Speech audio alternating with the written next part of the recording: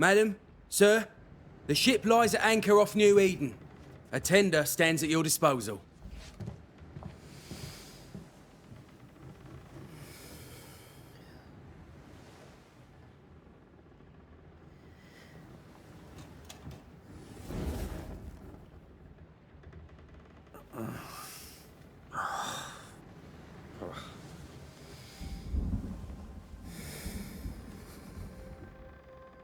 I dreamed of clouds. Great long fluffy bastards. Low over the sea.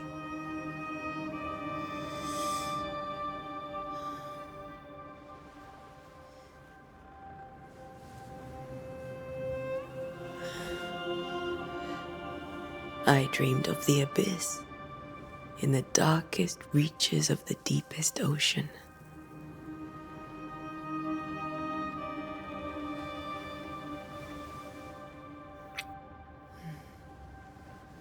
A good day to you, my love. And a good day to you too. Are we in New England?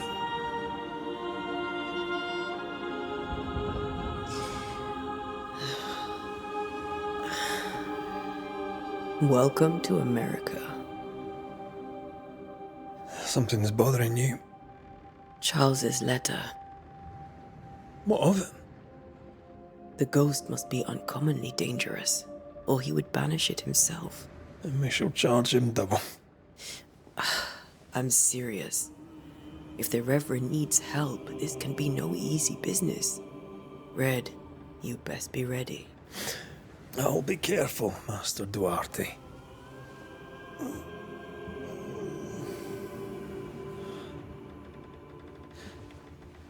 Your apprentice stands ready to serve. Come on, Antea, we need to go. Night beat.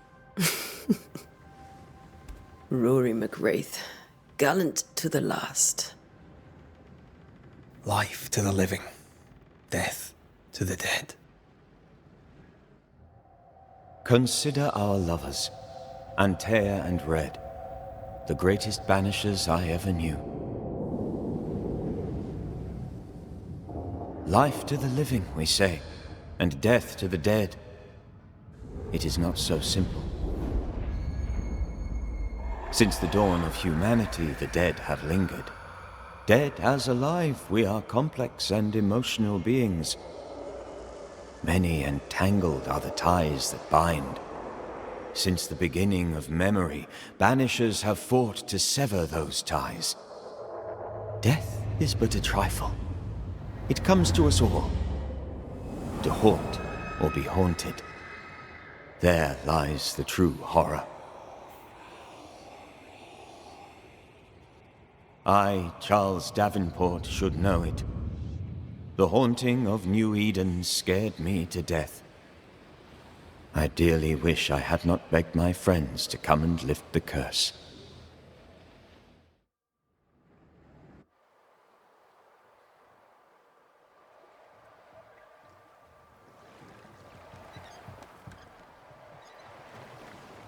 If this is June, I'd hate to see January. I'd want to freeze my backside off in the summertime. I'd have stayed in Scotland. London wasn't much better. Look at it. As cold as a bishop's arse. And twice as white. I don't mind saying it, I'm very disappointed. Charles wasn't lying. New Eden is cold as death. You may well be disappointed.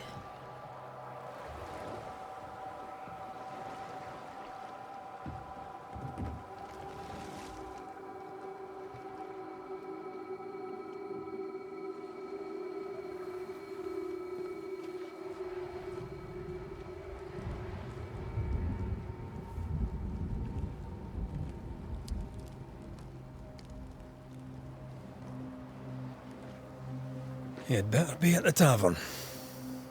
With a hot grog. Or two. Good day, sir. You'll be Haskell's banishers, I take it. Antea Duarte. This is Red McWraith. Hugh Batchelor. The governor had me prepare the schoolhouse for your comfort. It has fallen out of use. Will that be all?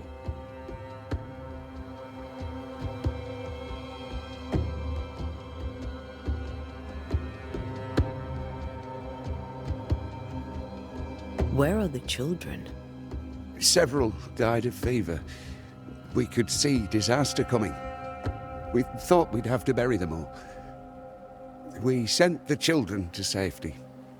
We sent them away. That can't have been easy. It can't be easy now. No. No, it is not. We're expected at the tavern. Where might we find it? The King's Arm. You can't miss it, for the lamps are lit.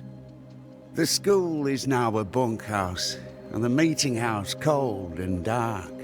But the tavern shines yet.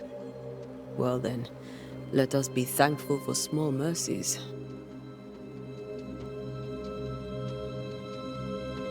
Farewell, Mr. Bachelor, and you may wish us luck. Good luck, then, to the both of you.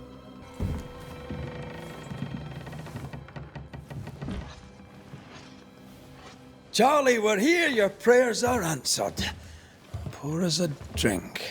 Finally. Banisher, please come in.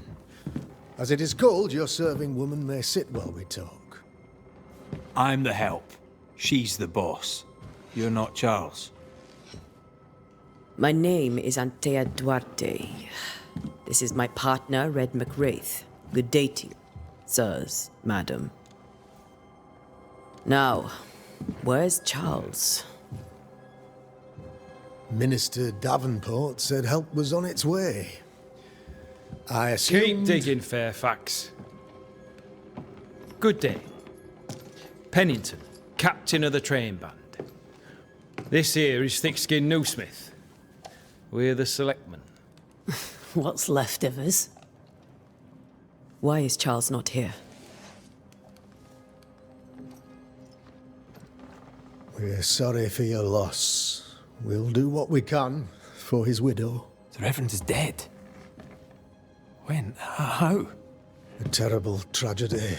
Though our faith sustains us, we are still very much in shock.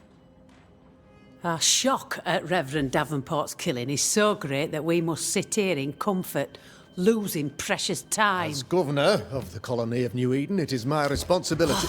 Look at us, sat here waiting to meet the same fate. We could all be miles away by now. You lot do what you want. I intend living.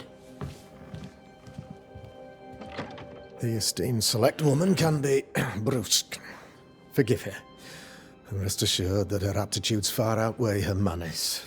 Or lack thereof. Her point still stands, Fairfax. Sitting here, doing nothing, we're as lambs to the slaughter. The Banishers are here. Surely with their expertise we may yet prevail.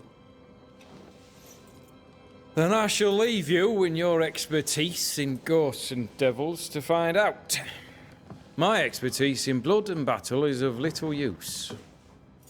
Mistress Duarte, if I can be of service, yous may visit me at home. On the other side of the street, as it were. Well, Governor, shall you leave or shall you stay? For myself, I'll stay. Our company has suffered terribly. But we are worth saving. And now that you are here, save it we shall. Please, accept my sincerest condolences for the loss of your friend. We feel the loss of our minister so very keenly. Charles Davenport was a man of great knowledge and devotion. The pride, indeed, of New-Eden. It discommodes me greatly to remember how we found his body in the cemetery. Indeed, it distresses me yet further to tell you that we do not know what so tragically cost him his life.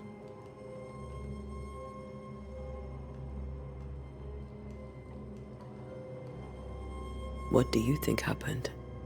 I could guess to little use.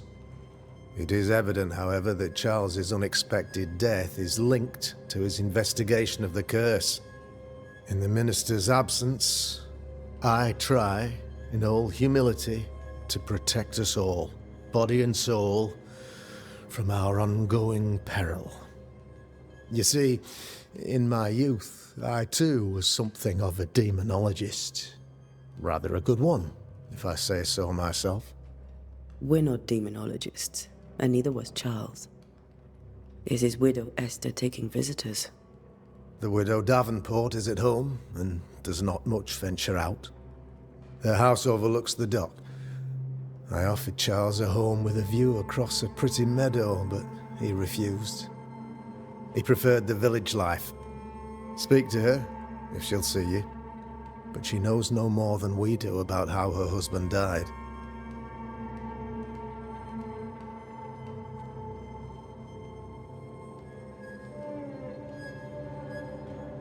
Why is town so empty? Of those who did not die, we are the few who stayed. Though our motivations may differ, all who remain have shown extraordinary faith and courage in the face of our adversity.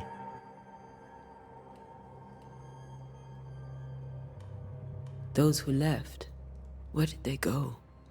Boston, outlying settlements. Anywhere, everywhere. Although, as you may have heard, the weather has likely closed the roads.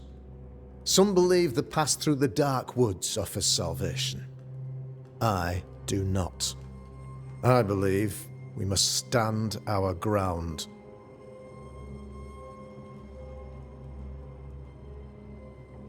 Will they return when the curse is lifted? I fervently hope so.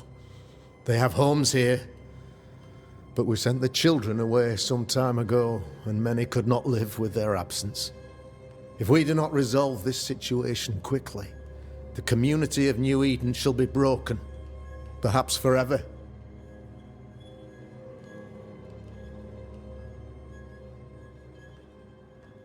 You're a demonologist, you say? I am that, like my father was before me. Faith and science are our twin compasses, you see, to a deeper understanding of the secrets of God's green and pleasant land, and those who threaten it. And what have your compasses told you about the curse? They have told me that Reverend Davenport was better placed than I to solve our problem, which is why you're here. We agreed it. I shall stand for the company, I said, as the moral authority, the anchor, and the rock, as Charles and his Banishers lift the curse.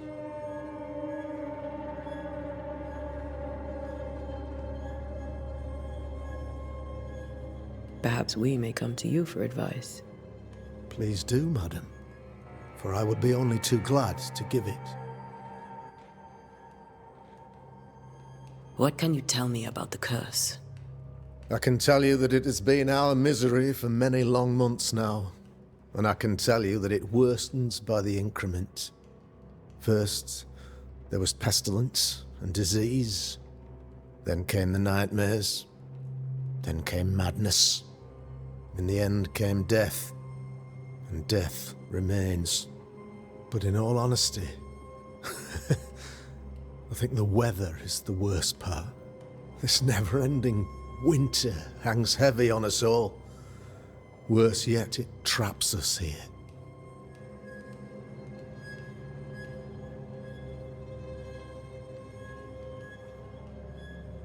What did Charles know about it? What had he learned? Tragically, I had not yet had the opportunity to discuss his investigation, and his passing now excludes the possibility. Our late friend Charles faced a Herculean task and acquitted himself with honor. You will have to do far better than that, I'm afraid. Our contract stands. If you'll have it, yes, our contract stands for Charles. All right. For Charles.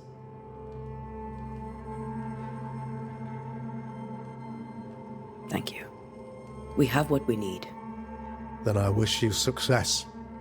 By my instruction, a room is prepared for you in the old schoolhouse. I'll be here if you need me.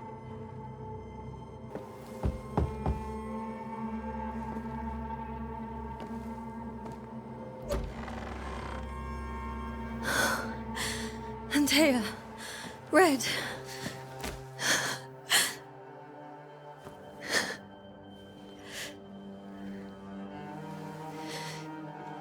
Come in.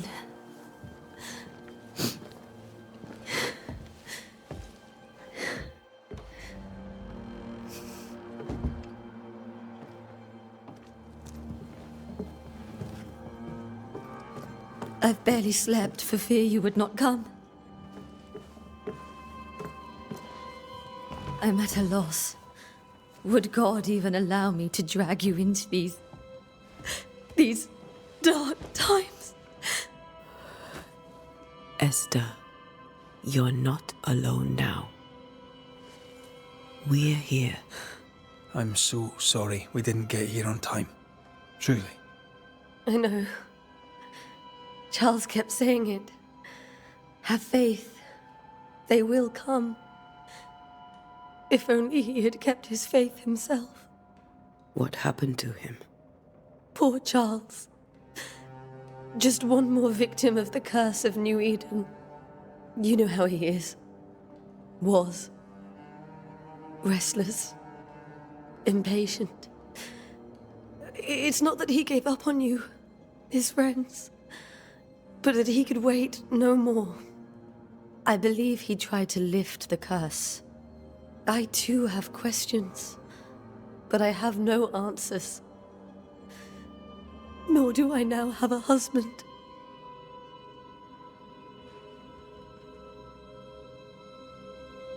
How were things, before all this? Before the curse? It was a busy and exciting time. Charles immersed himself in the community here. He had a hand in everything. The people came to rely on him. I'm sure they look to someone else now, but I can't imagine it's the same.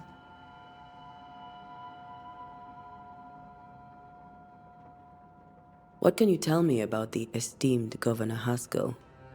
Fairfax Haskell is well-read and educated, but at times his back can be too stiff. He shares Charles's interest in the unknown, but his passion seems less than practical. He's an academic. Still, good to know our patron has some understanding of our work. We met the captain, too, along with the huntress, Thickskin. Do you know them? I find Thickskin Newsmith's manner a little frightening, but I think she has a good heart. A fine hunter by all accounts. Captain Pennington comes with a reputation for soldiering. He comports himself with a wry dignity, but I suspect that beneath it all, he's just sad. Charles thought so too. There are wounds beneath Saul Pennington's armor, he said, that time and God have not yet healed. Is there anything we should know about? Lord, deliver me, for I cannot endure this. I cannot endure it, and Charles does not deserve it. Anything at all, Esther. Please. I have felt Charles present about the house. His ghost lingers. He needs help. If he's here, I promise I will know no rest until he has his. You can count on us. We'll start with the house. Charles's papers are gathered in his office. Take what you need. Thank you, Esther.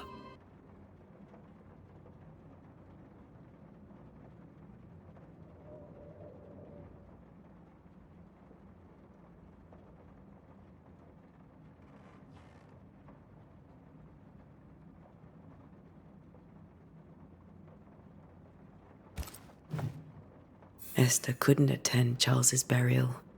Poor woman. That's terrible for her. Esther never got to say farewell to Charles. I could have made him manifest. Now that we know why he might be back.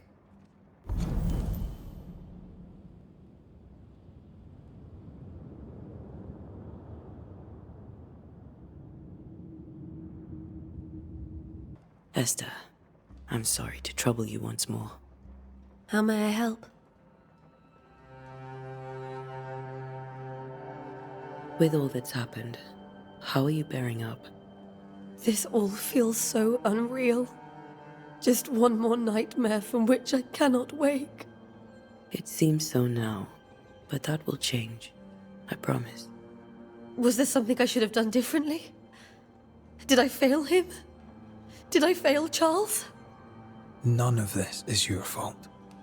I do not want to believe he is gone. He cannot be gone. I do not permit him to be gone. You're in pain, and that might have brought him back. Maybe he lingers because you suffer. We'll do what we can to ease your pain. And we'll do what we can for Charles. Has the curse brought with it nightmares? Yes. I've had nightmares. I suspect we all have. Charles warned that something was stalking our dreams, that it had a use for us, that we needed to fight it with all God's might. But now Charles is gone, and my nightmares have changed. In my sleep, I see my husband falling, screaming into the abyss. All hear him. None respond. He plummets on into the bottomless pit. Poor Charles. What will you do for my Charles?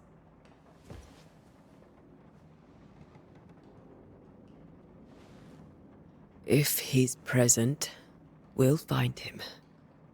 Then we'll ask him what he wants us to do. Must I see him too? First, let's find out what happened. After that, we'll see. Best get started. Time may be against us.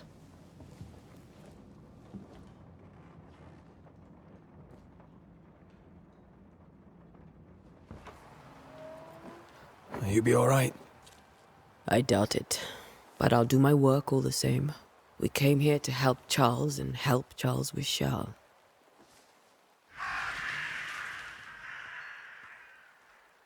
Ask around. See what people will tell you. I'll go to the cemetery and do the same.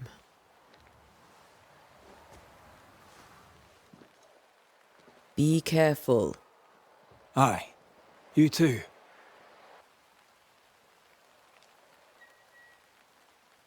Why didn't you wait for us, old friend? I swear I'll make it up to you.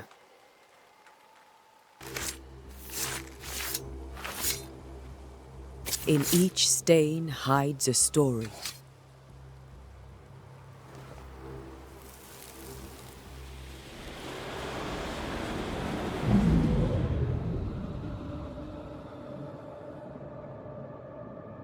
In the name of the Lord, I command you. Be gone from this place! You do not command me, clergyman. Who are you, ghost? Unveil yourself! Well, since you ask so politely...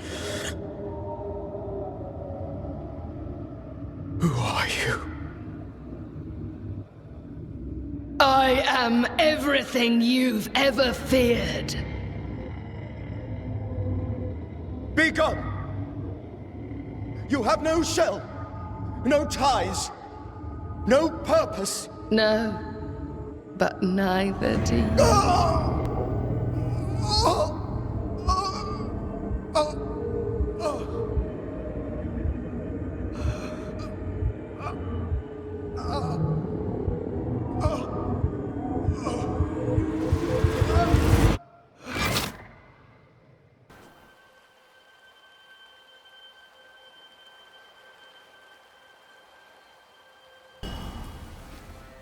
Now is a good time for we old friends to talk.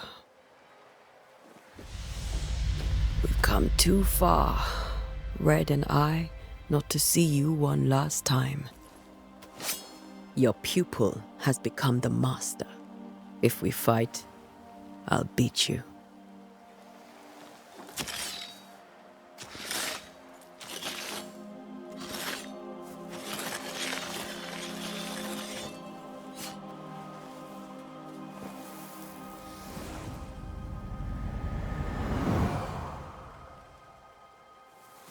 Come on, Charles. Join me now.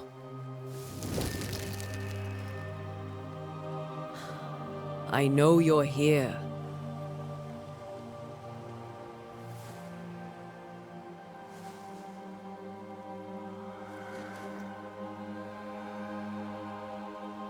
I know you're here. You know me, Ghost. I only wish to talk. Esther worries.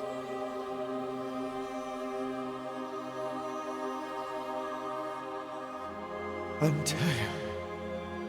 Here. At last. Oh, poor Esther. I'm so sorry, my friend. So sorry for us all. What happened? What's going on here? Sad to say, dear friend, I made a mistake, and it cost me my life. Is Red with you? There is no time to waste.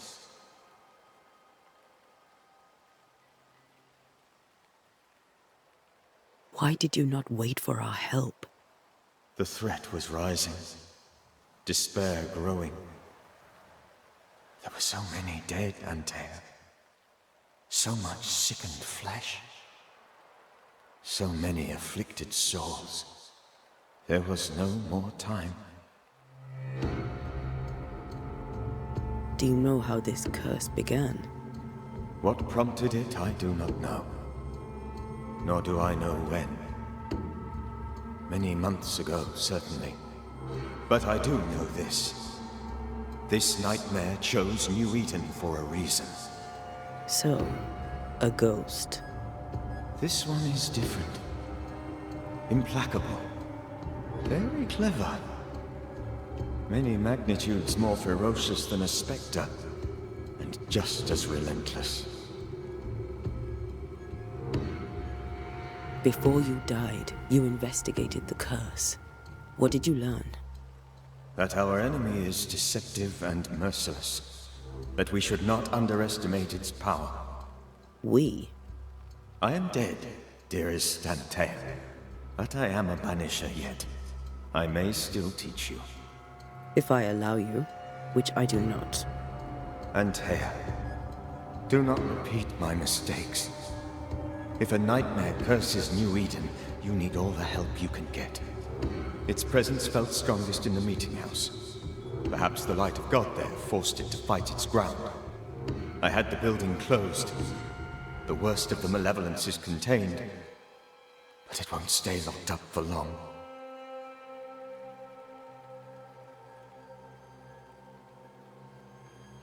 We'll banish it, Red and I. Our good friend's death shall not go unpunished. Be warned. This nightmare is too angry to be persuaded, and too powerful to be destroyed. Your death pains us greatly. Your return pains me too. I know. For my part, I'm glad to have seen you one last time. To have had the chance to warn you.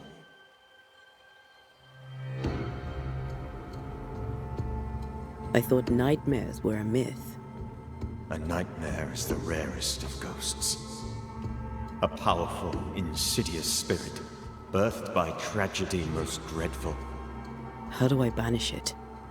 There is meager wisdom in the texts. What little there is says it cannot be banished at all. If it's a ghost, I can't banish it. You took notes, I suppose? Where might I find them? They vanished. In the days before my death. Perhaps I mislaid them. Which is not like me. If you find them, read them carefully. Perhaps I missed something. Something important. How did this nightmare kill you? I believed that I could come to the cemetery and make it manifest. To my initial delight, it worked. I now suspect it came by choice. It seemed amused, as if it were a pleasant game to weigh my measure as a man.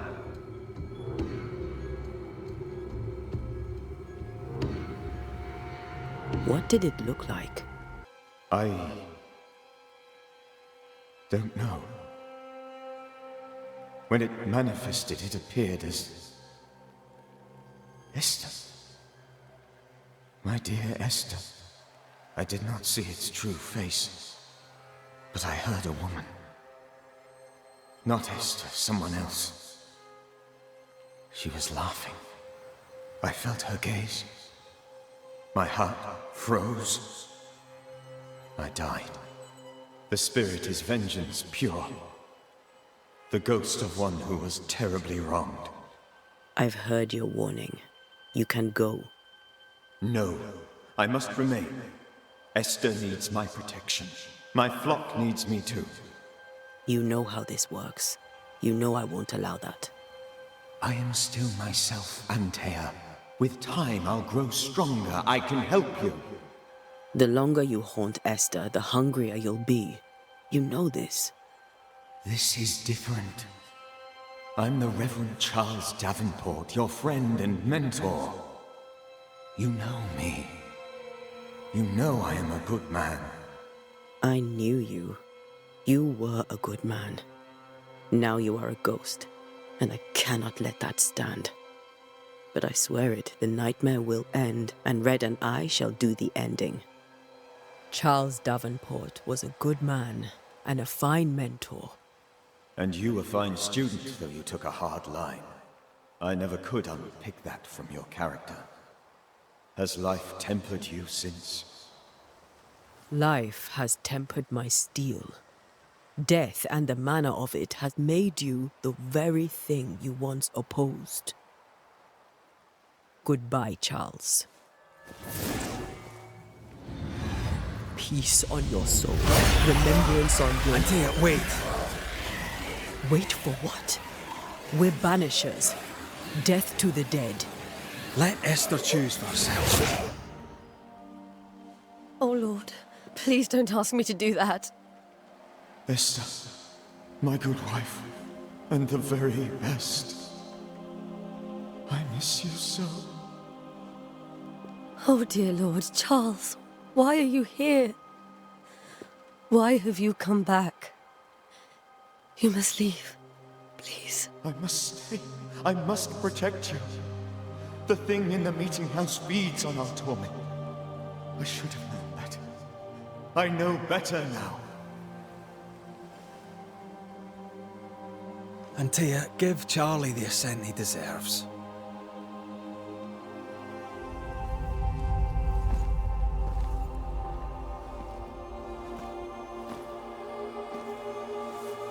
Charles Davenport, you have no reason to stay.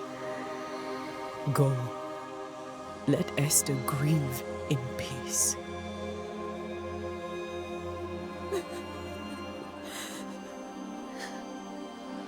Save her, my friends. And save yourselves. Save them all.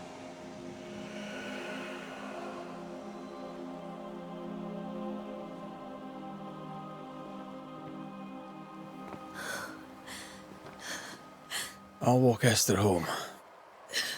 I'll do it. The women can talk. Then all the way to the schoolhouse and make the bed. Charles is at rest now. ANTEII, she gave him the care he needed.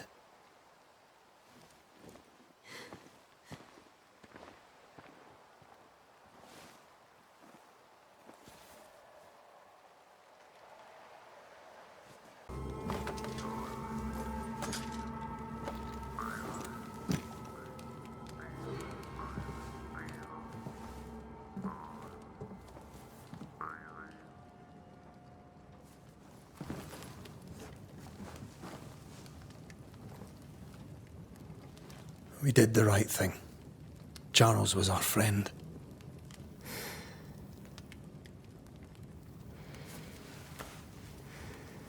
I love you, Red McWraith. But But when it comes to ghosts, your heart makes you reckless. It's dangerous.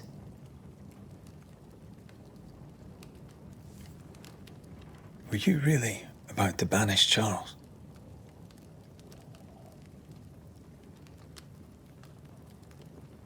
That wasn't Charles. That was the ghost of Charles. Charles Davenport? Our oldest friend, the man who brought us together. Our friend is dead. His ghost was a danger to his wife. Ghosts only bring misery, Red. Make no mistake, they steal life's essence from the living. Aye. They don't always do it out of malice. Give them that.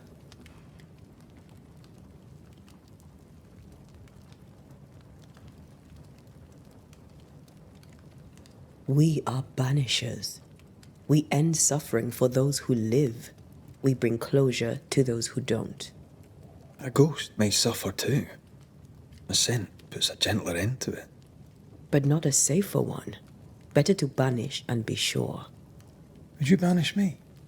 If it came to it? You'll not escape me so easy. You I would bring back from the dead. That's not funny. I'd fill you with fresh essence. I'd give you so much essence you'd return bloated with life. Steal essence from the living to feed my ghost. You wouldn't, eh?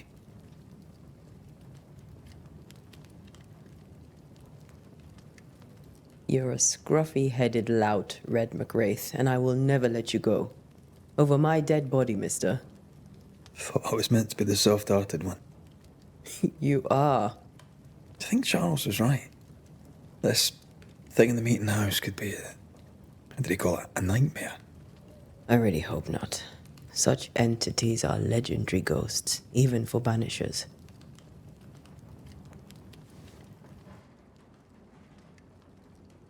We'll see tomorrow. Now, to sleep. This was a dreadful day.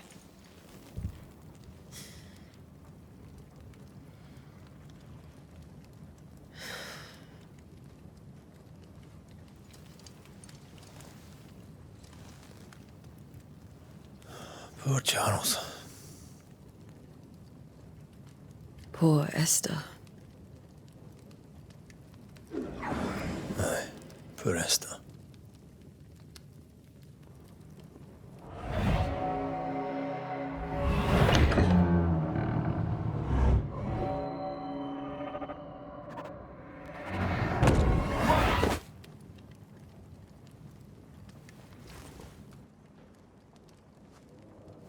Antea, she took her firebane. She says I'm the reckless one. 3 blind mice, see how they run, see how they...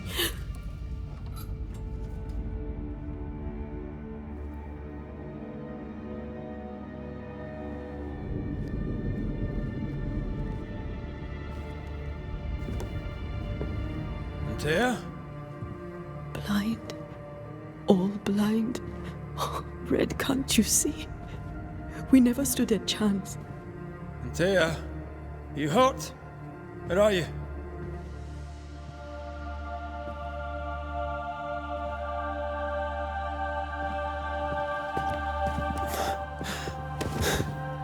I'm here, my love.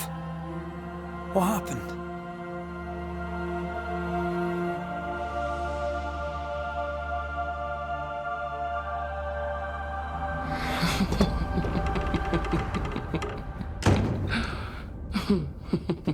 I'm here, my love. How mundane. Show yourself. God came to the man in a dream and said, "Behold, thou art dead." But the man had done nothing wrong and said, Lord, wilt thou also slay the righteous? What?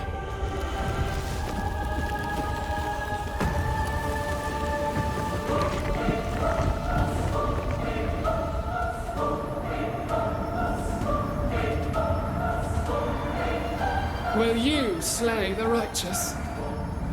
Be not alarmed. I bring you aid. There is no aid. There is only dereliction. Where's Antea? What have you done with her? I suppose. Lady, if you hurt her... You cling to love, a fool to the last. There is no love. There is only defilement.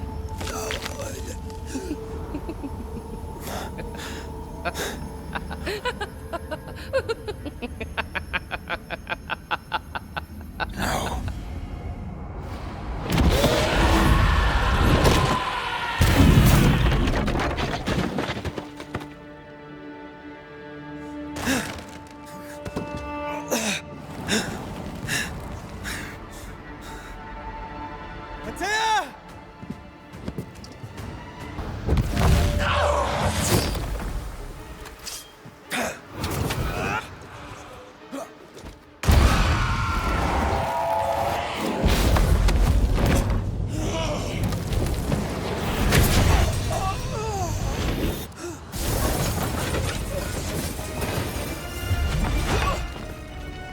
Where's Antea?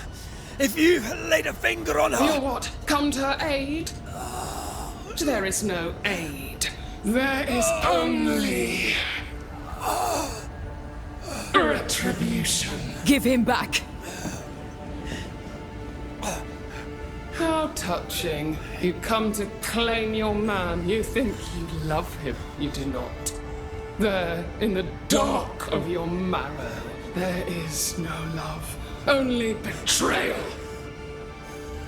I offer you a trade. He stays and you leave with your life. I'll bargain with no ghost. You have a brain, yet you think with your idiot heart. You're weak.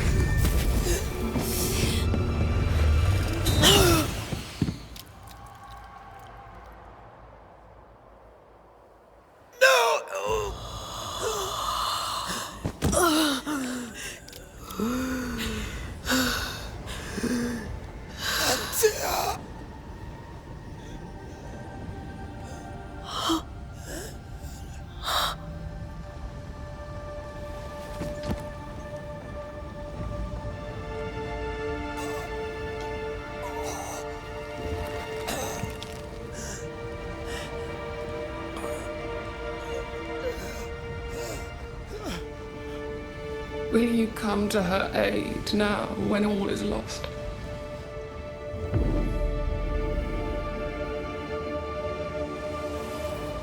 If you do, I'll be waiting.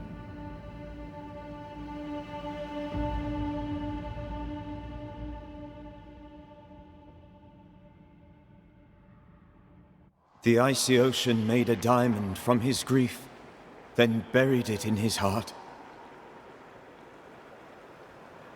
The weight of his failure dragged him down.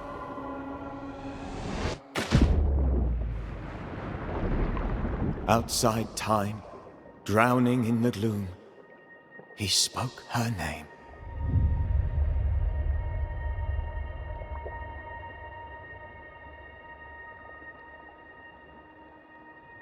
Take me instead, he screamed, soundless, to the cold and silent waters. Out beyond the black veil of death, something heard his cries and reached for him.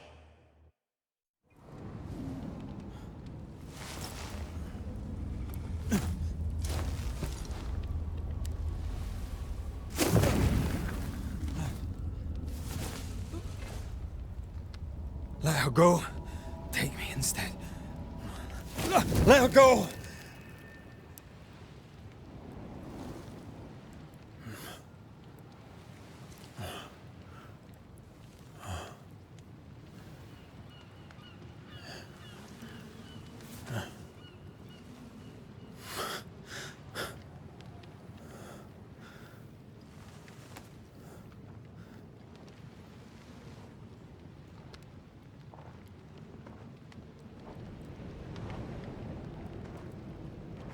Ah, you're awake. Who are you? She who rescued you. Tended you for days on end. Weeks, maybe. Weeks? Oh, God. What have I done? Get your strength back before you beat yourself up. She's dead. Yes. It's why you're here. And why I was sent to look after you.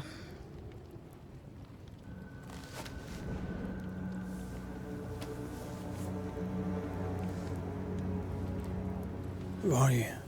I feel like we've met, but I'm sure we have not. I feel like I know you forever, but do I? You're confused. It's normal. You've been near killed by a nightmare, you've lost your beloved, and now you've a witch by your sickbed. Witch? Witch. I go by Seeker. Find the Banisher, said my mistress. Tend him, and answer any questions he asks you before you leave him be.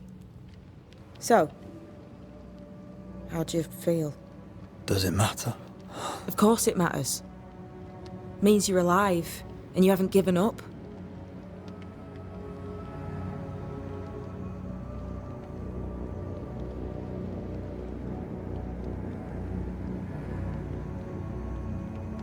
Who sent you? Her name is Ceridian, and my hands and words are hers. Beyond that, don't burden yourself.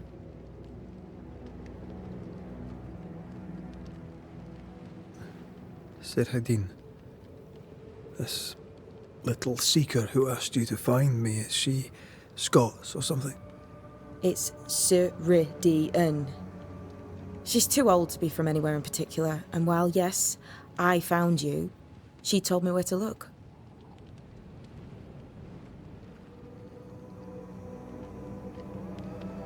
This nightmare, how it spoke, how it tore right through. I've never seen the like of it. Few have. Fewer have lived to tell of it. What drew such a powerful spirit here? Who knows? Something awful, I don't doubt. The worst angers rise from the most terrible wrongs. A friend said that. He was trying to warn us. An immutable law. You have wise friends.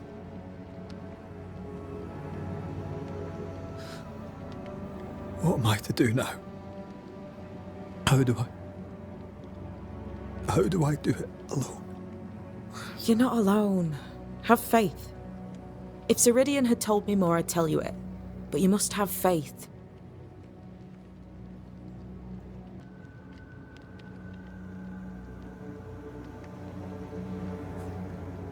Have faith, you say, that you do not know me. Easy said, harder done. What comes easy in life tends not to matter. It's the hard stuff that counts. You've a hole in you. A yawning, grimacing pit in your soul. That's love, that is. The hole won't fill because the love won't die. God, what have I done? Here's the thing. Unlike most, you get a second chance. I suggest you seize it.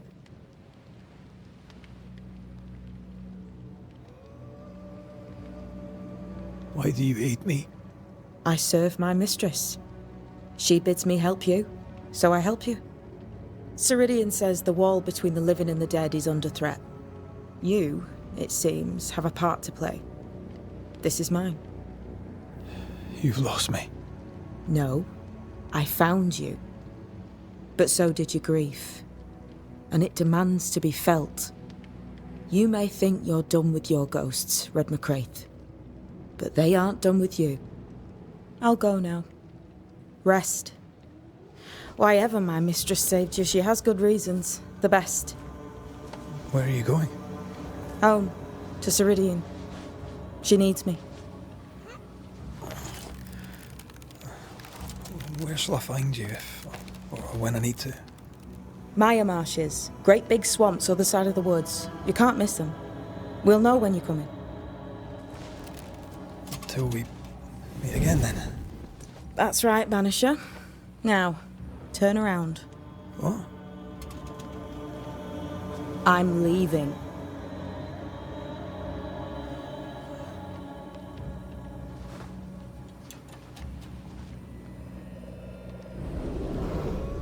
The hell?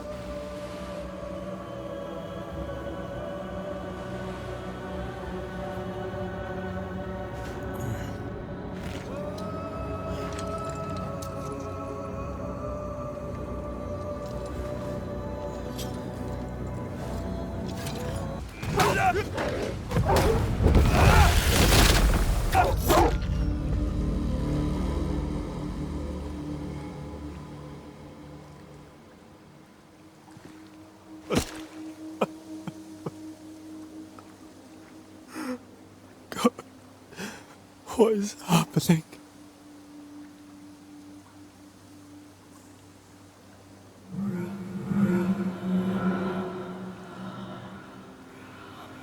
What? Antea? Right here. My love. Right here.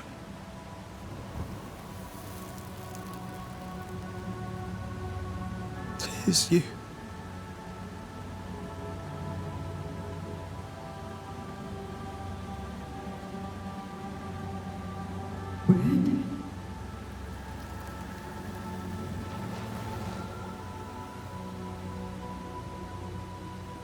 No!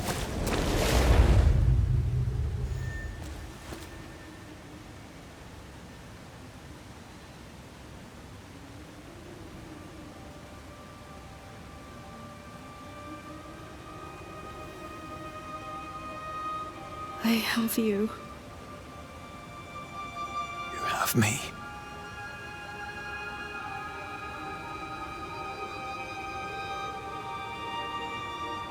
Come.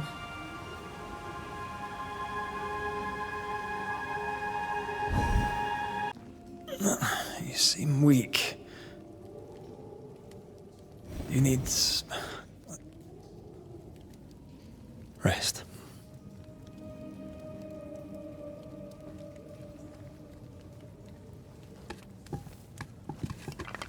I feel hollow.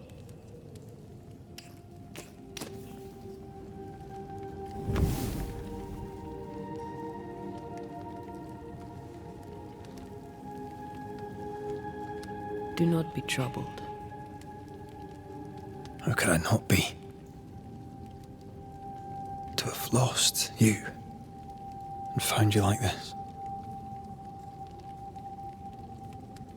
And you're hungry. That's one way to say it. Yes.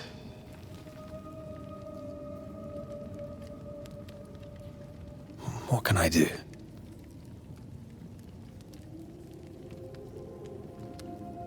Charles's Bible. The tie that bound his ghost.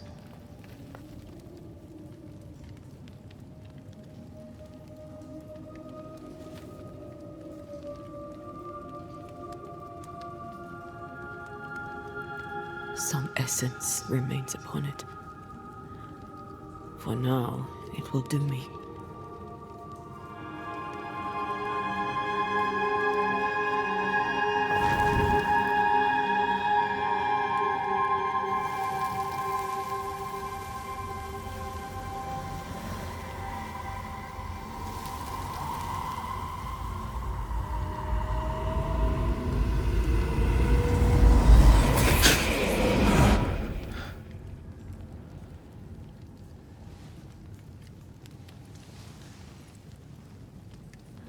I needed this. I feel better. Look at you. At us. I know. Don't get me wrong. I'm glad you're here. I'm glad you're back. Truly. The living should not truck with the dead. I've known that since childhood. I learned the hard way. You never told me this. What happened? It was a lifetime ago. For now, it doesn't matter.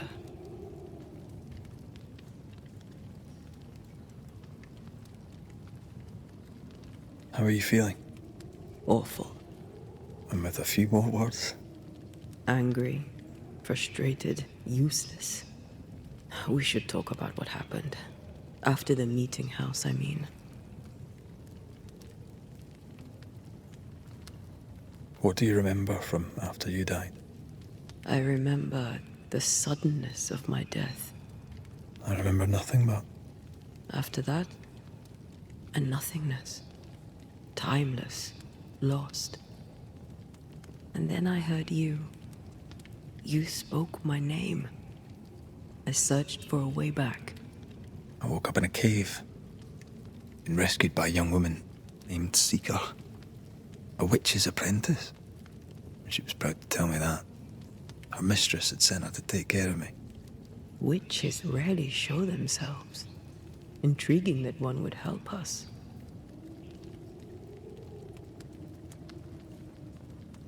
I think we should go back to New-Eden Town. I agree. To free me, I believe we must reclaim my body. I refuse to be this way. I'll not abide it. I'm so sorry, my love. How can I help? I'm a ghost. You're a banisher. I'll not banish you. I cannot, ANTEII. So you die. You can't ask that of me. If that's what I wanted, you'd have no choice. But you don't wish it, do you? Not before I've had my revenge. Not before I've seen the nightmare defeated. By you and me both.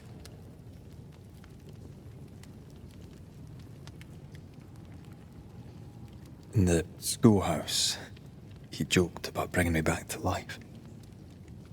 Is that possible? Yes. The ritual of lesser palingenesis. It's extremely difficult. Highly dangerous. I could try, right? You'd teach me and I'd bring you back. Red. It's an ancient ritual. It requires power. It consumes essence in large quantities.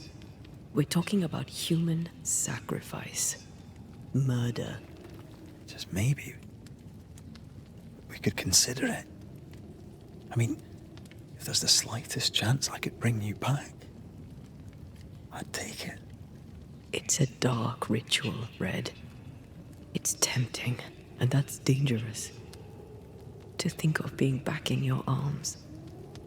I'm tempted too.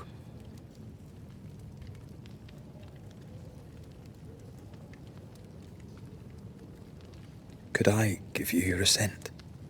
That would be the simplest solution, but not the easiest. Why? My body is my tie, and the nightmare still holds it. In the meeting house, but before she let me fall, I swear she dared me to come back. She's as devious as she is powerful. She won't just hand it over. Then what shall we do? If we are to return to New-Eden Town, we must first learn more about our enemy. Charles said nightmares don't appear without good reason. Yes, we have a mystery to solve, witches to meet, people to find, and questions to ask. And then you'll help me go, one way or another. I will. I swear it, my love. Rest. You need it. I'll stay close.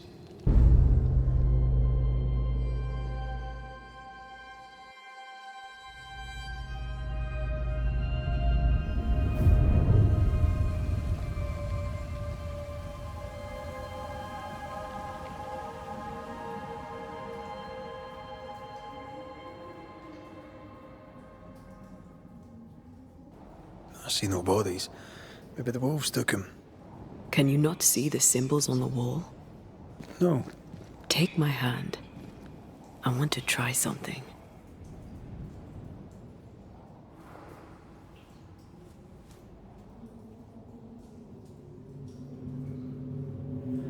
Whoa.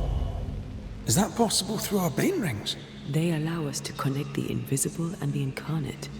Through this bond, what I see I bestow on you.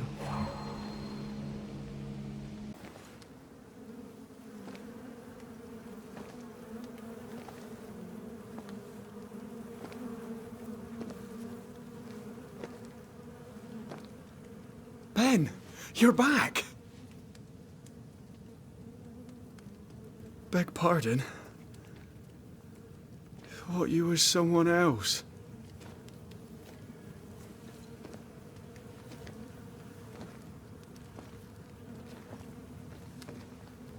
You hungry, friend? The stew is thin enough, but I'd be glad to share.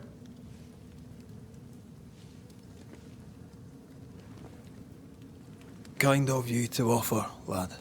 But no, thank you.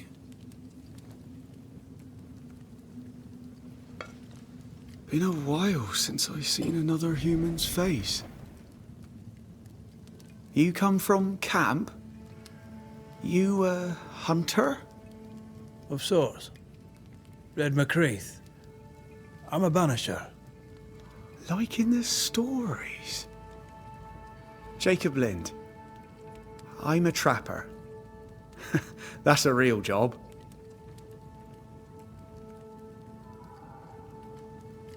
What are you doing here? Had you nowhere safer? The woods are kind to them as knows 'em. We hunt here. When we get pelts and meat, we trade in New-Eden. But game's been scarce. We've naught to trade, so we wait. When even the wolves are starving, you know it's going to be a bad winter. How long have you been out here alone? Dunno.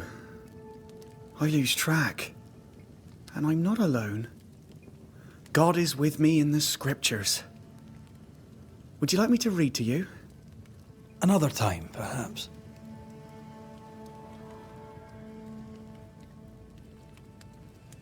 You're exhausted, and surprising given how tainted are these woods. Are you sleeping? I don't like sleeping. I see things.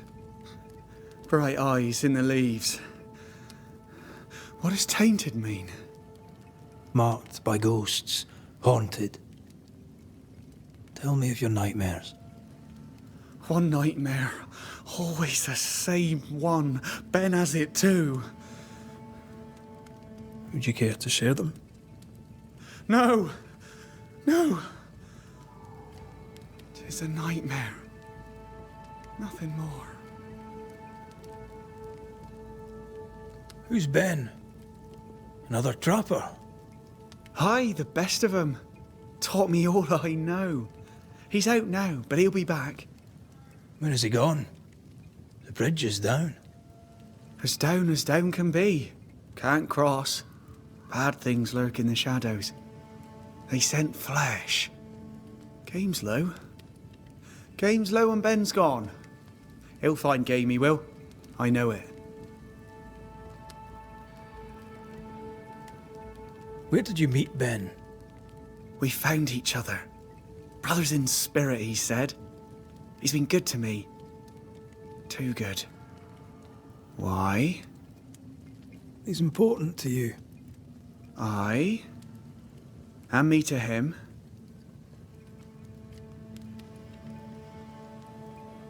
What lurks in the shadows? Is that what keeps you here? That... and the fog. Can't hunt if you can't see. Ben shoots better than me. Knows the woods better too. I'd only slow him. Only slow him. He's lost his nerve, or a ghost has taken it from him.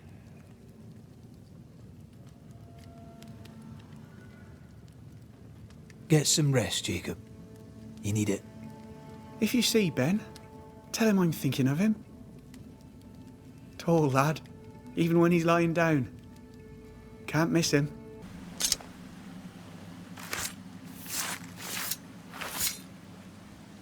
I raise for now the veil of shadows.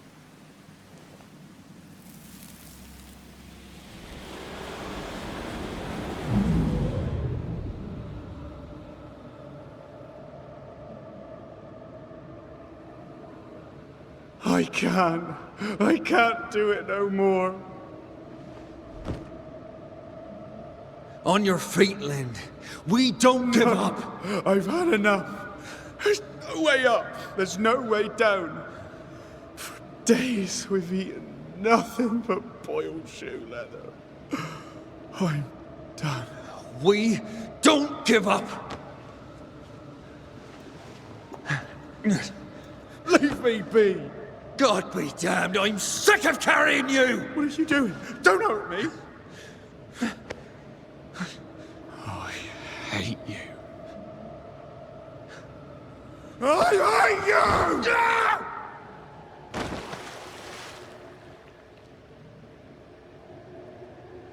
Ben died in the fall. And now his maggoty ghost is back to haunt the friend who pushed him. Bloody hell. Lad's been torn to pieces. No, wait. He's been carved with a knife. For his meat. Still no tie. At Jacob's hovel, perhaps? You were struggling, yourself and Ben. Why'd you not leave? Leave? No, can't leave. This here is home. We trap here, we eat here, we tan pelt to leather here. Our lives are here. Can't leave. Did you not try the river? The fog had to lift sometime, and if you stay, you'll starve. We have enough. Thanks to Ben.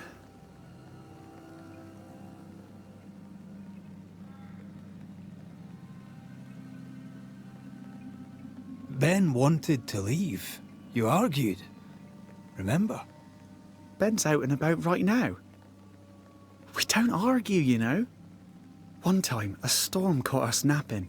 Sidelong hailstones and everything. We was lost. But we found our way. Even then, Ben never said a word in anger. Even though I slowed him down. Has he lost his mind? Or is he tricking with us? I can't tell.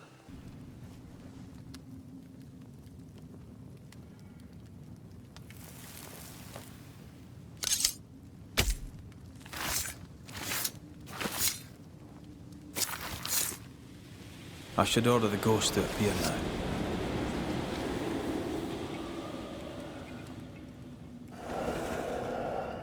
You're not Jacob. Who's you? My name is Red McWraith. A Scot. You? ANTEII Duarte. We're Banishers. We can help you. I'm beyond help. Where's Jacob?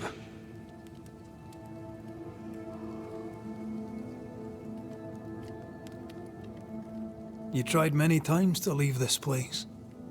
I tried and failed. Week on week, month on month maybe. We went in circles. The woods are tricky, sir. Treacherous. Mean. Round and round we went. Round and back again. Jacob said you both had nightmares. The same nightmare. Aye. And yet we got no sleep. Couldn't tell truth from fantasy. The shadows seemed to flicker at the corners of our eyes.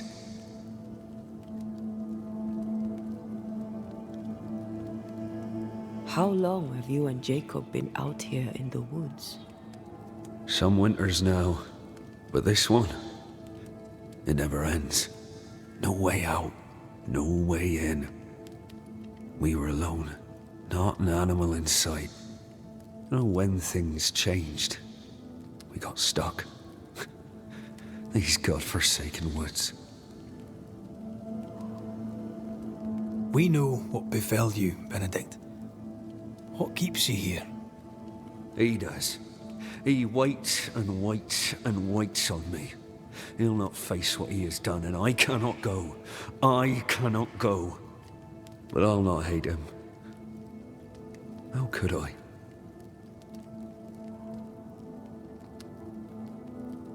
We thought him lost, in mind and reason. Who'd not lose their mind? Stuck in place for weeks on end, deprived of a living, deprived of a life. Though I denied it, I saw it coming. I became wary. Some part of me knew what he was thinking, 'cause I was thinking it too.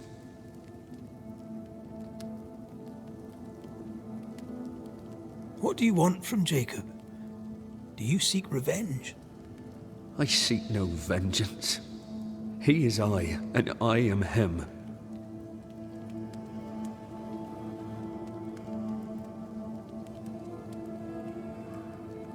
What does he need that he may let go? He needs to face the truth, to accept what he has done to both of us. At night, he'd read scripture. God would mind us if we were good and honest. Jacob taught me that. We were good. We lived honest lives. We kept to ourselves, minded our business and no one else's. So tell me, Banisher, what did we do to deserve this?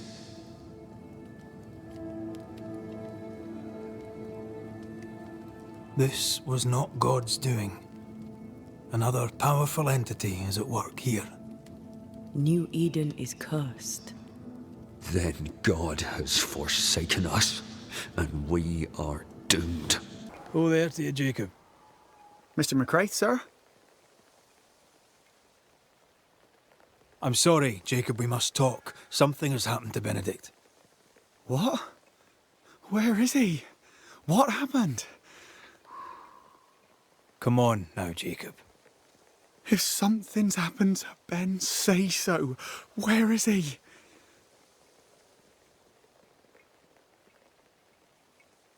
Benedict is in pain. For his sake, you need to remember what happened. You need to remember what you did. But No. I would never. I couldn't hurt him. I love him. Jacob, look at me. It's safe to remember. Now tell me, what happened on that cliff top? I was tired. So tired. Hunger was digging holes in me, burning in my throat. I could think of nothing else. We don't give up. We don't give in. But I wanted to. I wanted it all to stop.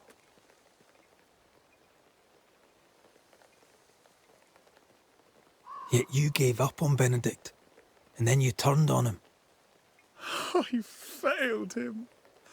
I failed Benedict. I was so angry, so angry. He kept pushing me. We argued, and I couldn't think. When I saw him lying there on the ground, lifeless, the whispers said, it was him or me, him or me. I would have died. I should have died. For my sins, I deserve no better. I failed God. I failed my friend.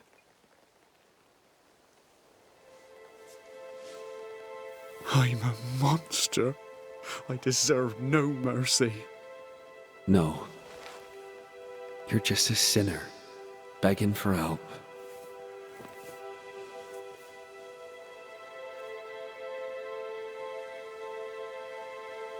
We both faced a choice, simple and awful, to kill or to die. You struck first, and here we are. Do you forgive me?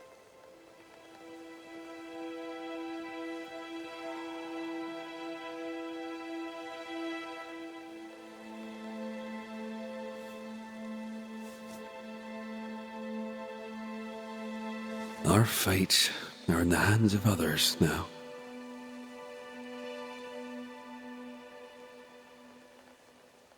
Yes. Banisher, do your job. If you're to come back, if we're to use the ritual we spoke of, this is when it starts. Red, if we take one step along that path, Jacob is ready to die. the others won't be. We'll tell lies. We'll harvest the essence of the living. I'll shoulder the blame. As the man says, we face a choice, simple and awful. Do we kill to be together again? Or do we part forever? We must decide now. Jacob Lind, you believe you merit no mercy, but your suffering must have an ending. You murdered your friend, the man you called your brother. You fed on him. Then you denied your part in his ending and bound his spirit to this realm. You can never right this wrong. But the truth and your death will ease his suffering. There can be no half measures here. And if the righteous scarcely be saved, where shall the ungodly and the sinner appear? Benedict, my friend, forgive me.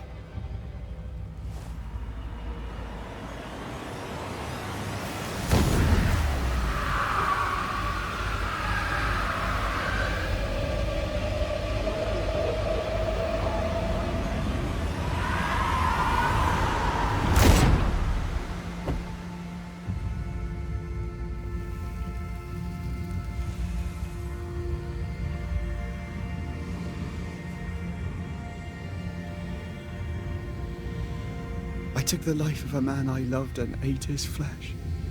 This I deserve.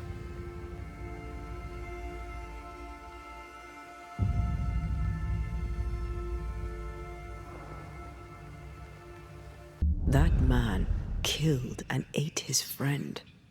When I was a soldier, I heard many stories of those besieged eating their own. Some were true. Famine is a ferocious master. Jacob was hungry. Just like you. Just like me. I never thought I'd blame anyone. I've not killed since I quit the army. I swore I'd never kill again. It's not too late to change our minds.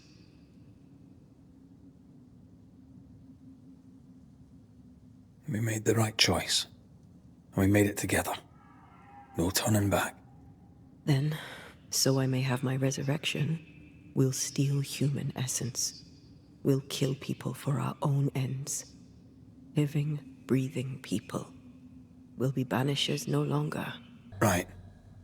That's that settled. Thank you.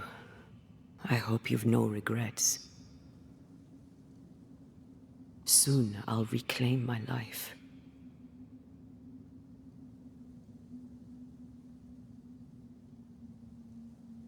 We will pay the highest of prices. We banishers may call it blaming, but our hearts will know we're taking lives. How many? I don't know. Perhaps too many to ask of you. I want us back, Red. I want revenge on what killed me. I want to live. I want it too. With the whole of my heart. No price too high. I will do it. By my oath, I swear it, my love. I'll see you back from the dead.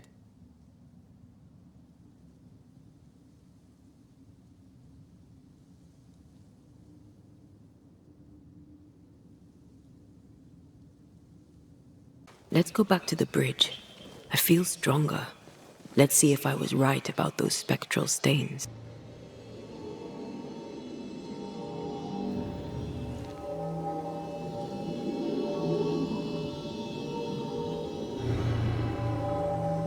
Come with me.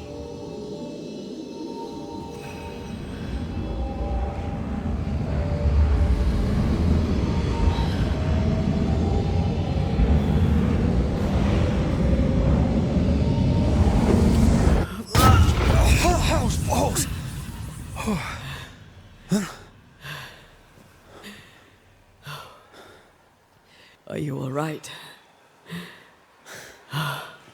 Never better.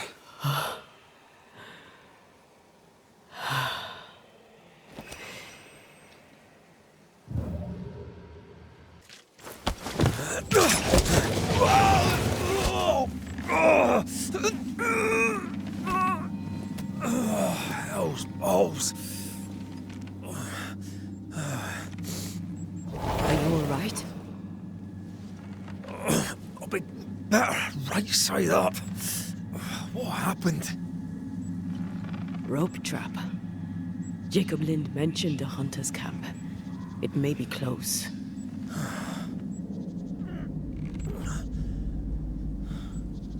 Something's there.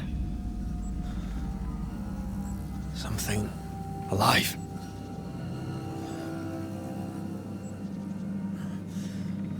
Yes.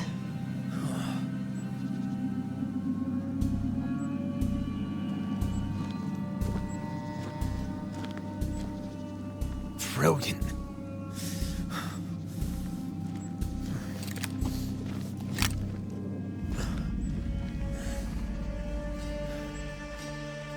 Who are you and where did you spring from? I've come from New-Eden town. That's a very long way from here, sir. Who are you? My name's Red McCraith. I work for the selectmen of New-Eden town. I'm a banisher. Didn't you and the other one die in the meeting house? I fell in the water and the tide took me. I survived. Up to now, anyway. I've never seen a banisher before. I expected more. Could I please continue this conversation with my feet on the ground? Easy now.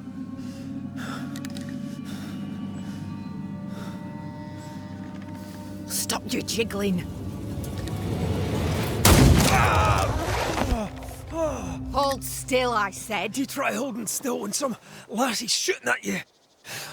In that case, banisher, you may escape the trap yourself. Wait, what? No, no, come on! Our camp lies downhill. I'll wait for you there. Come back here. Shite! I don't suppose you can help me, can you? That was entertaining. It's good to see you smile. Wait. Something's there. Something alive? No.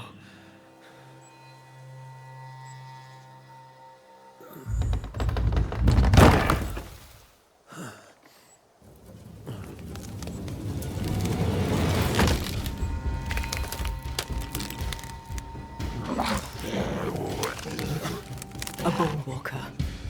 It's shite!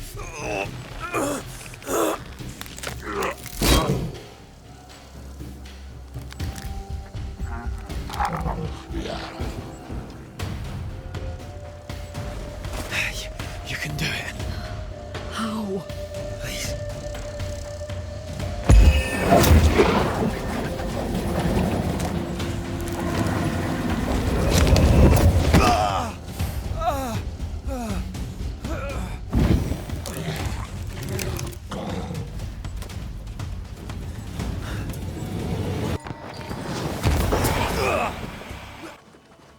Fortifications. Grim face is not a good sign. So, you found us safely, Red McWraith. Aye. Well, thanks to you. I had to know you could look out for yourself. You're welcome to stay until you're told to leave. I'm Kate Newsmith. Far as you're concerned, I'm in charge round here. Newsmith? Anything to thick-skin? Aye. We're sisters. Me and ANTEII, we met her in town when we first landed. Thickskin will return from the hunt soon enough. Sorry for your loss, by the by. Why might you tell me to leave? He who don't pitch in, pitches out. We'll not go hungry to feed him that don't contribute.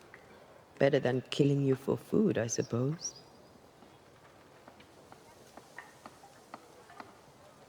All right, I'll stay a while. I have certain skills, if they may be of use. Our hearts are low. Nightmares plague our sleep. Do what needs doing, help who needs helping. Well, give me some names. Prudence Hake. A widow, like so many. She cooks. Lately she's cooked shite. He who puts the food aright is a hero indeed. How fares New-Eden town? I'm heading back that way. You're mad. There's no going back. There's naught to go back to. We may be all that's left. New-Eden town now is naught but sorrow, pestilence and death. Some of our band were homesick. We heard them screaming in the woods. They didn't come back. Something wicked prowls.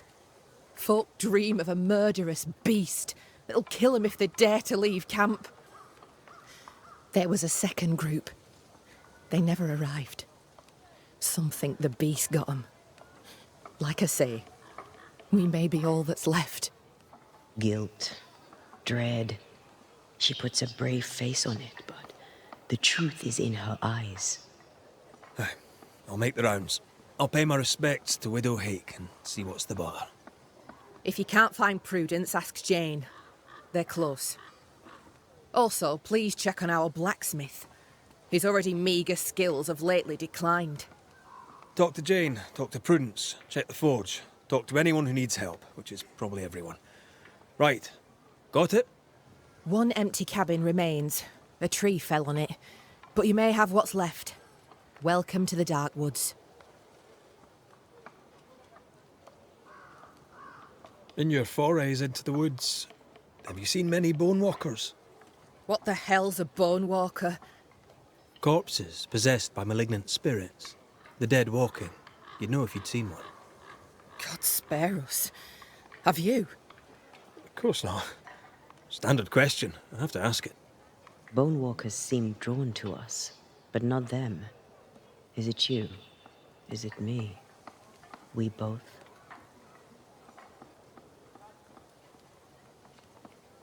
Can I ask you, what do you know about the nightmare? I have bad dreams, aye. The worst kind. We all do. A nightmare is what we Banishers call the creature in the meeting house. It's a breed of ghost. A bad one. Aren't they all? Town was doomed. My sister knew it. After your mishap, it was time for us to go. Your bad dreams. Care to share? Might be the hunger. Might be the fear. But we all seem to dream the same dream. A beast. A wolf, but not a wolf. Larger, stranger. It howls and hunts from the shadows. Intriguing indeed. But still, just a dream. Is it? Thick skin apart, those who leave don't come back. Some blame the beast. We stay close to camp now. Tell me about this beast. Though we've heard it howl, none have seen it. We've heard screaming too, and those who've travelled on have not returned alive. We hope against hope that they found their way to Boston, as we must, if we're not to starve. But our dreams say they did not. There's really no way out. We can live here, on the edge of starvation, keeping our cheer as best we can. Or we can die in the woods, prey to a drooling beast. We choose to live. I must ask you about the camp. Ask? Where's your sister? Out, making the rounds, hunting if she finds game. One new smith stays, while the other new smith goes. She goes out alone? She's thrice the hunter anyone else is here. We'd only slow her down, she says. Have you been here long? Huh. Not one of us knows for sure. Time here flies for some. For others it stands still. There's no night, so counting days is difficult. What would Thickskin say? She'd say about a month. She'd be lying. We both counted days, but the numbers didn't tally. I gave up. The nightmare twists the perception of the passage of time. These folk have not escaped the curse. Who about the place needs help, do you think? Something's not right at the forge. You could start there. I'll take my leave of you for now. Rest. You'll need it for my sister's return. I'll send for you.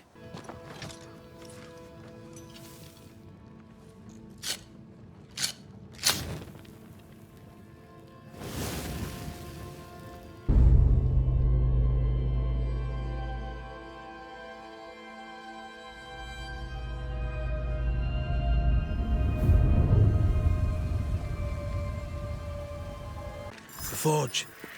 Kate said the blacksmith may need help. Mine, all mine. What is it? Mine, Salt water. all It's mine. pulsing. There's something here. Mine, all mine. Damn it. Oh.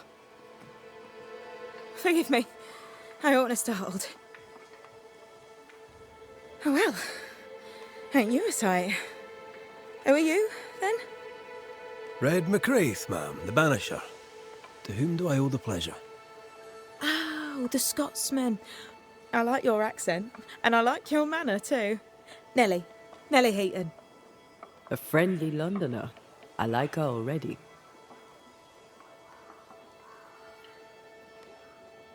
The forge is empty, no tools.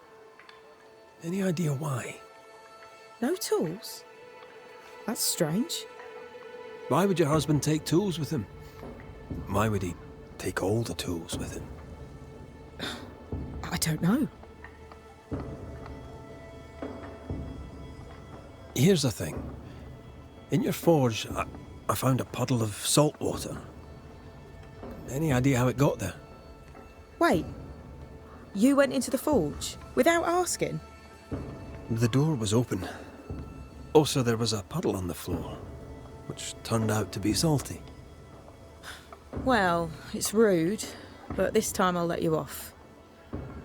The forge uses a lot of water, but that doesn't explain the salt.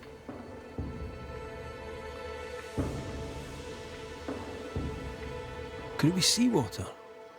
I suppose he could have hauled the water from the beach.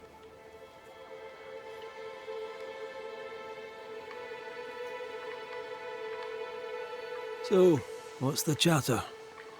Bad news travels faster than good. What would you like to know?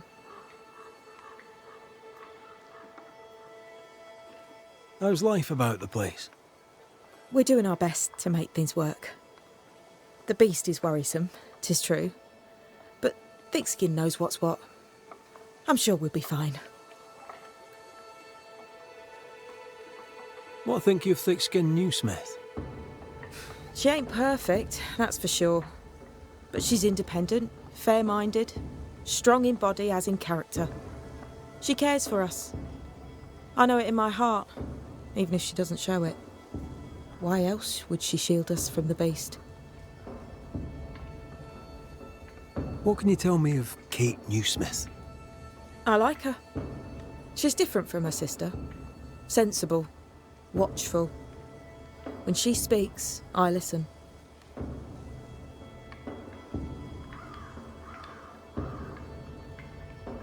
To the point, madam. Kate Newsmith worries for you, and for your husband too. He around? Fortune left some hours ago and hasn't come back. I confess I'm beginning to worry. What if the beast got him? Did he not say where he was going? Thickskin has him making nails for the stockade. She presses him, and he feels the weight of it. Could he have gone out in search of material? Doubtful. He's exhausted. He doesn't sleep. He works day and night. It wasn't always so. Coming to New-Eden saved us. It saved the marriage. I should go look for your husband. He's no woodsman, so he can't have gone far. Please, do find him. I didn't come this far only to lose him now. Can I have a look around your house? Yes, if it helps.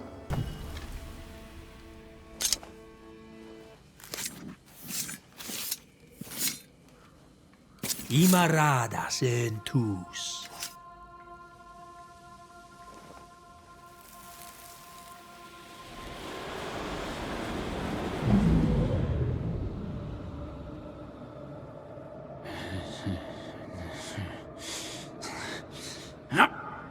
No.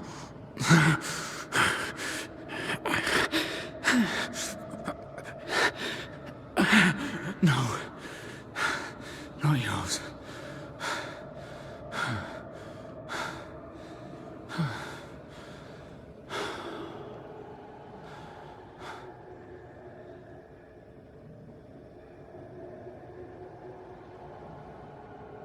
That's no ghost threatening Nellie. That's her husband. It seemed like he was fighting the urge to hurt her. Moment.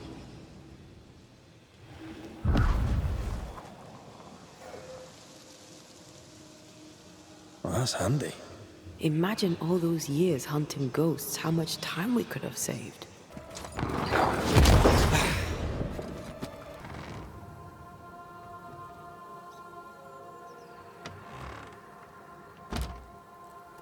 I thank you, whoever you may be, for whatever you have done.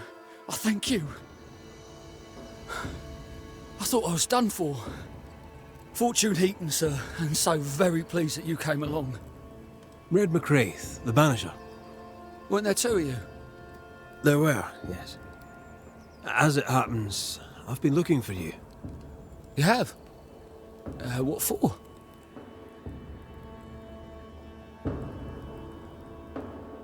So, you're the blacksmith. What's that like then? It's alright, I suppose. You busy? Yes, of course I am. Lots of building work to be done. That means nails. Whole lot of nails, like an ocean of stupid bloody nails. I love when a man takes pride in his work.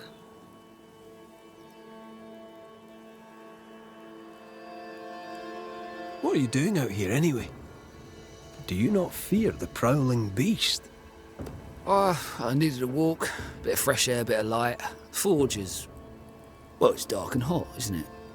I didn't mean to be a worry. We all enjoy walking the woods while burdened down with smithing tools. Why'd you bring your tools? Yeah, why did I bring my tools? Why? Why? Because they're haunted. That's why. I'm sorry, it's just... I'm losing my tiny little mind. And it's them godforsaken tools that's to blame. I start working with them, and then I look up, and half the day's gone, and I am somewhere else entirely, and that's not even the worst of it. When I return to the forge, the work is done. The tools are haunted, and I'm getting rid of them. As deep in the woods as I can go.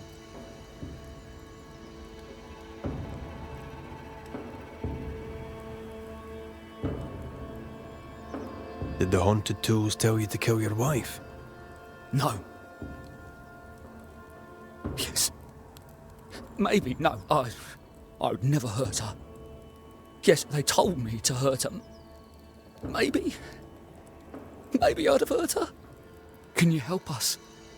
Yes. But I can't guarantee you'll like the result. I heard you praying. I thought I recognized the text. You did? You sure? Nellie painted him a pious Puritan. Aye. Thought they sounded Catholic. Oh, well, it's just... coincidence? Look, here's the truth. I'm a convert. I did it for Nellie. was Catholic. It was a convenience more than a calling. Keep it to yourself, please. I need to fit in around here. Not my business. I won't tell a soul. Thank you. That's twice I owe you.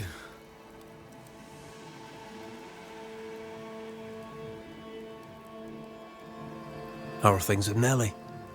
Good. Yeah, good. It's, nice. Having a wife. A home. Nellie is, a fine woman. Clever, brave, generous and kind. She's a blessing. How did you meet? Meet? How did we meet? Well, you know, we just, met. Does he not remember? Or does he not want to say? Come now, Mr. Heaton. No need to be embarrassed. A wee bit of romance is good for a man. Romance? It's not. I helped her with a thing. She helped me with a thing. We stayed together, helping each other with things. Doing right by one another can bring a couple together. Doesn't always need romance. Head for camp. I'll take a look at the tools. Once they're safe, I'll follow. Yes, sir. Absolutely, sir. Thank you, Banisher. I'll... Thank you.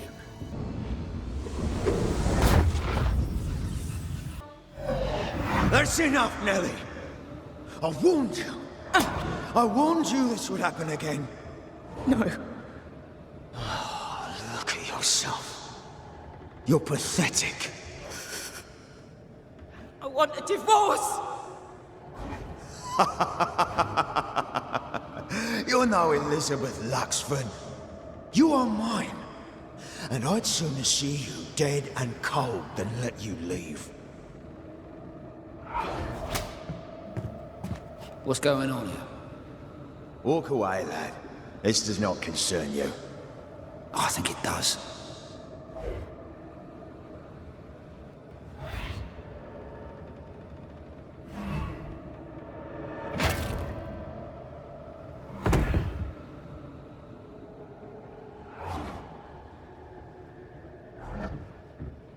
What do you want to do?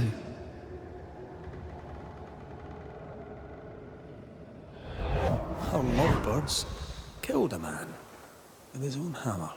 We should talk to his ghost.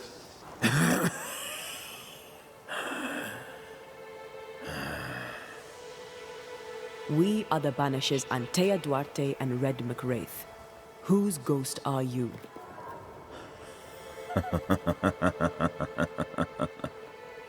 Do we really have to listen to this bastard? Nothing good ever comes of talking to the dead. At times, I'm tempted to agree. Who are you, and what do you want with the blacksmith? My forge. My wife. My name. All mine. The bastard stole them. Is he telling us our blacksmith's a fraud?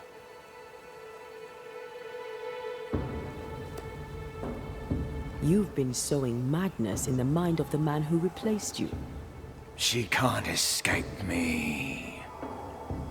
Are you looking for revenge? I claim what's mine. She schemed it. He seized it. And I shall have it back. That night, on deck, Nellie asked for a divorce. What happened then? We saw what happened. I want to hear him say it. What happened on the boat? Ungrateful, scheming, errant, whore. Watch it. Red, come on.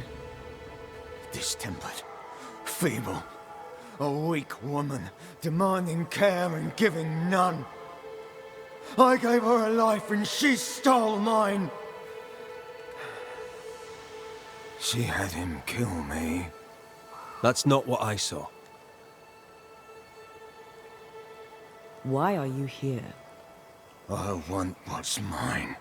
Stolen away. Pried from my grasp. I want my work, my name, my wife. Your wife is not your property. She was no one! A drudge who fancied herself a herbalist. I plucked her from the dirt. I made her. All right, no. I'll not entertain this man a moment longer. You should have said something. I was afraid to worry you. No secrets, we said. We did. Because this only works if we're together. Right. Together. Do you think the Banisher knows? No. Though I'd not swear on it. He's no fool. I am no Puritan, he must know that at least. Mr. McWraith, my man came back and I hear I've you to thank for it. Don't celebrate just yet. I know the truth. Your secret is out. I don't know who you are, sir, but you're not Fortune Heaton. Don't be daft. Haskell hired the Puritan master blacksmith, Fortune Heaton. You're none of those things. You're not him. What do you want? I'd like your side of the story, madam. Very well. What? No.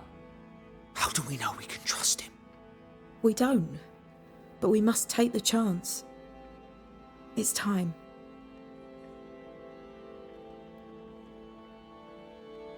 When you demanded a divorce, your husband threatened you. Was that the first time? It was the first time I'd asked for a divorce. It was not the first time he had raised his hands to me. I loved my husband once. I thought he understood me. But Fortune was an angry man. He was angry, and I was in his line of sight. No matter who or what had upset him, the full force of his anger would fall on me. Always on me.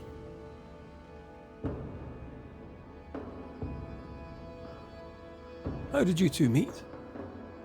Funny story. Best you tell it, Nelly.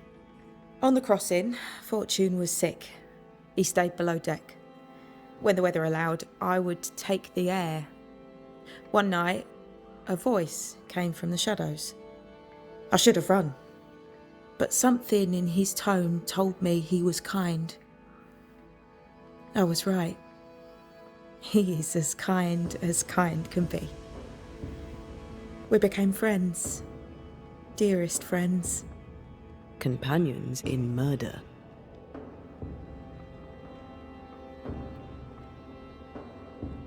You're not Fortune Heaton. So, who are you?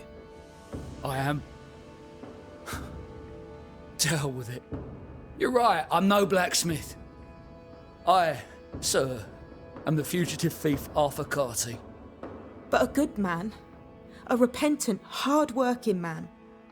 If I am those things, it's because you've shown me it's all right. I'm doing my best to make a better life. Really, I am. What were you running from? Just the legal consequences of my illegal life. On the crossing from England, something happened. What was it? I'd had peace and quiet for weeks since we'd been aboard. Fortune was too sick to do anything. I even made a friend. I thought to myself, maybe this new beginning will be good for us. Maybe he'll change. Before we left, I'd sworn he'd never lift a hand to me again. Well, guess what? We didn't plan on killing him. I swear on it.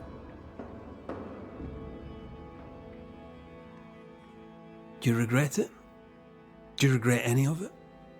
What would be the point? And if I did, what would be the point of telling you about it? I'd have escaped him in the end, but I'd have had to die to do it.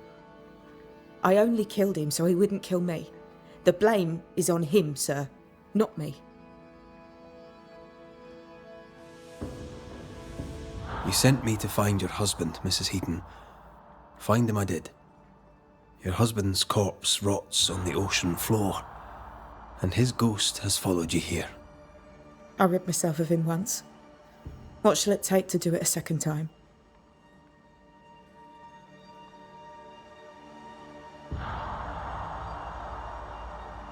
Fortune Heaton. Dead as alive, you're an angry man. Time to go. I made her. She is mine. I built it all, and they took it from me. And now your work and your name shall pass to Arthur Carty while you enter oblivion.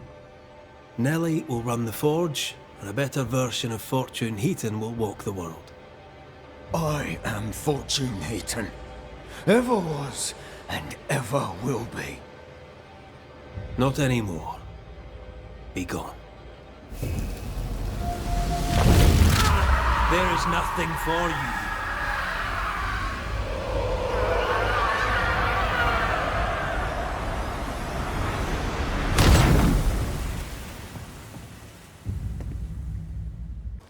Oh, there inside. Anyone home? It's empty.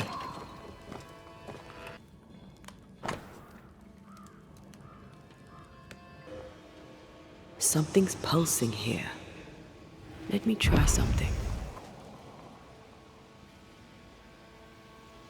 This is unexpected. Is this house haunted by calculus? Someone scrubbed the walls. Mrs. Hake must have seen the numbers. Aye, didn't much like them. Who is there? Come no closer. Easy, madam. I mean you no harm. Come no closer. Who are you? Why do you follow me? Red McCraith, at your service. The banisher who lived. For what little good it brought. Are you Prudence Hake? What do you want? She's skittish. Why?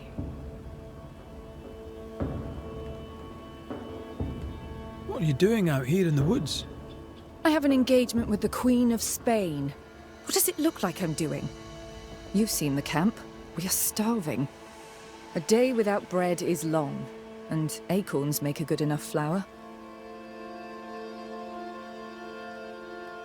I was sorry to hear of your husband's death. My Thomas was a happy man, whatever you may have heard. You've hit a sore spot. Press hard upon it. Who were you talking to just now? What do you mean? Just now. Your voice was raised. You were speaking French. That's ridiculous.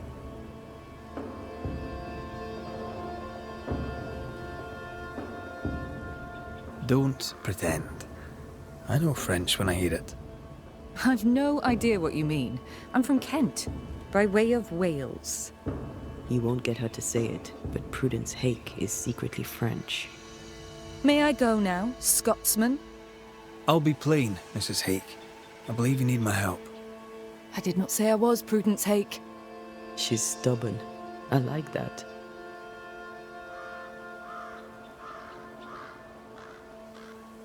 People are worried for you. I can help. People should know not to talk about me to a charlatan like you. I have troubles enough without you adding to them. I'm going back to camp. Good day, sir. She denies what's happening to her. We'll need proof. Godless! Faithless! Oh, it doesn't like us snooping.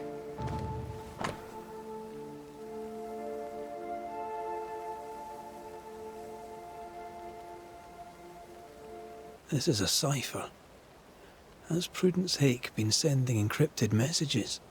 She reports the destruction of food rations arriving by sea in New-Eden. That explains the burnt docks when we arrived. Here.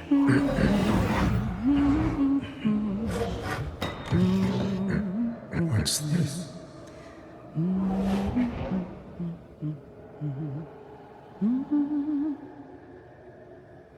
Thomas?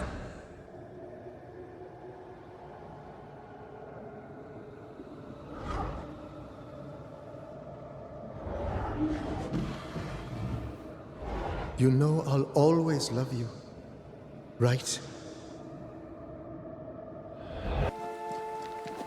Wait, we wish only to talk. Take your whispers and be gone!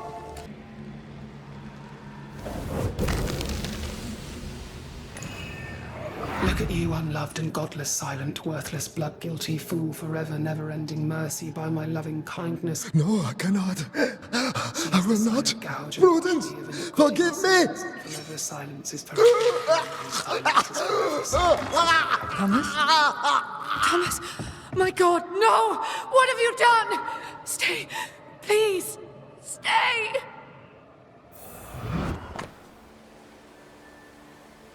Red McCraith, sir. I'm trying to help your wife, Prudence. Whisper not to me, you devil.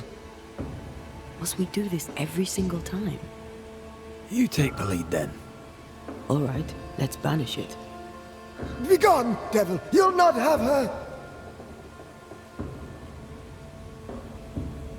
When did the nightmares begin? No beginning, never ending. let the whispers end. Forever, let the whispers end. Let them end. Was there a face behind the voice, or a dark figure floating over you perhaps, draining your life away? No, no, not but what we are, the creatures we all truly are, buried in the darkness.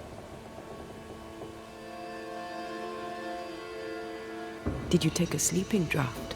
A remedy, perhaps? Did Prudence give you something? Give? She gave me everything. I kept it, and I gave it back.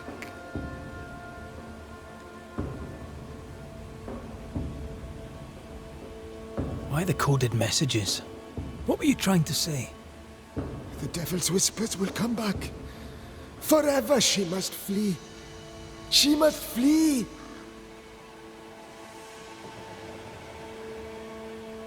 Why would the whispers come for her too, Thomas? What aren't you telling us? Why are you here? Why aren't you running? Why isn't Prudence gone already? She'll listen if she hears it straight from you. Spoken plainly, mind you. No, no, not I. Not like this. Prudence is not who you thought she is, and yet you kept her secret. I know her. I love her. Even after she betrayed the colony, even knowing she lied to you. Perfect love casteth out fear, because fear hath torment. He that feareth is not made perfect in love. I promised to love her. A promise should be kept.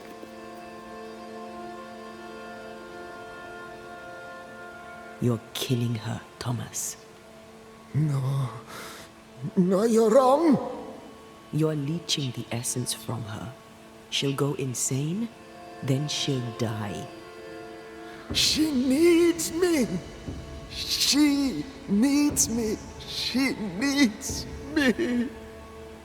He's lost his mind, and he's taken hers with it. He believes he keeps her safe. So we banish him. Then she'll be safe. Whatever we do, Prudence has the right to know what's happening. We should tell her. Stay here. Maybe we can help. What are you doing here? Who exactly were you talking to? Who? Me? Just now you were talking to someone. Who was it? Don't play with me, Banisher. Now tell me the truth. At the siege of Vienna, we hanged wreckers. Mess with our grub, we'd gut you first. Aye. I found your secret code. You left those messages. What do you want? People here trust you. Not one of them knows you're a snake in the grass. If you think I'll stand you judging me, sir, then you surely don't know who or what I am. You can't maintain the pretense forever. Eventually the mask will crumble, or be torn away. Who the English keep as enemies is only your business, Scotsman, if you make it so. Everyone's lives are our business. I'm sorry, I must press you further on your husband. Thomas had bad dreams, did he not? I do not wish to talk about it, and I'm very good at not talking about things.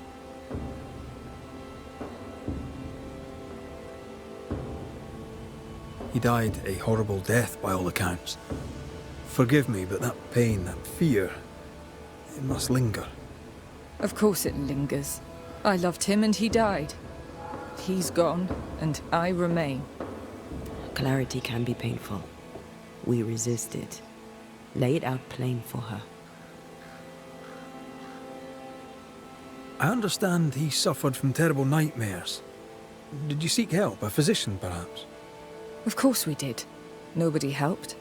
Nobody could help. Perhaps you wished for a banisher. Perhaps. But if wishes were horses, beggars would ride.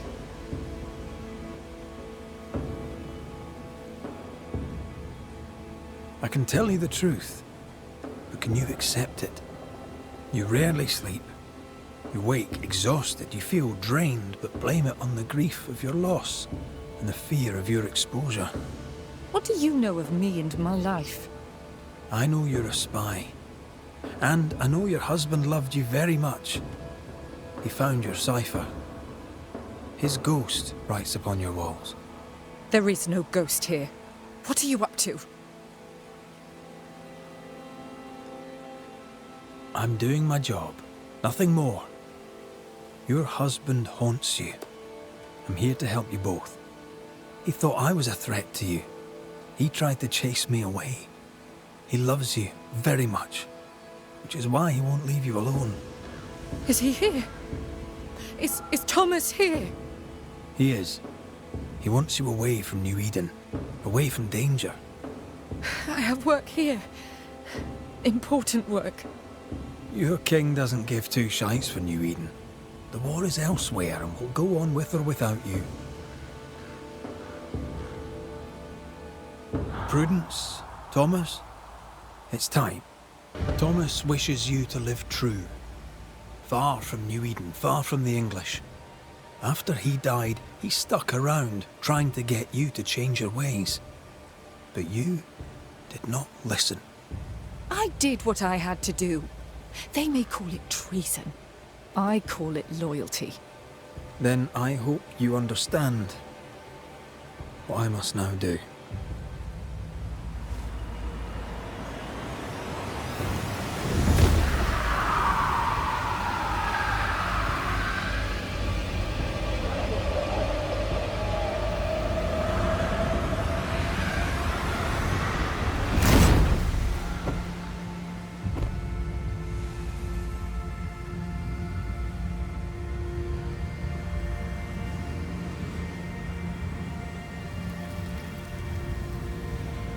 Nous jouons tous un rôle, mais le tien, Banishers, est de loin le plus perfide.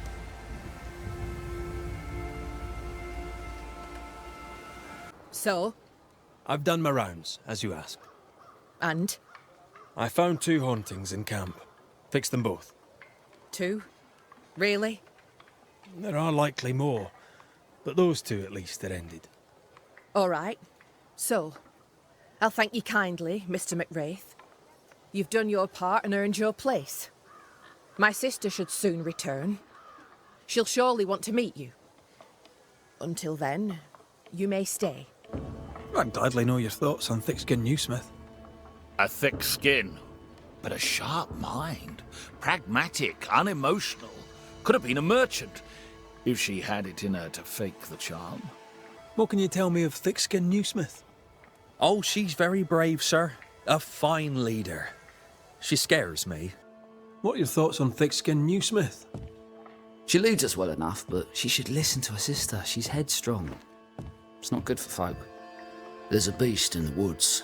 People are afraid. I'm afraid. We need protection.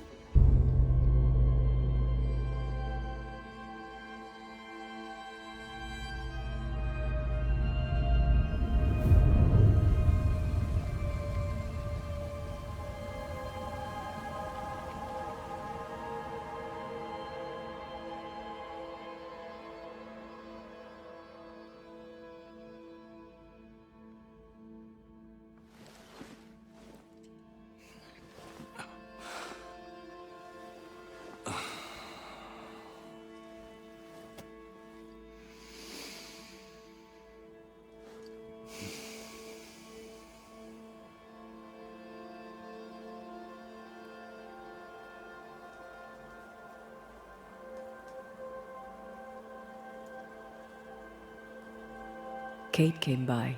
Thickskin is back and wants to see you.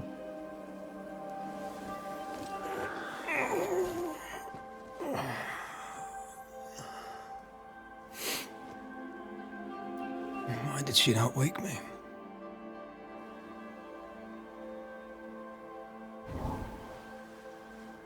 Perhaps she resented playing the messenger. Perhaps she just wanted to make you late. She was vexed. Thick-skinned return has upset her. Kate reminds me of my sister.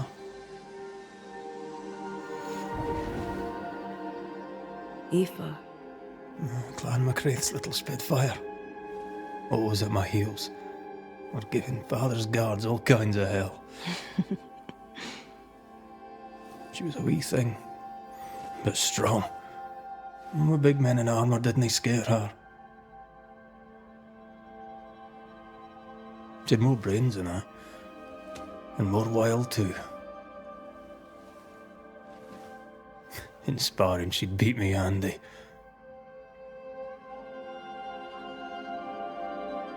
She would have made a fine swordswoman, had she grown. Someday I'd like to meet my brother and sister. I'm sorry.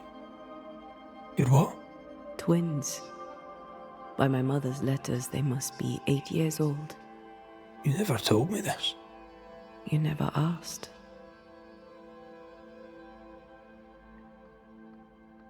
I'd no idea you got letters from home.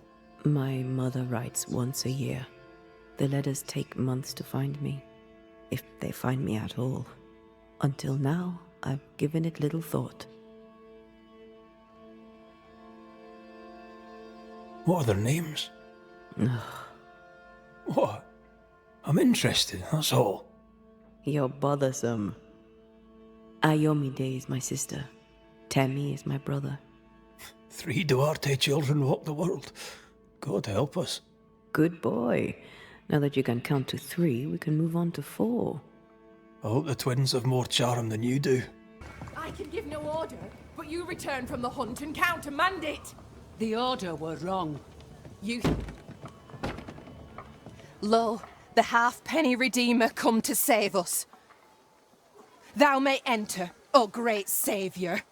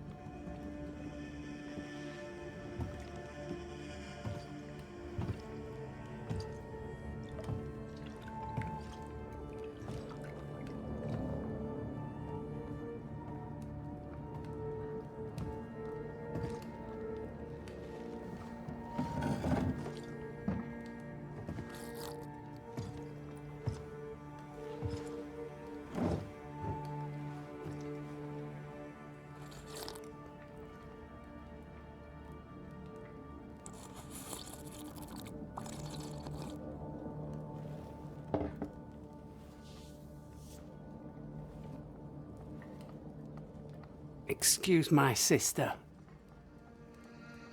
Underestimating her would be a mistake. She's tougher than you. You're alive.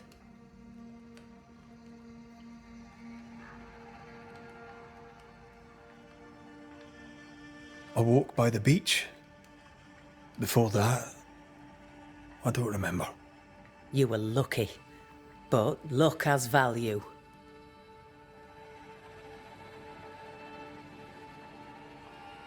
Is there news from New-Eden town? When you went to the meeting house, I gathered me flock and left. I've heard nothing since.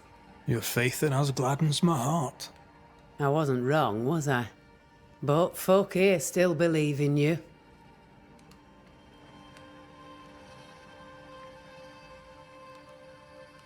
What about the missing group of refugees? What about them? Kate told me they went missing before reaching your camp. Any chance they survived in the woods? Not the slightest. Otherwise they would already be here. Those poor bastards are long dead. What became of those who stayed? Dead. Or near it. I'm neither foolish enough nor mad enough to go find out. She thinks you a madman or a fool. Maybe I'm both. Don't crow. Foolish madmen abound.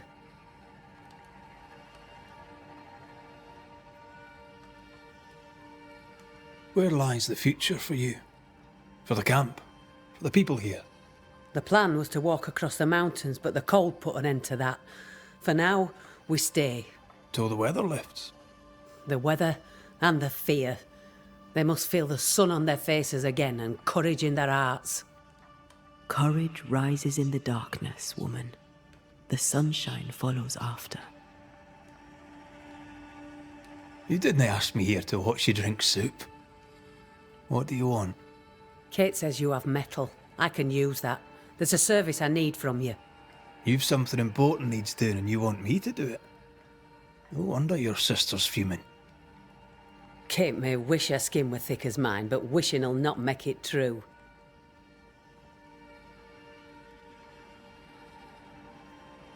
Being the youngest can be a burden. Double when your big sister is the chief. I'm no chief. I keep my head, that's all. For this, folk look to me. Speak frankly. What would you have me do? Banish a ghost that doesn't exist. Folk here believe in monsters. The fear makes them weak. Kill the beast. Kill their fear and give them back their strength. Fear can be good. We can't spare much, but you shall have a gun and powder and shot with it.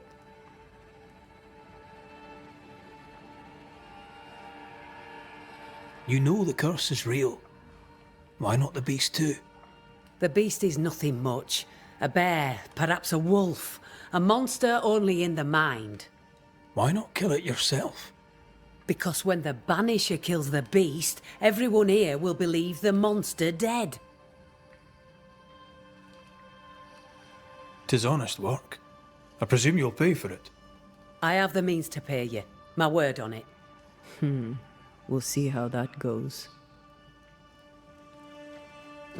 I'll hunt your beast, whatever it is, if you answer one last wee question. You may ask it. What's with the name?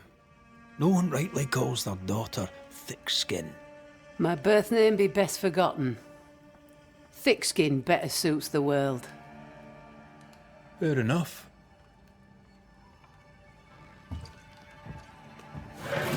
In the wild, we carry muskets. And we carry these. Whistle for help if the need be great. And the gun? My sister can spare her musket. If you can get it from her.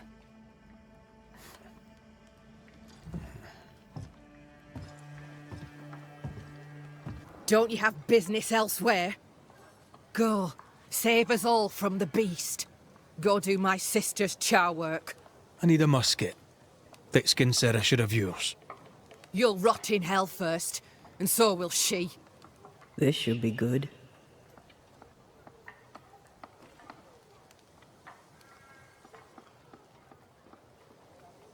Killing the beast helps everyone. Your sister only means to protect you. She traps me. I cannot leave camp unarmed, and she knows it. She wants me to give up my freedom and hand it to you. Not a chance. There's pain behind the anger. I doubt you'll blunt her temper.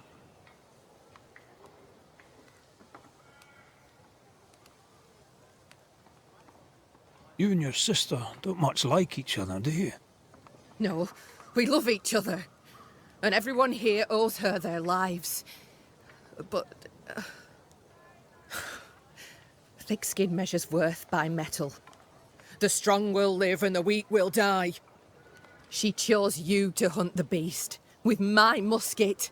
She doesn't have to say a word about what she thinks of me.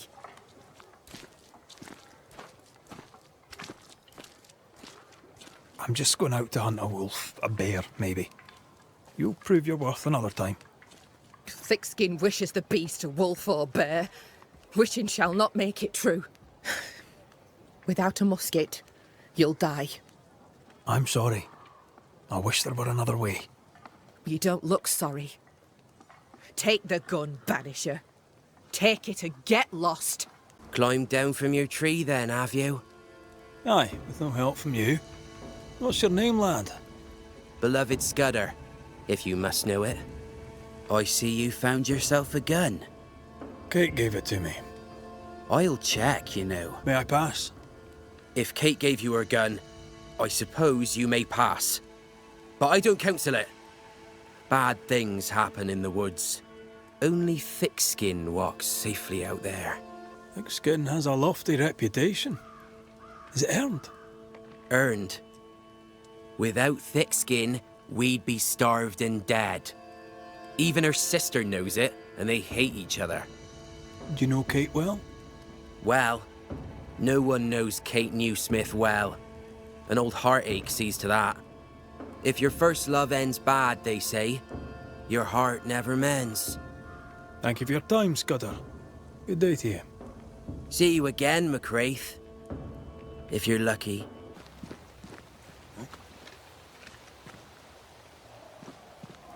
Strange tracks. Something passed this way. Something huge. Hunters became the prey. The bodies are uneaten. They weren't killed for their meat. Spectres did this. Their stains are everywhere.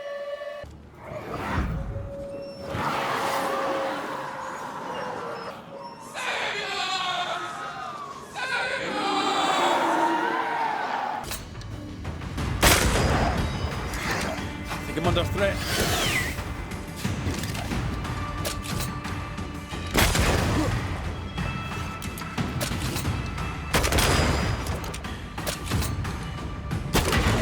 Basta.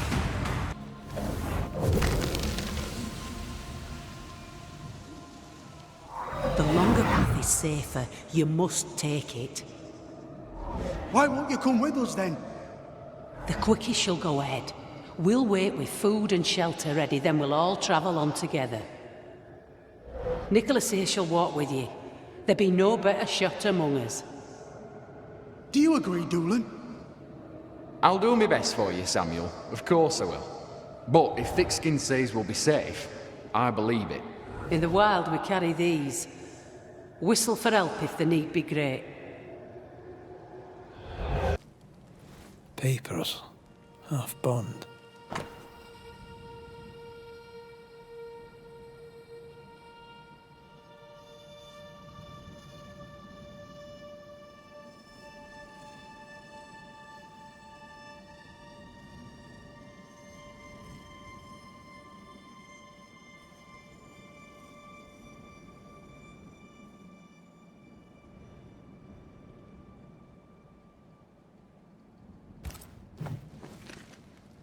It says here that Kate loved a woman named Deborah, but let her die. The younger Newsmith has a low opinion of herself.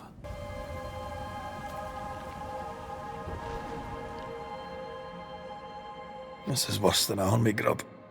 I'm not even hungry. That makes one of us. How is it? The hunger? It eats at me. Like a meal that does not fill you up. I never understood how you could eat in the mornings. I never understood how you could get about your day on an empty stomach. You sound like my mother. She'd sit me at the table until I'd finished my plate. I'd let the flies have it before I'd give in. Can't he possibly imagine you being stubborn? If my mother could see me now.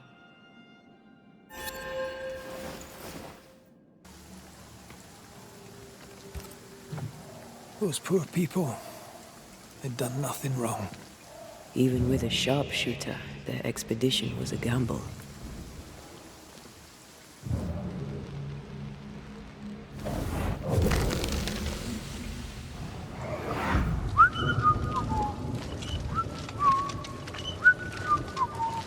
Please, stop! Do you not like a tune?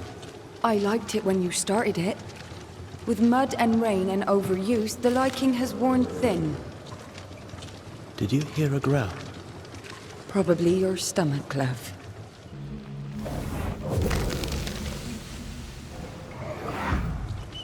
Ugh. I could eat an ox. We just broke bread, Emily. A crust of bread and rancid cheese makes not a meal, dear sister. Ho! Samuel! When's our next stop? Quit griping and push your cart along. We'll get there when we get there.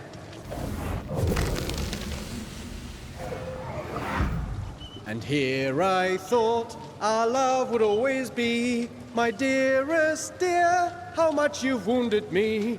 I hate you. Oh no! Ah! Ah! Michael!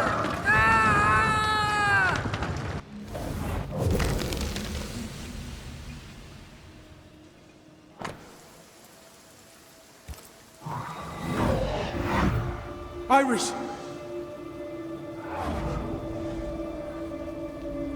Your father is hurt and can walk no further. We must rest and treat the wounded. We must find shelter. The cold night will kill us all. Fire will bring the wolves. And so does that accursed whistle. The wolves are already here. Where is Nicholas with the help from Thickskin's camp? Where's our deliverance? We'll sound the call once more.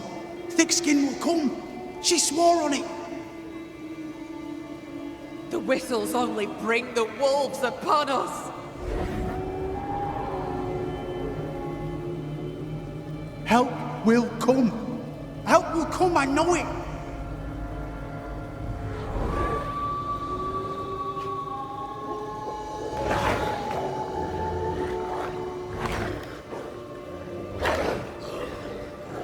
The Lord have mercy upon our souls. The huntress has killed us. Rot in hell, Thickskin Newsmith! Rot in hell!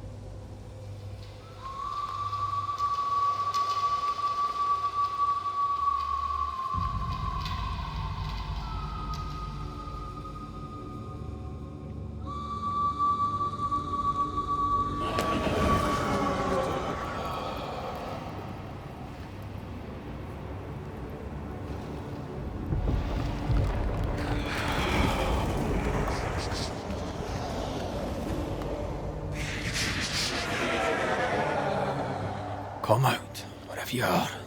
Come on, show yourself. Red.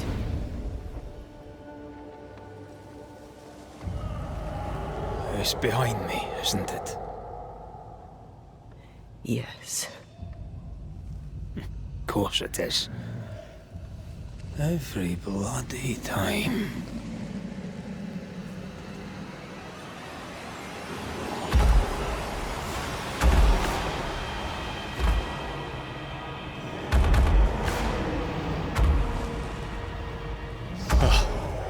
You are surely too big to be a wolf. It's a scourge, all right. Anger shaped to kill. We wish you no harm. We know all about the wolf whistles. The whistles Thickskin gave you. Oh, shite!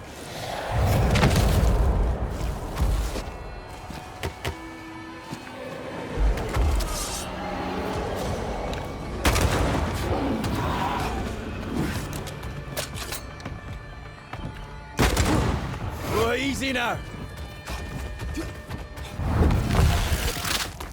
Save us!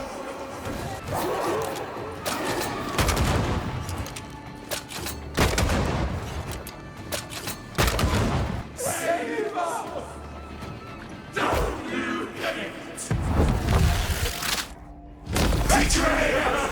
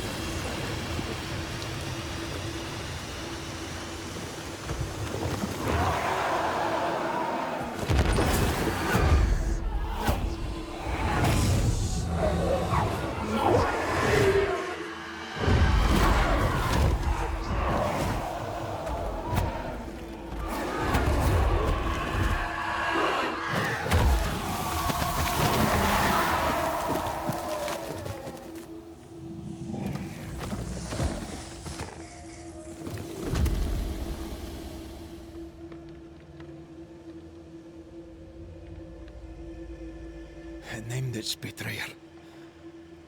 Not Thickskin. Kate. It spoke her name with just one voice. Her voice. The voice of the nightmare. You're certain? To the core of me. Within this creature lurks some part of my killer.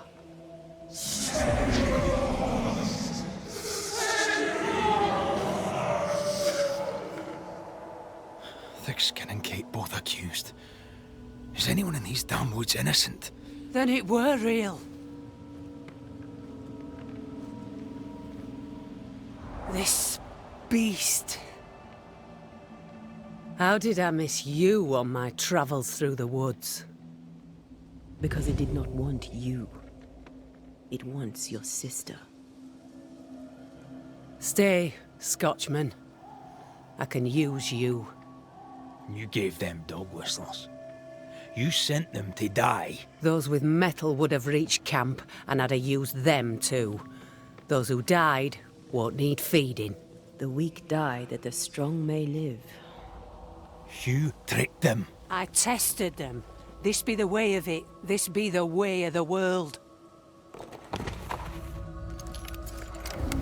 We have a hidden watcher. The sister.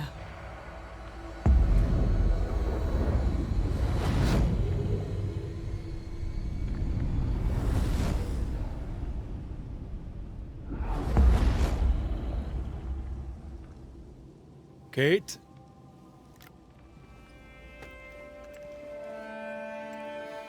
Show yourself.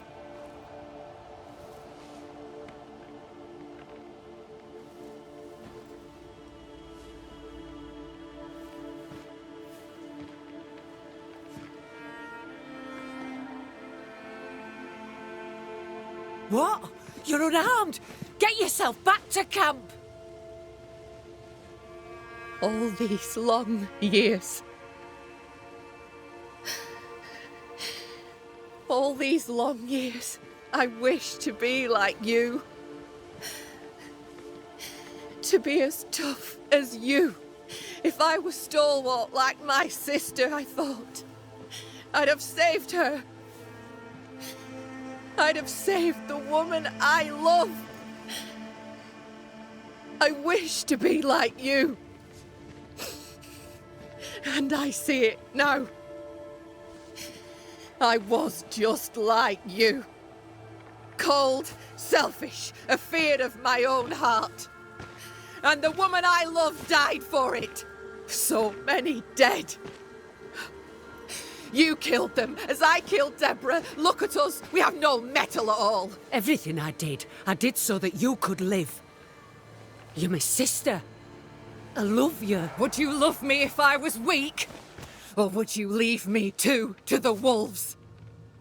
How dare you even think it? Oh!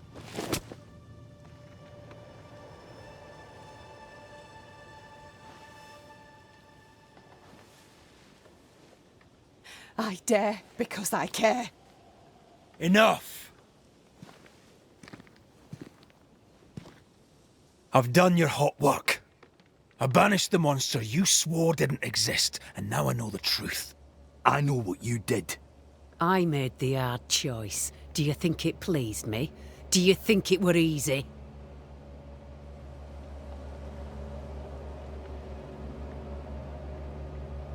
What little chance they had, you robbed them of. You sent them out to die. They blew the whistles. There'd have been a burden. What happened here were harsh, but it were right. Better some dead by fang than all dead by famine. That makes a grim kind of sense.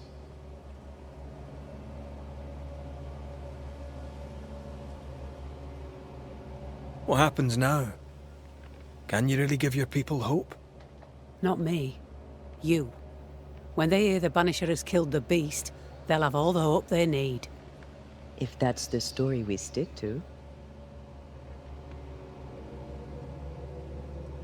Do you trust your older sister? Rely on her? Fear her? What does it matter how I feel? I know what's true. Without thick-skinned New Smith, we would surely starve.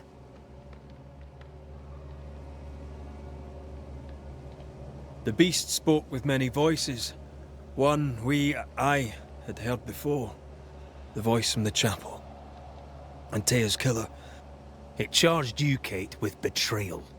Mind thy own damn business, Banisher. And I'll mind mine. This thing can have naught to do with me. She's telling the truth, but so was the beast. It named her for a reason.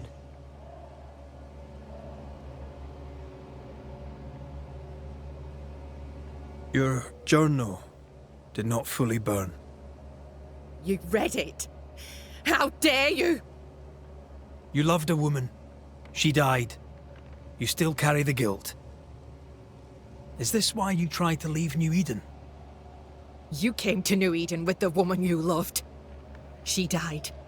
You're still here, aren't you? She's afraid. She fears a reckoning. Let's give her one.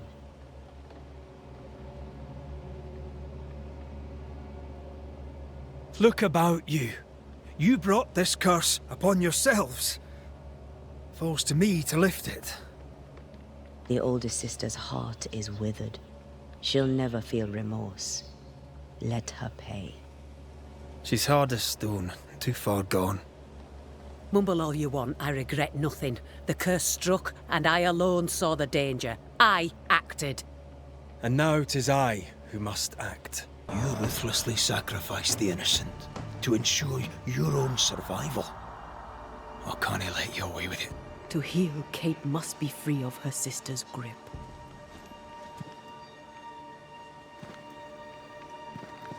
You mean to kill me? Then you're just like me, only more foolish. You mean to kill her? I mean to save her. A malignant spirit lives in thick-skinned Newsmith. And I will banish it. I've no evil spirit. I've done nothing wrong.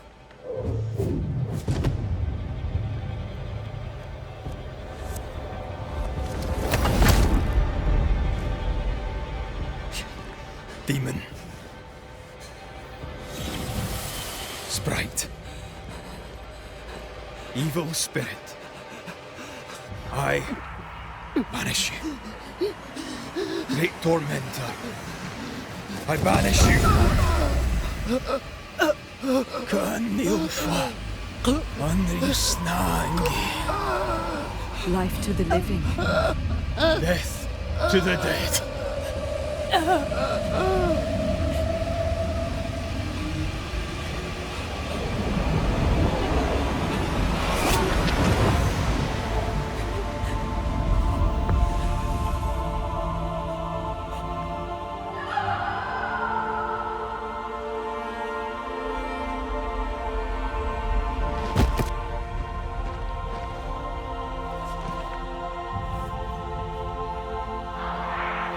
My name were Rose, a flower.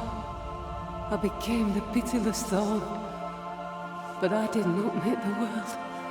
It made me.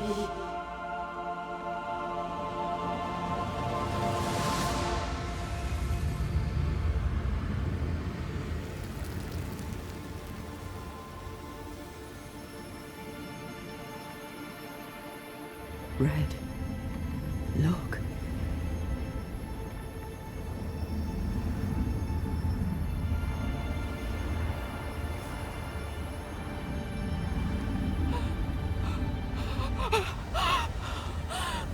Deborah!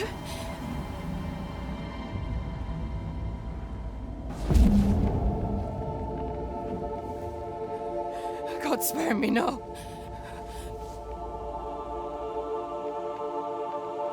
Please, no, no.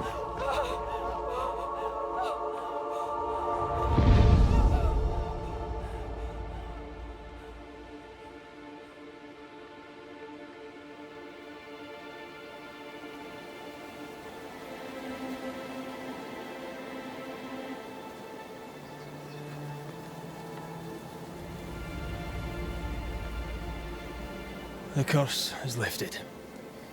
Here, at least.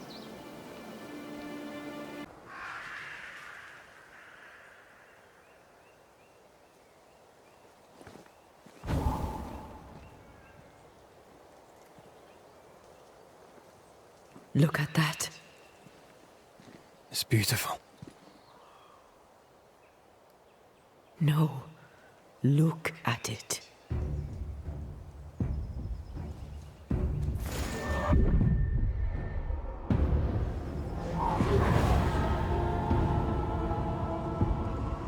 The scourge troubles me.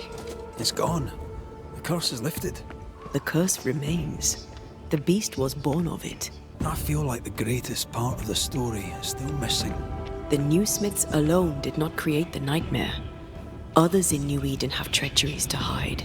I wonder what they did to earn such hate. Promises unkept, covenants broken. The curse has its roots in betrayal. Treachery that perhaps demanded sacrifice. You're thinking. So are you. Penny for your thoughts. I was thinking of Kate. Of her horror when she saw the ghost. Of her pain when she lost her sister. She was desolate, and yet relieved, and terrified. I can't shake the picture. According to her journal, Kate had had the courage to love a woman, but betrayed her. She must have meant this Deborah. Whoever this ghost is, her resentments extend beyond the Newsmiths. May her wounds heal well. Sisterhood can be complicated.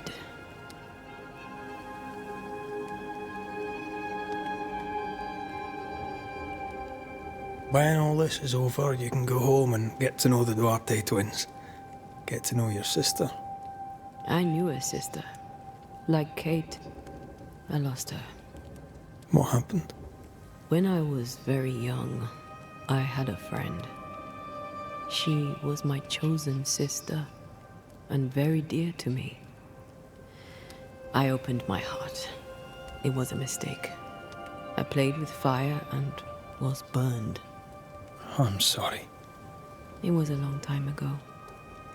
I have a new family now. I have found the love of my life.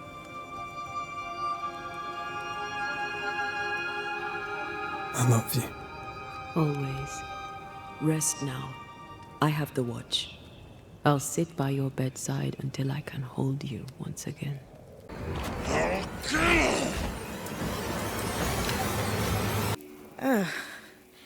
The Banisher who died for her novice. Ah, the witch's novice. Ho there, Antea.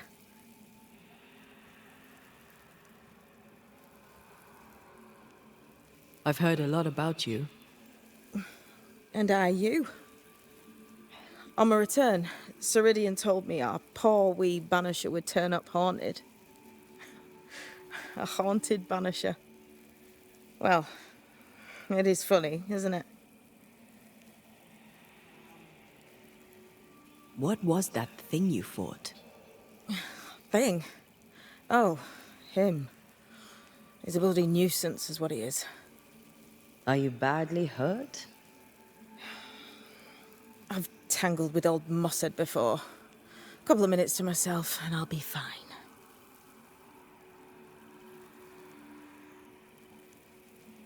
Ceridian knew about Antea's ghost. Obviously. Not very bright, is he? If she knew Antea was around, why did she not tell you to tell me? Ceridian withheld that information from both of us for a good reason. Better trust her plan. Death is a part of life, Banisher. You know this better than most. I suppose she didn't want to break your heart again. You tended to him. Thank you. I'm a good novice. I do what I'm told. You look like you need a moment. Can we help? Thought you'd never ask. Some of my spirit chasers went out. That's how old Saul crossed the hem. The hem? The hem. Where the fabric of the living world meets that of the dead. Ah, the veil between the visible and the invisible. Whatever soothes your soul, Banisher. Rest. heal. Tell us how to fix the spirit chasers. The spell is cast. You need only light them. Be careful. Old Mosshead won't have gone far. Oh, I'll sit down now. Good luck. Have fun.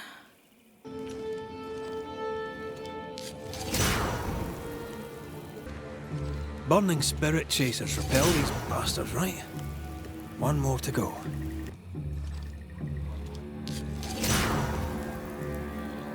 All ready to go then? Good. She's waiting for you.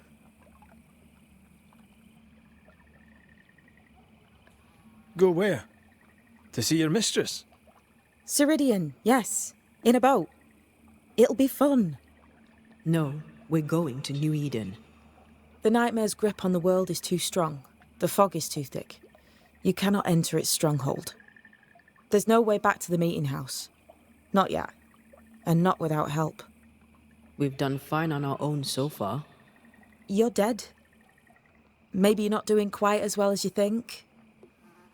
You're blunt, but I take your point. We'll talk to Ceridian before we move on. That's better. Follow me. Careful. Don't rock the boat.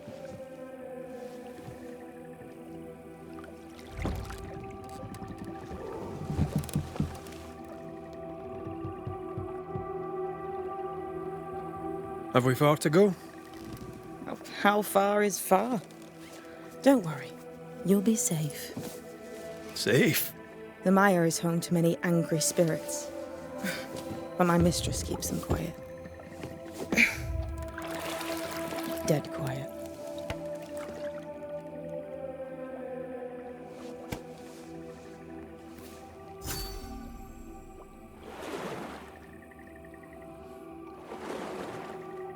That spectre you fought looked like a harvester. Banishers and their labels. He'll surely be back. So will I.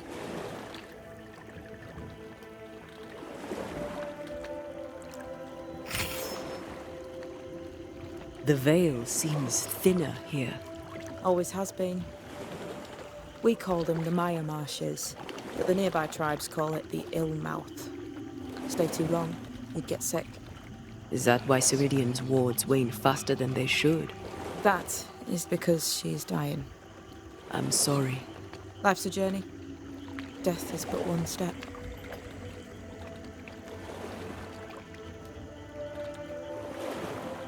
This is almost as lovely as that ride through Herengracht. All we're missing is the hailstones and the Russia at our heels. I'm sure we can arrange something. You do plan the best escapes.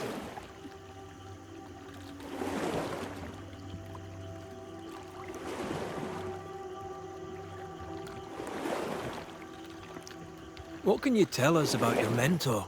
I could tell you quite a lot, but I'm not going to. She's a very old witch who's tended this very big garden for a very long time. That's it? Believe me, that's more than enough.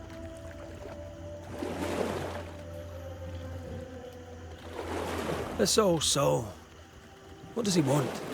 Destruction, bloodshed, Ceridian's head on a plate. They must have known each other once. We could help you banish him. You Banishers are so arrogant. He's Ceridian's business. Best we don't interfere.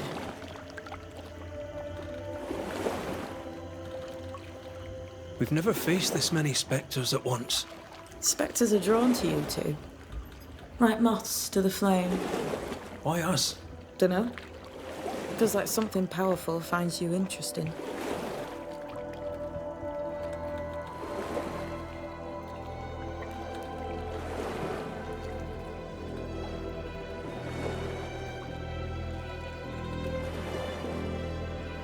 Welcome to Ceridian's Island. There is much power here. Oh, you noticed that, did you? Like I say, welcome to Ceridian's Island.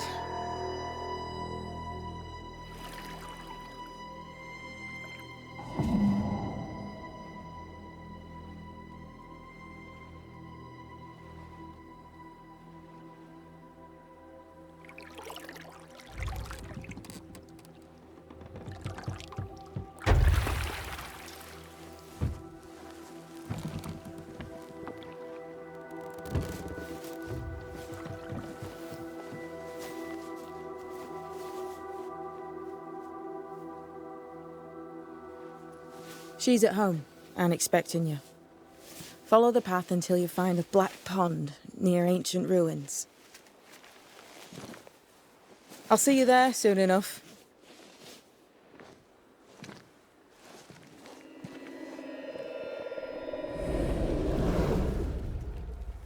How does she do that?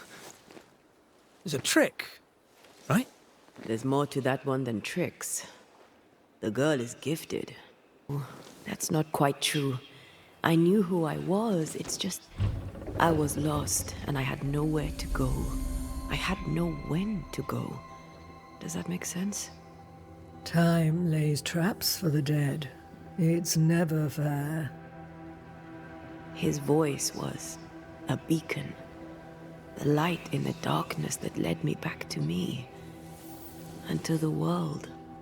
You have a powerful connection, you two. Or will have. Or had. Possibly all three.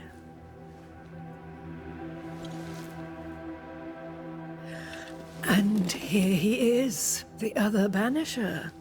Greetings. Good day. Come, sit. It's been too long. Have we met? Of course we have. Just now. Also later. Decades ago. Never mind. It's good to see you, Red McRae. I told her our story. I hope you don't mind. Such an ordeal. I'm so very sorry you have to go through it. How hard it must be for you both. Thank you. But now you're here together, and I'm glad. Because you'll only be able to end this together.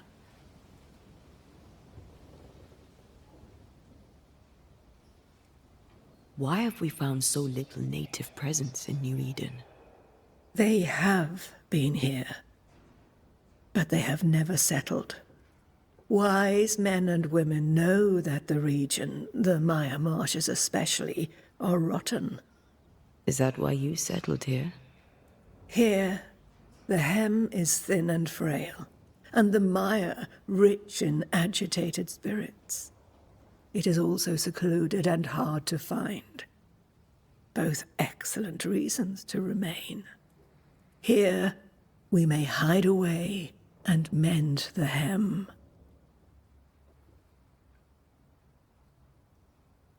We must reclaim Antea's body, but Seeker tells us the meeting house can't be reached. The fog cannot be crossed. Seeker is right. The fog is the nightmare. The nightmare makes the fog, you mean? The fog is the nightmare. The nightmare is the fog. Each grows the other as their influence strengthens. It taints everyone, all through New Eden. It clouds their minds and distorts their vision. But you have already cleared the Darkwoods. The work has begun. It must continue. Who are you exactly? Who is Seeker? We, Banisher, are witches. Aye, that much I knew.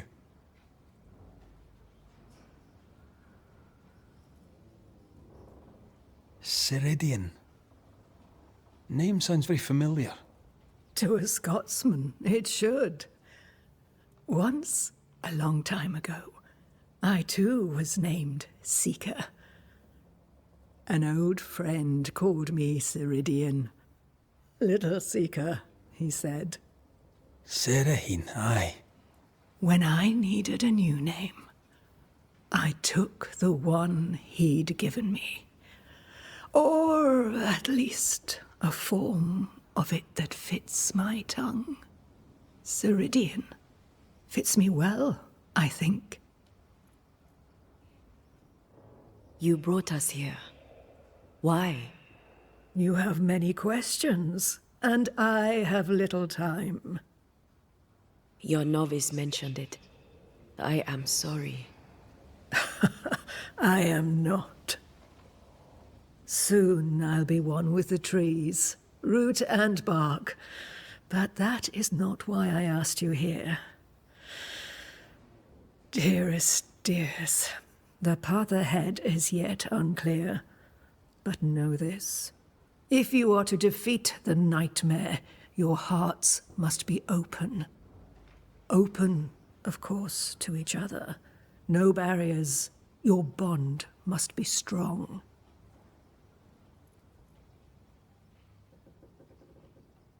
How can we defeat it?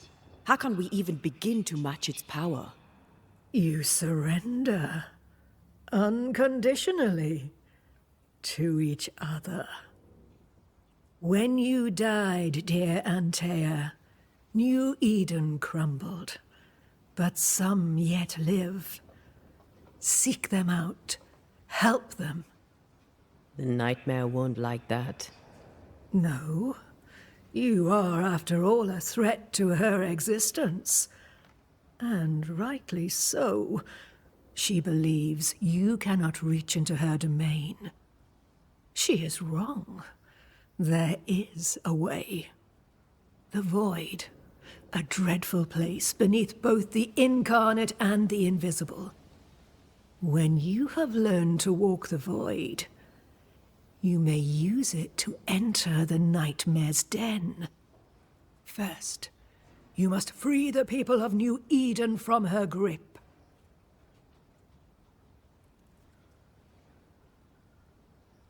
What is this void? If there's a place beneath the incarnate and the invisible, this is the first I've heard of it. Now you have, and not before time. That's enough for now. Is it safe? What will we find there? Who knows what you'll find? It ebbs and flows, expands and contracts, twists and turns. But you won't find safety.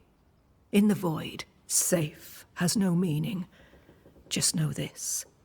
The moment you enter it, you must escape. In places, the void is breached. Follow the beacons. Do not stray, and all will be well. Our seeker crafted you a tuning key. With it, you may open the breach. Don't linger. Time is fickle.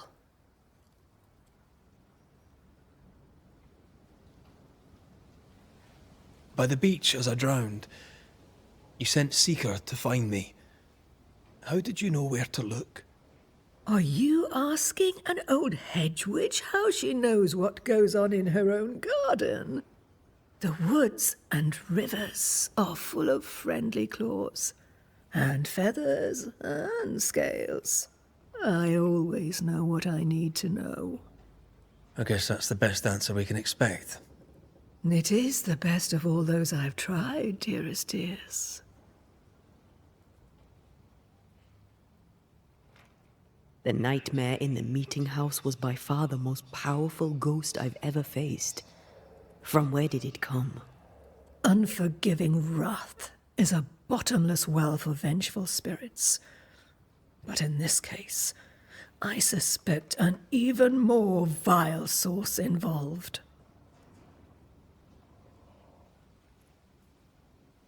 What do you know of Deborah? Not much.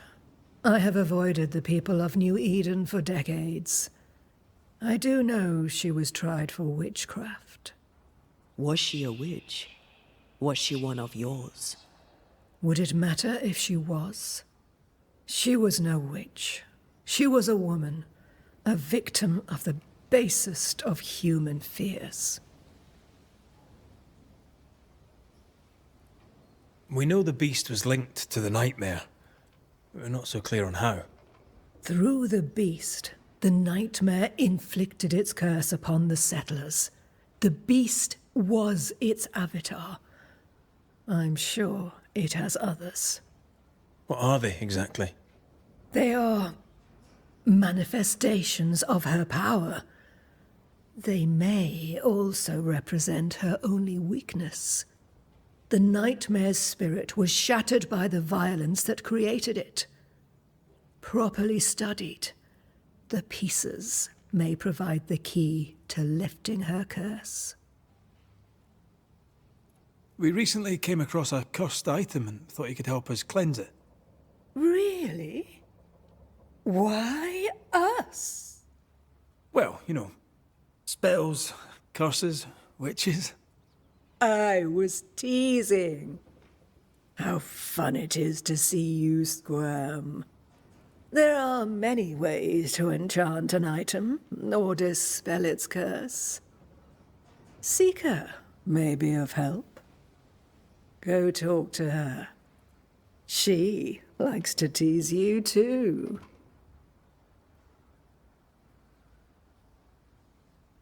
Thank you, Ceridian. We'll be off.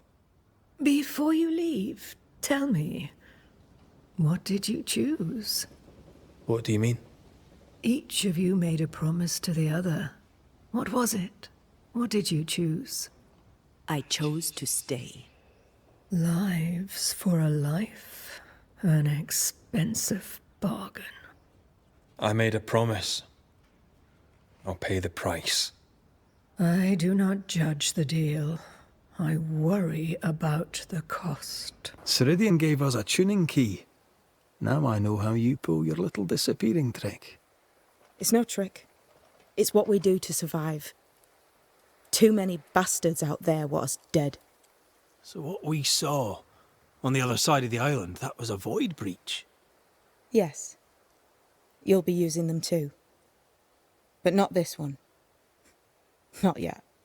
There's another one, a little ways off, in the back of a cave. Use that one for now. This one is special.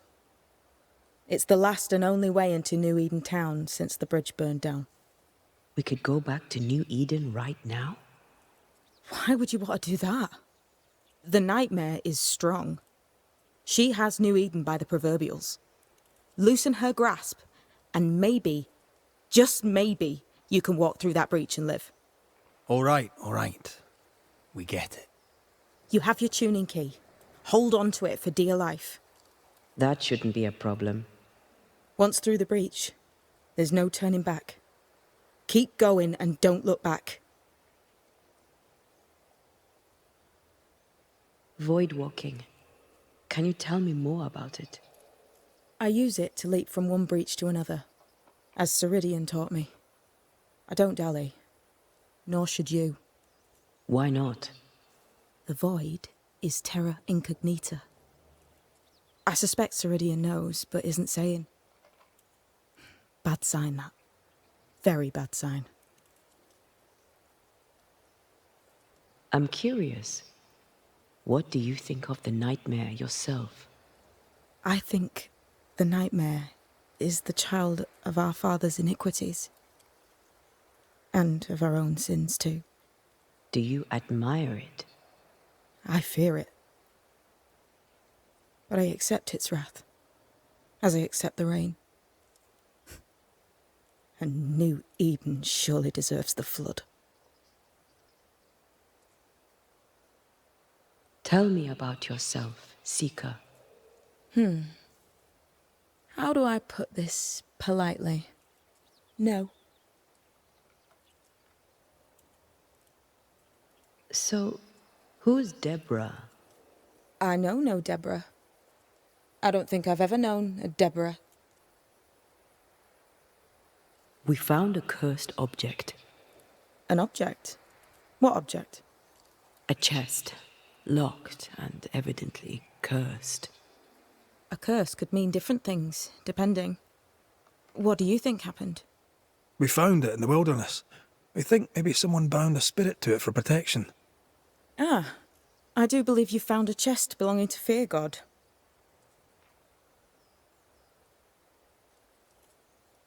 I'm sorry, who? Fear God Waterbury, local holy man. Hermit, died years ago. On my wanders I'd meet his ghost from time to time. Crazy old man. More bark than bite, though. Did he have a thing for making cursed boxes? Fear God Waterbury had a talent. and he used it to lock things away. Things he considered too dangerous to leave free. Ah, chest. How many more are there? I didn't ask and he didn't say. I know it's more than one. I guess it's a lot more than one. He had a thing for collecting trinkets and locking them up for safekeeping.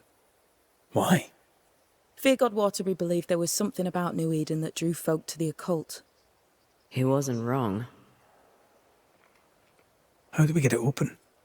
Why would you want to open it? That's demonology, and I'm not one for stepping in no demonology. Even if old Feargod wasn't the worst. But from what he told me, Feargod Waterbury, the man, not his ghost, kept a ritual of unbinding in his breviary. Do you have this breviary? No, but I know he can find it. He spent his last years in seclusion, deep in the dark woods. Go northeast from the hunters' camp. Keep to the east side of the trail until you can turn south. You should come to a clearing. He had a hut there. You forget things sometimes, so here. I'll write it down for you.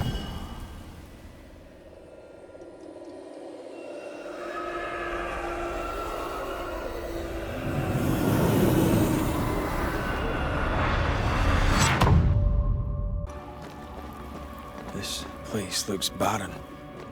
Lifeless. This is the realm of the dead. This is the underworld. Let's not linger.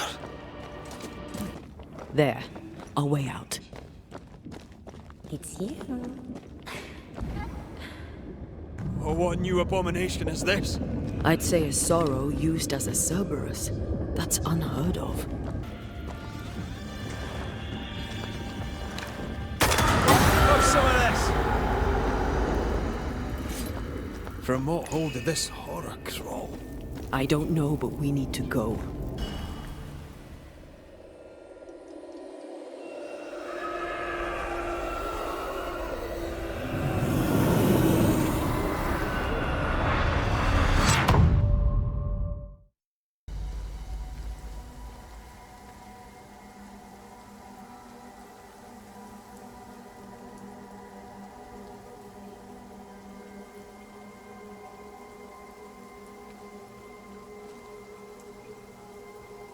Are you all right?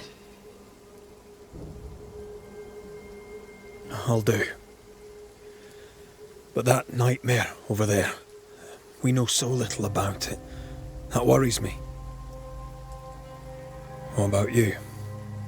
Whatever the reason, that nightmare is here because of something these men and women did. New Eden reeks of their guilt. I died because of them. Curse these people. Curse them and their secrets and their sins.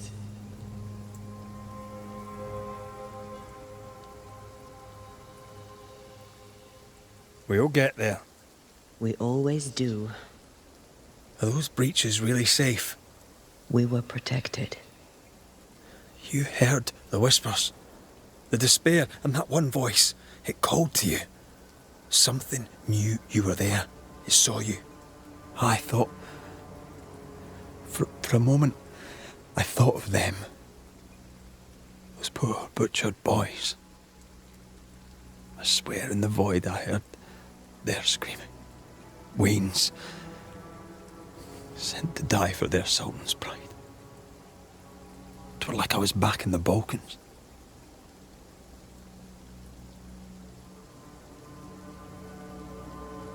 Those ghosts are gone. You asked for their ascent and I gave it to them. They're not in the void. I know. This void. Is it hell? Like in the scriptures? The scriptures? Whose scriptures? It's just a... What if all the teachings of my youth were wrong? What if what we just saw is what awaits me for my sins?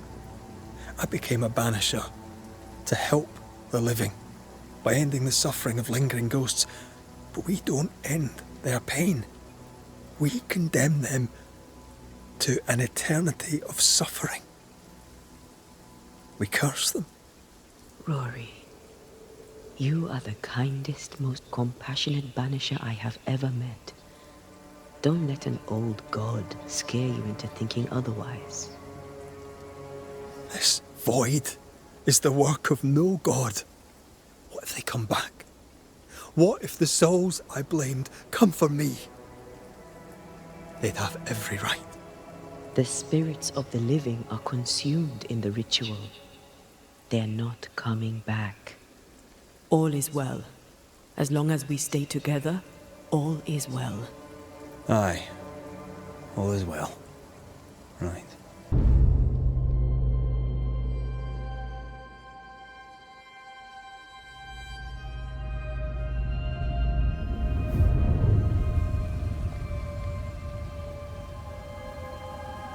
For years, Kate Newsmith believed she did not measure up to her sister.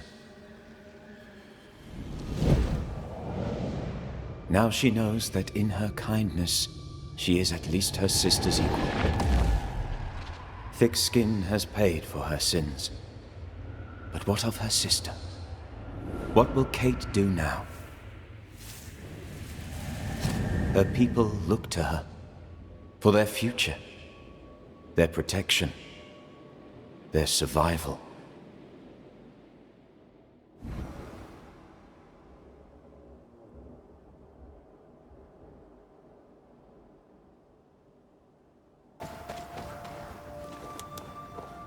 Oh, shite.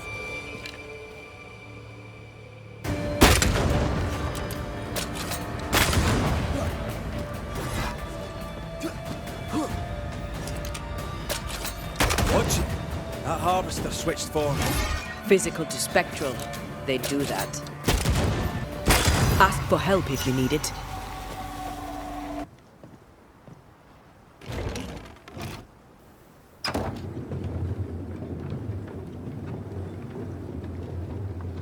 You did well back there. I might have to increase your pay. Had your doubts, did you? Here you are. Good day. My name is Rebecca Hartgrave. How may I help you? Are you the one who's attracting the wolves? Wolves? What wolves? Who are you exactly? I'm Antea Duarte. This is Red McWraith. We're Banishers. Do you know what that means? Banishers? That means you can speak to the living on behalf of the dead. That's part of it, yes. Why, do you have someone in mind? Ferdinando Miller. My Fardy. Death parted us, but my love is strong. I came back for him. I love him so, but not once has he come to see me. I must know why.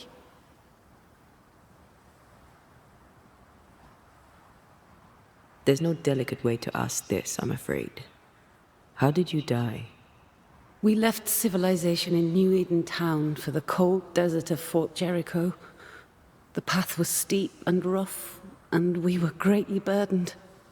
It was hell, but we walked through it together. As we walked, I fell into a daze. I remember little after that. A pain that grew, a great, uncontrollable tremor. Fatigue, a deathly fatigue. Fardy was at my side as ever. He held my hand, bade me sleep. When I opened my eyes, I was here, alone. How did you meet him? 'Twas market day. I'll never forget it. It was rich, exotic, an abundance of treasures from across the known world. I saw him through the crowd. Our eyes met. I didn't know it then, but I was meeting the love of my life. I could not admit it to myself, not at first, but I had to have him. And in the end, I did. New Eden's a big place. Where can we find him? We were on our way to Fort Jericho. We were to open a store together. It was to be a new beginning for us both. Together.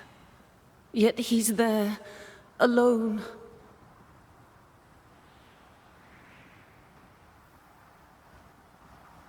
I'm sure he's very unhappy there, alone, without you. Oh, he is. At first I was able to visit him. In the quiet, as he'd slept, I'd watch over him. But now, something hinders me. I cannot reach him. I must know that he is well.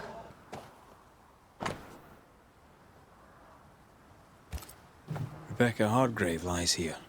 In the middle of nowhere. One more walk through the void?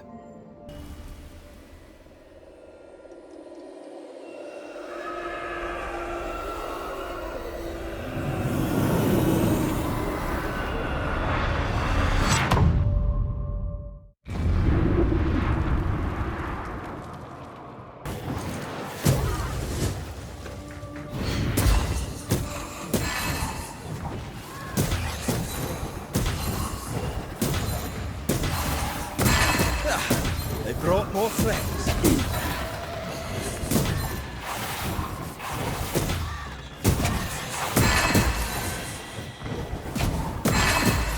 This isn't over yet.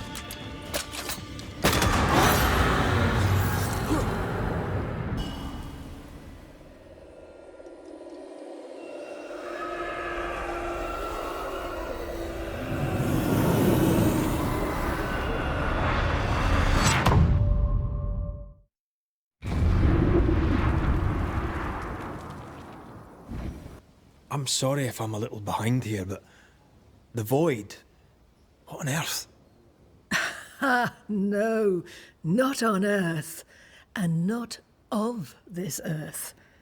It's where the dead go if they cannot have their ascent. So if ascent is heaven, the void is hell. That's one name for it. Not a very good name. A name bestowed by mortals on a place they can never fully understand. When a ghost is banished, is that where it ends up? Of course, Banisher. Have you never wondered where you were sending them? We were taught that banishing destroyed them. If it can ease your worrying, know that the void is where most souls go anyway. You seem very sure of yourself on this. I studied hard when I was younger. I've always been a quick learner. Do all witches know this stuff? Not all. Many witches have the law, but only 2 banishers are privy to the knowledge. You two. As a seeker, I sought out the law. The void is so close here, knowing about it seemed a good idea. Hold fire! That fellow's not dead! Who is that? Hold your fire! Hold there! None in, none out. Not living nor dead. Name's Red McCraith. I'm obviously a banisher. Open the door there. I've business within. Your business is, if you'll excuse my articulating the evident, not my business. I have my orders. You can't come in. I hear you, friend. What's your name? The name's Andrew White. And you seem a pleasant fellow. I like a Scot, me, but standing here, I'm on duty. And when I'm on duty, I'm not your friend. Listen, mate, folk in here have problems enough, and I can't be disobeying orders. Either priests or Pennington would have my guts, and I fancy neither.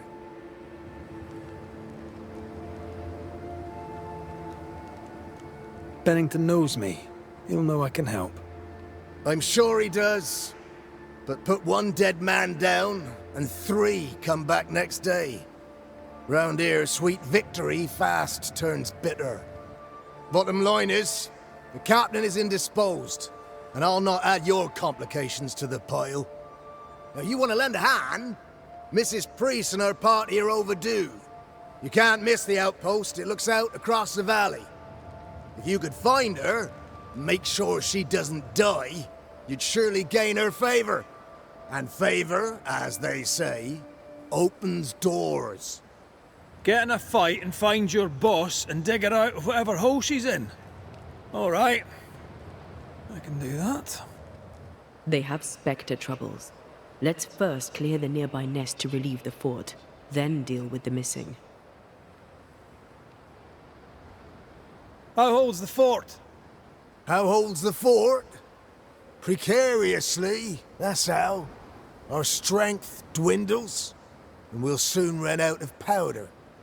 Priest took Williams and that other fella, and off they went, scavenging for supplies. They've not yet returned. It's dangerous out there. The scavenger may easily become the carrion. Heard any good scuttle lately? The dead are coming, and you want to gossip. I admire your sang-froid, and that's the Lord's truth, but now, sir, is not the time. Right. I'll likely be back. Find our friends, Banisher. Or put them to rest. I'll try. As soon as I take care of the Spectre's nest, I'll go looking for the outpost. My bolt is shot! Behind you!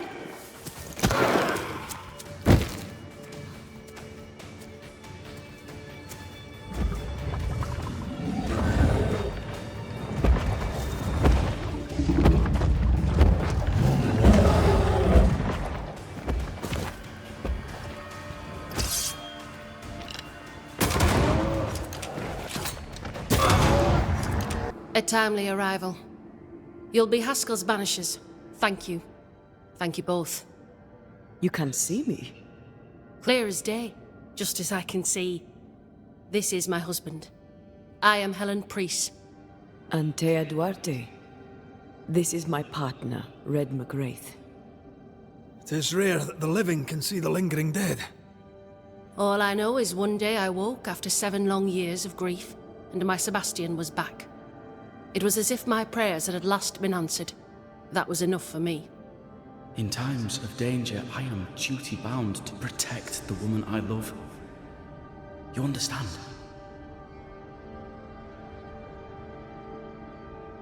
"7 years. Why come back now?" It did not feel like 7 years. Suddenly, I felt her pain calling to me. Divine intervention or otherwise, all that matters is that my dear Sebastian is back. Now, when I need him most.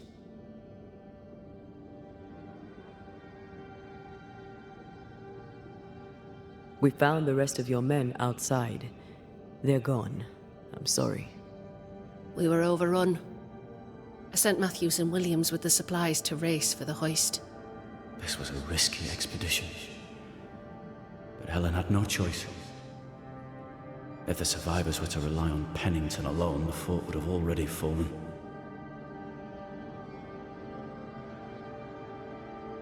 I suspect that's so. Sometimes difficult choices must be made. That's courage. All the courage in the world will be worthless if those in command won't match it. Pennington did this while monsters relentless besieged the fort. But make no mistake, these men's deaths are on the captain's conscience. If he has one. How so? 7 years ago, a plague came to New-Eden.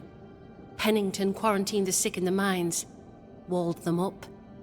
They were dark times. Hard times. None knew what the morrow would bring. We all lost much. Too much. As second in command, Sebastian volunteered to stay. Walled in with the others, he held out the longest. He died a hero. And now the Forsaken are rising. They demand revenge. Who would blame them? I watched them die. Soldiers and miners, sick and hungry, begging for help they knew would never come. Captain Pennington has much blood on his hands. I'm sorry. You've been through a lot. We have. We are, and will persist till we prevail. We should get back to the fort. We will escort you.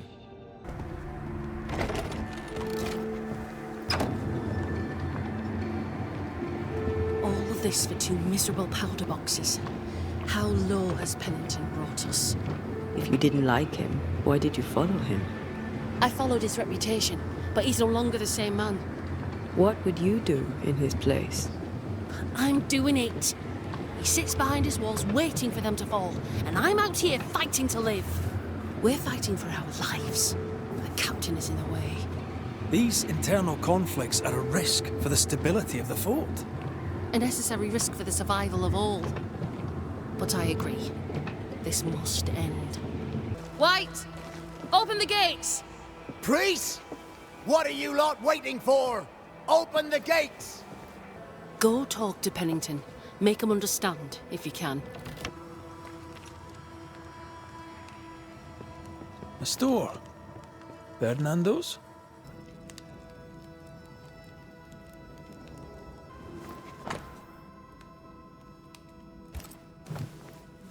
He's making protective amulets. He's making useless trinkets.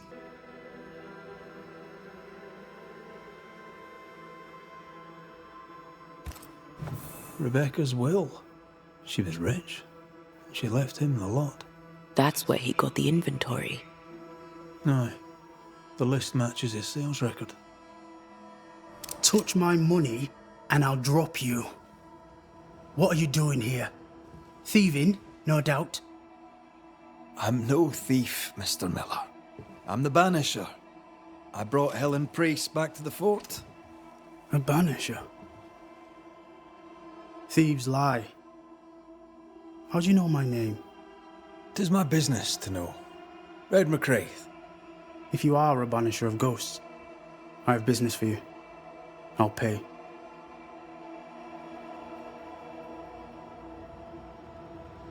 I spoke to Rebecca. 'Tis she who haunts you. She sent me to find you. She worries for you. Says she loves you. The English have a word for that. Hogshite. If not for love, why did she bequeath you her fortune? Whichever. It matters not. You're a Banisher. It is your job to get rid of her. Can you not just do your work? Easy, Mr. Miller. Now, I'll need to examine Rebecca's belongings. I sold them. All of them. You did?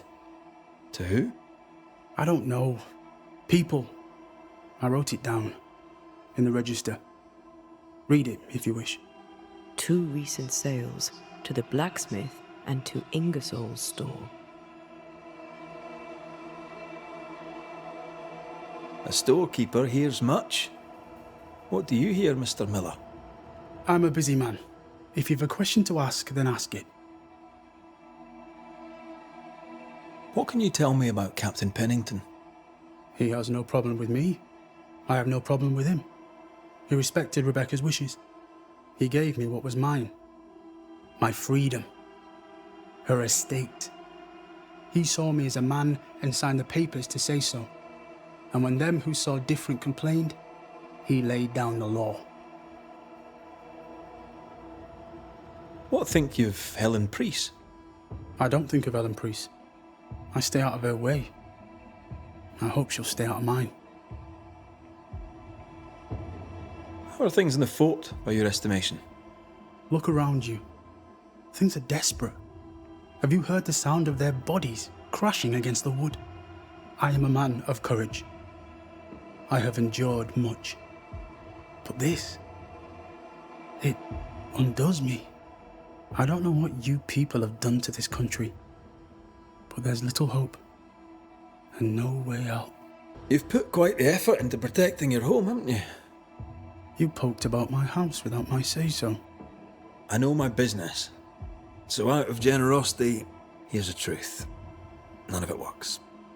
Not the wreath, not the amulet, none of it works. Pretty though. His brooch is working. It works. She hasn't come back. I can sleep now. I hear her calling, whispering my name. I wait to find her at my bedside. Our eyes meet. She stares. She won't leave me alone. She's an Akishi, a demon. Banish her. I'll pay you. I need a job. I accept. Farewell to you, Mr. Miller, sir. You know where to find me. If you're buying, I'm selling. A note? Let's see.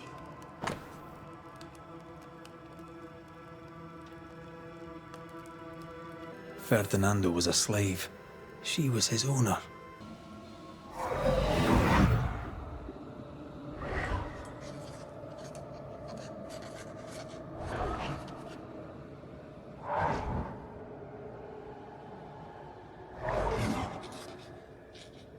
I only recognize my name in the list. Distant family, but I can't disinherit them.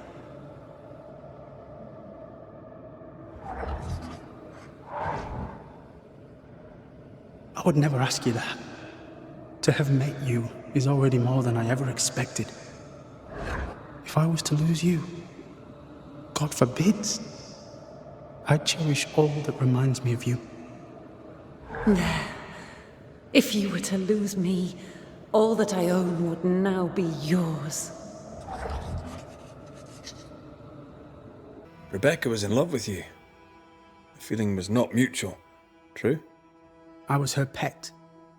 A dog nuzzling its master, hoping she might loosen its leash. She loved me, she said. I allowed her to think I loved her back. I sat up and begged and let her pet me. I was a very good boy. You gulled her, then took advantage. To a slave, a crumb of freedom tastes like a loaf. You'd have done no different, and I'd do the same again. And you faked your feelings for Mistress Hargrave. You gained much more than freedom. Rebecca made you rich. As she lay dying, Rebecca Hargrave gave me my freedom. Before that, I was her slave. How very romantic. If it weren't for the captain, the good people of New Eden would have let me die too. Enough chitter-chatter. Perhaps you should get back to work. What am I paying you for?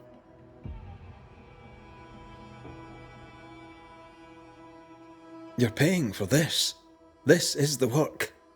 But I get the feeling it's the result that interests you, not the method. You want me to finish the job, then the story must be told. The ghost must manifest. I do not like this idea.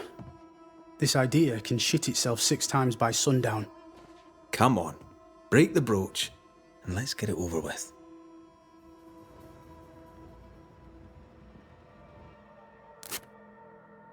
No choice remains. Let it be done. And I'll be done with it!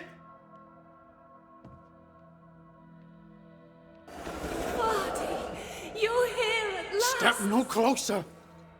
I don't understand. Are you not glad to see me? Now, Banisher! End this! Not now. You need to hear the truth, both of you. That reminds me. Rebecca, you omitted to tell us that Ferdinando was your slave. That you owned him. I loved him. I was a slave! I was not free to leave. What kind of love is that? What are you saying? We loved each other. Love? No. I told my master what she wanted to hear. I gulled her with a lie. I thought you a fool. But no, you believed me because you wanted to. Yet you didn't believe me, did you? Not entirely. That's why you never freed me. I loved you, and you loved me. It was but a piece of paper. A piece of paper and a guarantee.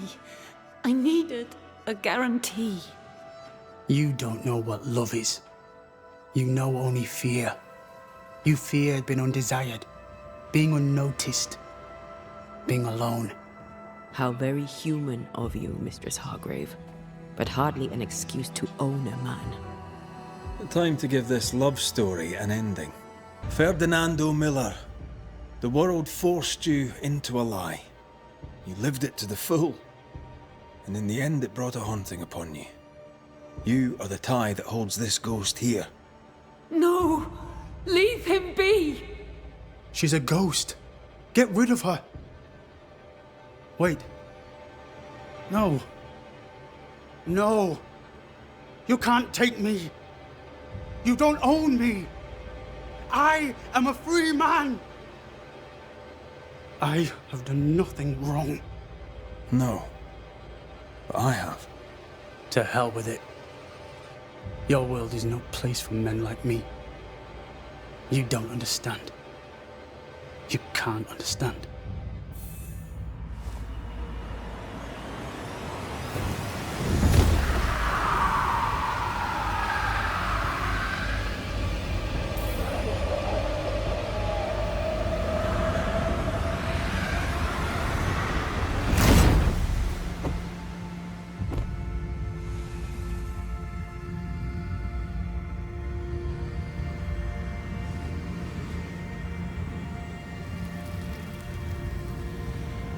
I chose to cheat. You chose to kill. Which of us, Banisher, deserves death? Tell me about the captain. Speak freely, I'll not get back to him. Let you get back to him. The captain is the best of us, and I'm proud to serve him. Proud, too, to give him my guidance when he'd call. Not that he calls no more. Suppose he has too much on his plate. Time's precious for the likes of the captain, eh? What can you tell me about Captain Pennington? He fought King Philip in the Wampanoag. Led his company well, I'm told. It's not for me to like or dislike him, unpleasant though he may be. Can you tell me anything about Helen Priest? A bold woman, clever too. I'll be glad to take her orders. Captain Pennington? No time, no way out, no hope, no way in. No time at all.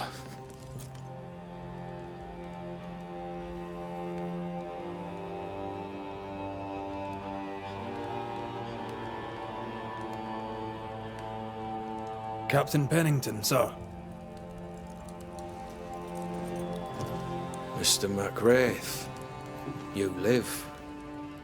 There's work to be done. Work? You had work. A mission. To bring one last glimmer of hope. To gladden our hearts before the pit takes us all. You secretive bastards haven't helped. The job is done. There's no more hope and little enough time. All that remains is the pit.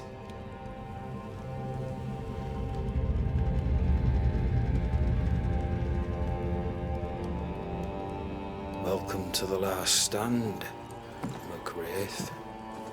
Welcome to the end. I wouldn't surrender just yet, Captain. I found Helen Priest. We brought supplies. A waste of effort on both accounts. Hardly. We saved a life. Resupplied, you may save more. For the sake of what? For the sake of days, a week perhaps? You've saved no one. You've prolonged the terror. The dead will come. Our throats will feel their bony fingers soon enough. The end is inevitable.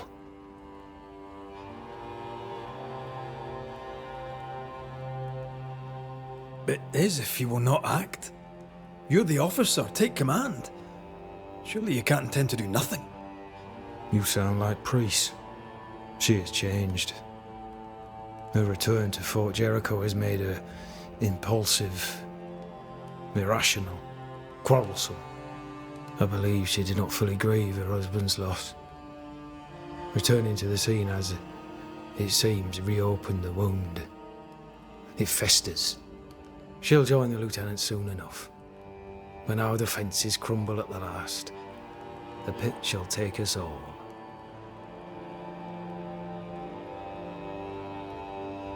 Fair to say your tactical retreat from New-Eden town has not served you. The town was doomed to fall to the curse. We disagreed on everything. There was nothing left to do but leave. We did not know there'd be no escape. Smith gathered the board and the governor let the affair flock to him. We never agreed on anything in the first place. I crossed paths with the New Smith party. Thick-Skin did not make it. Shame. She had a proper head on her shoulders. Without her, the band will suffer. As the commanding officer, you must know all the local lumps and bumps. The lumps and bumps can smooth themselves. I have other priorities. Why did you come to New Eden, Captain? Why here? Far from the many wars we fight, you mean? I'd shot enough Frenchmen and more than enough Indians. Did no one come with you? Keep to your business, son, not mine. It's just, there's a portrait hanging on the wall. A family. I had a wife and daughter once. I'll not entertain you with their story. Tell me more about yourself and your career. I did my duty and had the fortune to return alive. That's all. We who are intimate with war tell no tales. I thought that too. I was wrong. Silence allowed my ghosts to prosper. 'Tis good to tell our stories. If ever I do tell, I'll not be telling you, son. How do things stand, Captain, as you see them? Little has changed. The dead flood from the mines. We shoot them down and gain respite. Soon, the onslaught begins anew. The clock of our extinction ticks on towards the hour. We may no more defeat the dead than we may vanquish the ocean waves.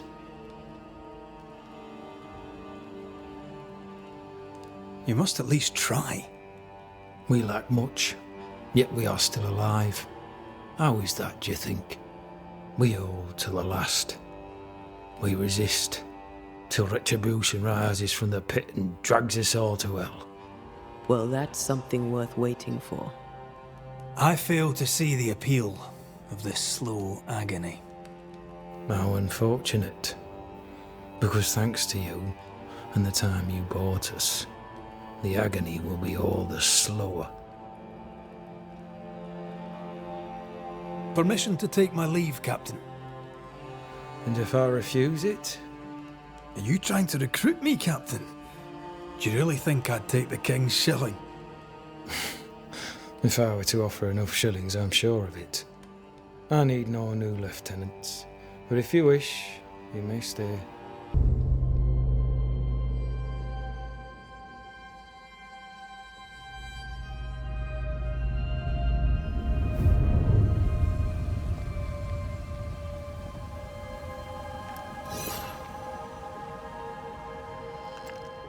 Banishers, may I have a word?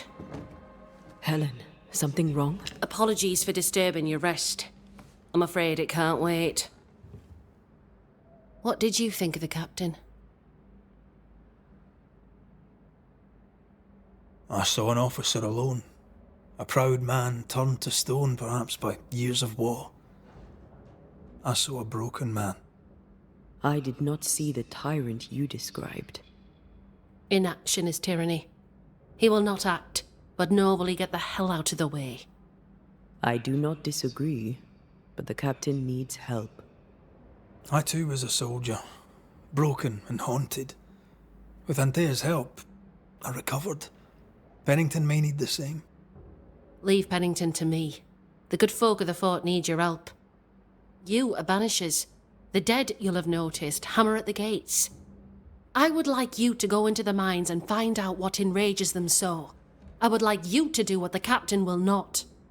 And while we deal with the hordes of angry spectres, what shall you be doing?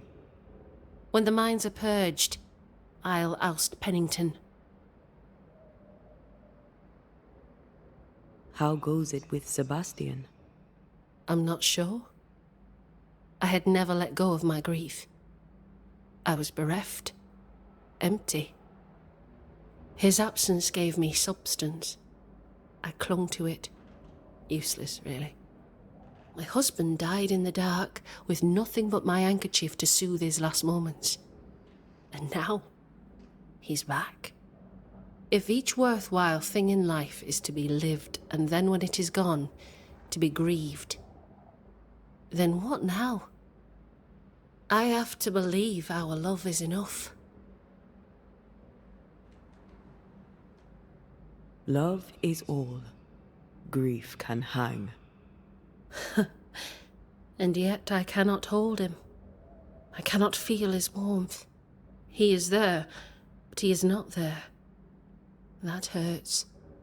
All things are fleeting. Gaze upon the ghost you love, and you can't deny it, bitter though the thought may be. Yes, 'tis a blessing and a curse. Yet against all reason, we persist. Let us make the most of time remaining. Is it your belief that Pennington's quarantine lies at the heart of the problem here? That this is why the dead rage so? What else? He walled them in.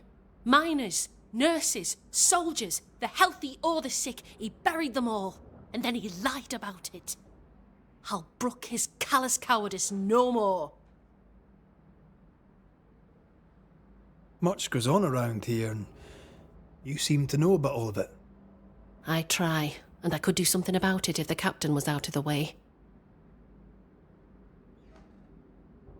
What brought you to New Eden? I came with Sebastian, willingly, mind you. My father was a soldier.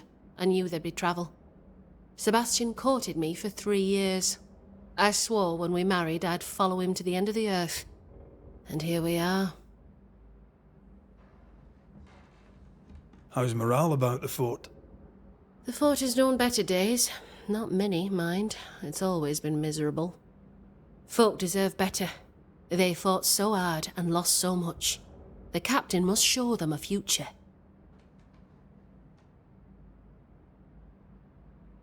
Where do we go?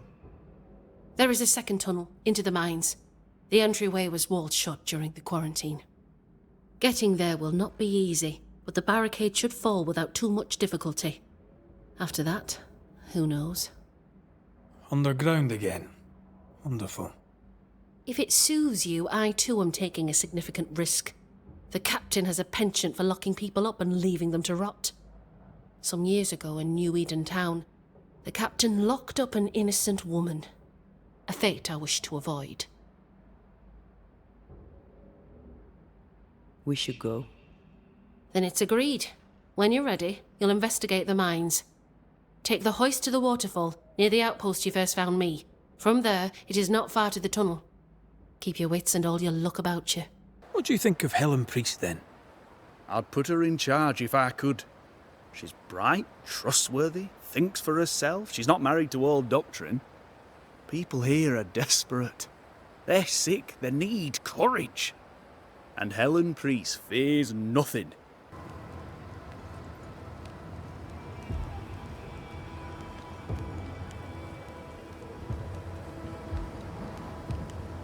You've saved our sorry asses, sir.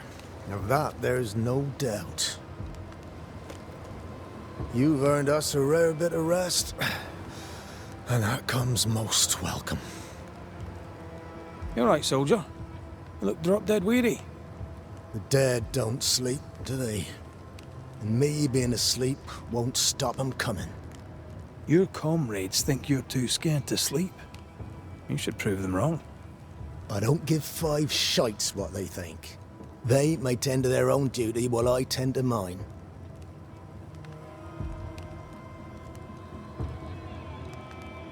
Let's cut to it. I think you're haunted. The good news is that I can help. The Banisher thinks I'm haunted, does he? Nah, I ain't important enough to be haunted. I ain't important, and I don't deserve no help. Wasted time helping me anyway. You heard the man. He wants no help. I see no reason to force it on him. For now, at least. How are folk doing? Fighting fit? They're farmers, most of them. Shopkeepers, house servants, hunters. We've one old soldier, but he's sick. Them who stand dead on their feet. Fighting fit, my arse. But we hold against the hordes of the dead. For now, leastways. The fight's not fair, is it?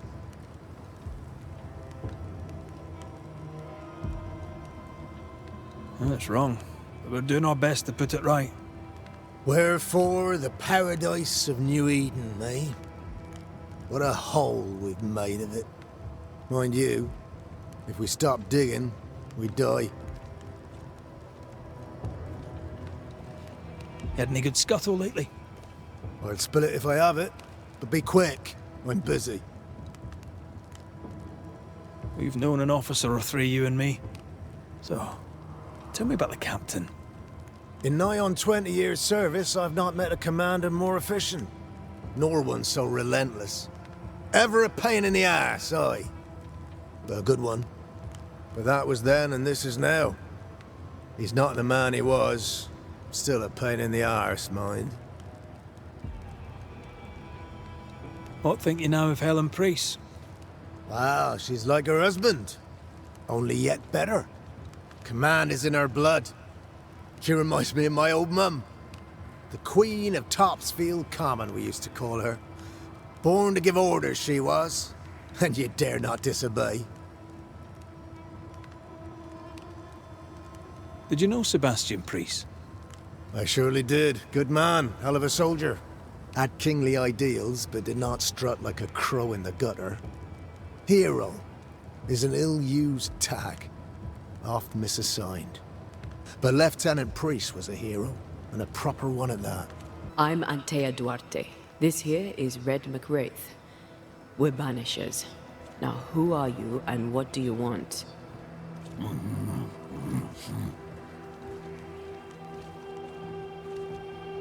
Are you the ghost haunting Andrew White? Is that a yes or a no?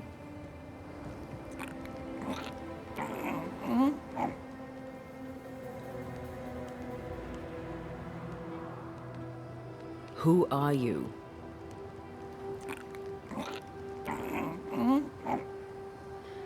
This isn't gonna be easy, is it? Mute ghosts take forever. This is pointless. We're hunting in the dark with no light and no spoor. First, you have to find out what's keeping him from speaking. Andrew won't be much help. But if our friend here can't tell us what he wants, maybe he can show us.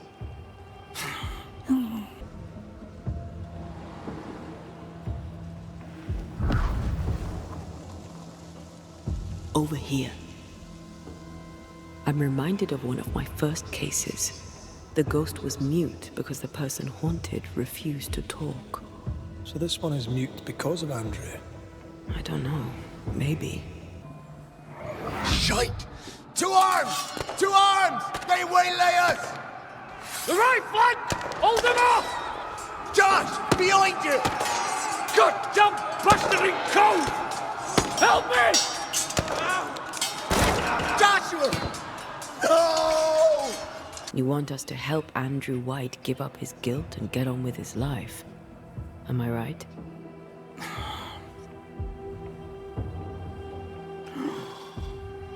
We know you died fighting by his side. Is that why he feels guilty?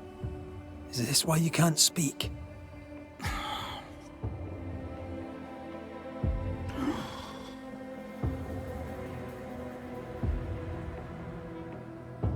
Oh, I've been there. I'll do everything I can to help. If help we can. Good to see you living, sir. Keep it short, I'm on duty. I don't usually bring it up, but I was a soldier too. Thought as much. Where'd you fight? Well, first I fought my way across half the Highlands. Later I'd fight wherever my paymaster sent me. Bavaria, Bohemia, Austria.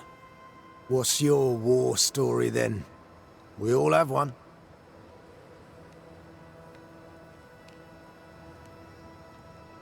In a tavern in Paris, with three of my comrades, a Turkman stood us drinks and offered us work, fighting for the Ottomans against the Viennese, and the Poles, the Prussians, and whoever else. And the pay was good, a villa each in Cyprus and slaves all of our own. I said I'd not have slaves and I'd not turn my coat. "I will," said my friend Lucas, "but I'll free the slaves." I shook his hand and wished him well. 9 months later, my band ambushed a Turkish emissary on escort to Venice. I found Lucas by the side of the road. I buried him where he fell. Well, probably wasn't you who shot him, was it? Hard to know, I suppose. But you know what never leaves? The smell. That sickening, coppery vapour rising as a man's life pulls beneath him. For all those brave young boys we send off in search of glory, that stink is their rude awakening. Easier to die with than live with, perhaps. Perhaps. Perhaps not. But come. Blood soaks away. Let's not dwell upon the past and men long gone. You're not like this, but we must speak of Joshua. Leave it be. In the past, where it belongs. Your past is very much present. Your friend Joshua has a message for you. He wants to take revenge. I know it.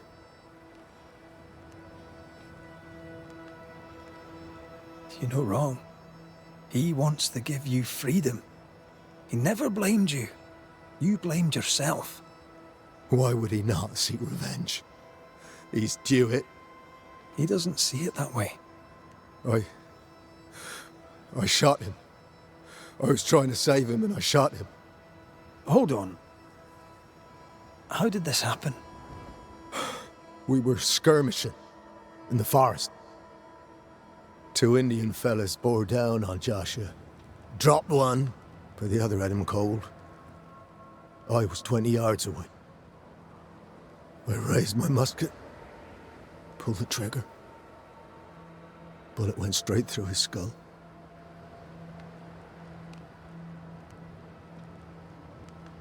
Did you admit it later? I mean, no one would have thought the worst of you. A battle like that, well, shite happens. Shite happens to shite soldiers. I said nothing. I wanted it over. I want it over. I don't want to live. I want to die. Please. Please. Put me out of my misery. What is it with you people wanting to die? Deadly serious now. You sure this is what you want? But in no doubt. I'm certain. I can take it no more and do not want to.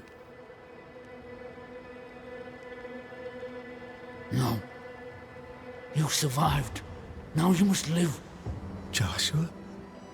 Is that you? It cannot be. I saw you dead. It is, old friend. I've tried for the longest time to speak to you, but your guilt took my voice. You must live in peace. I have done the right. I shot you. I was sure my aim was good, but it was not. I shot you. It was an accident, Andrew. You tried to save me. You failed, but you may make amends. Until you give yourself peace, I cannot have mine.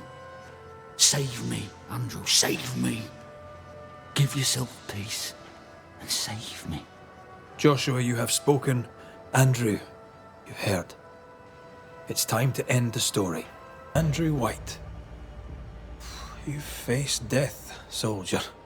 More than once. You and he have shaken hands and he has tricked you. Yet rarely have I met a man so determined to walk into death's embrace. I, Banisher, I have seen too many dead. Just one, and then no more. You swore. You swore to help him. We are helping him. We're freeing him of your curse. We're ending his haunting. Calm yourself, my friend. I choose this. Allow me my dignity and forgive me for my sins. Do it. Please. No!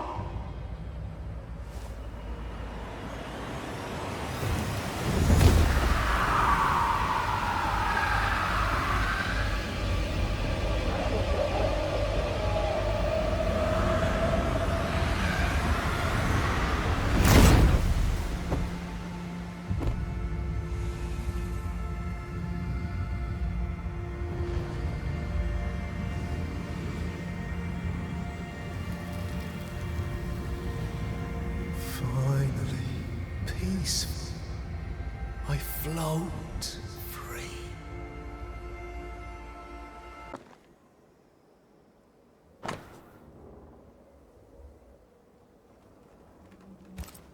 Ritual of unbinding. This must be it. Yes. All you have to do now is repeat Fear God's prayer to get rid of a curse placed upon an item.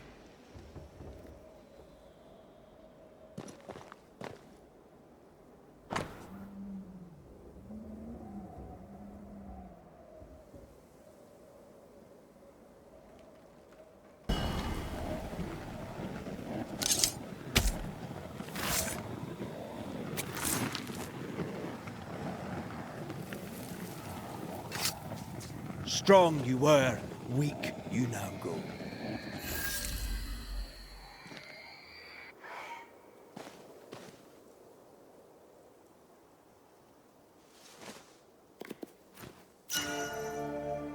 Red McCraith, how very good it is to see you. Are you well? We make do. We're almost happy. Well, that's saying something, things being the way they are. We owe you for that. We'd like to repay you. If you can bring the iron, we'll craft you something fine. And glad to do it. I heard Fort Jericho used to have a blacksmith. Perhaps you'll find some there? Greetings. Widow Ingersoll? Shall we trade? I rather think we should, sir. What interests you? I had to dig a little, but I've found you some iron. Will it do? It will. Give me a little time and I'll make you something useful. You just wait. You'll love it.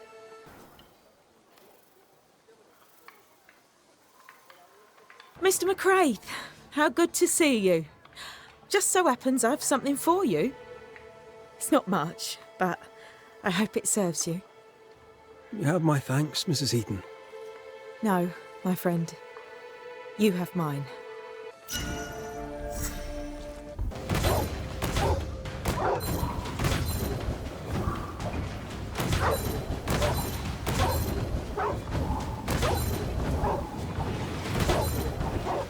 Just an unusually large wolf after all. Oh, summing up, someone took refuge here but was attacked. A massacre of wolves caused the fog, but of whoever did the killing, there is no trace. Not a ghost, nor a spectre. Something with an uncanny climbing ability. Well, I'm stumped. I suppose some mysteries are never solved. I didn't expect you back. I'm working my way back to New-Eden town. There, you're on your own. Do you wish to talk about what happened with the beast? You killed my sister. I have nothing more to say to you.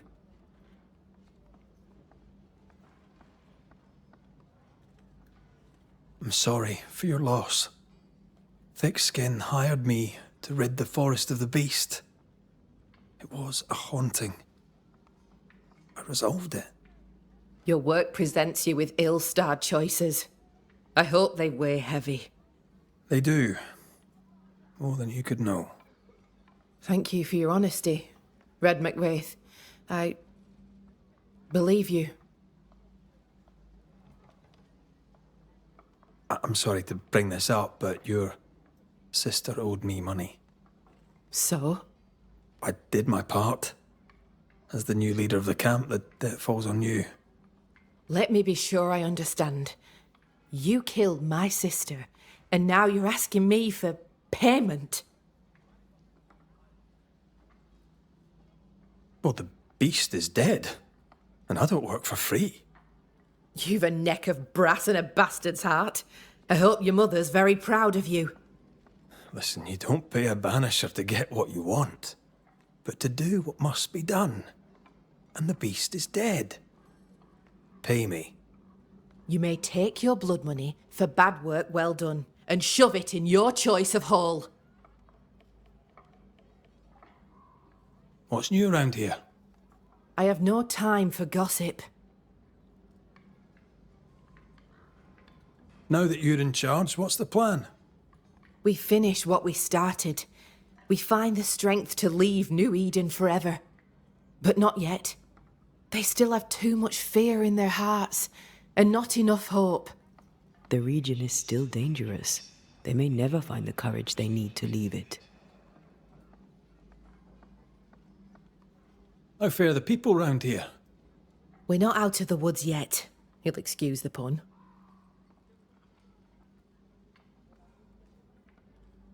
The settlement seems to be doing well with you in charge. We've made some gains, but we're far from ready to leave. Did you tell them what Thickskin did? I told them she died hunting the beast. Some are yet in their sullens, but they're better with sleep now the nightmares have stopped.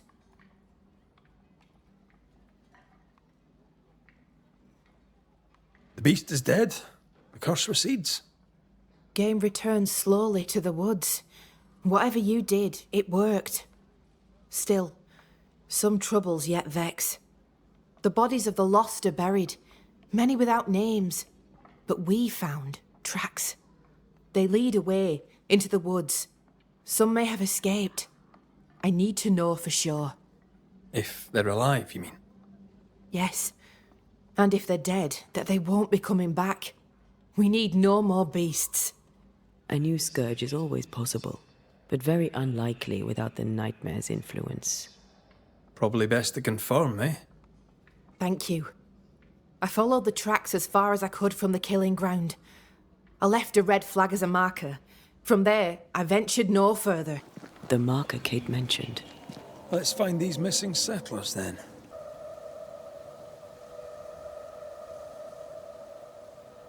They went southeast, hoping to reach the sea. Then we'll do the same. Ah! Back, you monster! Oof! Hell's balls, lady. Oh, Mr. McGrath. You are a monster.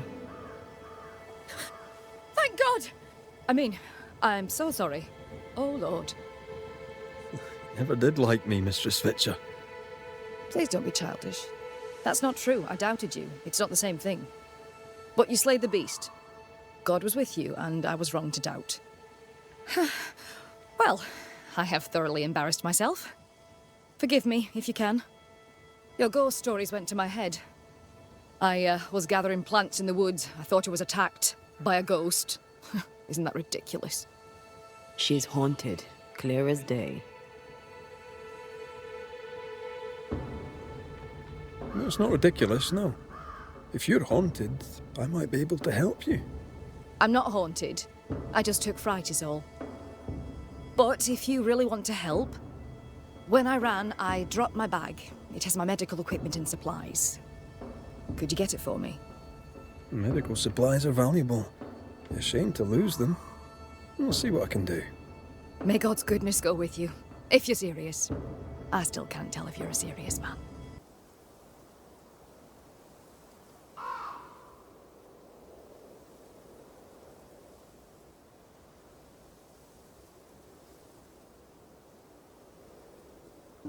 The ghost was after Evelyn, not her bag. Spectral stains lead back to camp. Why, Mistress Fitcher, whatever is the matter? I was home, working. All of a sudden, the book in my hands was torn apart. What does the devil want with me? Not the devil, but a ghost. You must know it now. Till lately, I would never have believed such nonsense. This never would have happened in Yorkshire. I've passed through Yorkshire. Seems nice enough. Why leave? Why does it matter?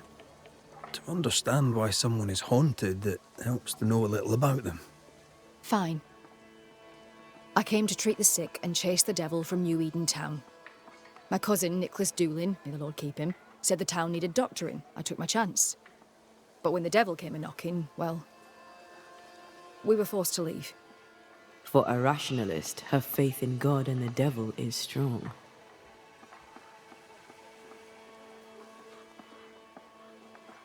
Did Thickskin ask you to join her group? Nicholas spoke to her for me.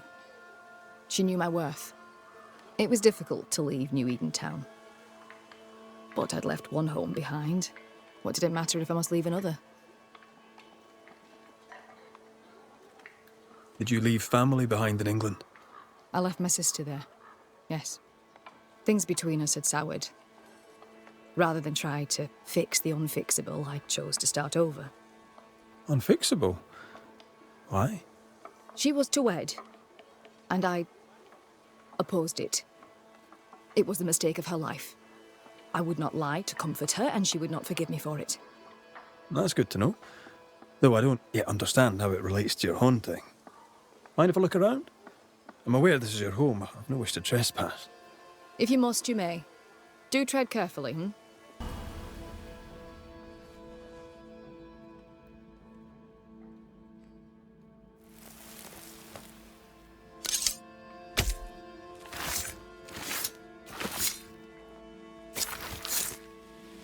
Present yourself, I compel it.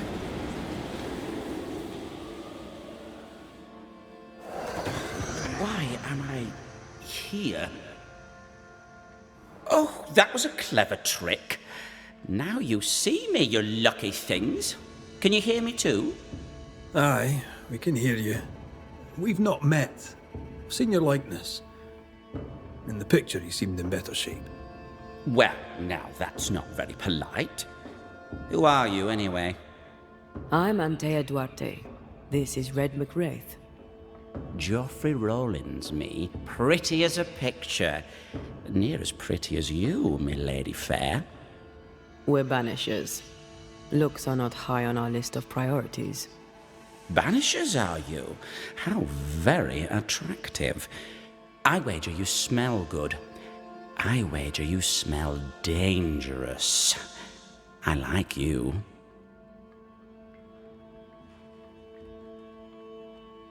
Why do you stay to haunt Evelyn Fitcher?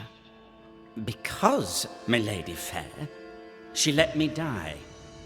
But she was your doctor.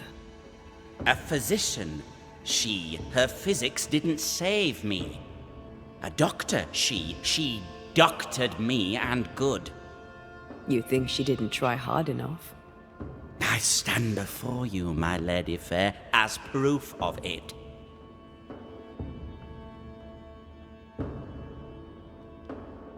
You've a very high opinion of yourself.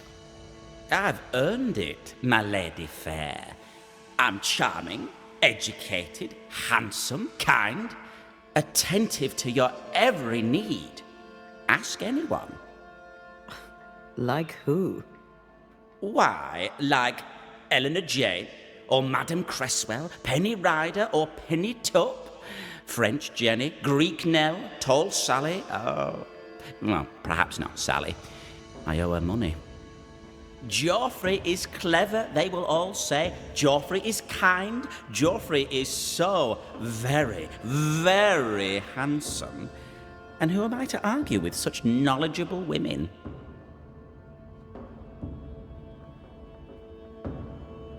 You like to be loved. Don't you, my lady fair? I love to be loved. I miss it. To be alone is to be dead. Right now, sad to say, I'm both. The portrait. It's very good. Whose work is it? It was a wedding gift from Evelyn, my sister-in-law. A mark of her affection, perhaps. Was she dear to you too?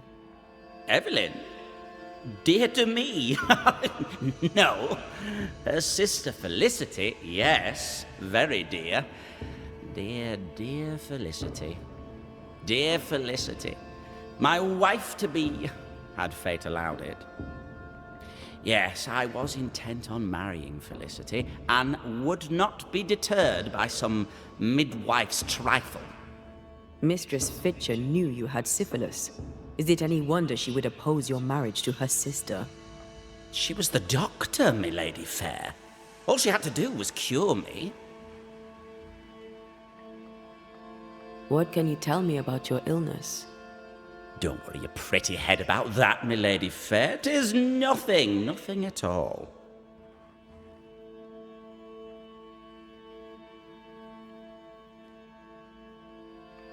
I beg to differ. Syphilis is very much something. Because you had the pox, Evelyn Fitcher begged you not to marry her sister, Felicity. Ah, Felicity. She made my legs tingle, my head spin. She set my heart a-beating. Love, my friends, is a beautiful and dangerous thing. Before Evelyn let the illness take me, I was not so sick. I was just a man in love. Hale and hearty, me. You sure about that, friend? Because from where I'm standing, you look like shite. The pox was nothing, old man. Nothing at all. I was a fool in love.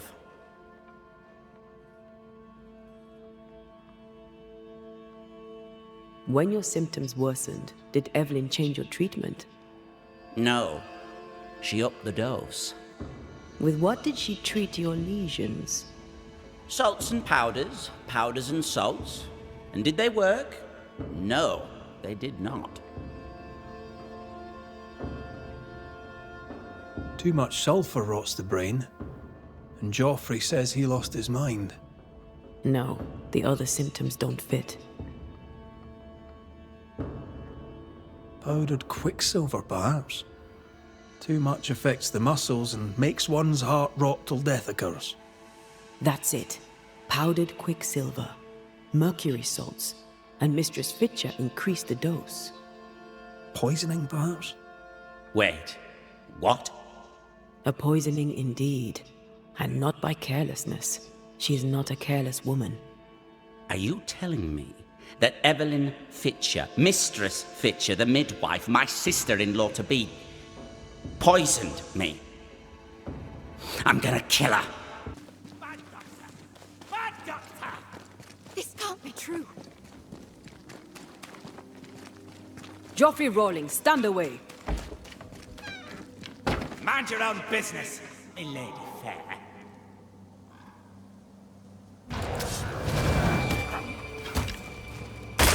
It's about to shoot. It's over. They're gone. By God Almighty, what on earth were they? I know who haunts you. Your ghost is the spirit of one Joffrey Rawlings. Oh Lord, I thought I knew the voice. I thought I glimpsed his face.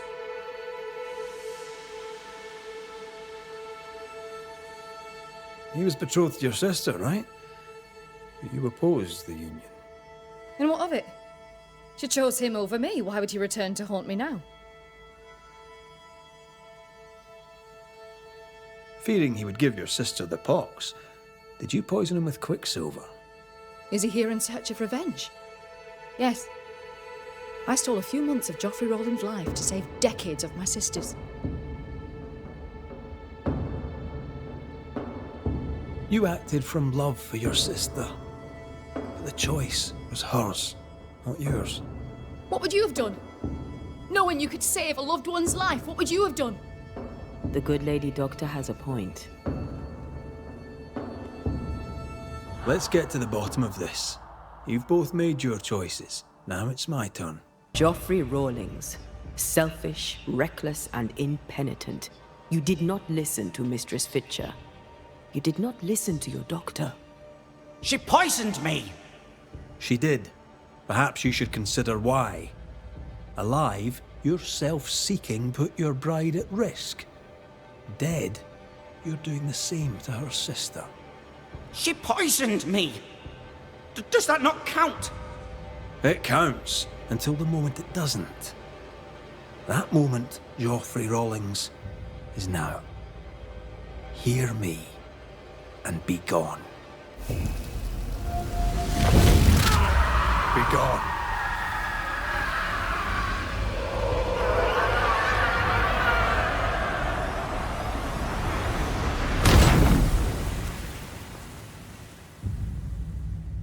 Difficult though it be to walk these dark tunnels, I'll guide you as best I can.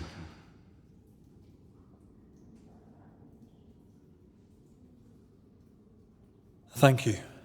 When you're searching for the source of the wrath of the hordes of the dead, it's nice to bring a friend. I fear their anger justified. This place knows much tragedy.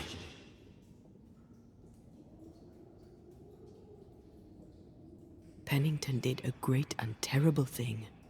Your death must feel like an outrage. I am a soldier. I took the shilling. Death is part of the bargain. One dies so many may live. I served the sick and the dying. When my turn came, I was ready. But now, in the fort, there is no noble sacrifice. One dies, so all may also die.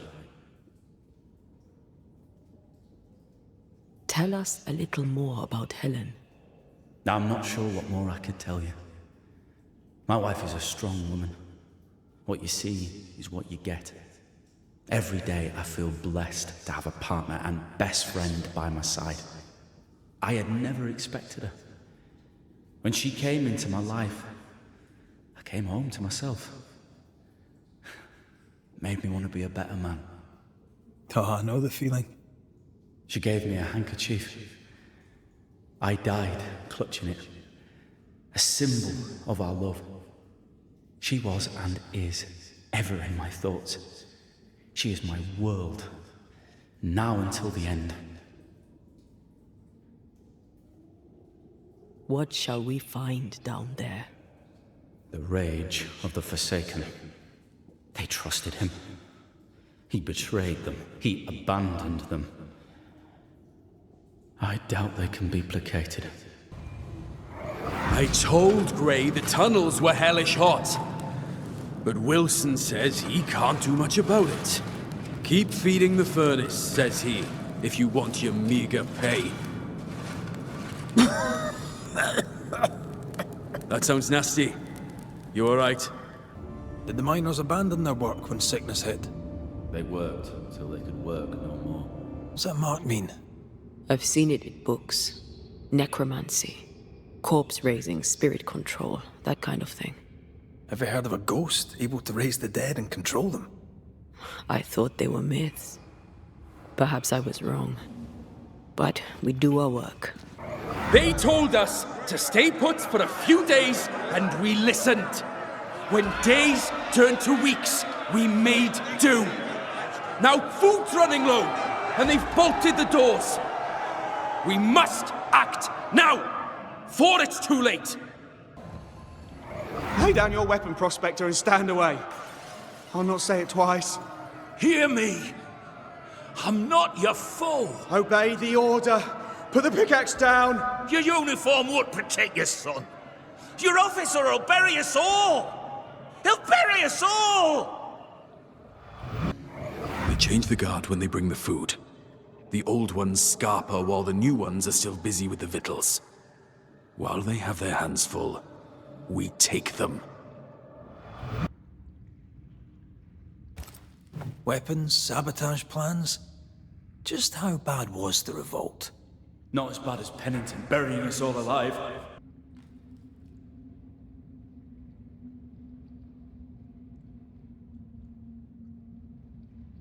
What matters is that Pennington must pay. There is nothing else. Sebastian Priest, in the mine you were to tend to the sick. Instead, you afflicted them. What? No. This is a heinous lie. I gave my life for it. You turned into a tyrant until revolt emerged among the exhausted survivors. They must have gone mad down in the dark. Their rage found a target in me, the captain's man. I died innocent. I died a hero.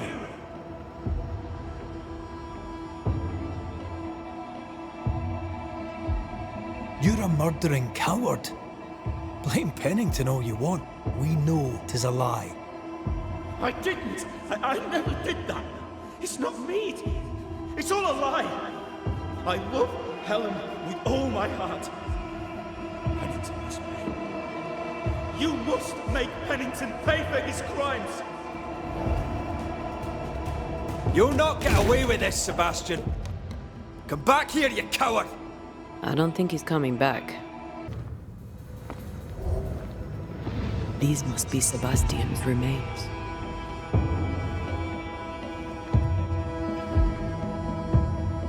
Curious. The priest said he was the last to die. Said he shot himself when hope ran out. That someone stove this fella's head in with a pike.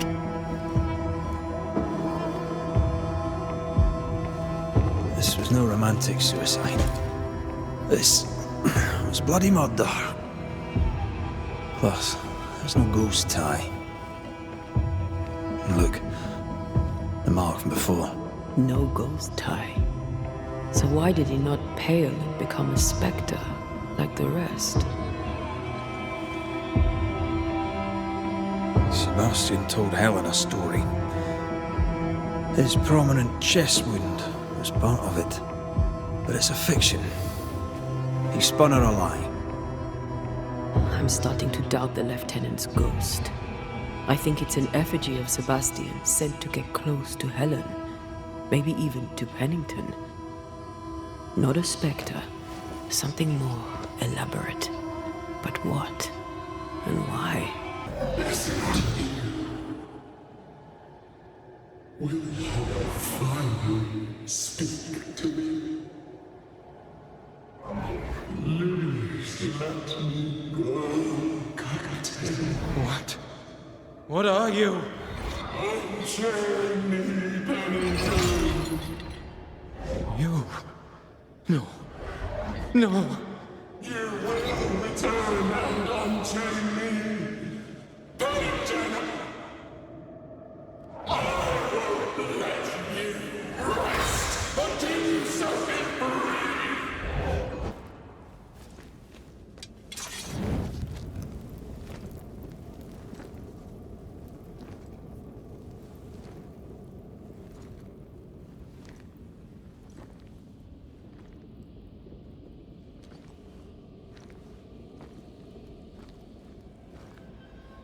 Can you see it? Not yet.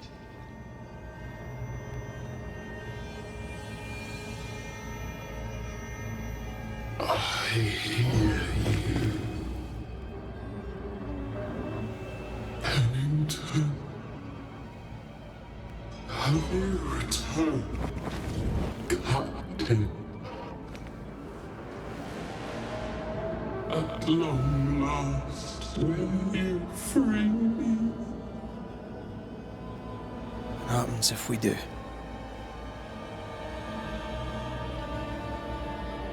Then I will crawl and climb and knock, and the captain will taste his own medicine. You're Deborah, right? Pennington had you arrested and clapped you in chains. A broken bottle, locked away, forgotten, down in the dark. Lift the heavy chains from her, free me. If we do, will you talk with us?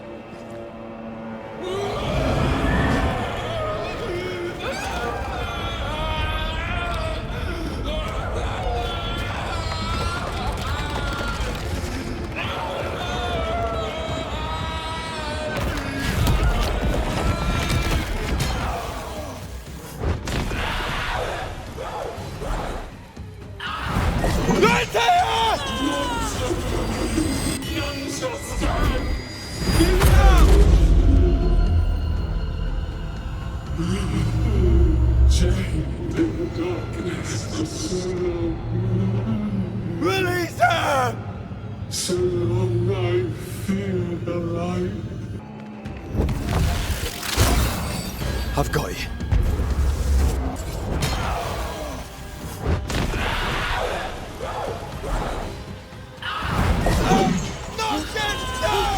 Find me!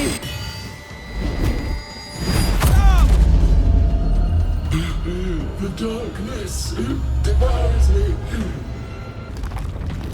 I need a sign!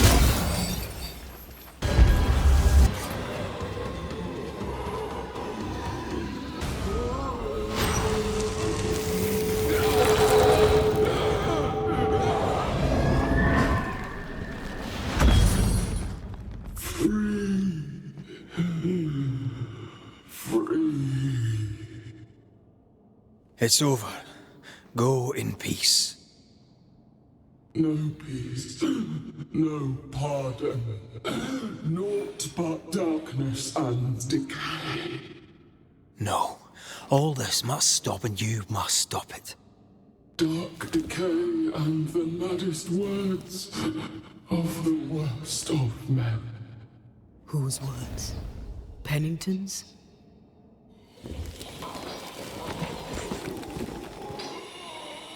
The worst of men.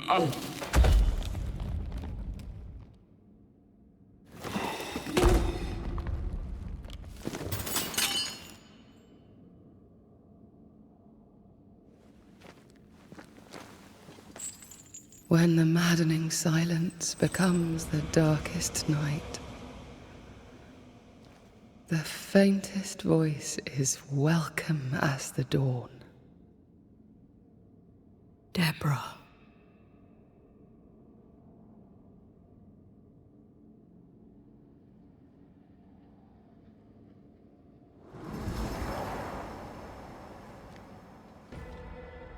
Why, this is mutiny. It is justice. Justice long denied. Wait! Thought you'd been killed in the mines. Soon blow lie dead in the mines. Neither one more word nor a move from you.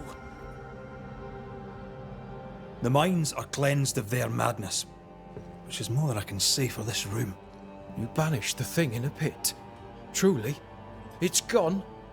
Aye. The puppeteer is no more. The siege is lifted. Don't get excited.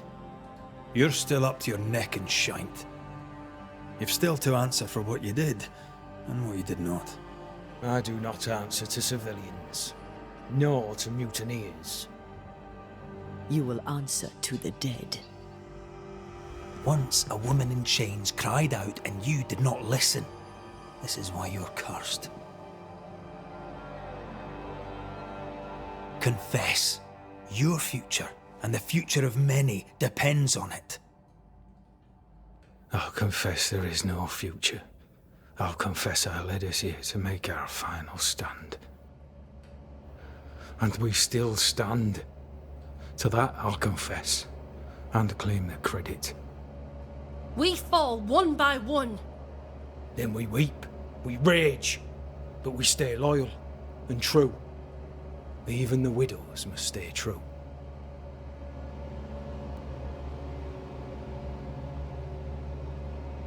In fear you dither while folk die. Soldiers will not long stay loyal to a coward. I do not fear a future already written. The die is cast. I dither not. I hold. I hold and watch the end unfold. There's more to this. An older guilt. A deeper fear.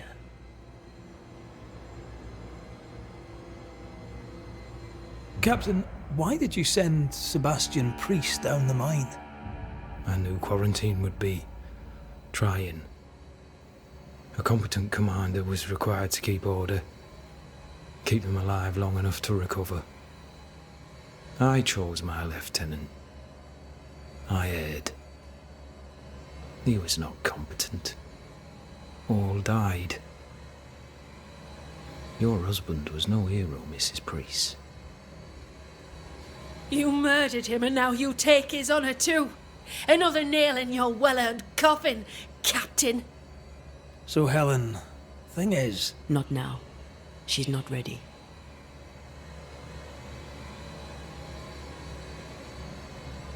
We return with answers to find you in full mutiny. Why now, Helen? Sebastian returned, disturbed. I thought he'd left you dead in the mines. Your mission had failed. I could no longer wait.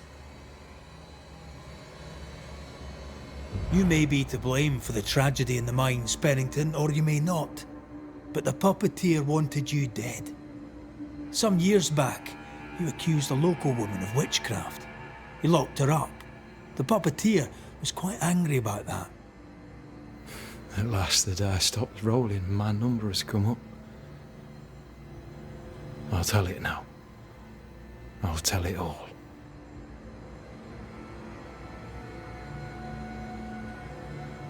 When you slandered her, you knew there'd be a witch hunt. Why'd you do it? There was no slander. It was true. She was corrupt.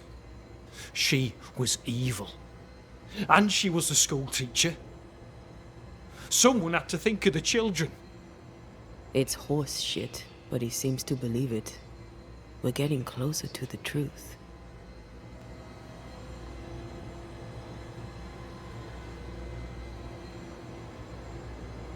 You acted irrationally.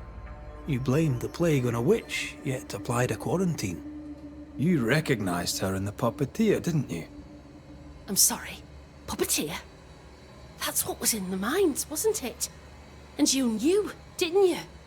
How long? For how long have you known? What I know and you do not would fill a library. Sebastian's sway over Helen is dangerous. If she takes charge, so does he. But Pennington is depraved and merits no saving. What's your thinking?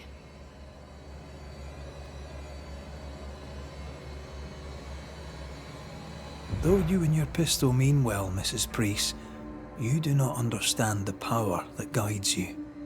Do what you must, and face the consequences. Cast the die. You failed, Captain. As an officer, as a man. You brought a curse upon the people of New-Eden. No. The fort needs a leader without blood on her hands. I'll do it. I'll place the blame where it belongs.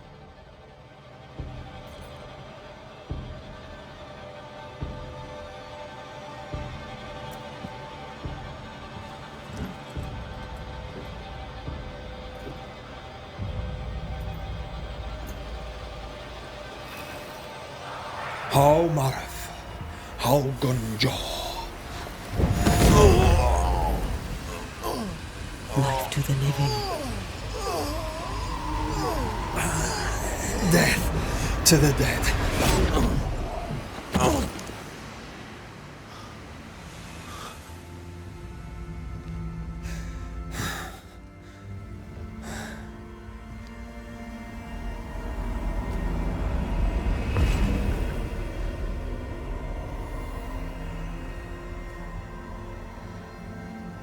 When there's a man seen and done too much, as a soldier, a leader, a father. Down with tyranny. Justice prevails.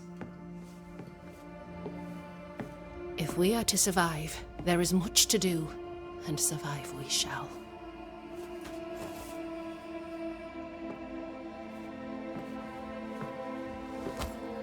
For the record, beyond that door, Captain Pennington was tried and executed for his crimes.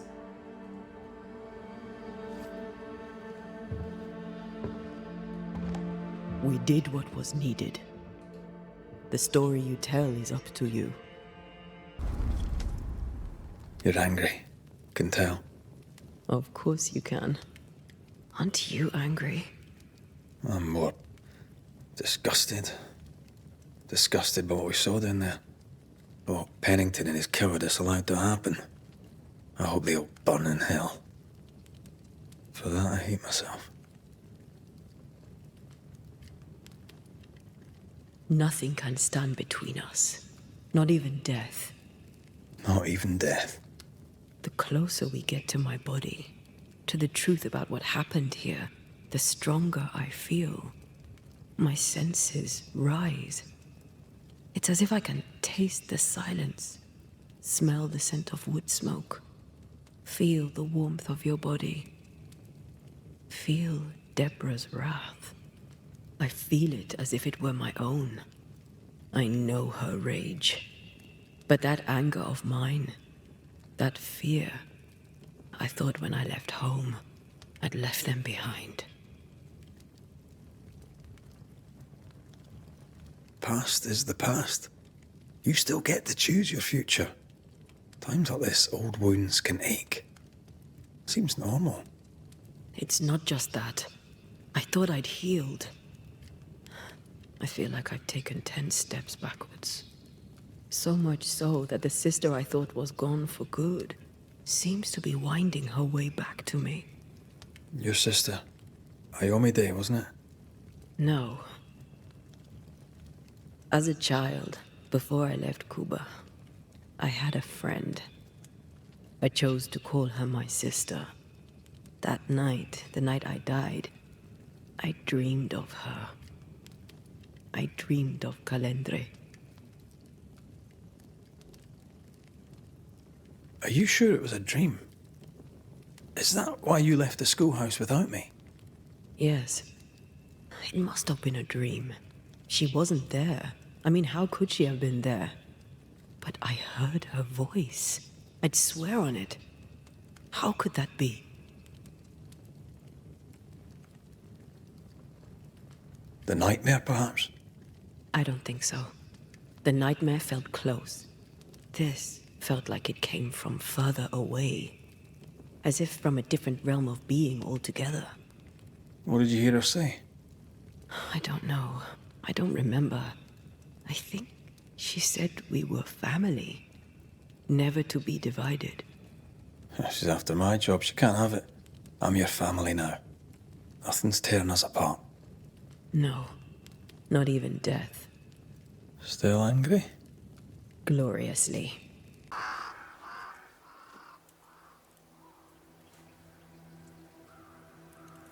The Banishers are here. Already? How unfortunate. You called us. Did I? I thought I had more time. In the end, it runs out for all of us.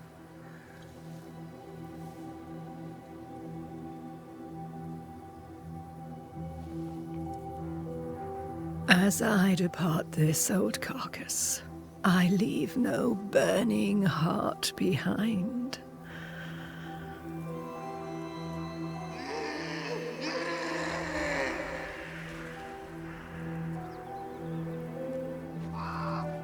Go or stay. To prevail, you must first set your heart at peace. When at last you face the nightmare, you must both be clear on what you want. You must. What do you mean?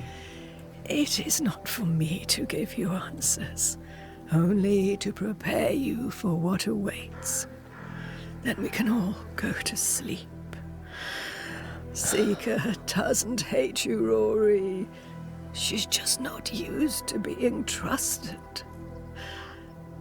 Protect her. For me.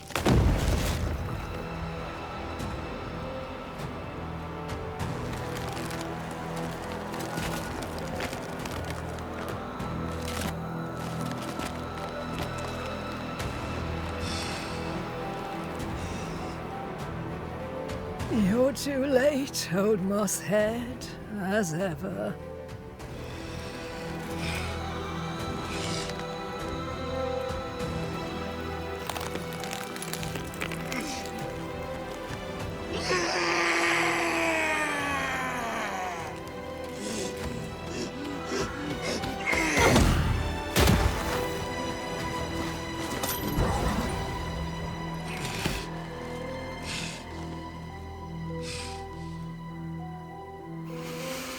Time for peace.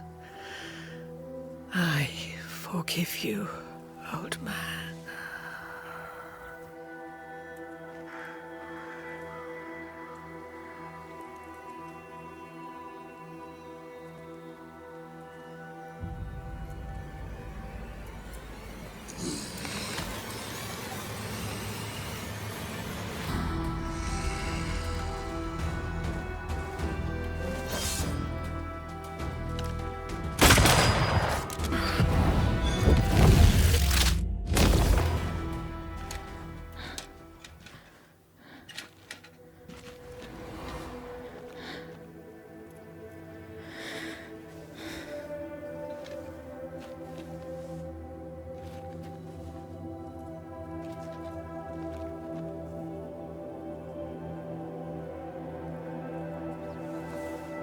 Old Mosshead is no more. He'll never drink from your skull now, will he? Another ancient promise broken.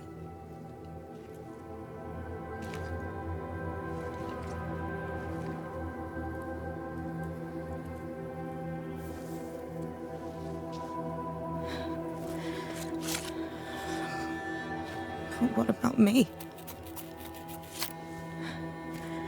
How do I live now?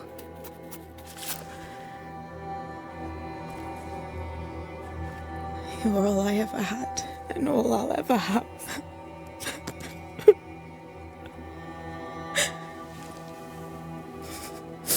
Can I set the world on fire now?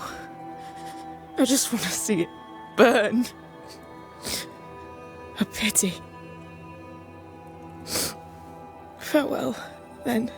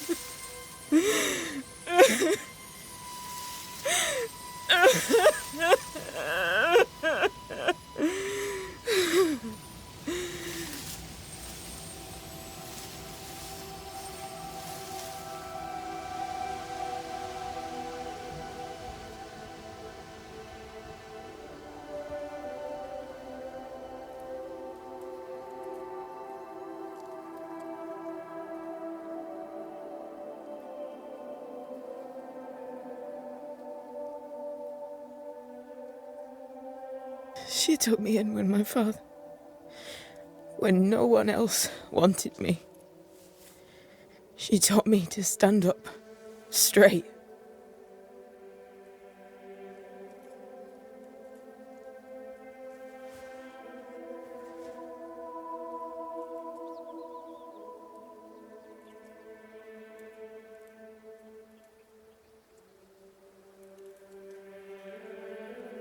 Leave her be. For now. What will become of Seeker now? She'll try to make sense of her pain. Or perhaps she'll sit with it a while. Or she'll try to kill it. Grief knows no rule book. When I returned from the war, I walked the wet streets of London for a long time. All I could feel was my heart digging a hole deep inside my chest. After what I had seen, what I had done, I just wanted the pain to stop. I wanted oblivion. Your ghosts were killing you. They almost pushed you to insanity, but you pulled through. I let myself be drowned. You're the one who pulled me out. Poetic, if melancholic. What's going on, Red? I feel lost. I can't even stand myself. I can barely stand to look at you. Something eats me from within, and it's growing. I don't know what's happening. I'm scared. I scare me too. I am untethered from the world. But through you, I still feel like myself. I cling to this. The closer we get to my return, the further from life I feel. I care nothing for the living. I only care for what I can take from them. Do you feel that way about me too? No, of course not. What are we doing? We're reclaiming our world. The only way we can. Are you sure? This is what you want? We made an agreement. Are you having second thoughts? I don't know. Maybe. Ceridian's death has changed things for you. Yeah. She had power, purpose. She had love, and she still chose to leave. Maybe she's right. Should we reconsider? It may not be too late to change our minds. But you must promise me, Red, whatever we decide, we stick to it. We cannot change our minds again. I swear it, my love. This is it.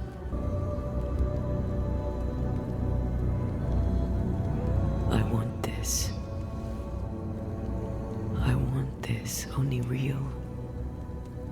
I want to be with you in the flesh.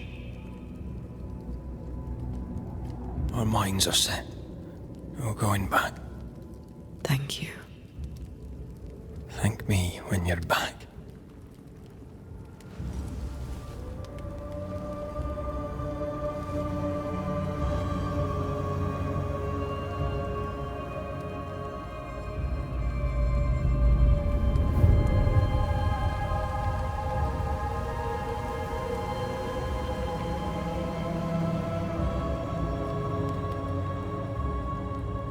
Backed by the Banishers, Helen Priest dethroned Captain Pennington.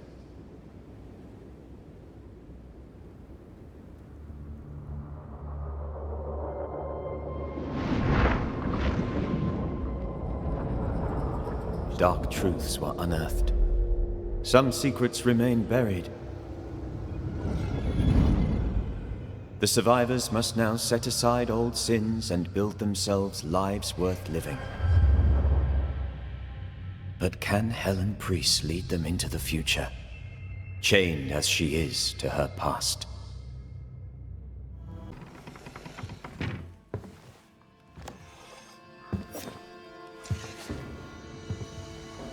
We're closed.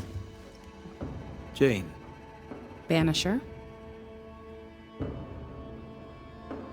Where's the older gentleman I met before? He died. I was out hunting, and when I came back, his spirit had gone. It was wrong to leave him to die alone. His ghost now haunts you. But you know that, right? Leave his spirit alone, Banisher. It's no small thing to be haunted. It's no small thing to be dead. The Squire has always protected me. That's more than I can say for most people. Now I'll do the same for him. Dear Jane, too kind. Squire Paris, sorry to see you this way. Not as sorry as I am. I'm a banisher, you know. I could help you, both of you. That's what I do. I don't know. This is new to me. Jane stands by me, though I'm dead. Oh, remarkable woman. You've only ever stood by me. Now, Banisher, we have work to do, as I'm sure do you, elsewhere. We must talk. I think he means you. Wonderful. Go on, then. Another ghost. I'm guessing from your rigging that, like Mr. McWraith here, you're a banisher. ANTEII Duarte. Yes, I'm a banisher. Red can see you, by the way. He can? Oh, interesting. Being dead, it seems, comes with a whole new set of rules, and I do not wish to learn them. As I'm sure you're aware, someone, somewhere, has made a mistake. Several mistakes, in fact. Oh, aye? Yes. I'm not supposed to be dead, and even if I were, I shouldn't be here talking to you. I seem to be haunting Jane. I'd like to employ you to do whatever it is you do and send me on my way. How did you die? My heart gave up on me. I felt a terrible pain in my chest. My head spun, the world tilted, then it all slowly faded away to nothing. My heart gave up, and who could blame it? Poor me. I died alone, but I died with dignity. At least there's that. Had someone been there, they likely couldn't have helped. True. Still, some company would have been nice. Are you in love with her? You must be joking. Love undeclared is a common reason for a ghost to linger. I am not a man of undeclared emotion, Mr. McWraith. Do you have any unfinished business that could be keeping you here? Business was my trade. Trade was my business. But I'm not here because of unsold stock. I must be here for Jane. She was my bodyguard. The contract was informal, but we obeyed it to the letter. For my part, for years I helped to track a group of mercenaries known as the Hummingbirds. Go on. I'd rather not. Jane's proudly Pennacook, and the story is her own. She'd tell it to you before she tells your man. She doesn't much trust white men. I'm shocked. Keep talking. Before we left New-Eden town, Jane had a secret. She was working on a map. I suspect she was up to something dangerous. Unfinished business. I'd like to see that map. If you look behind me, you'll find her quarters. Be discreet. I've betrayed her trust enough.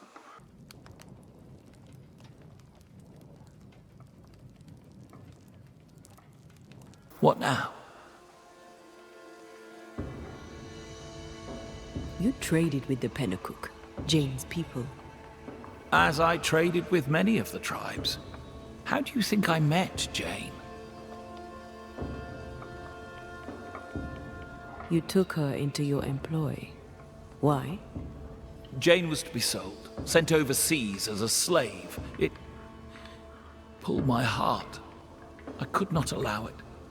So I bought her at auction and gave her her freedom. The irresistible river of commerce could, I thought, flow on without her.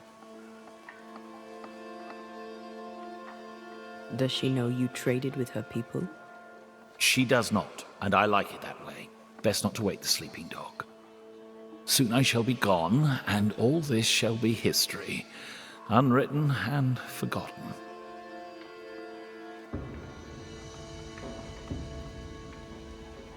Hummingbird mercenaries massacred Jane's people. She likely seeks revenge. Ah, right. You don't seem surprised. Why do you think we came to a backwater like New-Eden? She knew the Hummingbirds had been here. I wonder if it's this that's keeping you here. Yes, of course. It must be. Right. That's sad. Can I go now? Jane wants revenge on the mercenaries who killed her people. Maybe that's why you're still here. Give us something to work with, Paris. Jane had a cache of weapons in the wood. The fiery grove, as she described it. I presume it to mean that the trees there are autumn red. Arms in the woods. Red leaf trees. Noted. We'll take our leave, Squire Paris. I'll set up shop by my graveside. You'll find me there. Help! Crows incoming! She's an artist. That makes her doubly dangerous. And here's the cash. There's enough powder and shot here to bring down an elephant. Or a flock of hummingbirds, perhaps.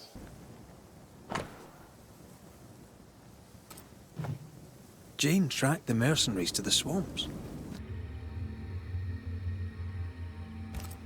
Smallpox-infected blankets to be sold.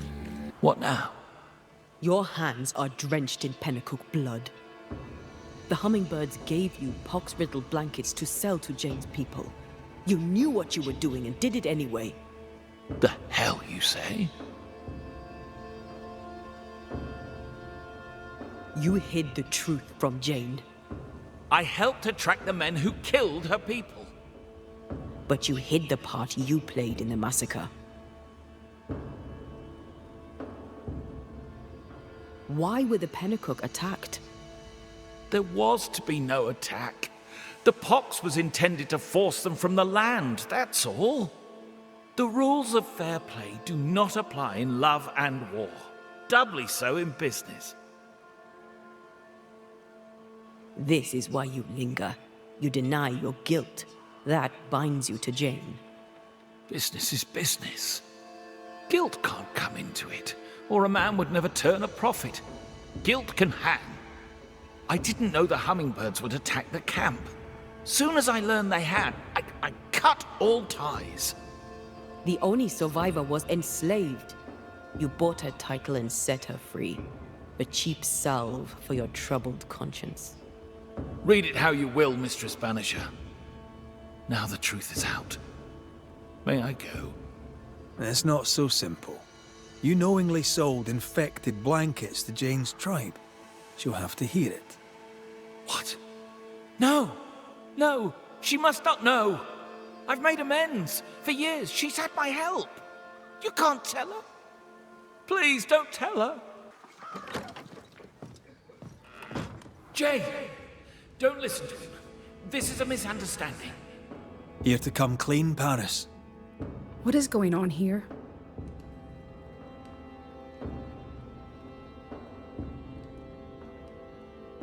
When the hummingbirds attacked, your people were sick. Smallpox, right? Even dead, the squire cannot shut his mouth. He knowingly sold your people disease-ridden blankets. When the pox did not kill you all, the mercenaries attacked. Only then did Paris disavow the plan. Until then, he'd been their partner. If this is true, then the squire is lucky he's already dead. I need no banisher. The spirit of Squire Sincere Paris is mine. Why did you work with the hummingbird mercenaries? I'm a merchant. I trade. Business is business. Money is money. Blood money. All money is blood money. Especially here in the shiny new world. All money is blood money. Anything to add, Paris? Nothing to add. My downfall is complete. Now, do what you do, and send me on my way. I'm afraid right now it falls to us to end the story. Squire Sincere Paris, you tried to redeem yourself for your evil business. But you're a ghost, and I'm a banisher. We deal death to the dead. That's the trade. And business is business. No! I've made amends. I've paid my bill. And now we shall settle your account. Be gone.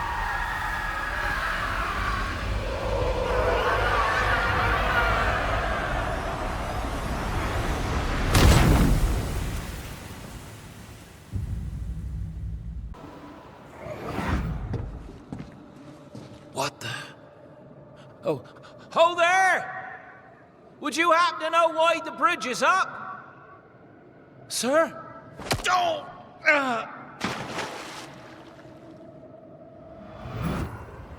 Can people not stop murdering each other for one bloody minute? And put us out of work? I'd almost welcome the change at this point. Come on. The body would have floated downstream. A very broken strongbox. Empty of its train band payroll. Our messenger was also carrying money. And it's gone.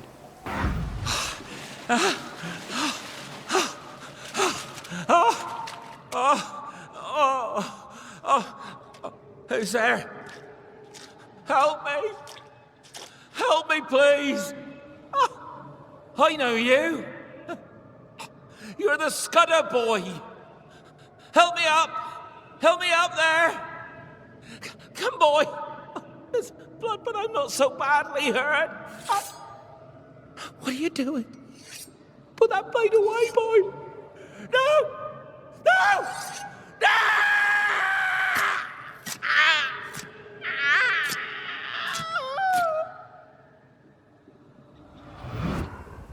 The rock didn't kill him, nor the water.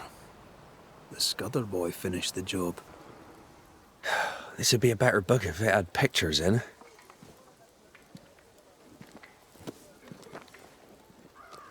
Better still if I knew how to read. Your lordship? Oh. Red. Mr. Scudder. Is your cousin around? I've not seen him in a while. Maybe he's gone to the woods, the safe part. He does that. What did he do in the woods? Checking his traps, I suppose. Not that there's much game. I wish he wouldn't leave me.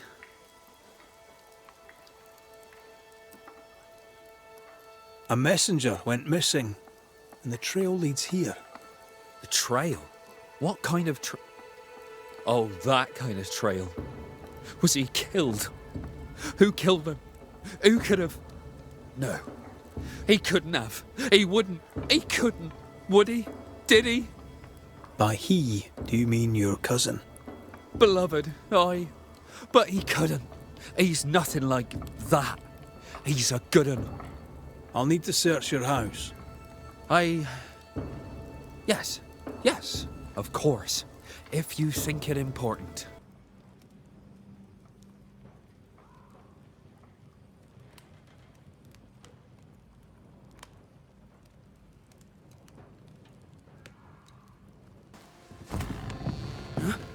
You prying Scots busybody!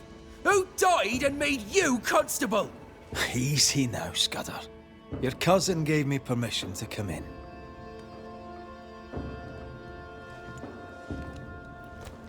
Credence means everything he says, and thinks everyone else does too.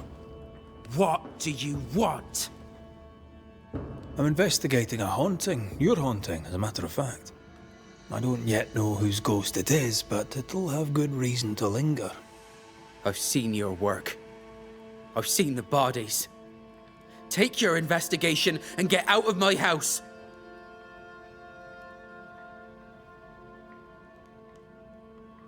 No need to be so defensive. What are you hiding, Mr. Scudder? No, you're trying to bewilder me. Out with you, out of my house.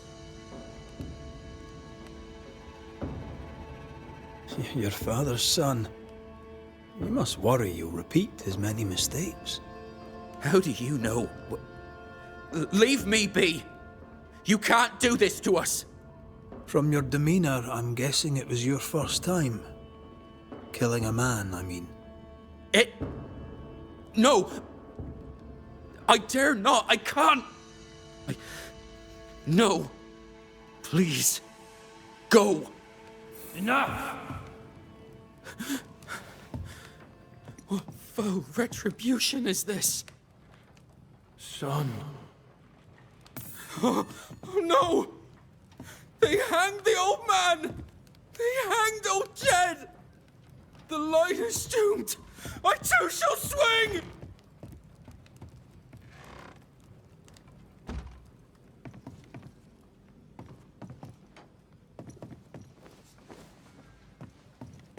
You must be the boy's father. My son is innocent. I'm Antea Duarte, and this is Red McWraith. We are Banishers. Look, to Credence. In your letter, you said you were coming to New-Eden. You made it, sort of. What happened? I had passage booked to Boston. A captain would ask no questions. And a ship's cook who needed the reward money. The catch post took me at the dock. 10 days later, they took me up to Gallows Acre. And there I was hanged. For murder? For murder, yeah. And all the rest. Why? Why'd you do it? You ever been to London, Scotsman? Aye, I have. Then you've seen how the people live. The toffs, I mean. Them as has money. How do you think they come by it? With their wars, and their taxes, and their sheriffs, and their bailiffs, that's how. They kill for gain. Why should I be different?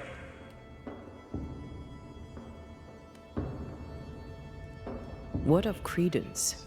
Why should we look to him? He was a hellion as a baby, and no mistake. Especially after his mum and dad died, and we took him in. I thought him an odd child. But he were happy with my Mary, and sweet too. She loved him.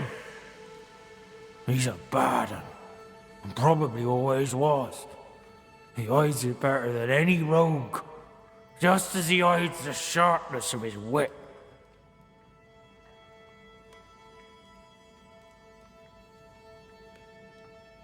Why send him to New-Eden then? Mary thought to take the boys as far from Bristol as she could go. In the colonies, so went her thinking, she could raise two good and honest men. But without her guiding hand, 'tis clear that Credence bent beloved, crooked.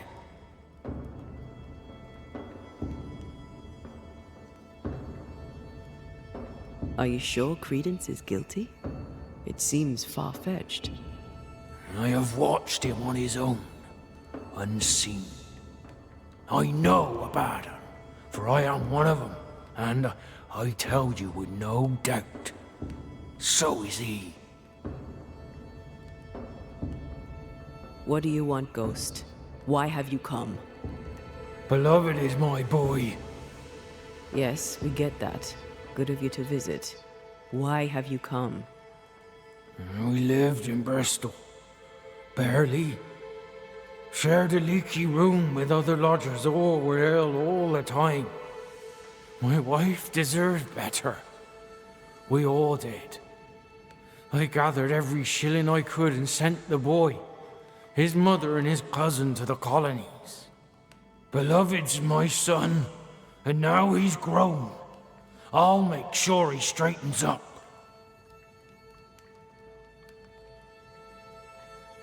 So you're here to protect Beloved? Protect him from what? From corruption. From perdition. From my blood that runs in his veins. But most of all, I must protect him from corruption by his wily cousin Credence. It takes a bad un to catch a bad un, and that's how I know Credence is vicious. He has a hiding place in the woods. There, you'll find the proof. Where, exactly? How shall we know this hiding place? There's a small wood cabin, but well hid. West of here, on the heights. A wooden cabin hidey hole, west, got it. He's dead. He's really dead. They hanged him, didn't they? Aye, they did. Condolences. Keep him. Jed was a bad father and a bad man. The world's a better place without him. Am I haunted by his ghost? You tell me. Why would the ghost of your criminal father appear now? Why would he blame Credence? You're the Banisher. You ask him. Better yet, you send him away.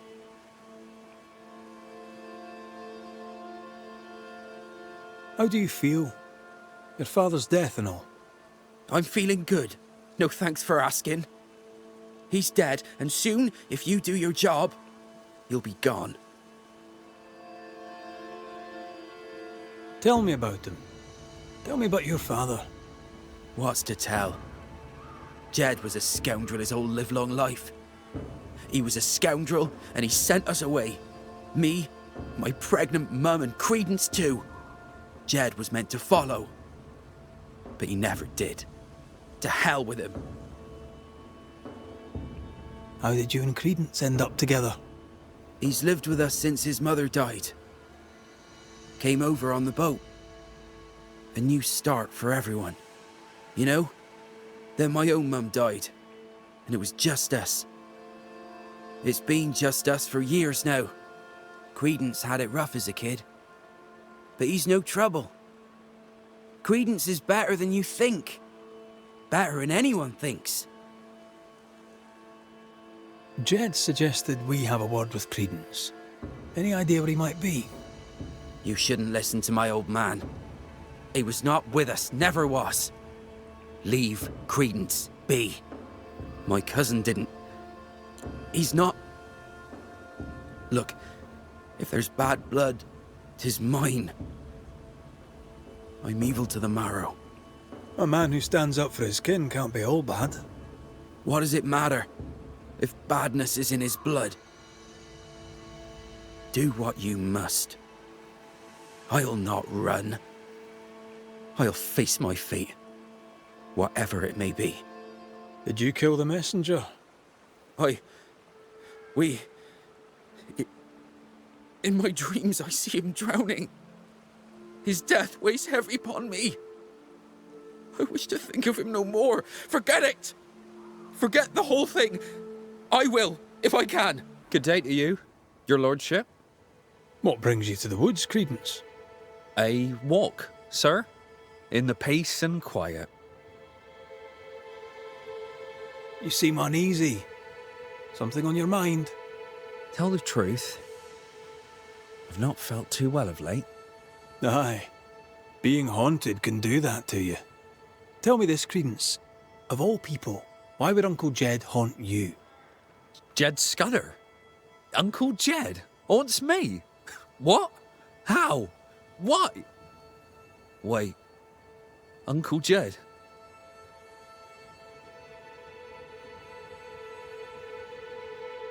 He accuses you of corrupting his son. Jed Scudder? Uncle Jed haunts me for being a bad influence. Uncle Jed calls me a bad influence. Should I worry? What can I do? Help me! Take care. He'd like you to have an accident. Don't help him make it happen. I'm a good man, sir. Don't let evil old Jed Scudder kill me. I'll try, Mr. Scudder. I'll try.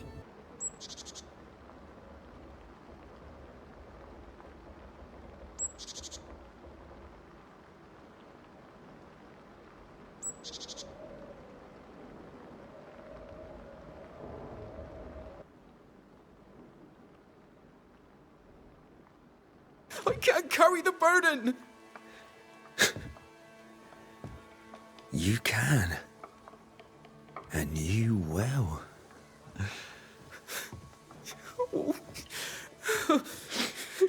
Soon we'll put it behind us. New-Eden. Everything. I cannot put it behind me. I bashed a man's brains in. I must fess it. No. I'll say you stabbed Askell's man and killed you in self-defense. As the Father, so the Son, they'll say, as they hang your corpse. No! What the? Jed? No one move, including you, Jed. Thank God you're here, Mr. McRae. Nobody bloody talk either, until we sort this out. What are you waiting for? Are you not going to take care of that ghost? Credence, you knew the postman was stabbed. How did you know it? Huh? What are you talking about? I knew it. I never mentioned it. Surely you did. You must have. Credence, the Scudder boy. The Scudder boy plays the fool. Plays us all for fools. Sir, you have it wrong. I swear it.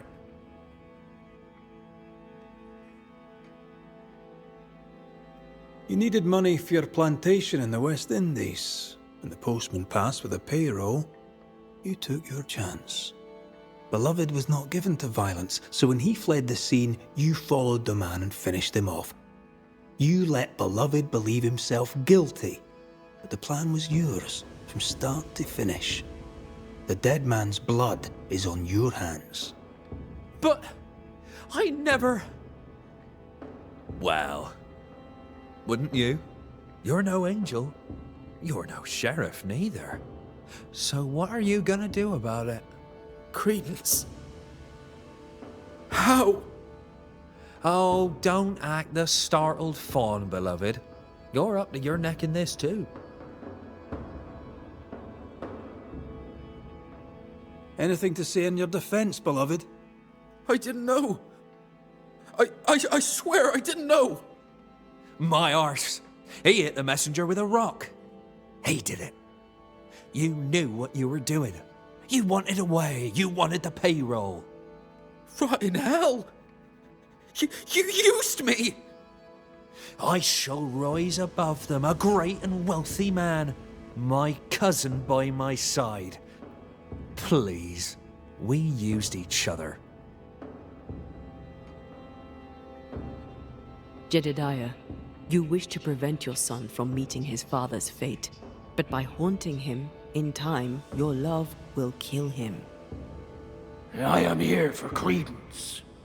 My boy is good.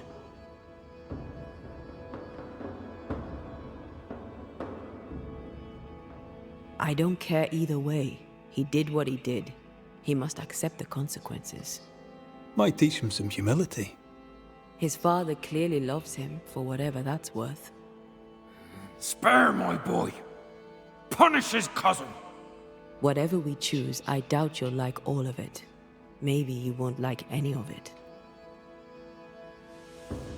Credence Scudder, you and your cousin are haunted by the ghost of your Uncle Jed.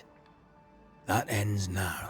Credence Scudder, a malignant manipulator, you killed a man in cold blood and tried to lay the murder on your cousin. With the least of your many mischiefs, you brought the tormented soul of an anguished father back from the dead. Sir, please, please, sir, I beg of you. Pah! That soft shite will work on me no more. Time to cut the bad from you. See what's left.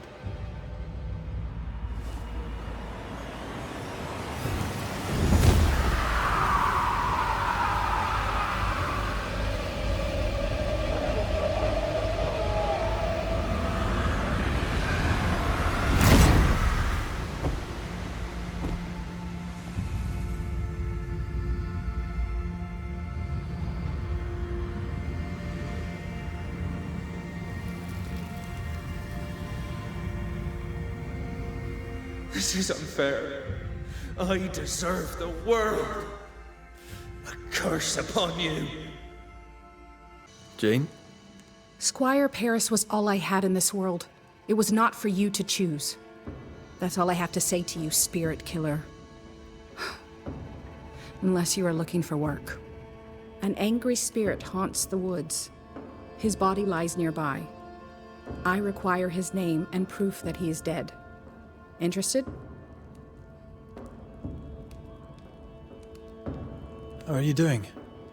I saw a man's spirit torn from the world. I'm doing just fine. That man used you. For years, he lied to you. He betrayed your people to the men that killed them. He earned his cut, and so shall they, living or dead. I'm ready now. Ready to deliver on their trade. Be careful out there, Jane. Please. No, I don't think I will. So, an angry spirit, you say? Yes, in the woods. I believe it is a dead hummingbird. This is good. Although I wish I had been the one to kill him. I need his name, to cross it from the list. All right.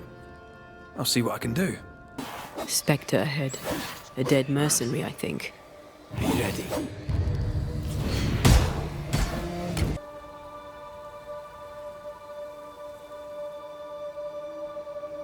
Jane.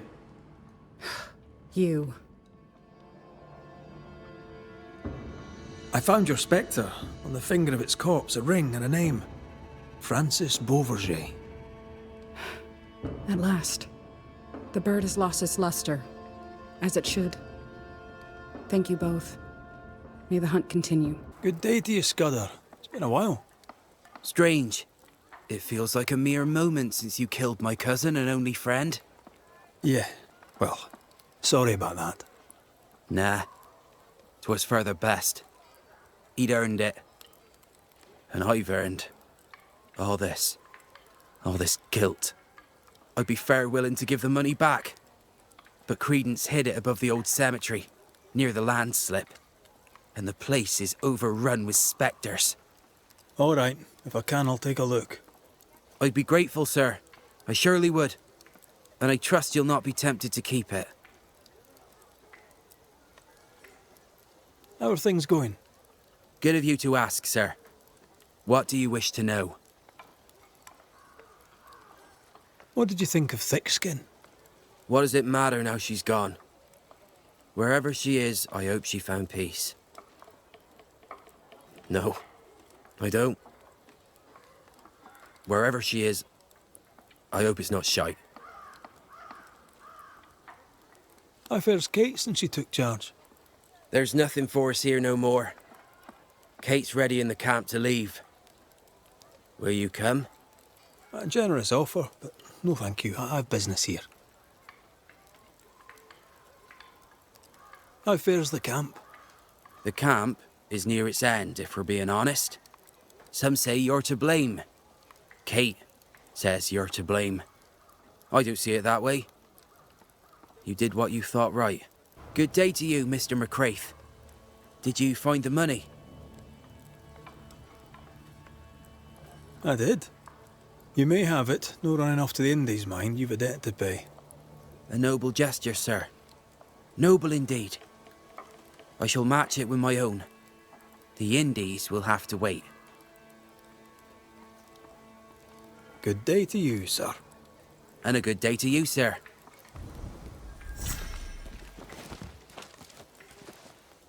Friends, find fortitude in our success. Exiled from our homes by the devil's machinations, we congregate before the Lord in this new meeting house. We gather, we worship, we overcome. And we shall be well protected by the holy ward my son now makes under my instruction. For I have spent hours countless in your service, poring through books and papers, devouring the oeuvre of my peers, that our meeting house be safe. Fairfax Haskell, for whom the word pompous was invented. Half built? Yes. Open to the four winds? Yes. But already it is resplendent with our faith, a shining reminder of our renewed belief in better days. McCraith, Mr. McCraith. I thought you.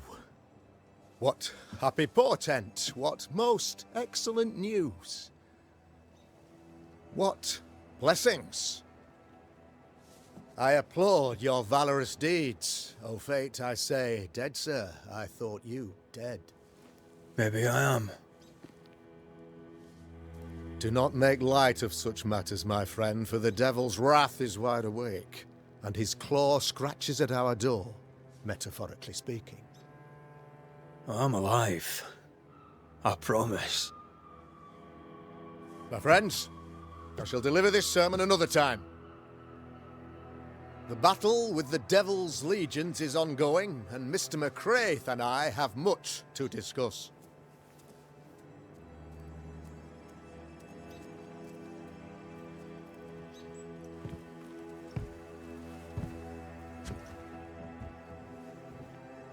Thank you, Lammy.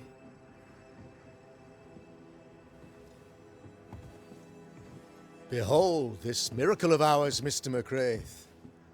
Exiled we, yet in our darkest hour we find the moral vigour to build this humble monument to resilience. But you and I must speak of darker matters. For we, erudite men of higher learning, know that evil yet walks. There is much work to be done. Indeed there is. Yes, yes. Forgive the inelegance of my welcome. You are alone. Do I surmise that Miss Duarte is no more?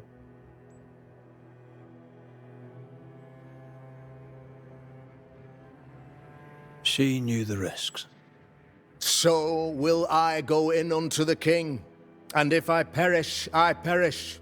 So said Esther to Mordecai. Such wisdom, such courage. I'm so sorry for your loss. Grief is a journey, long and painful, but you do not walk the road alone, I promise you. Oh, I know. I know. In time, God healed my wounds. May you too find peace. Now, I regret that even at this most burdensome time for you, I must move with haste to business and beg once more for your help.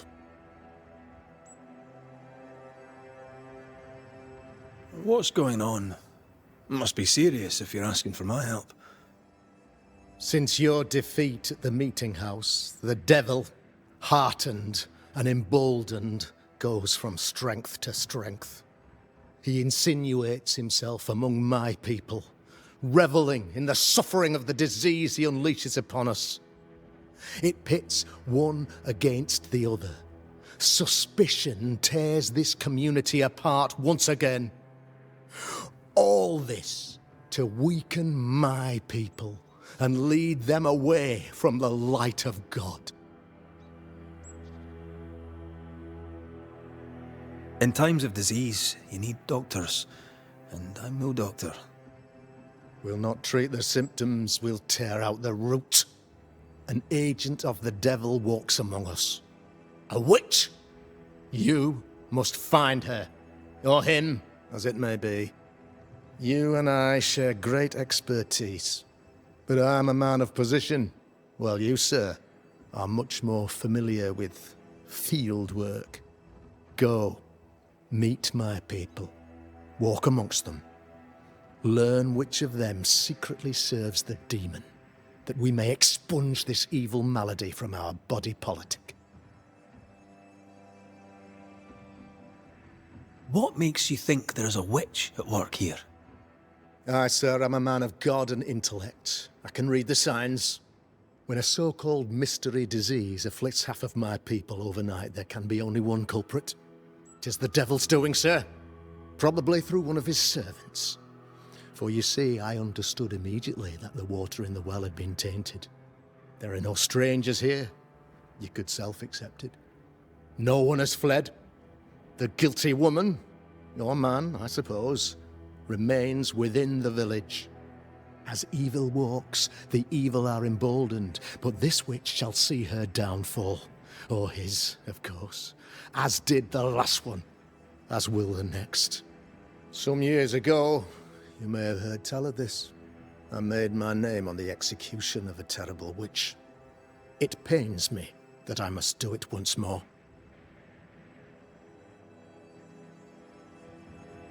This illness, tell me of it. Upon my arrival here in the Harrows, I immediately set about protecting the place with consecrated tokens. Safeguarded from the curse, we all felt safer, for a time. Then some devil poisoned the well, our only source of water. Someone on the inside, mind. Spoiled water proves nothing. A wise point and well made, Banisher, if not for the fact that we have been, for months on end, under the obvious influence of a terrible curse. One way or another, the devil has found an agent among us, and who knows what nefarious ill-doing old Black Spy plans next. I noted your ghost wards with some interest. Ghost wards, an interesting name. I call them sanctifiers, a name more palatable to my flock. This requires a great deal of occult knowledge. Where did you learn your craft? Etienne Roulet, one of the greatest demonologists of our time, is a good friend of mine. I improved upon his work. Why did you not use them in New-Eden when the curse began?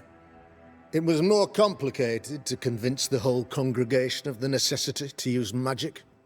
Here, people have more trust in my unmovable probity.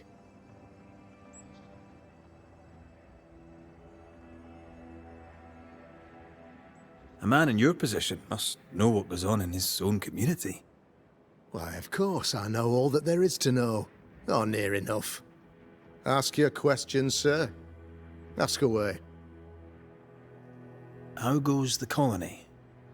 Sir, the body politic bears a heavy weight.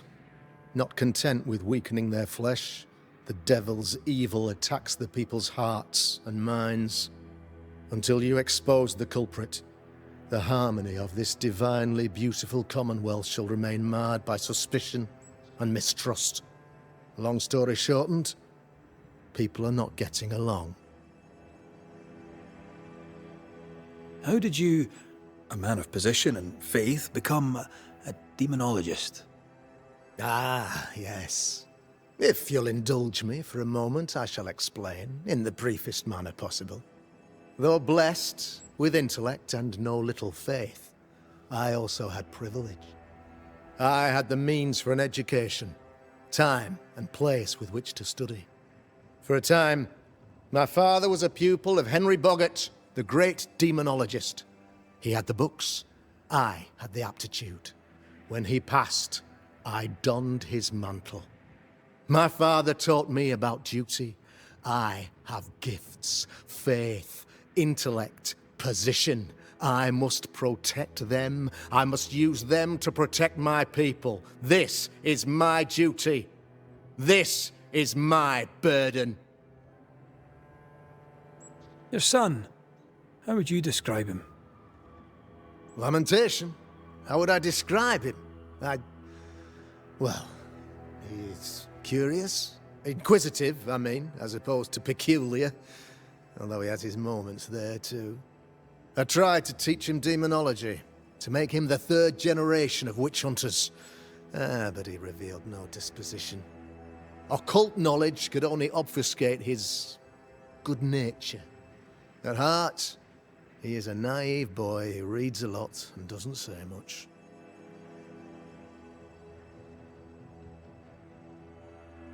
I am no witch hunter. My business is with the lingering dead. For a fee, yes, I know.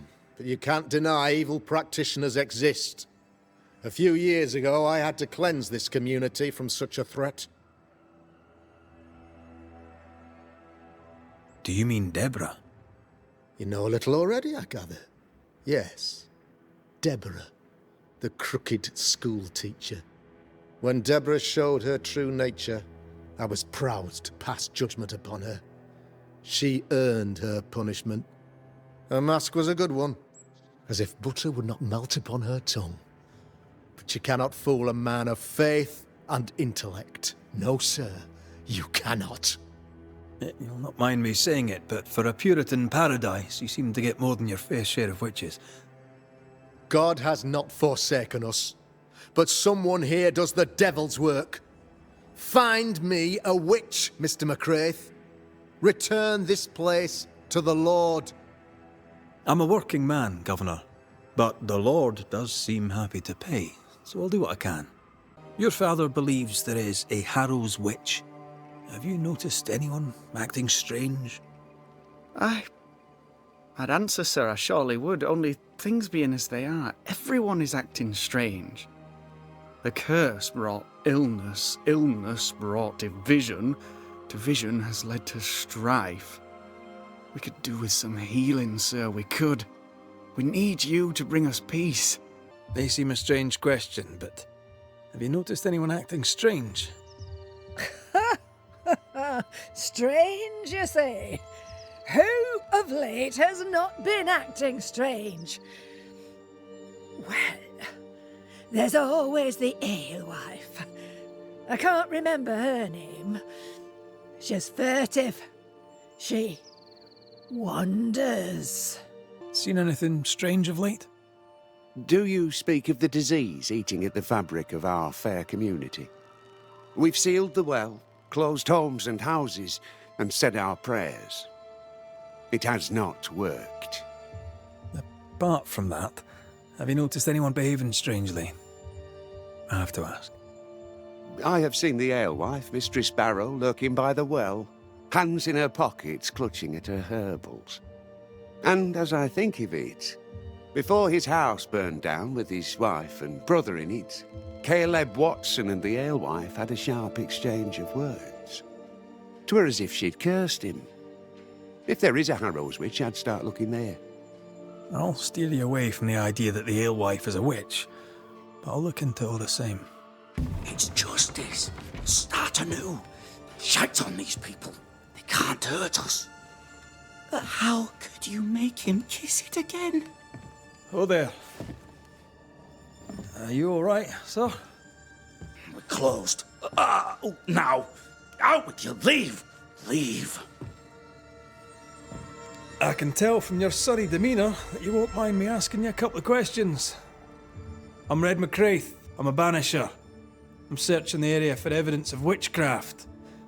And you, I can tell, are itching to help me. Show your shiting shapes, goose peddler. No witches here. Only myself, Caleb Watson.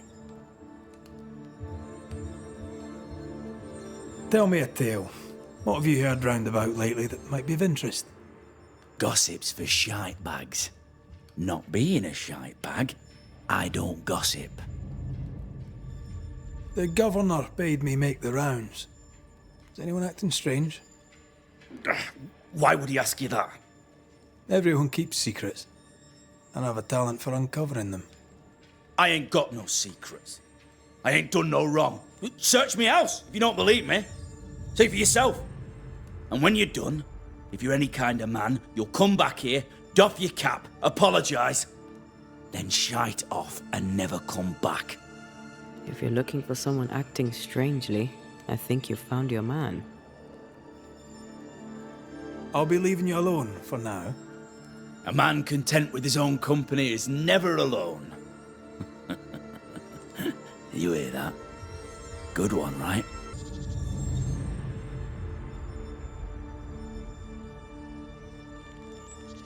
You done enough sniffing? Tired of the smell of your own arse? You said you had no secrets. That was a lie, am I right? Everyone has secrets. I can smell your secrets from here, mate. A pox on you. And a pox on your questions, too. You'll not take him head on. You must take your time, outflank him. There's burned debris out back. I found bone in it. Where does it come from? You must have little business if you spend your time sifting through my rubbish. It came from the house. Probably. I read your letter to Ruth. It's clear you loved her. Were you telling the truth about Alexander's infidelity? My name is Caleb Watson. And before God and all present, I swear that the letter I wrote to Ruth was a load of shite.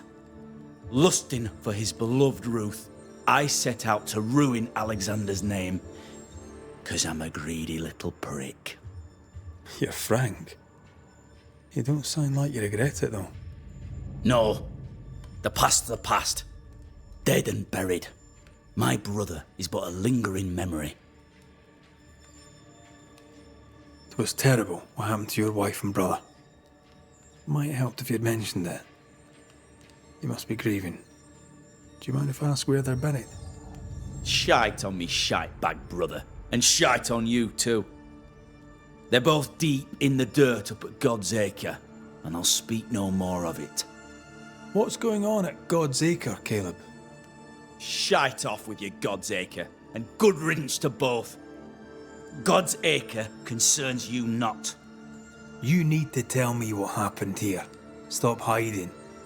Nothing happened. Buried. Buried. Oh, quiet you. And you can shite off, taking your nothing happened with you. Here did lie Alexander Watson. Did Caleb take their bodies? Someone did, and he's at the top of my list. Well, they made quite the mess. Imaradas en tus.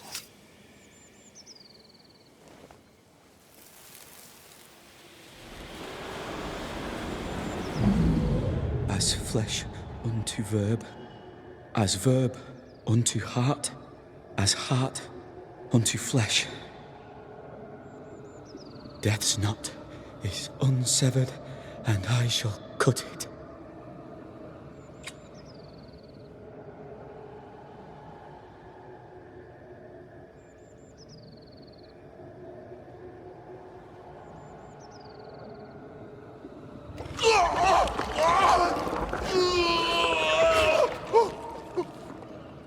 You! No! No, you would not!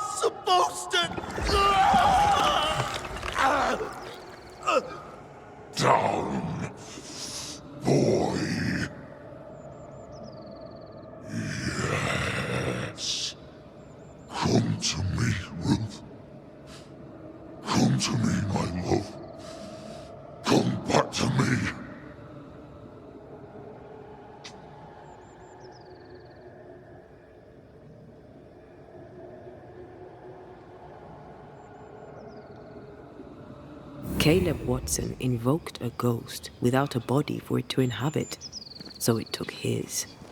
Caleb is no longer Caleb. Shite off. We've been to God's Acre. Quite a tale it told us. You're not Caleb, are you? Or at least not entirely. Ah, can't fog you. Alexander Watson. Long tale short, Caleb tried to bring his dead wife back, and I live here now. So many questions. Where to even start? He was trying to bring his wife back. How did you end up in the mix? Caleb made a fine cobbler, a poor brother, a worse husband, and a truly terrible witch. The ritual went to shite, because... of course it did.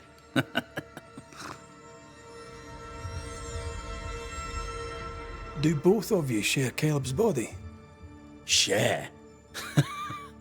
No. This house of flesh is mine. But because I am a generous man, I allow my brother to live in the cellar. We were twins.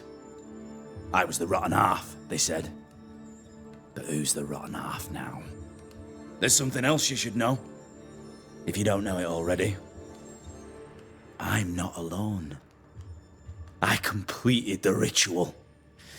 My darling Ruth is in here too.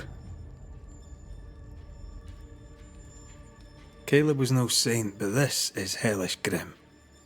Does he deserve it? Aye, he does. And it's not like I killed him. He's alive in here somewhere. Watching me ruin his name. He can hear me now. Destroying his reputation. As I had to hear him destroy mine when he painted me a fornicator. Oh, nice. He took our love, Ruth and mine, and killed it. Now our love's reborn, and he can do naught but sit and watch. Caleb was a cad. Shite on him. Let him suffer. You died trying to save Ruth from a burning house. True. True. I'm sorry. It is an awful way to go, and so young too. You deserve better. We deserved better, and now we have it. And with it, Caleb gets to make amends. For he did nothing. He stood and watched us burn. Caleb's name was ruined then. We're just putting the boot in. You used the ritual to bring Ruth's spirit into Caleb's body. Why?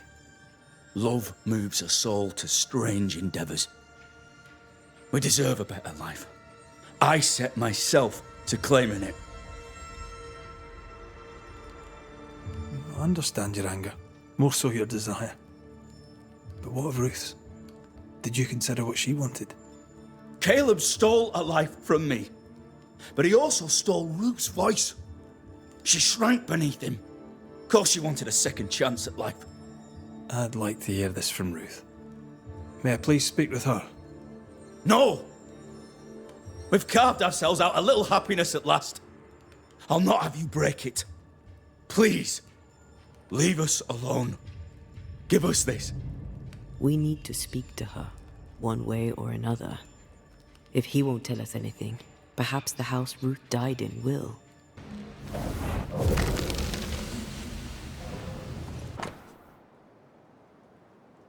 Stop right there, you rank ramp. Whatever you found, it ain't yours. You buried Ruth's heart in the ashes of the house that killed her. I find that odd.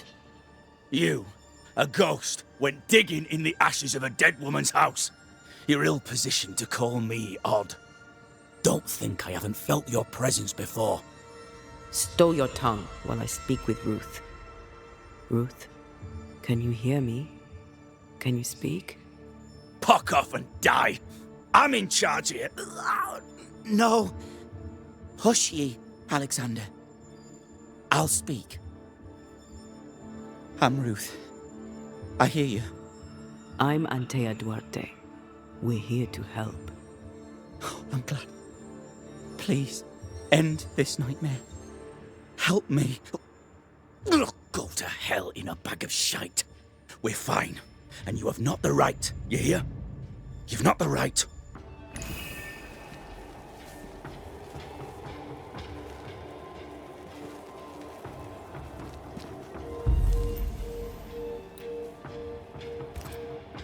Her heart! Give it back!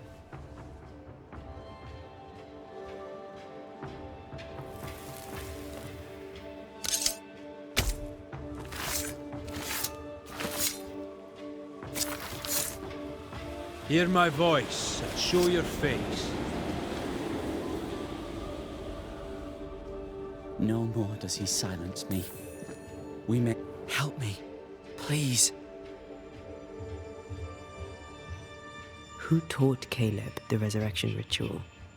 To say it was taught would mean he'd learned it. He read it off a page. As a sorcerer, Caleb makes a fine cobbler. Thing about Caleb, he was a good listener. As he worked, clients would bend his ear. The Haskell boy, for one.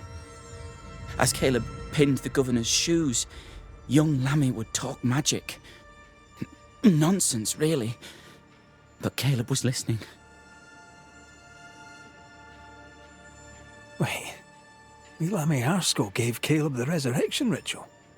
After Lammy mentioned the ritual, Caleb became obsessed with it. He begged.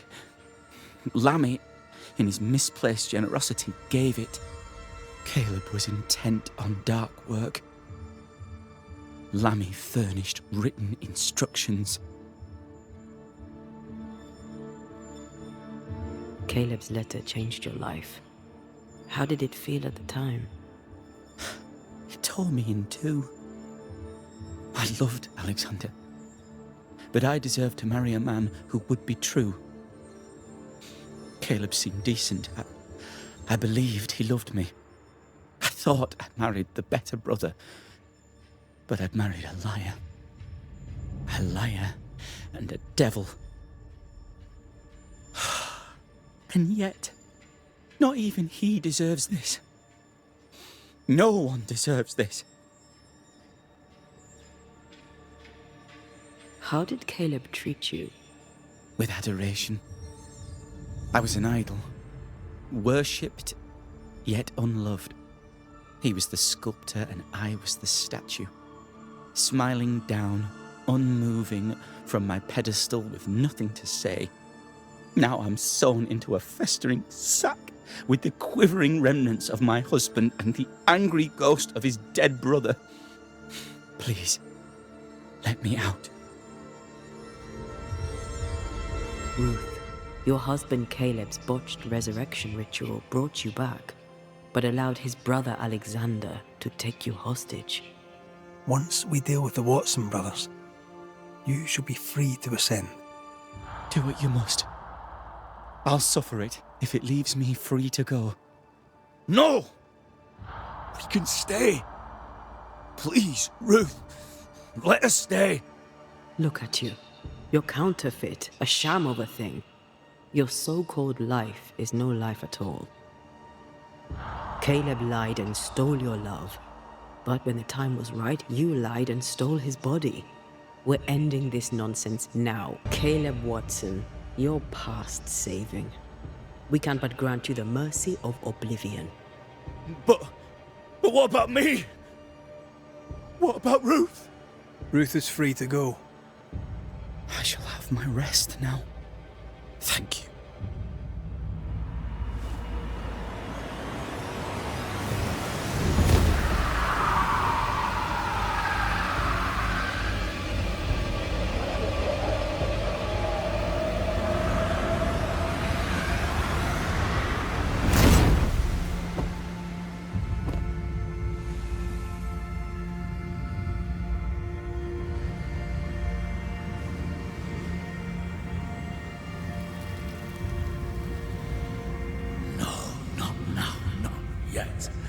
I was winning. I was winning.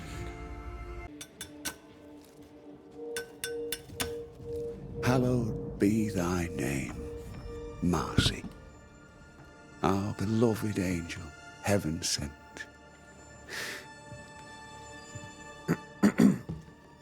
I'm busy. What do you want? What happened to your hands, Hugh? An angel came down from heaven and gave me the mark of the Lord Jesus. We may talk about his good word, if you wish to hear it. Stigmata? That's surprisingly Catholic. I'll assume you did not mean that slander, but be warned, I'll not take it again. Tell me about this angel. How did you meet? The angel is my sister, and she bears the mark of the Lord. Marcy wandered in the wilderness for many days and nights, and then, one day, she returned to lead her people to salvation. He's haunted by a ghost, but thinks she's an angel. I hope you're taking note, Red McWraith. I'm sorry you lost your sister, and I'm glad you got her back. Tell me about her. Do you believe in miracles, Mr. McRae? I believe in the supernatural, and I believe in the extraordinary, so... Aye, I believe in miracles. I don't believe in angels, though. If you are blessed enough to meet my sister, then you'll change your mind. I'd like that. Where can I find her? Near the old mill, hidden at the end of Long Beach, is a cave. Our sacred place. She will be there. They never could find her body, but she is still there. Arise into thy resting place. We don't have the same definition of a resting place. I've brought stew. 'Tis your favourite. Bread and water, too. Oh, it smells so very good. Thank you. I'm sad to disappoint, but I am fasting. As did our Lord Jesus Christ himself. Truly, you and he walk the same path. I'm so very proud of you. Hugh Batchelor let his sister starve herself. He's convinced that she was chosen by God. Does she believe it too?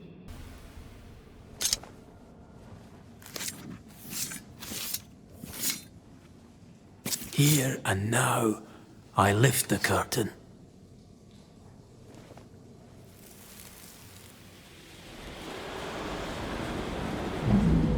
Oh Lord, please, help me. I'm scared. I can't do this alone. Cut it down. Cut it deep. Well do I know it. Take my hands. Take my hands and mark them so your flock may see, so they will no longer doubt you. Do it, Marcy. Do it, my darling. Grant me the strength to do my duty.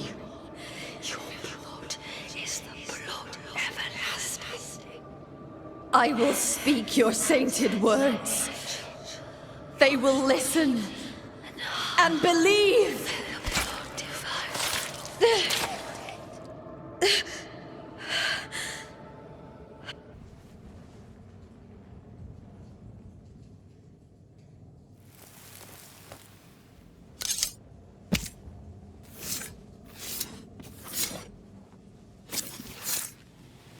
Show yourself. Good day to you, Miss Batchelor. My child, you may call me Marcy, for I am the angel Marcy, sent to guide and protect. Are you an angel too? I see your man with you. Were you sent to guide and protect him, to be his light in the darkness? He should be so lucky. I'm ANTEII Duarte, and I'm no angel. This is Red McWraith. We're Banishers. And what have you Banishers done? How far have you fallen? You stand swaddled in your guilt, ferocious in your blackened hearts. Well, let's come back to that one, shall we? You see, God speaks to me. In visions, he reveals his light. What would you ask him? What would you ask the Lord? Ask, and I will answer.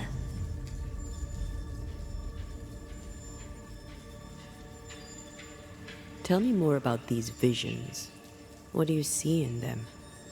He bade me follow his path, to suffer for those I love, as his son did before me. I agreed, of course. Do you see God? Not exactly. I see a lonely soldier defending his people from the demons, only for them to devour him from the inside. My visions are warnings. New Eden is sinking. What is this place? It's a blessing, isn't it? Our Lord guided you here, just as he did for me. And how do we know it was God? Don't you feel it? His warmth, his goodness, his light. It's him. Why, who else could it be? God called me to this blessed place that he, through me, may redeem it. This, my child, is what it means to be an angel. I notice you have the mark of the Lord. Your stigmata. How did you get them? He gave them to me. He came to me, took my hands in his, bathed me in his divine light, and granted me his blessing. What happened to you, Marcy? What happened? I opened my heart and let in the light. And do you know, it had always been there. You starved yourself. You refused your brother's food. Is that what killed you? God gave me a duty. I should sacrifice my body, as did his son, that my people may have forgiveness. I must carry the light to unbelievers, so that with it in their hearts, they may be saved by the light of the Lord. You sound like your brother. I believe he was very encouraging about the whole starvation thing. Where was he, Marcy, when you cut yourself? My brother Hugh is by my side, bless him, when God showed me through him how to commune with Christ himself, body and soul. Hugh gave me the courage to fulfill my destiny. Now I am here to help him fulfill his, to steady the flock, to defend the faith. My suffering lights the way to salvation. We're gonna have to talk to Hugh about this, aren't we? What are you doing here? I'll justify neither my comings nor my goings. You might have to, schoolteacher. I know you followed me. No need to deny it, just tell me why. I would go to the cave, but the devil's agents had blocked the way. I hoped the Banisher would lift their spells. Though I confess I feared you'd make it worse. Your own sister starved. How could you allow it? Would you have me oppose the will of the Lord my God? No. Never. I know it pained him to see me suffer, but my suffering was the path to my sainthood. Marcy had visions. She heard voices. Did you know this? Of course I knew. They scared her. God sent a trial to test me, but he also sent me a guide. My brother, sir. Did you not talk to Reverend Davenport?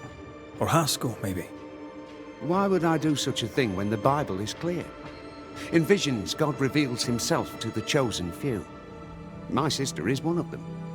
I'd known all my life that Marcy was special. Here was the Lord's own proof.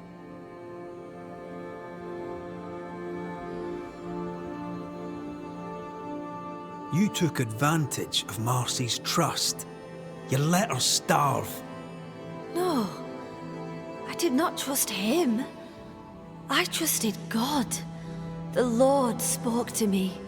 He set his mark upon me. He chose me. Stop your doubting now and gaze upon the face of an angel and glory in the work of the Lord. Behold your salvation. Let's get this over with. Hugh Bachelor, you're haunted by the ghost of your sister Marcy. But you, sir, are a dangerous fanatic. A man that is a heretic after the first and second admonition reject. You've had your admonitions. I reject you. You drove your own sister to her death. Allow me to return the favour. I hold fast the Lord's name and deny not my faith, even when Marcy, his faithful martyr, was slain where Satan dwells. I hold fast. I hold fast!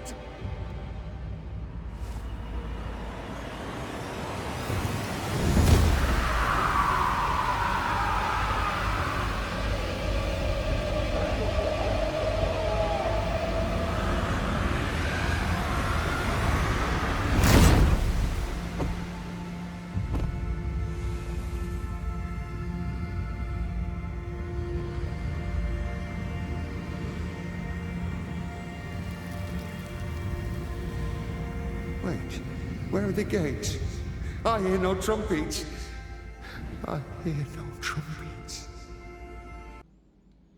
The incisions are clean. The precision of an expert. There's magic here, though faint.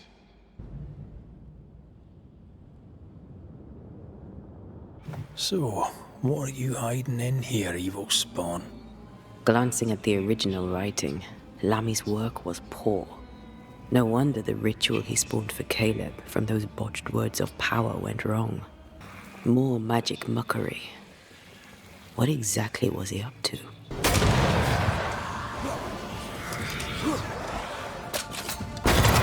It's filthy. When all this is over, I might retire. Dead animals, again. Different symbols and magic. Seems they were used as bait. Is this how we got through the Sorrow's vigilance? So, here we are. I suppose now we step into the void. Suppose we do. Ugh. What is this thing? Banisher rule number 4. If it oozes, don't touch it. Another botched experiment? It may be native to the void.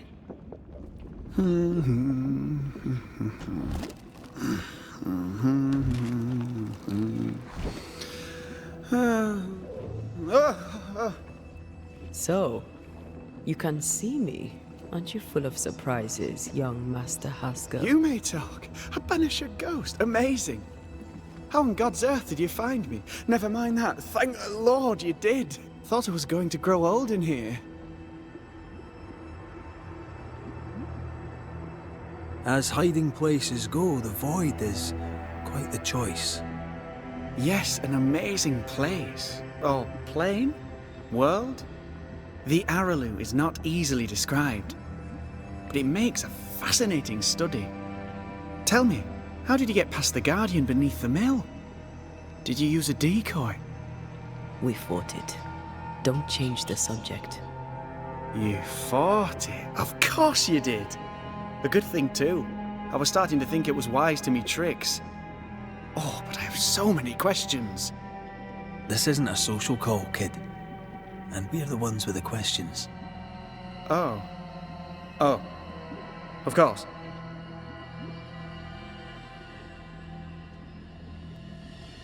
We must talk of Caleb Watson. Why in the hell would you give him a resurrection ritual?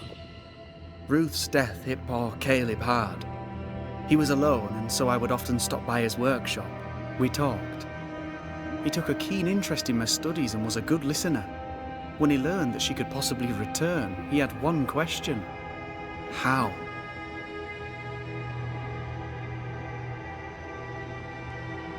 You saw his grief as an opportunity to test the effects of the lesser palingenesis. Oh. You know the ritual too? Amazing, isn't it? I've studied it.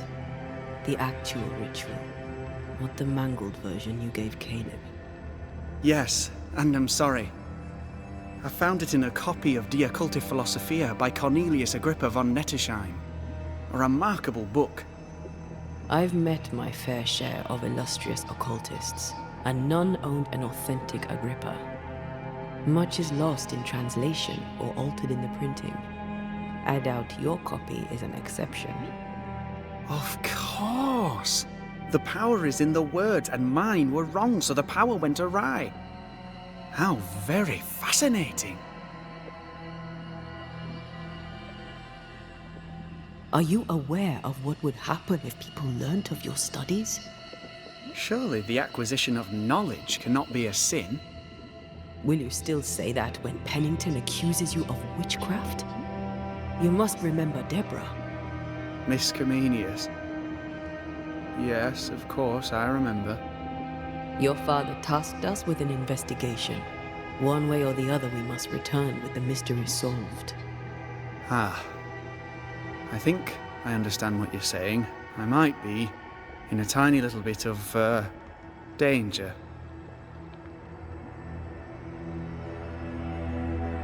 From the looks of this place, you're knee-deep in research. What are you doing here exactly? Searching for the origin of the Harrow's Plague, of course. And I have a theory on the subject. Of course you do. Go on then. Now at first I believed the water poisoned, but my father sealed the well, and yet folk remained sick. They looked for witchcraft, a foolish, uneducated suspicion, yes, but with some truth concealed behind it. You see, the Arrowlew taints New Eden. Its influence leaches into the Harrows. The evidence is everywhere.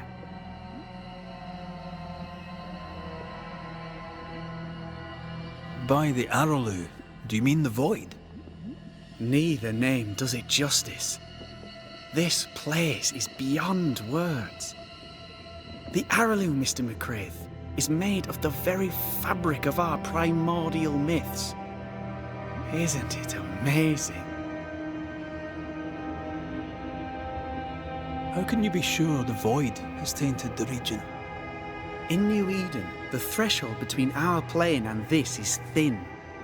Even I, a novice, may reach the frontier and then go beyond. I also believe it happened before. Some years ago, New Eden was hit by another epidemic. Yes, we learned of it in Fort Jericho. I believe that first epidemic was caused by the porosity of the frontier between New Eden and the Arrowlew. Although, where theirs was an affliction of burning flesh, ours is a corruption of mind and spirit. And I believe I have found its source.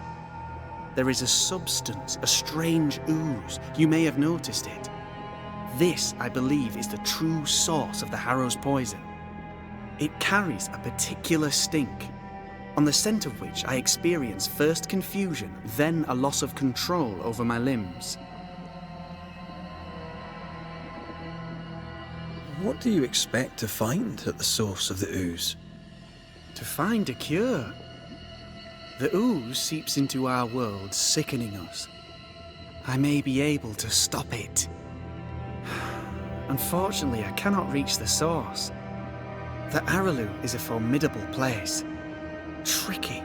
A maze constantly evolving, changing, reshaping itself. The isthmus, for example.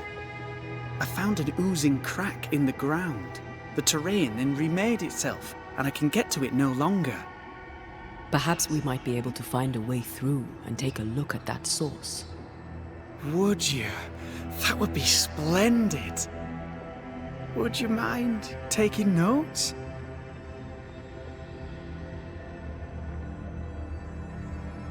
You see ghosts.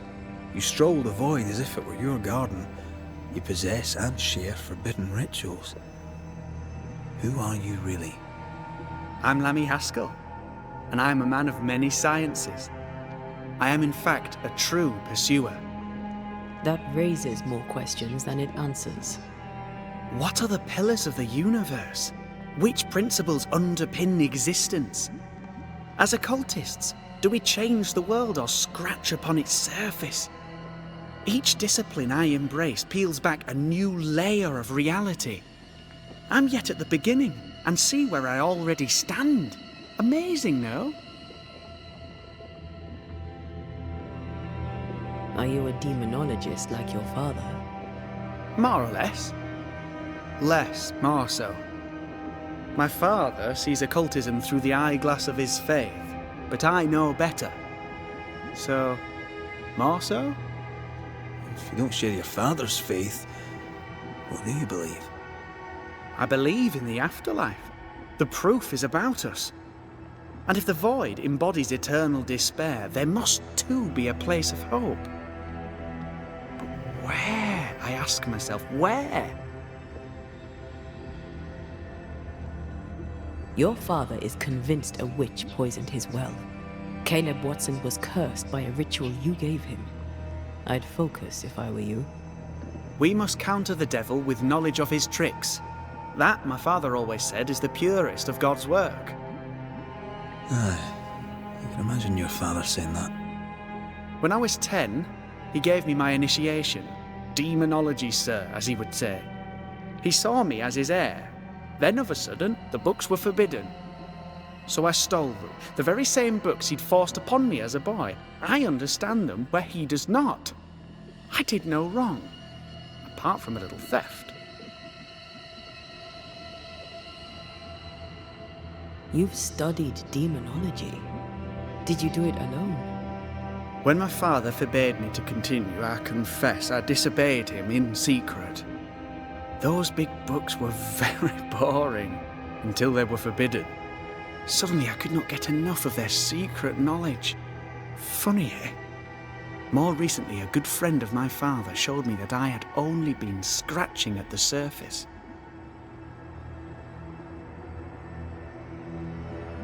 He taught you in secret? On his visits, I would assist him with the research for the writing of his books. When the curse fell, he fled with thick-skinned Newsmith and left all his work behind. I hope he made it. I'd surely like to one day show him the advances I've made upon his work. Someone came through here, someone real, not just a shadow. Whoever it was, looks like the ooze got him. This must be Antipas Gibbs. Hell of a fall to live through.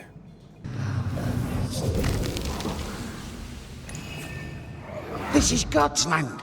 How could we let a witch come to our community? Instructing our children, no less. 'Tis no surprise.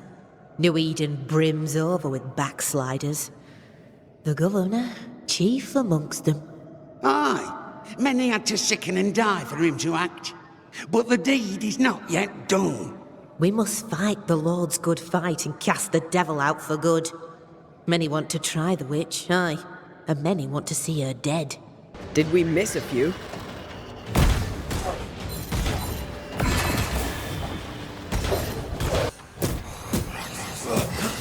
I can help.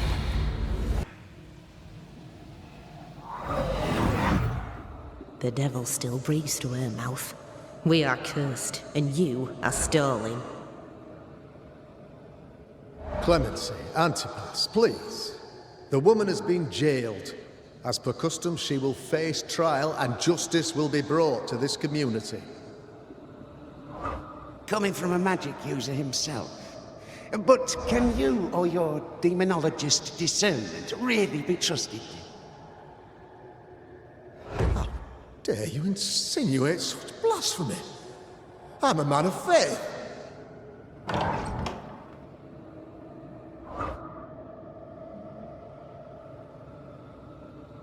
Then do what God commands of you.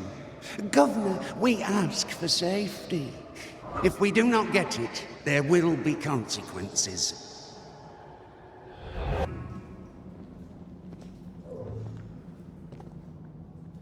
Oh, this can't be good.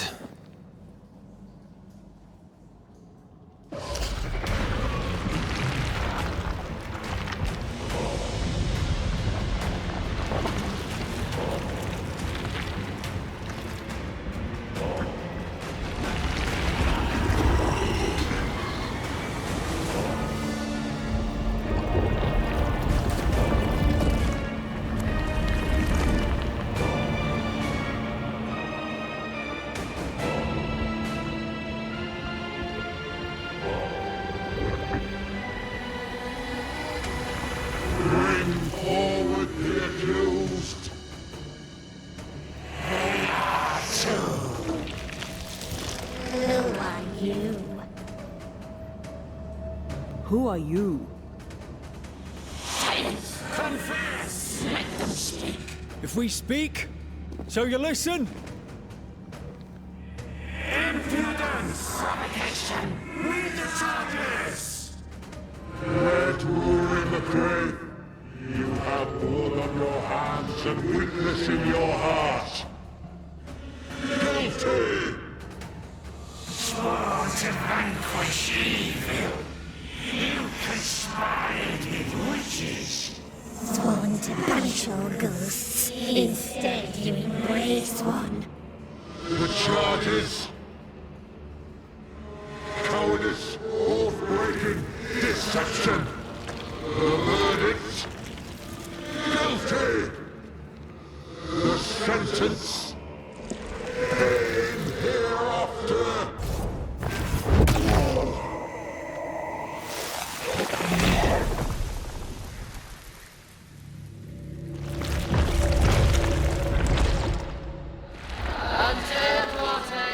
You fraud, you cold-hearted deceiver! Rise for the verdict! Alive, you banished parasite ghosts! Yet dead, you dare linger! Have you no shame? You indulge yourself! I sentence you to anger, to regret, and hence to...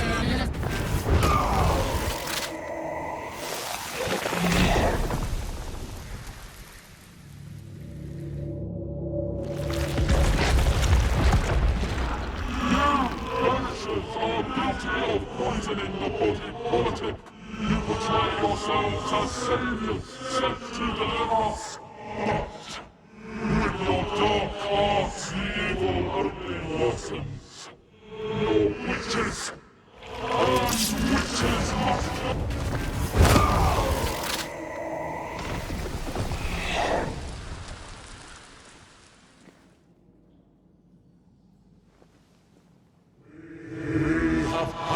Judgment.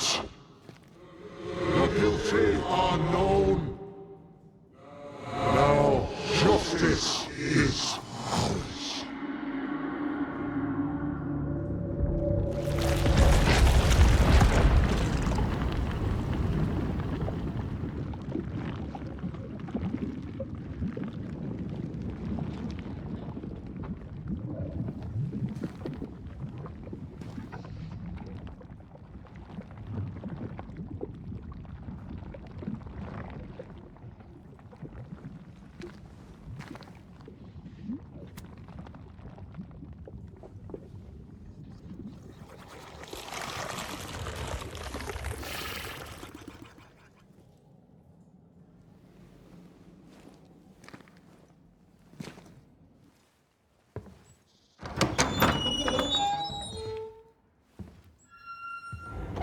The Lord's promise of salvation from hell pleases them.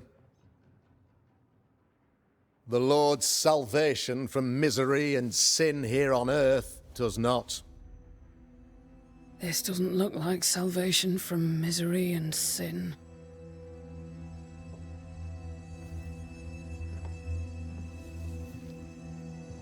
The wicked pray for deliverance from the fires of hell,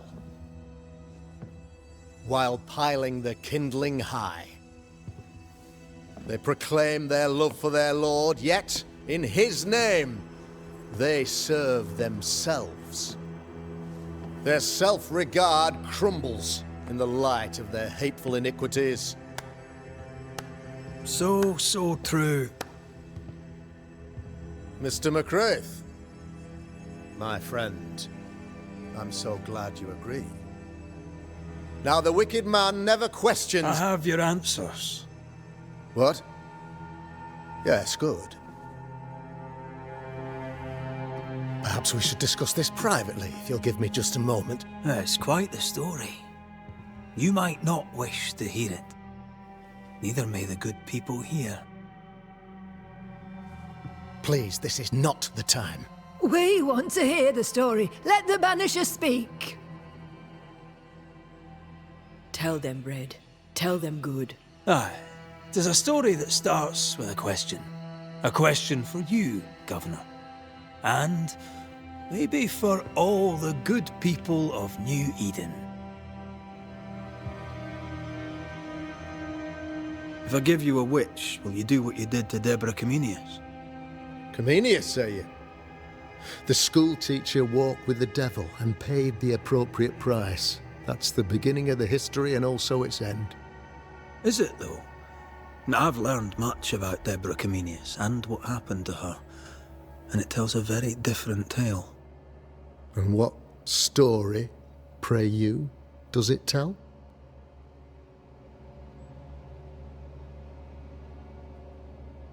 It tells the story of a man, a latter-day King Solomon.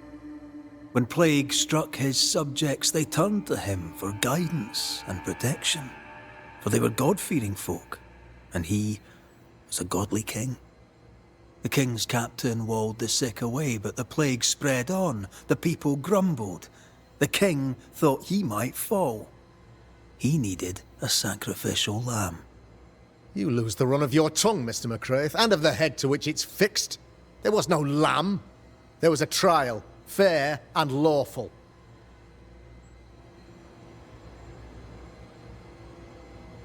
The trial was not fair. You had no proof, and you knew it. Credible witnesses gave believable testimony, sir. Witnesses like Gibbs, who pressured you into a guilty verdict to avoid being suspected of witchcraft yourself.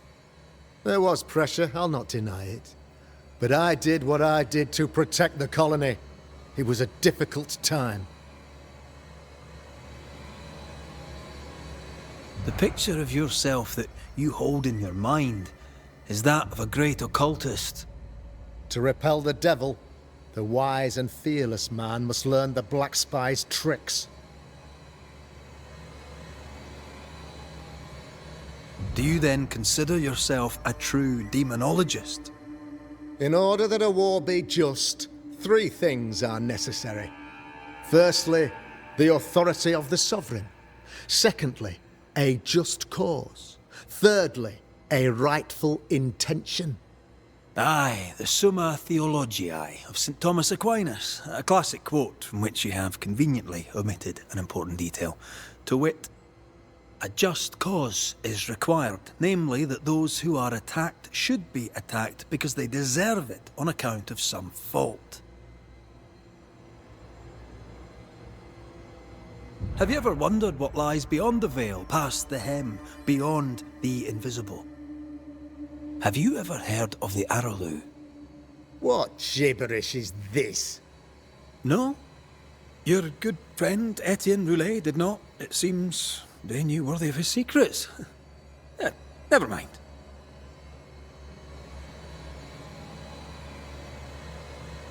You're a pompous coward, fearful of anyone different, as human as that is. There must be a man to judge, or there is no order. A man to make the judgment, and a man to enforce it. Of all people, you know this. I live and let live. I choose only for the dead. I choose for the living. These people are sinners, sir, and must be led back to the light. This is my mandate, my duty. What do you really want, Governor? I wish only to serve. I am the trusted servant of the good people of New Eden. Without me, they're lost. Without them, you would be lost. Yes. Maybe I do need them. How very human of me. But these people undoubtedly need me, Mr. McCraith. And there is no one else. Admit it. You toy with magic you don't understand. You, sir, are jealous. I, sir, am tired. I've done my job, fulfilled my contract, I've found the source of the curse.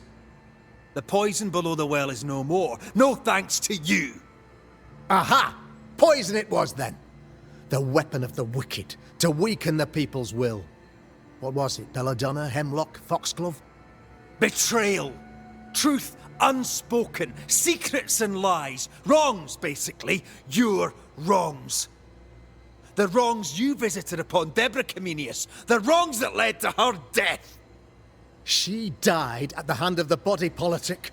She died at all our hands. Most of all, she died at her own.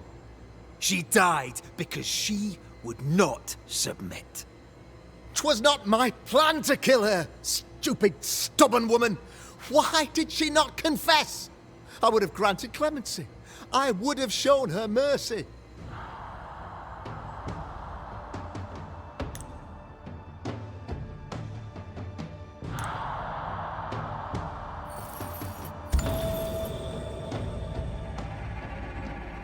You had the power to stop the madness, but instead you chose to let it run all the way to its barbaric conclusion. You brought the curse down on New-Eden. Then you called we Banishers in to fix your mistake. You boast of your knowledge of demons and spirits, but in truth, you master nothing. You're a peacock. All show and no meat. I'm not here today to bring justice. But this man, your governor, brought death to your doors. No. He deserves blaming.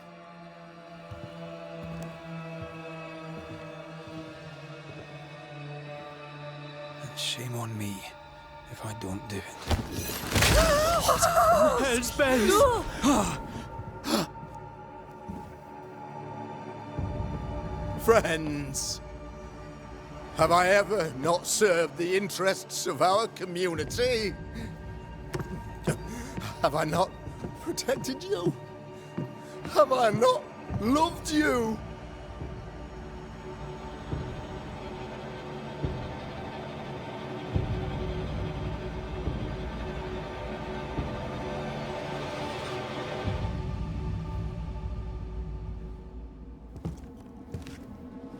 Oh, Mara. Oh, God.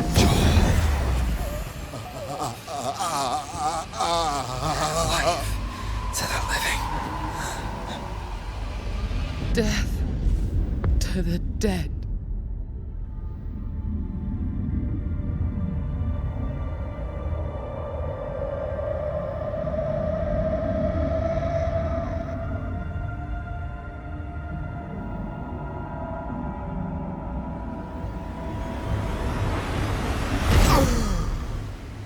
This is unfair.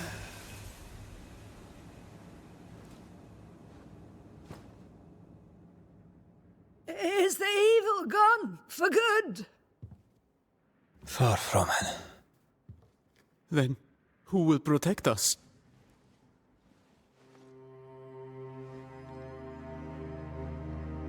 I will. While Mr. McCraith fights the curse of New Eden, I will protect the people of the Harrows. Or at least, I'll try. Now let's all return to our homes and pray for forgiveness and the strength to bear the consequences of our actions.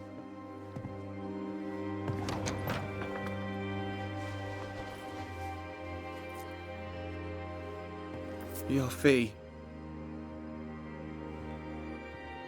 One of the many debts my father left me.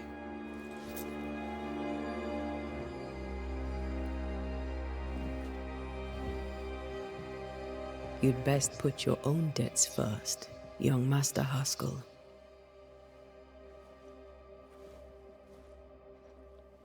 Don't I know it?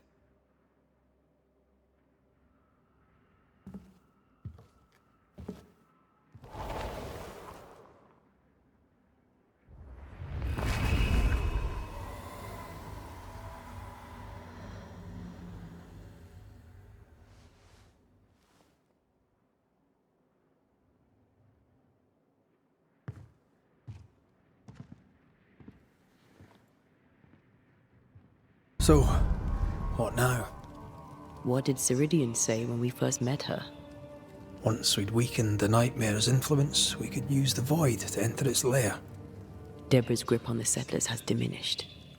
We'll return to Ceridian's island. From there, the void breach will take us back to New-Eden town. Just like that, eh?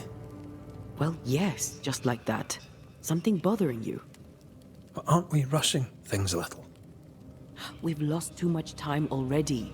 We have a nightmare to confront, remember? Sometimes I hate the world.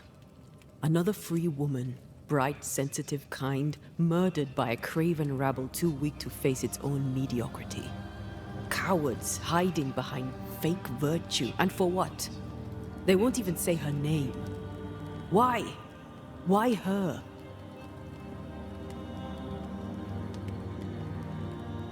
You said it yourself. Deborah was a victim of their fear. That's not enough. Her murder was another throw of a dice.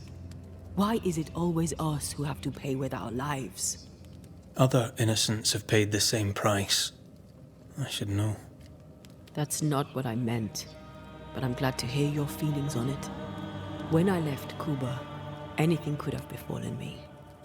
I was bright, free, talented, though I had the wrong tongue, the wrong sex, the wrong skin. I defied life. I expected so much more from the world.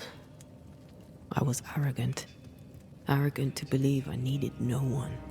To shut out my mother and experience curandera and listen instead to my sister. Your childhood friend. What happened?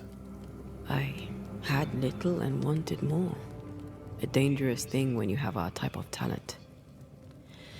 Anything could have befallen me, but it didn't. But something did happen. Something happened to Deborah, and then something happened to you, and now we're both paying that price. You still have your life. What's it worth if it's plagued by the murder of all those I killed?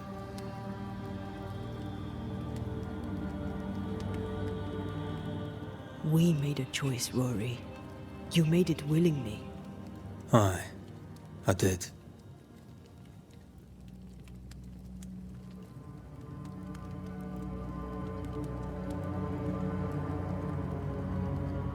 Look, all this, it's a lot to endure. We're both exhausted. I know I am. I cannot tire. I know. I know how hard it's been for you. You have no idea. None at all. I'll do my best to understand, if you'll let me. We should have faith. Look at us. We'll get to where we're going. Shut up, Red. Shut up. This isn't about what we have conquered or what we have achieved or how far we have journeyed. Look at us. Look at me. I loathe what I've become. Can't you see that? I was trying to help.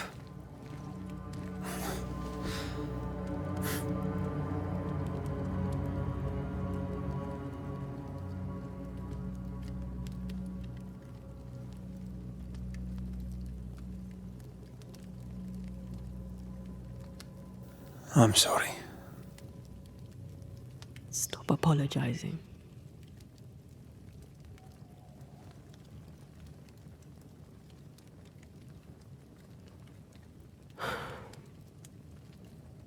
Good night.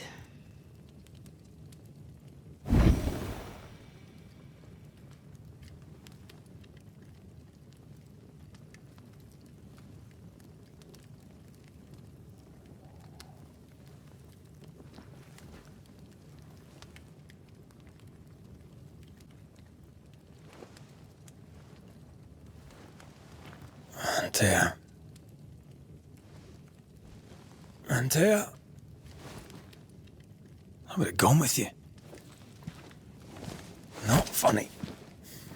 I have to walk to the stupid bloody island.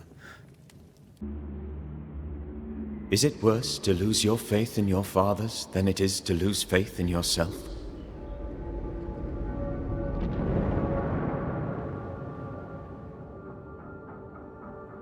Those in the Harrows who lived would be wise to look inwards, to reflect, and then to pay penance. But none carry a greater burden than young Lamentation Haskell. How will he guide the faltering faithful when he has so little faith in himself?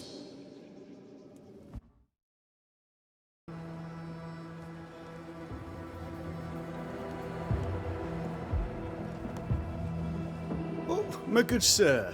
Welcome. How can I help you? Good day to you. I see you've dropped your prices. Mr. McCraith? Just the man. Oh? I'm in trouble, and I need a banisher. What seems to be the trouble? I'm sure this sounds silly, but I am an educated man, sir, and when I say this shop is haunted, I say it in all seriousness. We've had unexplained pilfering, though that has stopped since the widow Ingersoll ran away with the cash box. But I hear noises. I'm alone here now, you see. After the horrors this fort endured, could one of these monstrosities be hiding away in the store? Right. That's a lot. Let me ask a few questions. See if we can sort this out. Of course. Beg pardon. Whose ghost haunts you, do you think? Any enemies? Lost loved ones, perhaps? I'm well liked, and I've no enemies here. Not since Bathsheba took the cash box and fled. But I'd hardly call her an enemy. Bathsheba. The eponymous Mrs. Ingersoll, I believe. The widow Ingersoll, up to split her hair. We've had someone thieving our merchandise. The ghost is the final straw. You mentioned a problem with pilfering. What's that about? Bathsheba noticed it first. Cases would go missing. Oil, sugar of all things, spoons. Do you have a suspect? Any idea where the stolen goods might be? Not a one, sir, not a one. And if I'm to be honest, I don't care. If they've stolen it, it's because they need it, apart from the sugar. And apart from the spoons, no one needs that many spoons. Bathsheba said she'd look into it, and I was happy to let her. You say the widow took her own cash box and fled. Why would she do that? A moment of madness, sir. Or so I can only surmise. Did you see her go? I did. And not just that, I heard a commotion. As if her quarters were being ransacked.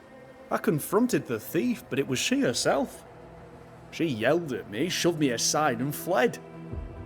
I picked myself up and went to follow, but she was gone. I should have a look in her quarters, so... Who does Duchess Muck think she is?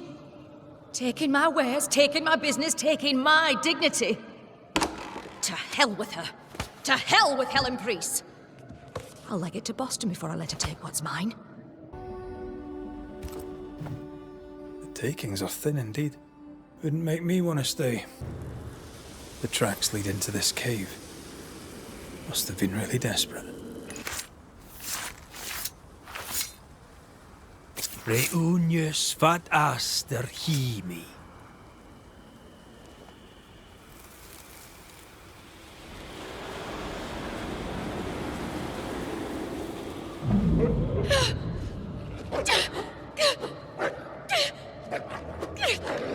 Go away, beasts! Off with you! That's mine! Come back!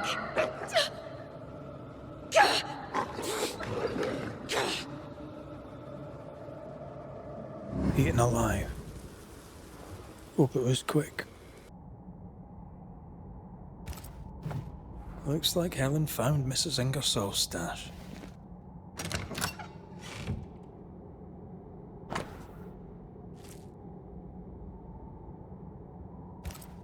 A ledger for Ingersoll's store.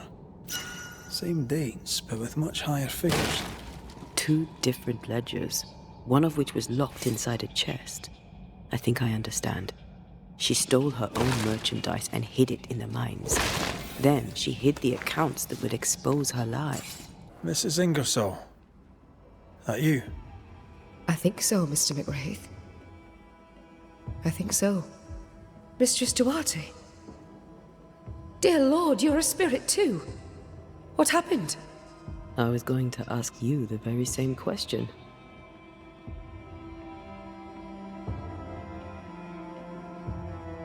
What are you doing here? You came to my store. Then you've met Nathaniel.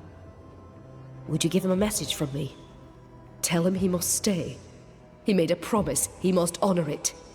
So, you haunt Nathaniel. But he told us you stole your own cash box. Why? Priest took my stock. All I had left was the money.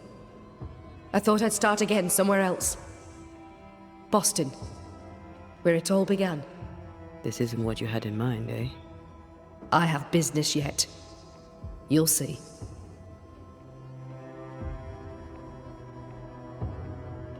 I'll ask you some questions, if you don't mind.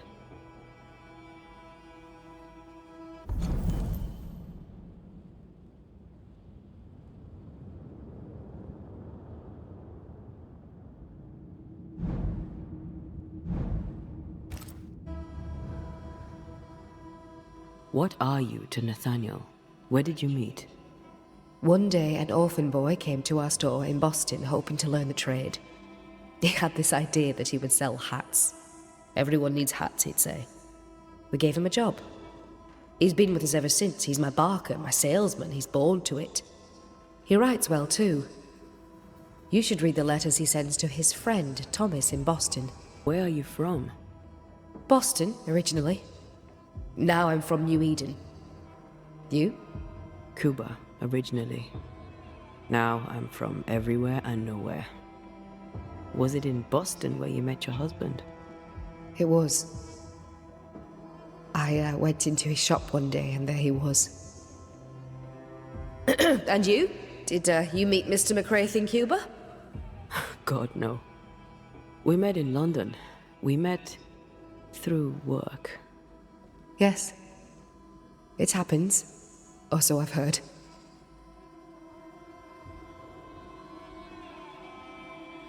We found some merchandise stashed away. Oil, sugar, some, spoons. We suspect it was stolen. Is it yours? I believe it is. Or at least it was. Helen Priest lays claim to it, for the company. And how does Helen Priest know about it? Because Nathaniel told her. He broke my confidence. He broke my heart. For the sake of his return to Boston and a life of ease, he'll trample the legacy of those who made him. He betrayed us. I knew what he was up to. That is why I ran.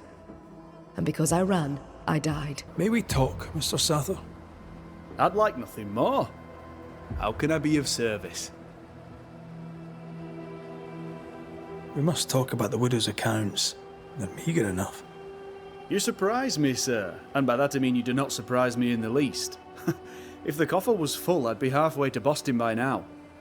Is that why you're selling your stock cheap? Everything must go, sir. Or I'll not carry this junk back to Boston and the coin will pay my way. Bathsheba kept the money she owes you, and now you're stuck here. Boston no more than a memory. That's it, exactly. Now you understand the urgency. I've bad news for you. I found Bathsheba's body. The wolves got her. Oh no. Poor widow Ingersoll. I so dearly wish she'd made it safely to Boston. Did you find the cash box? I found something else. The note. You told Priest exactly where to find the merchandise that Mrs. Ingersoll had hidden in the mines. Ah. Now, I have a number of excuses, but I get the feeling you won't be interested in any of them. Nor, to be honest, am I. I did the right thing. I followed Bathsheba to her hiding place, and then I told Mrs. Priest where to find it. The stock will keep people alive. Now is no time for commerce. You lied to your employer. Did she deserve it? Listen, Bathsheba no longer knew what she was doing. She lived in the past, while we live in the present, and the future comes charging towards us. She wallows in grief, to the detriment of her friends and neighbours. She wouldn't give up the goods, so I gave them up for her. All right, it's time. I hear you, Mr. Sather. But I'd like to hear Widow Ingersoll's thoughts on the matter too. Wouldn't you?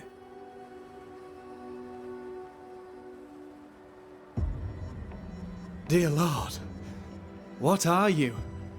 Worry not, Nathaniel. This is the ghost that haunts the store. Bathsheba Ingersoll. Back to tell me one more time that you're not going to pay me?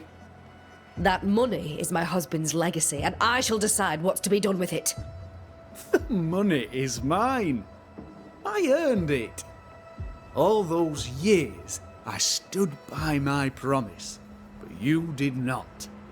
You lied about the books. You cheated me. I? A cheat? You swore to my husband on his deathbed that the store would go on. You swore an oath to a dying man, and then you broke it. I swore to help you with your grief. To keep running the store while you mourned. But you did not mourn. Instead, you poured your heart into his business. You won't let it go. You won't let him go. I can give you no more time. I have a life to live. Your dead husband does not. You must let me go. By renouncing his business, you bury my husband a second time. Ingersoll's name will die because of you. It's time to end this.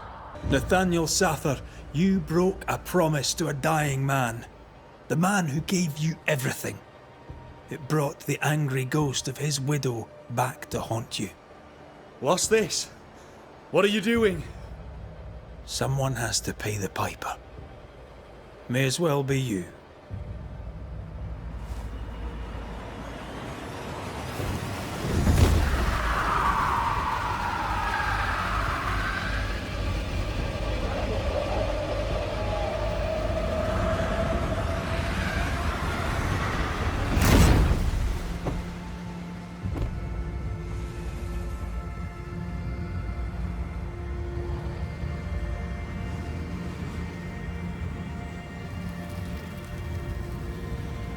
I, the shop boy, have paid the Banishers' bill.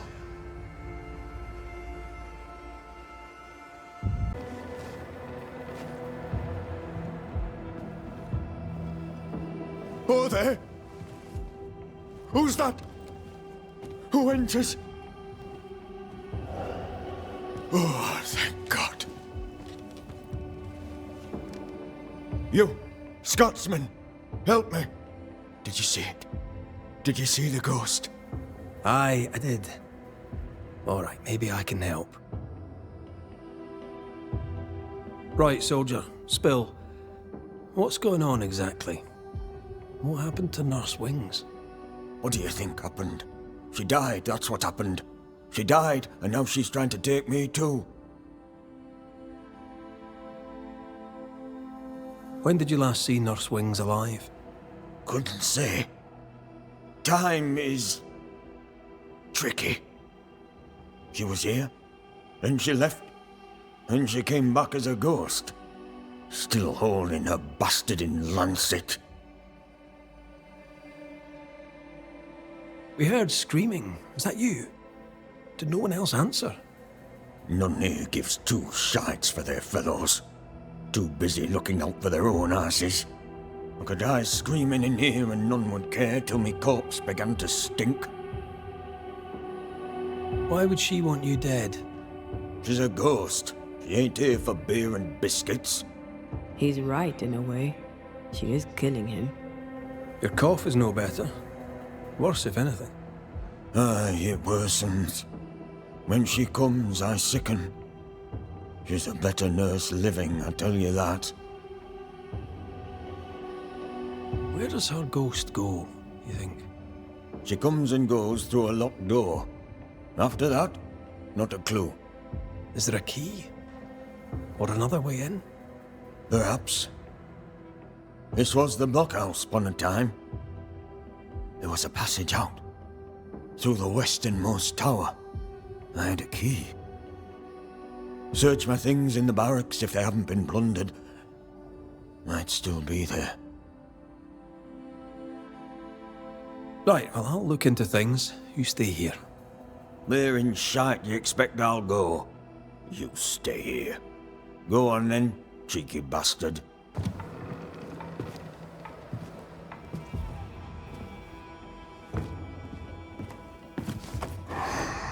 Oh, you found it. My thanks. Mr. McCraith, forgive me. I did not see you there. I see you bring company. How lovely. Do you remember we talked about how I lost my partner in New-Eden? Such a tragedy. Antea, if I remember rightly? Antea Duarte. Good to meet you.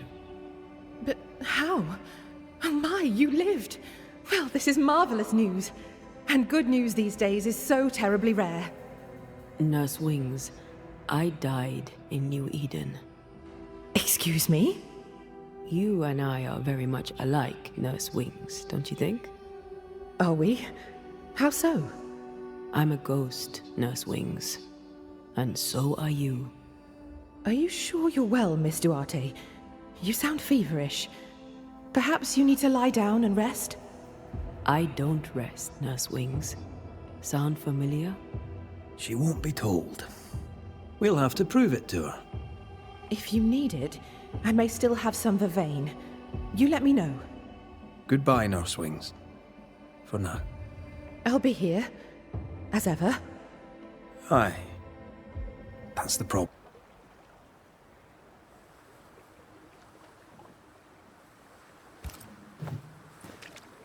She knew something was wrong. Yet now that she has died, her ghost denies it. How long has she been here? No more than a few days. Here's the key to the infirmary.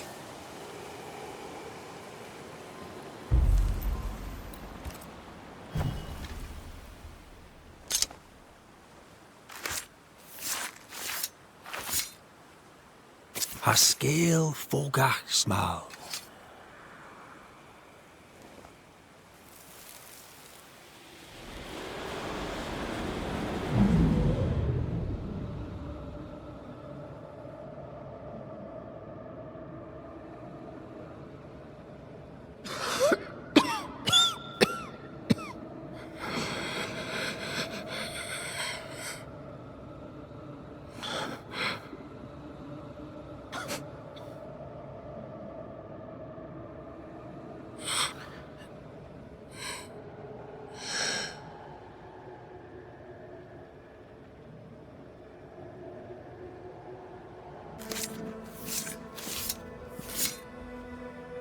Now the past is mine to see.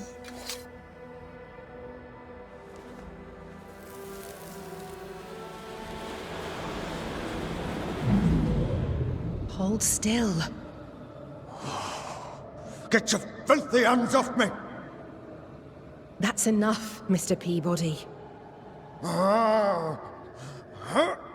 Get off me, you evil old frigate!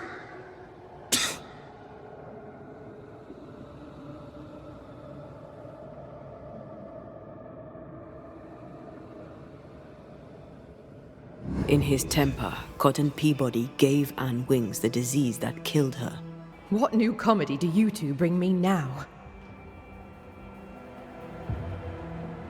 Remember on the cliff top when you closed your eyes and it felt like you slept for a very long time? Have you been spying on me? Remember how when you awoke, you felt lost and distant? How you could not remember who you were? How slowly you came back to yourself? How something drove you to it? Something that felt more important than anything you had ever felt. No. Yes. My patient needed me. I knew it from my head to my heart. That's it. That's why you stayed. That's what keeps you here. My dear, the desire to help my patients means only one thing. It means I'm a nurse. Cotton Peabody's health concerns you greatly, true? I'm a very good nurse.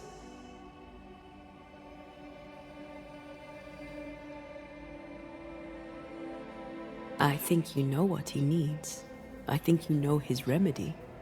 He must have wintergreen. Fresh oil, decocted, then used as a salve. Yet, though you treat him, his condition worsens. You must have noticed. To maintain the illusion of life, you feed upon his essence. Even as you tend to him, you leech his life away. No. No.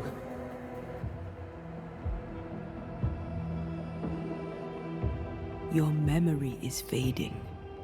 It is not. At least, I don't think it is. Once you kept meticulous records. Now your notes, if you keep them at all, are chaotic. It's just that I'm all alone. No one to talk with. No one to share a laugh with. I've gone a little potty.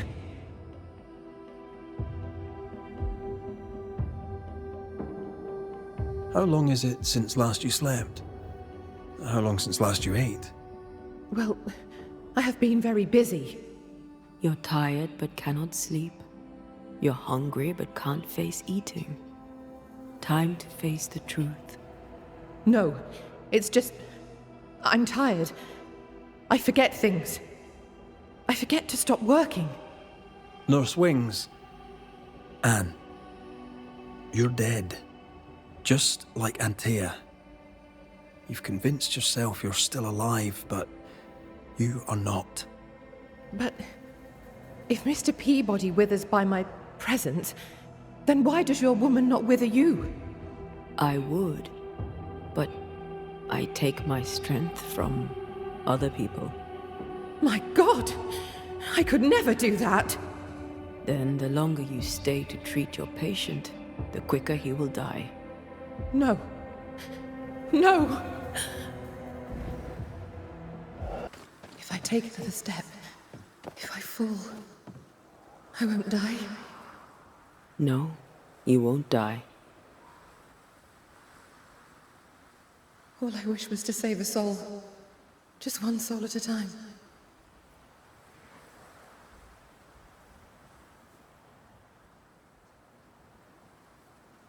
Cotton. Oh, Mr. McWraith. Peabody, we must talk. This sounds ominous. Where lies the problem?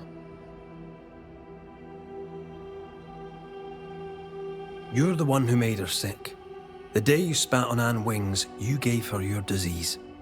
I never spat on... No. Wait. I did. She was at me with the lancet. The pain gave me a wee touch of fury, just for a moment. I gulped without thinking.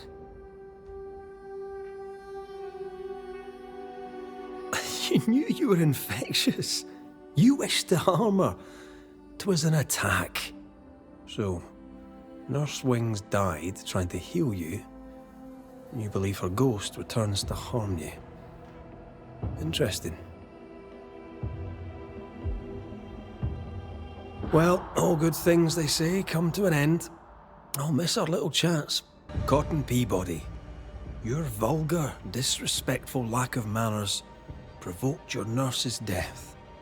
And yet, even dead, she remains devoted to nursing you back to health.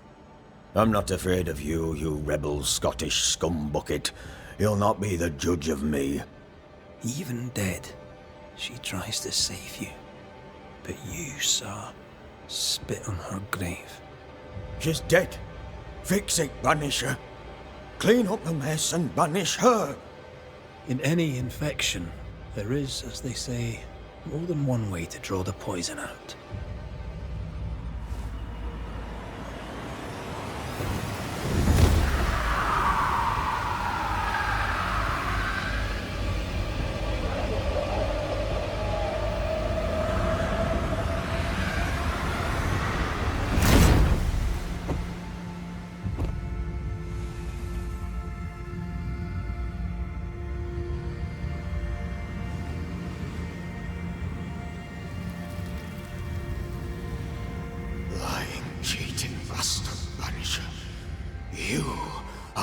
disease.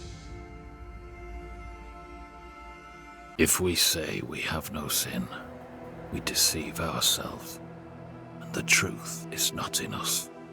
If we confess our sins, he is faithful and just to forgive us our sins, and to cleanse us from all unrighteousness. First Epistle of John, I believe. Chapter 1.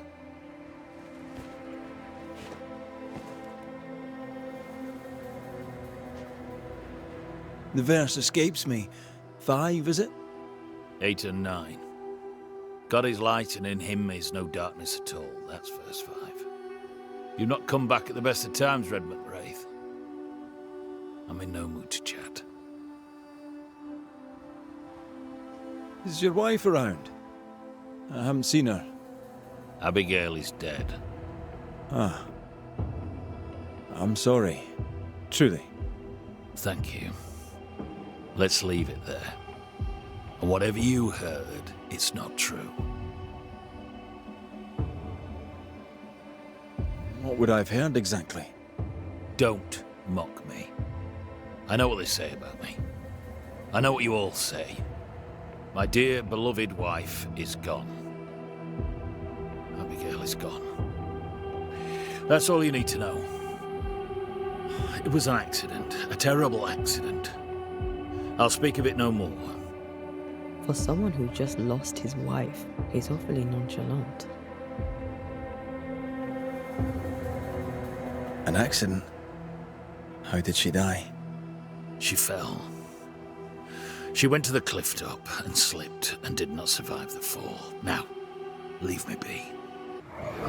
My heart sinks when I look at him, and I can't help but wonder, do I still love him? I'm burdened and ashamed and guilty because I don't love him. And yet I do.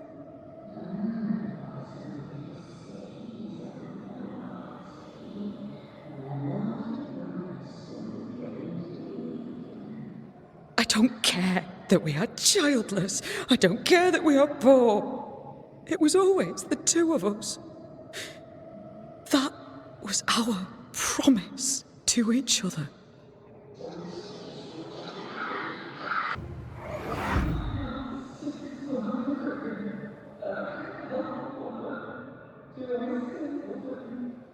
A man who offers only disdain is owed no loyalty. Remember what he promised when you came to New-Eden.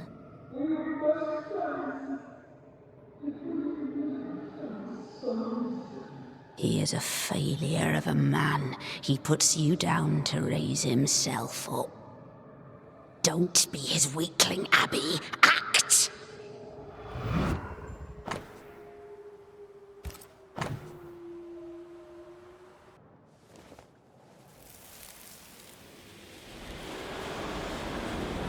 Will you stop walking away from me each time we are to converse? This is not conversation, Abigail. We do not converse. Not no more. You berate me, you belittle me, Abigail.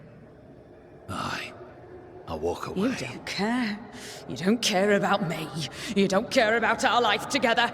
I gave it all up to follow you to this godforsaken place, and you don't care if we belong. We are trapped here! I could die and you'd not blink an eye. That's right! I don't care! I don't care about none of it! Why don't you just troop off and kill yourself and give me some goddamn peace? Not a very nice man, turns out. Not a very nice woman either. It's one thing to argue with your wife. It's another to push her over the edge. Abigail was in distress. Yet all you could offer in loving kindness was to tell her to kill herself. Abigail had an accident. A terrible accident. I love my wife. I loved her. The man doth protest too much, methinks. Does this mirror mean anything to you? Never thought I'd see that again. That was Abigail's. Where did you find it? At the cliff, where she died. I see. Any idea where she got it? Looks old. Heirloom, maybe. She found it in the woods. Kept it with her. I remember it because we fought about it that night. We were low on money and I wished to sell it. She would not have it. Her vanity got the better of her. Is he lying? I can't tell. The inscription on the mirror suggests it once belonged to your old employers. I don't know anything more. Abigail said she found the mirror in the woods. I'd no cause to doubt her. I swear it. You argued with Abigail. Threats were made. Fair to say your marriage was troubled, yes? Not your business. That's fair to say. Step carefully. Keep him talking. You met Abigail in Selby, I believe. How do you... How could you know that? You've been prying. How dare you? Your house is haunted. Your wife. We want to help. My wife is gone, and you know nothing of my troubles.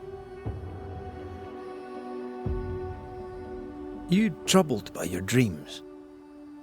Perhaps I can help. Oh, I doubt that. Abigail might have helped, but it's too late for that now, eh? I don't sleep good. But my head is clear. People are tense, but we cope. We always do. Do you, really? Tell me more about Abigail. God gave her more wits than most, but she wasn't shy about it. Put on the full armour of God so that you can take your stand against the devil's schemes, I'd tell her. She had too much passion. She dwelt in earthly desires. And that's a problem how? When she stopped attending worship, I knew she was lost. At last you're here. You speak. I speak and I follow. I needed to be sure you'd take my side. We're Banishers. We don't take sides. No, of course you don't. What's with the hide and go seek? Why manifest now? I'm stronger now. Stronger? How? What's your reckoning, Banisher?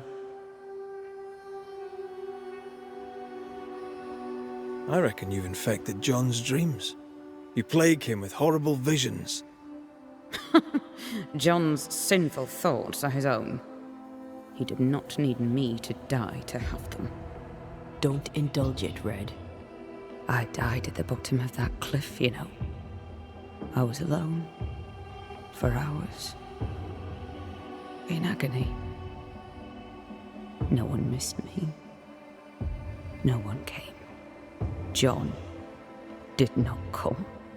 I thought John was the one who pushed you. Didn't he? Even before my death, he packed my bags. He wanted me out. I did not know how badly his hatred burned. But when he saw me dead, I saw it in his face. Behind the shock, he was relieved. What happened to you, Abigail? What do you think happened? We're asking the questions here. Are you? So, what happened to you, Abigail? A man happened to me. Our bitter, pitiful world happened to me. I had a life in Yorkshire. Work I loved. I never wanted to come here. That doesn't entirely answer the question. You're a capable woman. Were. As were you.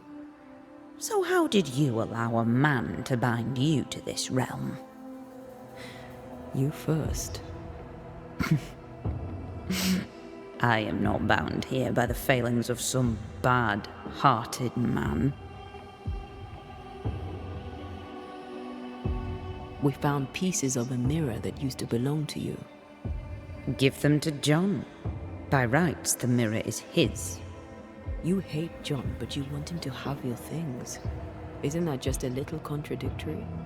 And you know a thing or two about contradiction, don't you? How was it for you? To die, I mean. I'm not discussing this with you. Betrayed. Again.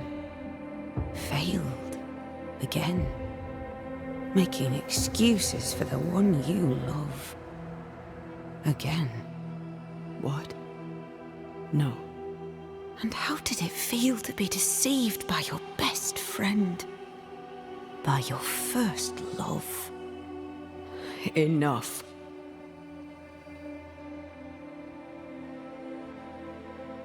Who found your body? Who told John about your fall? I don't recall, but does it matter? One moment I was alive and lost in thought, the next I was dead and bound to John. And to him, my death felt good. The deepest comfort. Solace most profound. I felt those feelings. But those feelings were not mine. Toki mi indrasta, skal nam falas.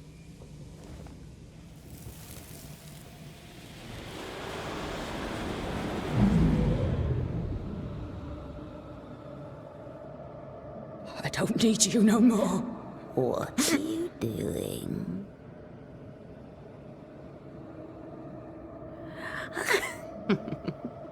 Foolish girl. Please, no. Please don't hurt him.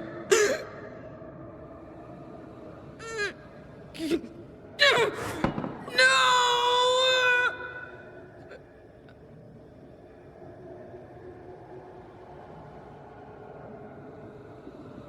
By what name should we know you? Always that same question, and you know better than to ask it, Antea Duarte. I don't need a name to send the likes of you back from whence you came. I've done it before. How does she know your name? It's not Abigail. It's a... well, some would call it a demon. A bloody pest is what it is. You call us demons, but from where we watch in the great below, we are angels. You poor, transparent, knowable you are upside down.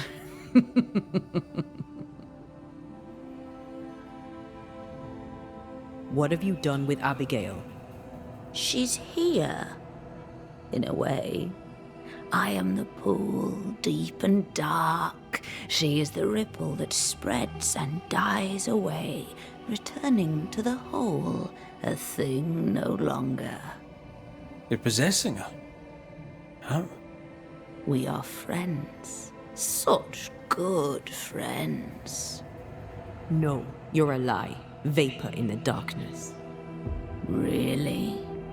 When you sit beneath a tree alone with no one to talk to, no one to play with, how easy it is to lose yourself. You know nothing about me. Ignore it, Antea. Don't tell me what to do. Poor, transparent, knowable you. You target couples. You nest inside their hearts and plant the seed of resentment there, and grow it until it flowers and destroys them.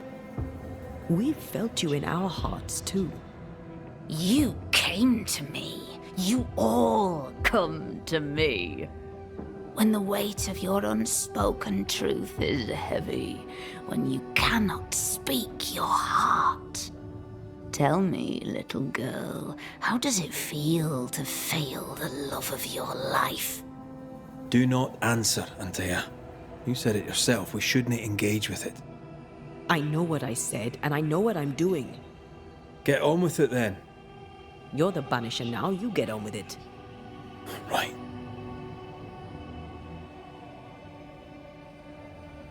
Not ghost, not spectre. What are you? I am the bringer from beyond the gates. Yes, yes, we know all about the void.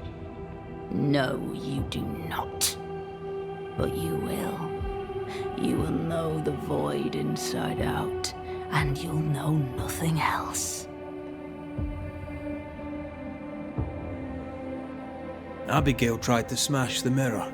She tried to break your hold on her. What happened to her? Are you a happy man, Red Rory McGrath?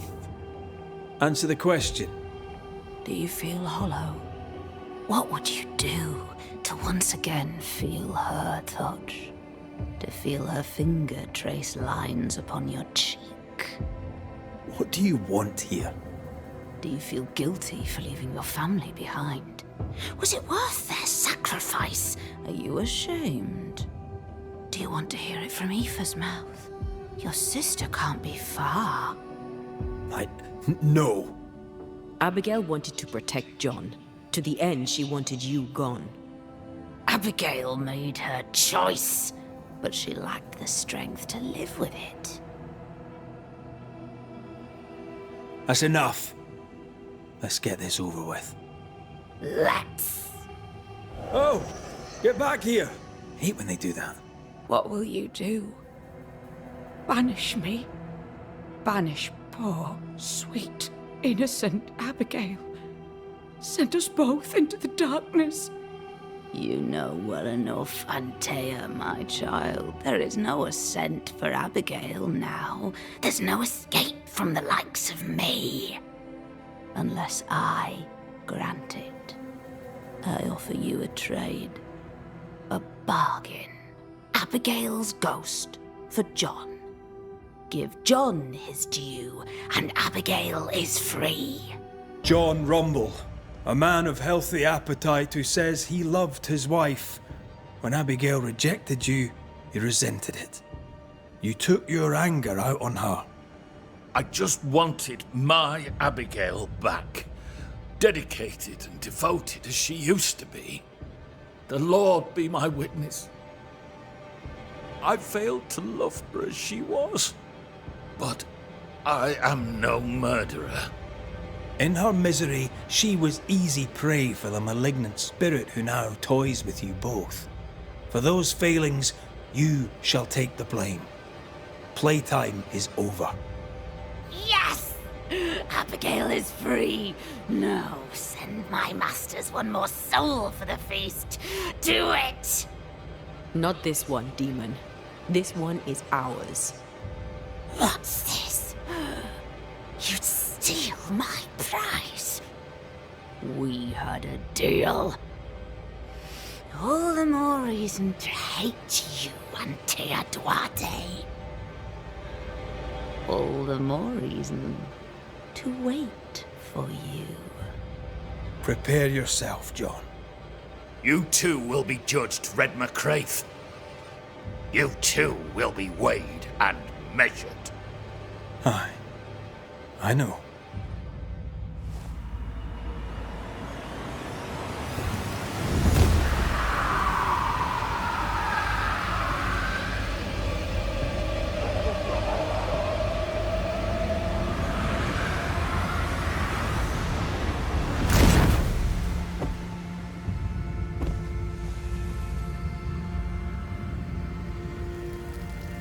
The demon is gone.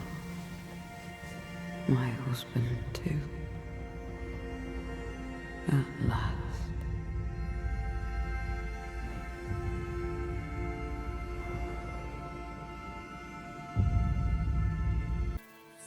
You did it, didn't you, you mutton-faced old hag? You damned well upped and did it. Oh!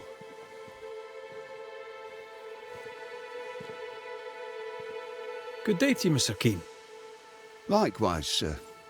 What brings you this way? Everything all right? All right? No. Mind you, things are better than they were. Thick skin was... well, she could be sharp. not everyone liked that. Interesting. But not what I meant. The thing is, Mr. Keane, you're haunted. Me? Who'd want to haunt me? Daniel, where's your sister? Edith? Huh. Funny. Now you mention her, I haven't seen her much of late. In fact, I haven't seen her at all. You can't think she's dead. She can't be. She just can't be. If his sister is missing, why didn't he mention it? How long has your sister been missing? I don't know. Longer than she should. I hate them woods, I do. They're strange. Voices echo in the trees. Puts the woolies right up me. Please, sir, my sister may be in danger. Can you find her?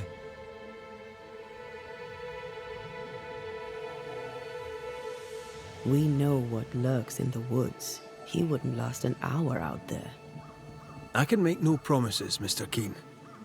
I am sympathetic to your predicament. Oh, thank you. Thank you so much.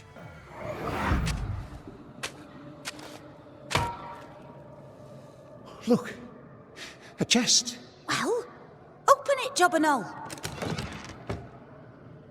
Is it a map? Could it be a treasure map? Let me see. Give it here. So, a treasure map. You found a map, I believe. Map? What map? A map. In a chest, you dug it up. With your sister. That map. Oh, yes, that map. How do you know about that? I'm a banisher. I dig up secrets. Part of the job. I'm impressed. And I admit a little bit vexed. Where did the map lead? I don't know. Up into the hills, out into the woods, across the bridge on the Boston Road. I can't say where exactly.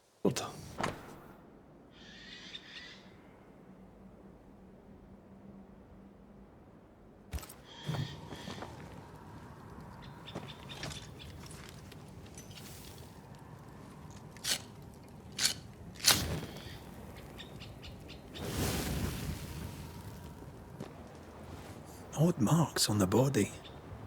Fern-shaped. Lightning will do that. Where's her gear? Maybe it fell.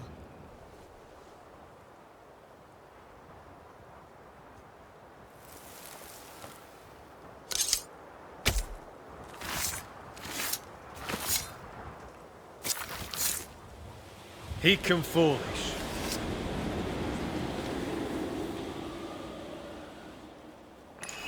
You really are a pain. Now, what do you want? I know you. Of course you do, Miss Keane. Of course you do. I don't know you. I'm ANTEII Duarte. If you're Edith Keane, your brother Daniel worries for you. I'm Miss Edith Keane. And my brother can troop off, as can you. What's your problem with your brother? He, a wicked man, let me die. He let me die. And I would like him to be punished for it. We'll come to that. First, a couple of questions. Why is Daniel to blame for your death? You don't know him. You don't know the truth of him. You don't know nothing at all. You were caught in a storm. Daniel threw no thunderbolts. I was in the woods because Daniel is a scheming manipulator who cannot be trusted, not even by his own sister. He has you fooled. He has everyone fooled. He's a liar. He's a schemer. He's a thief. He's a deserter. He'd have taken the treasure and run. You both wanted the treasure, so why not share it? Share? With that filthy thief? Not a chance. The money is mine. I deserve it. I deserve it all. Every penny, and every pot. Why did you leave with only half a map? I have a memory. I've seen the full map, and I remember it all. I knew the way. He thought he was better. Better than me? Ha! The fool. But the fool lives, while I am dead. How is that fair? His foolishness killed me. He shall not profit from it. She's annoying me now. They both are. Goodbye, Miss Keene. My brother must be punished.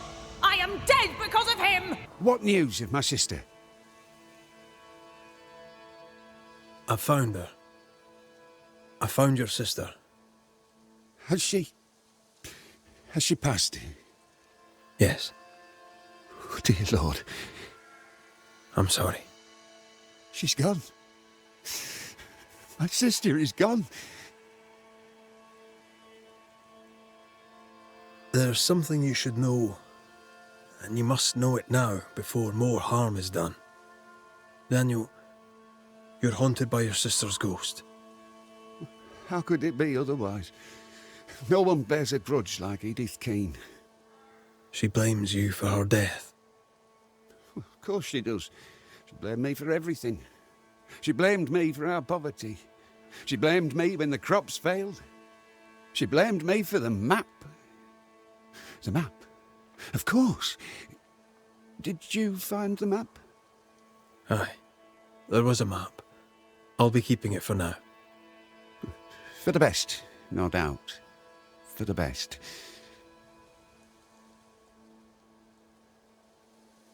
What happened between you? My sister was complicated, sir. A good Puritan, but no stranger to the sin of envy. Envy isn't usually fatal. Did you have a disagreement? Oh, aye. We've had a few.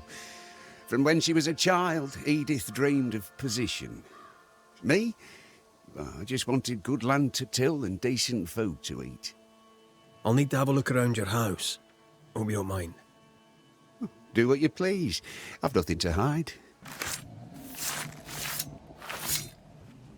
Through time and distance, I now see.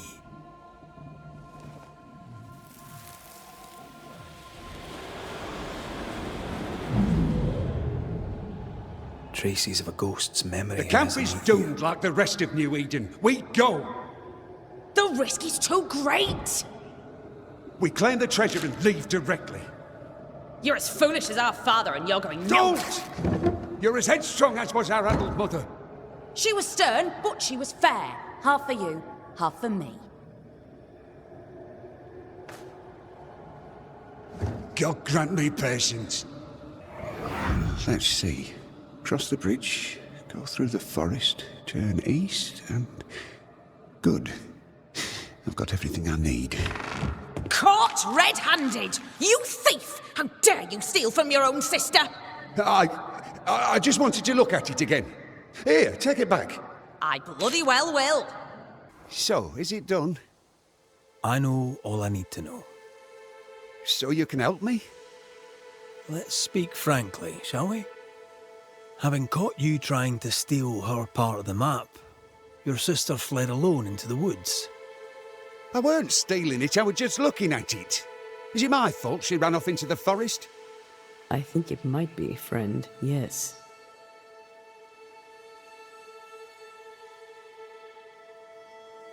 You lied to me.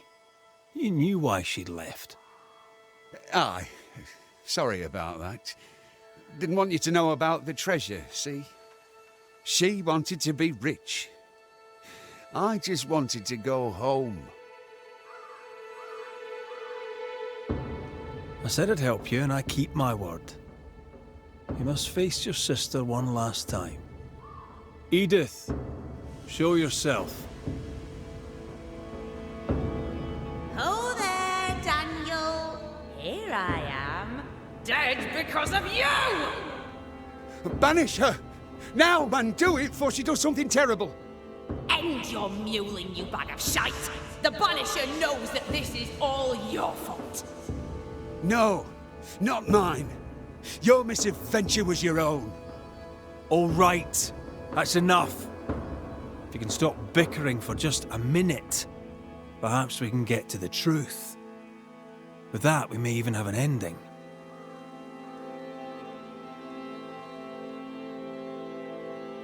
I saw your letter, Daniel. You planned to return to Yorkshire. This land is cursed. If I'm to die miserable and poor, at least I can do it at home. Bullshite. You wish to go home and buy a great big farm and be important. A man of standing, no less. Pah! You're a liar and a fool. This country could make countless fortunes, including ours. Idiot! Even dead, will you not just bloody well shut up?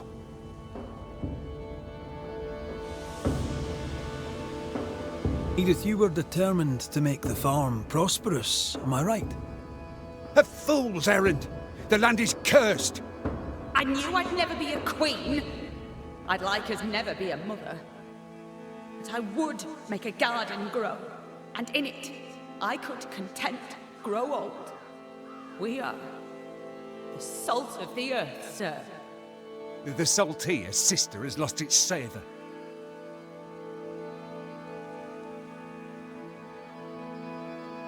Edith, you went after the treasure alone. You had a wee accident. You can't hang it on Daniel here. That's right. Without your scheming, I'd not have braved the woods alone. Without your scheming, I'd yet be alive. You killed me! You killed yourself, you stupid cow!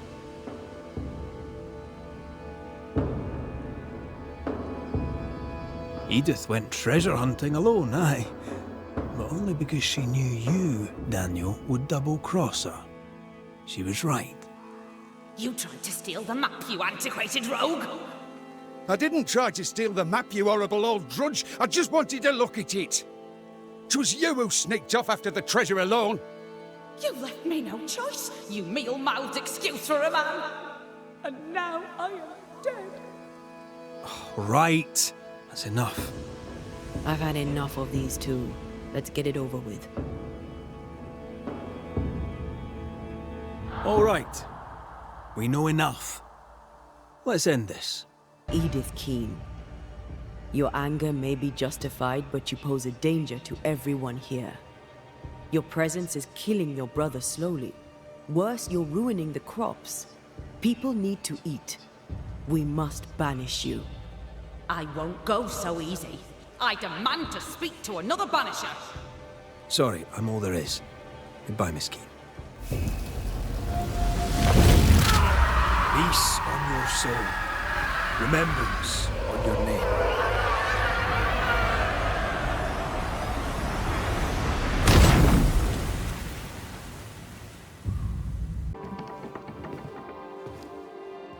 Excuse the mess. Another bottle broke. It's no big business. Are you sure you're all right? You seem a little overwhelmed. A bottle fell from its shelf. No big business, Mr. McWraith. Happens all the time. Have we met? I'd surely remember. I saw you strutting cocksure about the meeting house like some Scottish king. 'Tis a pleasure to meet you, your majesty. Likewise, miss. I am no miss. I'm Mistress Phoebe Walcott, and you are in my store. Are you all right? If you must know, sir, I have a drinking problem. Really? I do. My liquor disappears. My bottles fall to the floor and break, though I'm nowhere near. 'Tis a drinking problem indeed. Objects inexplicably vanishing, moving or breaking. Either you're haunted or you're clumsier than you think. Haunted, you say? Well, your majesty, why not? As the saying goes, when life gives you a torrent of shit, may as well be haunted. What can you tell me about the community here? As in, who here hates you the most after what you did? Is that what you mean? I bet you tell me what you know of Governor Haskell. Well, now he's dead, they're together again. Him and his lady wife. Probably for the best. They'd be proud of the kid, I suppose. Lammy Haskell. Any thoughts about him? He doesn't drink, I hear. But he manages well enough. Wants us to go away. Start anew elsewhere. I don't see the point of it. I've been elsewhere. It's no better than here. And how are you? I'm doing my best to bring a little joy to the world. What with all the gloom. And how's that going for you? Badly. You could be in danger. To be haunted is rarely good. Well now, that is bad news. Which is good, because I don't believe in good news. I'm offering you my help. Can you afford to refuse it? I don't believe in helping hands either. But if you want to do whatever it is you do, please feel free to do it.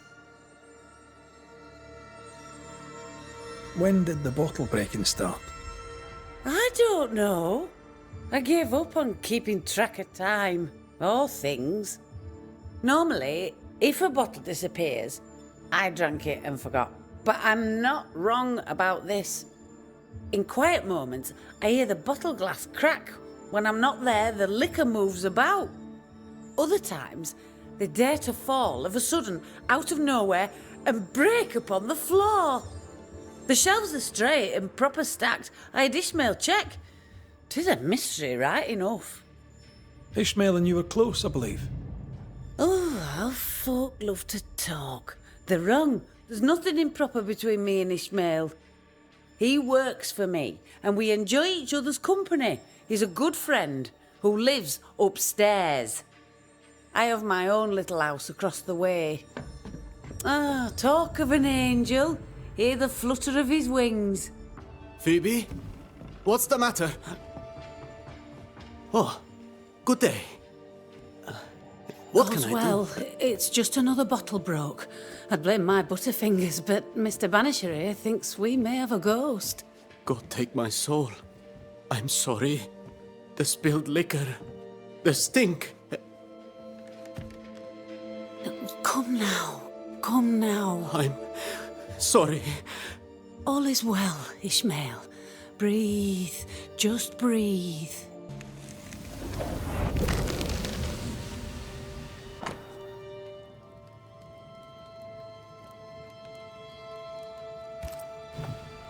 I know Phoebe and Ishmael are friends, but that's a generous will. Have you found your ghost? Tell me about yourself, that I might better understand who haunts you. Widow and proud. Town drunk and prouder. A fine chess player, even better when tipsy. That's about it. What can you tell me about your late husband? The truth is as boring as a sober day, I'm afraid. A happy couple we were until we were not. Strange, is it not? How you marry a fine man and at the first small contrariety discover he's a dubious, unreliable coward. Could he be a mysterious ghost? Took less than a month for Solomon to abandon me. My caring husband became a brickle white-livered chicken. He trooped off a-hunting. Heard he died in New France, spitting my name. If there's more, you'll have to find it out for yourself. Your Scottishness. Fair enough. No other family? No. I'm the child of dead parents and the parent of a dead child. The truth, as I say, is boring. How long have you been running the store in the Harrows? Years. Decades. Centuries. When I arrived, the farmers had no store. Folks were glad to have me. Even old Haskell was pleased. Of course, I was a respectable widow at the time. Respectable merchants are a boon to New-Eden, don't you know? What happened to the respectable bit? My husband and daughter push up daisies in the New World muck, Your Majesty. Respectability is a great steaming pile of horse shite.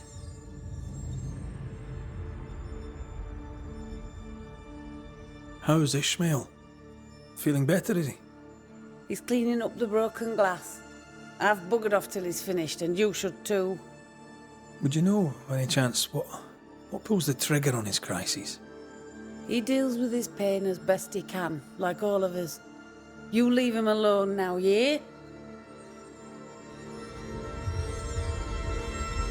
Your troublesome ghost meddles with more than your booze. It also hid your will. I knew things were vanishing. It wasn't just the liquor. Whose ghost do you think might hide your liquor and your will? Sounds like my long-dead husband's particular brand of mischief. Ghosts may linger long in the invisible before returning. If you've liquor stocked elsewhere, I'd like to check it. I would too, sir. But I abandoned my warehouse some time ago and have since lost the keys. Ishmael may have spares. His room is upstairs, right over our heads. A trusted friend, is he? Despite his efforts to keep me alive, I consider him my one and only friend.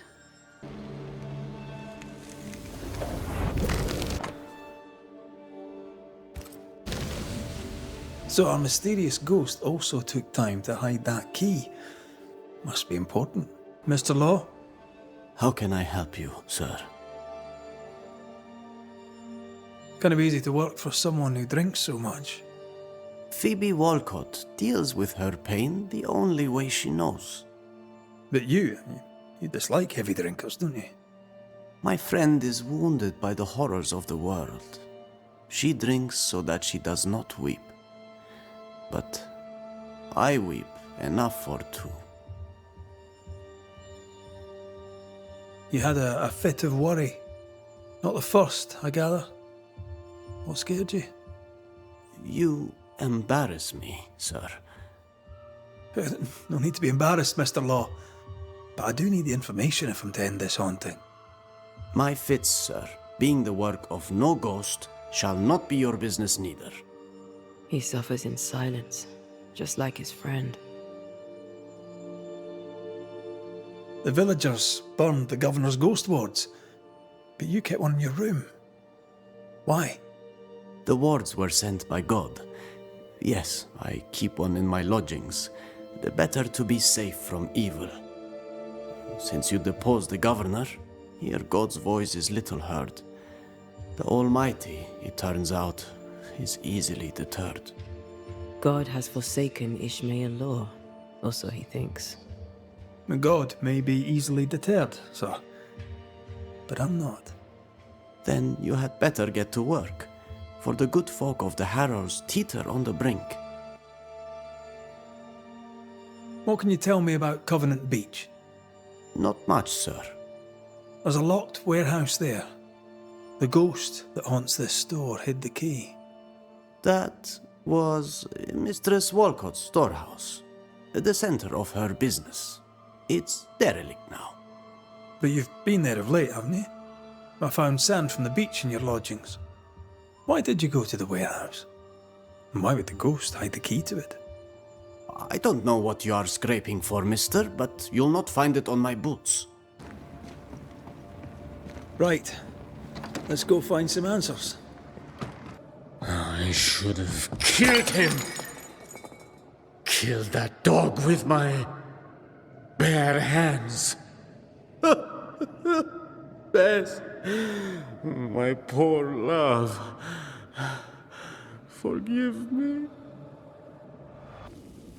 Ishmael must have been absolutely hammered.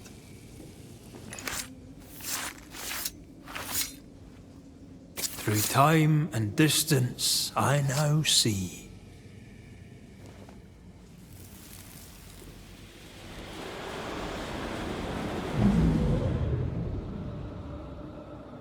Bess, there was no God to mind you in this miserable life, and none to welcome you to the next. What is this place?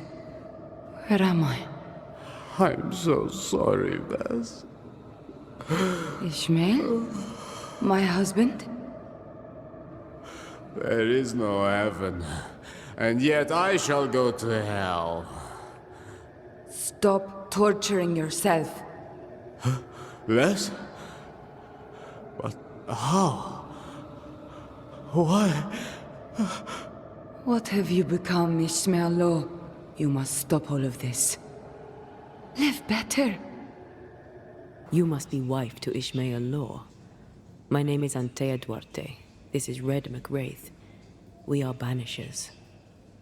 Will you banish the ghost of Bess Law? Will it ease her pain? First things first. You're not after Phoebe Walcott, right? You're here for Ishmael. I don't know why I'm here. I just want the pain to stop. You've been breaking Phoebe Walcott's liquor bottles. Why? It was not me. It was Ishmael. He was dead drunk, breaking bottles in this place. Not here in the warehouse, but in Phoebe Walcott's shop. You broke many of her bottles. Ishmael and I served a master who drank. He was a brute. He beat me. He killed me.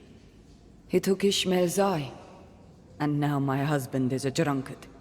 He comes here to soak his sorrows, to drown them in liquor, to draw me back, against my will. Is that why you hid the key? I think so.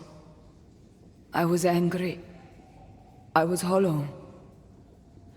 I spied on him, on her too.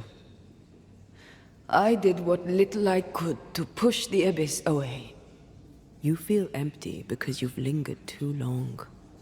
All I know is I can stand the pain no more. Not theirs, nor mine. How did you end up here? We came from Marrakesh. We left in search of a better life. To pay our way, we signed a contract. 7 years in service to a bad man. The drunkard Bennett Law, who, when drunk, was mean. Liquor turns men and women evil. I know it. I saw it. Now, under the sway of a bad woman, my husband treads the same path. His sorrow has called me back. I remember the pain. I feel the pain so much. They must stop. I'll make them stop.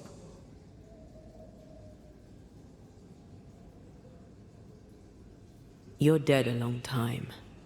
Where were you when you were gone? I don't know. I was drifting. Away from the pain.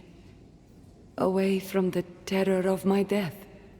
The pain never left my thoughts, but I could feel it no more, and that was good. Now the pain is back. Now I am back. Now I feel Ishmael suffer too. It must stop. It all must stop, and I shall make it stop. You're dead a long time, Bess. What brought you back now? My husband.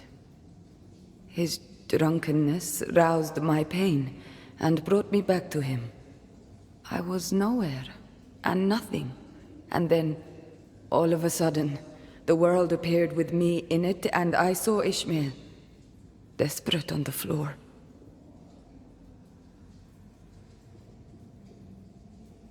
Are you saying that you stay because he was drunk? I stay because I cannot leave. The memory of my pain is growing, and it is unbearable. They brought me back. Ishmael and his pain.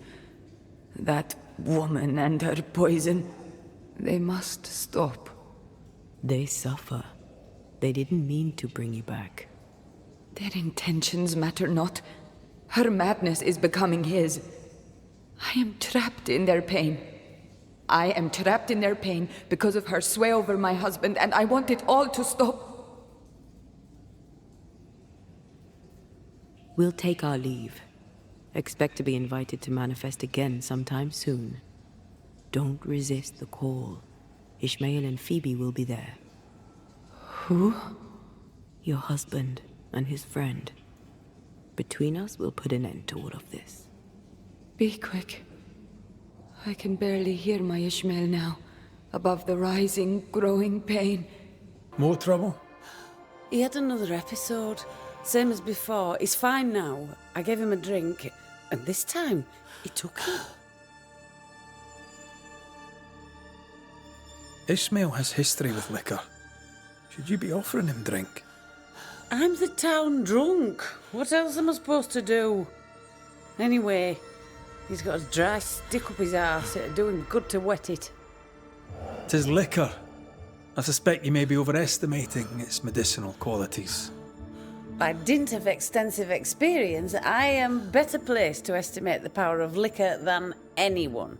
Besides, he always turns it down. Shame, really.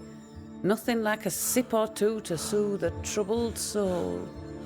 Ishmael Law is haunted by the ghost of his wife. But even without her, this whole situation is a mess. Time we all had a wee chat. You too, Bess. Come on. It's time to show yourself. Phoebe Walcott, this is Bess Law. Bess, you already know Phoebe. Bess? My love? How? I thought I was dreaming. You were really here? I was. I am now. And not for long. Please. Oh, you're Bess. The Bess. His Bess. Ishmael is fine, don't worry. Or, well, he will be soon. Ishmael has been drinking as much as you do. Liquor won't solve the problem here. Of course it won't. But we'll have some fun while we wait to not solve anything. You make him suffer, woman. And I cannot stand the pain. Talk not to me about pain, lady. You know nothing of my pain.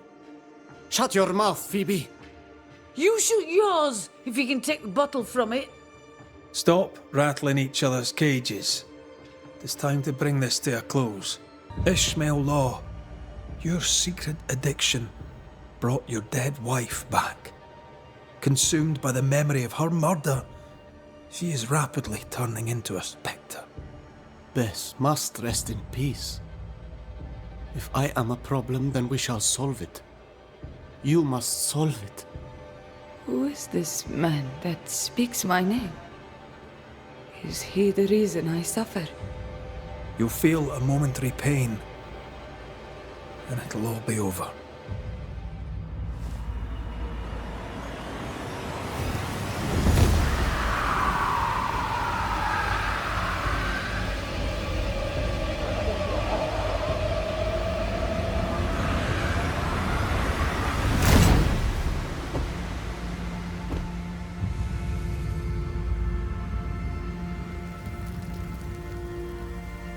Bess, my love, you are free at last.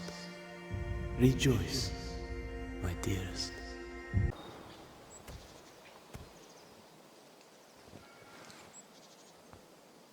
Dear Lord, I need you now. Please, send help. An unnecessary question, perhaps, but is everything all right? No, I'm not all right. There are demons in the mill. This is all Haskell's fault. May his wretched soul rest in peace. His leniency brought the devil on us. Now witches will walk the land. Well, why are you still standing there gawking like a goose? Aren't you a banisher? I told you there are demons. Aye. Tell me all about these demons and this mill. There is a mill. It is my mill in which I mill flour to bake my bread. In the mill, there are demons sent by the evil one. Oh, all right. No need to be an arse about it. I'll look into it. The mill lies past the barren fields and across the bridge. Whatever you can do to help, I would be grateful. Will you be all right out here? Will any of us be all right now our governor's gone? Lucy Barrow is dead, and demons walk. God has forsaken us. I'll take that as a maybe. I'm sorry to learn the alewife has died. Oh, don't be. Are you close? Close? Yeah, we were close. Close enough to hate each other. And before you jump to any sodding Banisher conclusions, her death was not my doing. And 'twas I who found the body. I shall not miss her. You will when the ale runs out. You really don't seem to hold her in your heart. The baker and the alewife both need barley. We made a bargain, spit in hand and shaken on, to share the crop. But she broke the deal, went her own way, cut me out. No, I did not like her.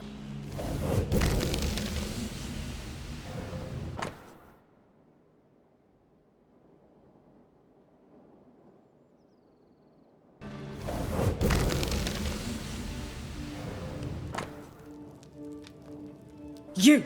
Who are you? What are you doing here? Wait. The Banisher McWraith. Haunted by a ghost? You must be joking. Mistress Barrow, glad to see you, circumstances notwithstanding. This is my partner, ANTEII Duarte. Yes, pleasure to meet you, but never mind that. Perry Cottle stole the key to my alehouse. You have it. I want it back. Why would Perry Cottle have the key to your alehouse? He wishes to steal my business, so I hid it from him. There's nothing quite like watching a grown man soil his britches over losing a bloody key. Serves him right. The barley failed. No barley means no flour. No flour means no bread. It drove him mad. It made him mean. I don't easily scare, but he scared me. And I was right. In the end, he poisoned me. What's your relation to Perry Cottle? We traded. Pleasantries, foodstuffs. He baked a fine loaf. Mostly we shared the barley crop. I worked with him, now I hate him. When I offered him a fair deal, he threatened me. He omitted to mention this. Allow me a moment in which to come to terms with the news that the liar, Perry Cottle, failed to tell the truth. Tell me about the poisoning. To start, let me tell you about the baker Perry Cottle, who is as mean as he is stupid. Mean, for he would not pay me for my work. Stupid, for he poisoned me before he could get his grubby hands on it. Are you sure he poisoned you? We had words. He threatened me. He carried out the threat. It seems cut and dried to me. You know how to brew ale without barley. We know this because Perry Cottle spied you doing it. For a great baker, he makes a piss-weak spy.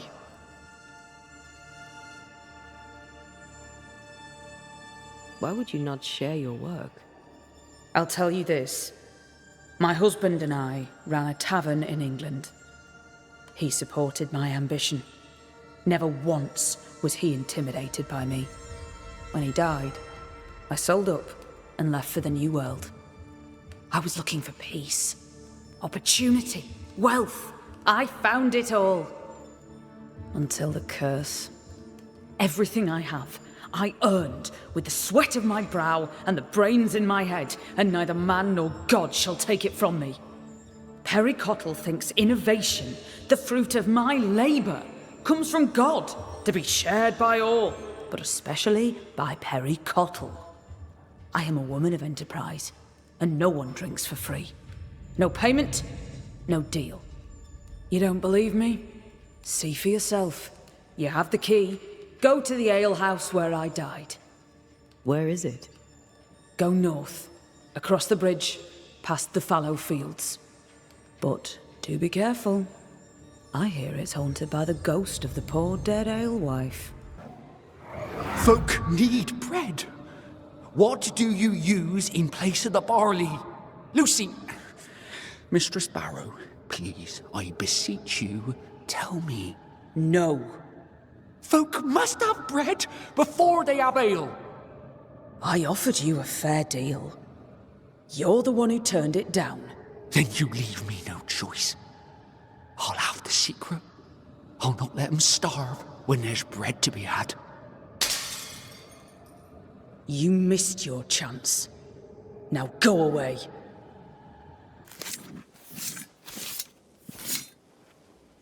Imaradas en tus.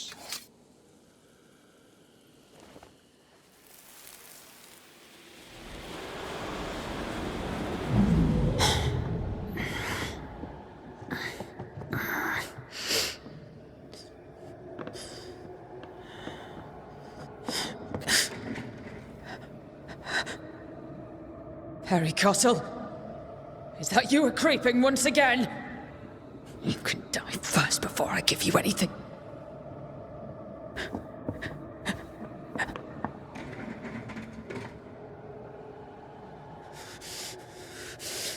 Best run, Cottle. Have a stick and I'll not hesitate to use it. She took the vital lacquer instead of the hops. Dear Lord, what work of the evil one is this? Lucy Barrow? But you're dead. I saw your body in the alehouse. The dead return, and you are most surely a witch. Yes! Oh, this explains everything. Oh, for the love of God, just stop your nonsense and explain what the hell you were doing in my alehouse. I believe I'm the one who needs answers. Oh, God! Oh, the world is ending, and the Lord must call us to him!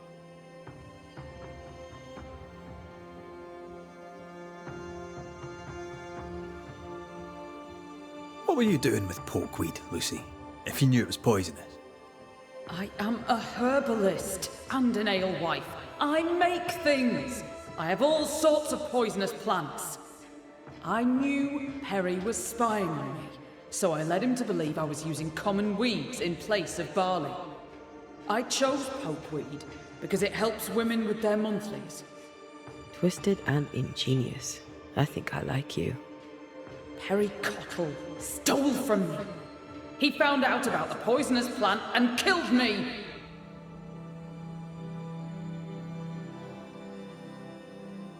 Lucy Barrow, under the pretext of a demand for fair payment, you hoarded a valuable recipe. That's right. You'd have starved us for the sake of your business. You denied the children of God their daily bread. For business, Lucy, for business. Our Lord God calls you to give service to his flock, and you demanded payment? Let her speak, Mr. Cottle. If the Lord wished the fruits of my labour, then he should have paid me like anyone else. I worked hard for where I am today. I deserve to succeed. I worked my arse off for it, and you would have me give it away. Not a chance. Go on then, Mr. Cottle. What were you doing in the alehouse when you found Lucy dead? I'd not seen her in a moment. I was checking she was well. You base strain-hardy oaf. You'll not have what's mine. You were checking to make sure I was dead. I was doing no such thing. But you were, Mr. Cottle. You spent weeks harassing Lucy here for her recipe. You harangued her so much that in a moment of stress, she made a mistake and accidentally poisoned herself. For that, you are responsible. Time to set the top on the right bottle, Cottle, you dundering harasser. You dwindling failure, you sneaking thief. I never meant to. I am none of those things. She had it coming. Devil worshipper, witch, selfish woman. Perry Cottle, you're haunted by the ghost of the alewife Lucy Barrow. You didn't kill her. That doesn't make you innocent. I done nothing wrong. You bullied her. And you spied on her. And threatened her. That seems wrong to me. You did those things, and she came back because of them. Because of you. What? What else was I to do? You could have left her alone.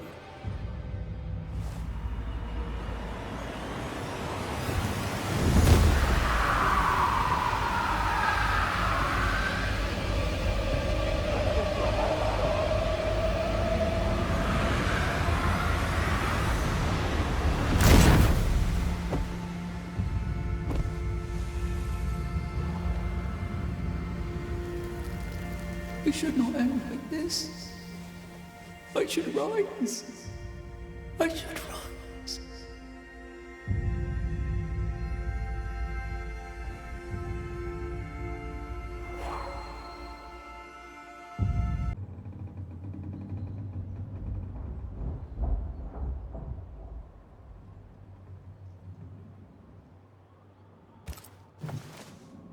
The ship's captain was married to Goody Perkins.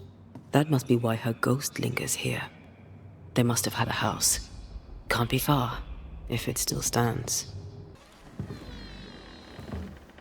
No, it's not here. Where did I put that stupid key? Good day.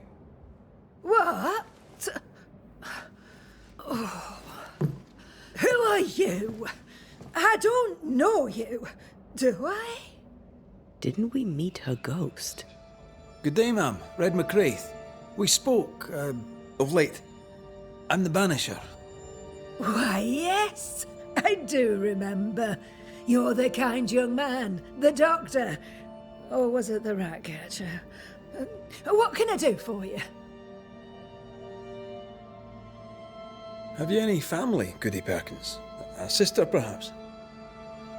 I don't have any relatives left. Did you have a twin sister? My memory, sir, is lately like empty pages in the book. But I would surely remember a sister. Her memory is failing. There's something you should know. In the wrecked hull of a sea vessel, I found your husband's log. Husband? The very idea. I've known no husband. I'm sorry. The log cannot be right. It must belong to someone else. It must. Right? Yes, it must.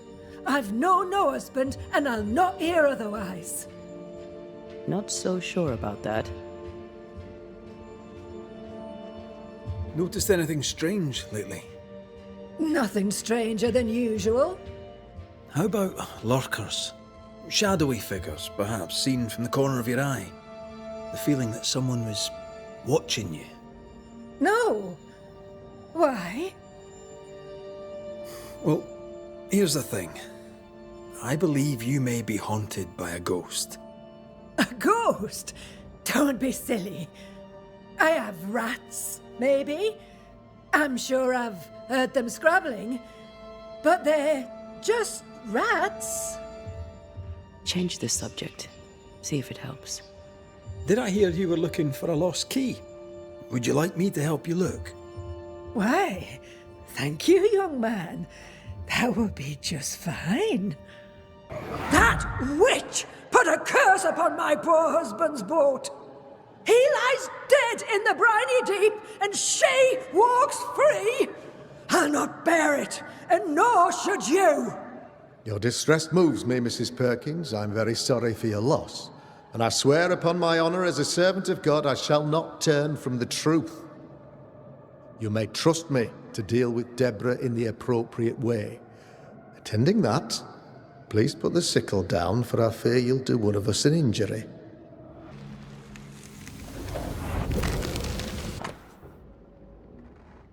Goody Perkins, here's the key. Key? What key? The key you were looking for. That key. The key. I don't know anything about a key. I don't want it. You keep it. You had a husband. Have you forgotten? Stop saying that. I've never married. When he died, you blamed Deborah. One of the widows from your husband's crew wrote to you. What happened? I know no Deborah. I have no husband. I know no Deborah, and you, sir, are bothering me. Please, leave. Have mercy upon me, O God, according to thy loving kindness. For I have done this evil in thy sight. Hang me up before the Lord against the sun. That his fierce anger be turned away. Deliver me from my blood guilt. Purge me, and I shall be clean. What strangeness is this? Can you really be Goody Perkins? I can be Hepzibah Perkins, and I am. I know Mr. McRaith, but I don't know you. I'm Antea Duarte. I need your help. I do not wish to ask for it, but I must. I have prayed for help, but God has not sent his answer, because I do not deserve an answer. Unless the answer is you. Then God mocks me. But at least he answers. You're alive, yet dead. What do you want with your other self? I must warn me, her, of the danger. The gates of heaven are close to me, and the Lord is deaf to my complaint. I've committed the greatest of all sins. I denied the life he gave me. Damnation eternal awaits us both. I must save her from herself.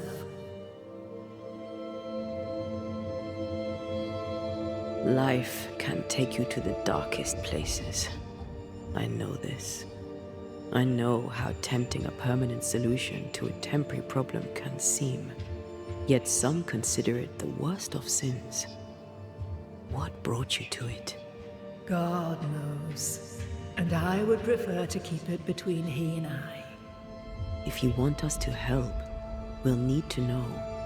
I just need you to get away from her. Every time you ask her the question, it's one more chance for her to remember. This is... How can you be alive and dead at the same time? This is the Lord's punishment. This is his will. I remember the bone-chilling cold as I wandered in the endless darkness. Then, suddenly, his warm and dazzling light enveloped me and brought me back. Here, to where I'd lost my life. This is my penance. Damned to watch, helpless, as I sin against him. Again, and again, and again. But then, I thought perhaps not. Perhaps this is my chance for redemption. For absolution. For salvation. Your living self seems to have lost her memory. Any idea how? She has lost her memory because she is haunted. Perhaps this is why God has sent me. You remember, and she forgets. What happens if it starts to come back to her? Then she will remember, and I will forget. This is genuinely fascinating. If she remembers, I have failed. I am the keeper of her memories, her pain, her faults and her guilt. I protect her from the past to safeguard her future. You don't protect her, though. You're killing her. Then she dies without adding to her sins. and I am no longer needed here. Come on! Won't someone do something?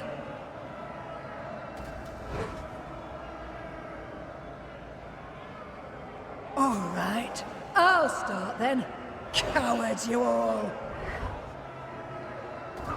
We welcomed you, and this is how you reward us. Confess now, woman! Confess the names of your accomplice witches, or be sent back to the rotten hell you worship! How bad is it? She remembers, and soon shall I die. You took part in the torture and murder of Deborah Comenius. You killed her. I could not bear the grief of my husband's loss. It turned to anger. I sought a culprit. My rage was blind. I knew Deborah guilty, because I needed her to be guilty. I was not alone in it. I share the blame. But the guilt is all my own. This mistake, how do we stop you, her, from making it? Talk to her. She remembers. The curse will be repeated. Her memory returns and she remembers the stone. She remembers the day she killed. The day she killed Deborah. The memory of that sin, of her blood guilt, will drive her to another sin yet worse. I must be stopped. We must go now. Please, don't let her do it. Save me from the sin I'll soon commit. Mrs. Perkins, are you all right? I have a weight upon me. The stone. The stone. May God forgive me. What have I done? I remember now. I remember everything. Aye, and I can tell you're upset. It's a lot to take in. Unfortunately, there's more. There's a lot more. The ghost that haunts you is you. It's hoping to stop you doing something that you'll regret. My ghost! Is this why sadness hangs heavy on my poor heart? Is this how I feel my guilt?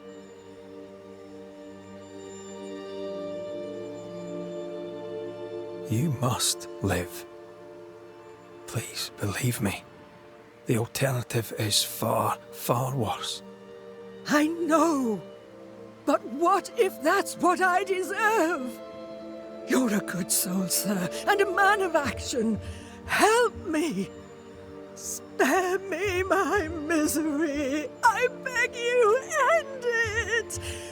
End it now. The woman knows what she wants. Be a good neighbor and give it to her. This is your fate. It's your decision. Mrs. Perkins, it's time. You heard. Show yourself.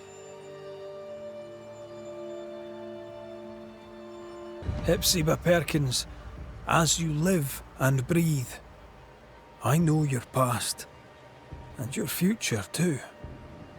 I've heard your request. I see no other way. There is always another way. But if this will prevent your damnation, I'm happy to serve. Thank you. You seem a nice young man. I know how much this cost you.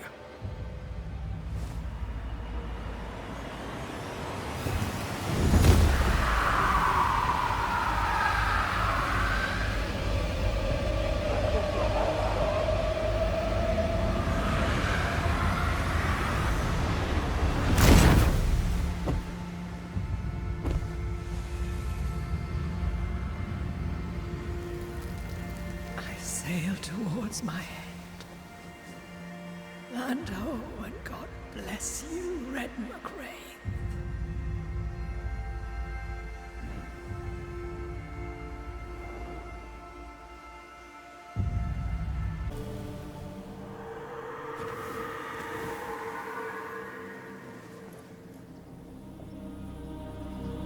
How come it's not working? Let's ask Seeker. This all has to end, and I'd rather it was sooner than later. I am doing my best, my love.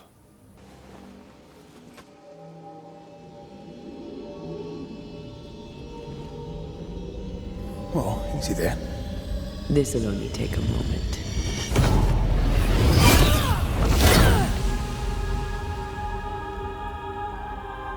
See? Well, throwing my weapons through your will is a little unsettling.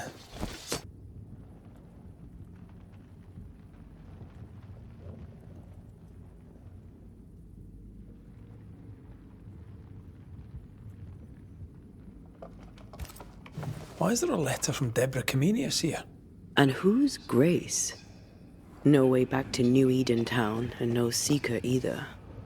Our only clue points to Kate Newsmith. It's time I asked you about Deborah Comenius.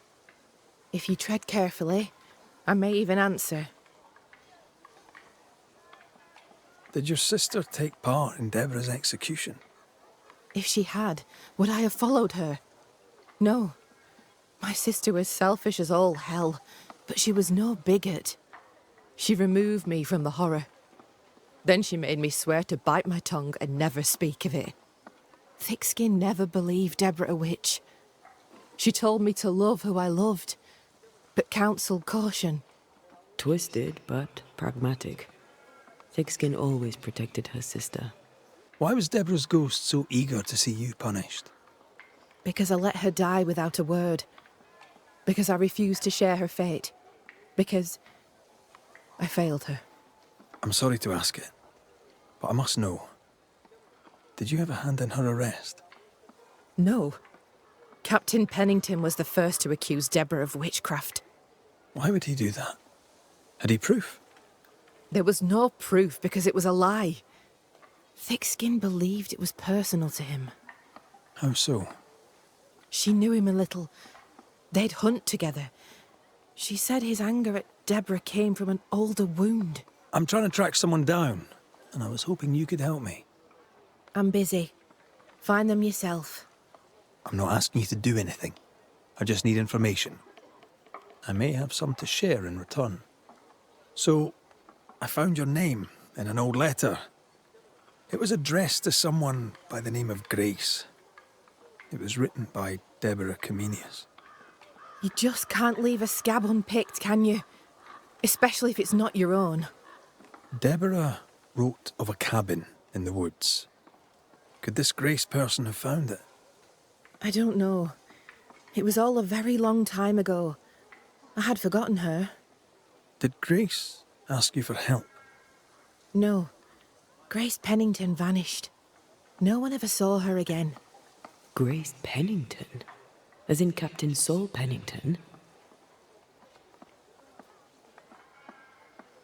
Pennington had a daughter, and you knew her. I knew her, but not well. Deborah had her in the school and spoke of her from time to time. Shy as a porcupine and twice as prickly, as I recall. Deborah wrote the letter in February 1688. When did Grace disappear? Months later, Pennington accused Deborah of being a witch. In my recollection, that moment overshadows all others.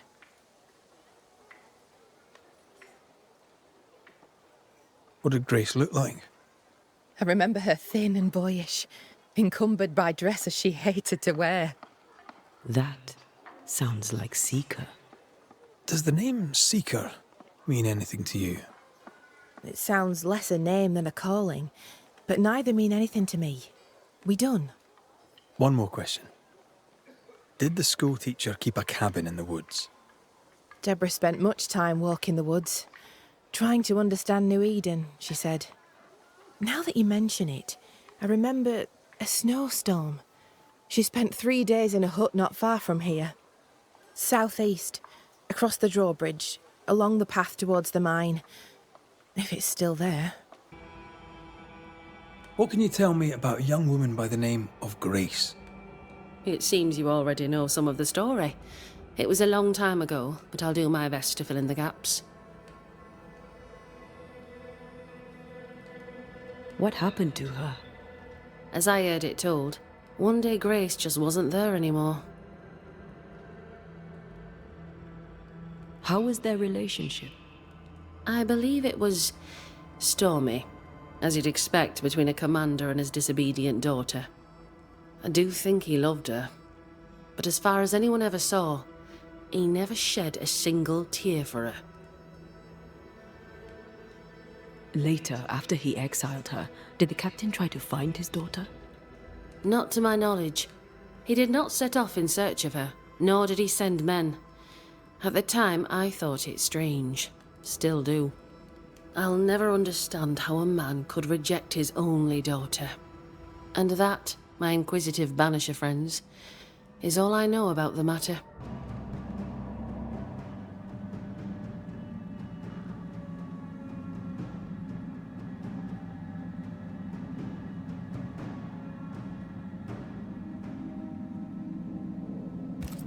More demonology.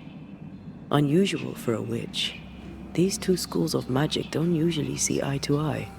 Perhaps Lammy could help us with the spell. Seeker drew this.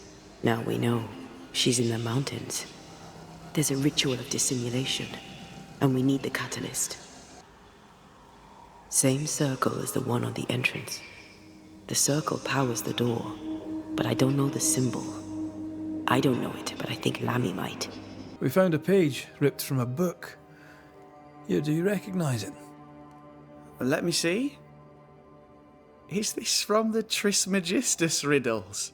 Yes, it seems to be. Why would you bring me one mildewed page from an amusing but harmless little book? Why would you fail to disclose that you'd given another ritual to another friend? It was a long time ago. I said after Caleb I'd distribute no more rituals, and that's what I've done. Not done. We know. But we're looking for Grace Pennington now, and we were hoping you'd help us find her. Who? Really, boy? Oh, I'm sorry, Mistress ANTEII. You said Grace's name, and it is my reflex to protect her.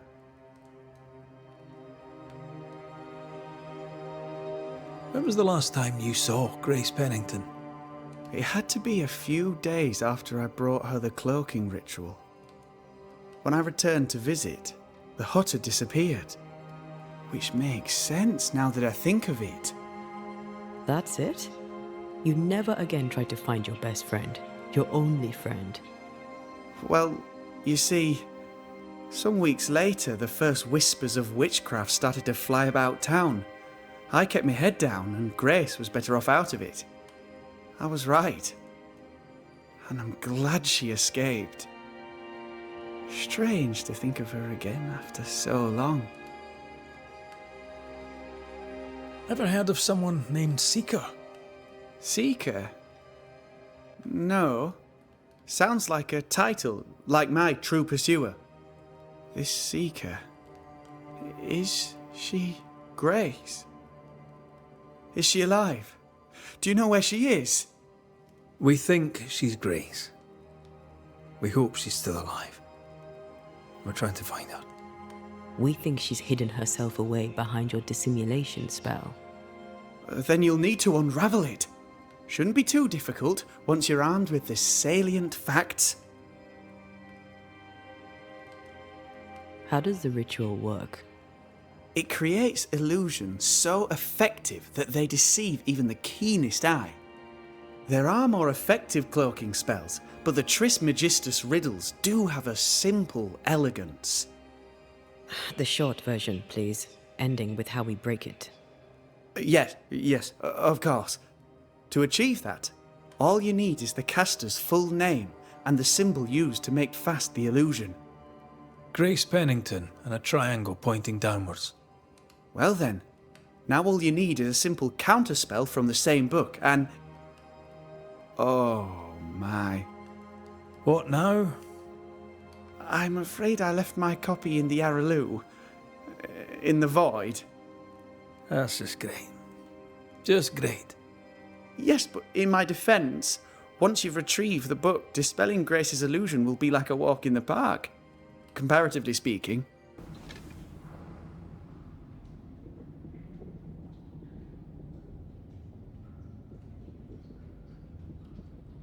Let the veil of unknowing be lifted. Let us see through the eyes of Grace Pennington.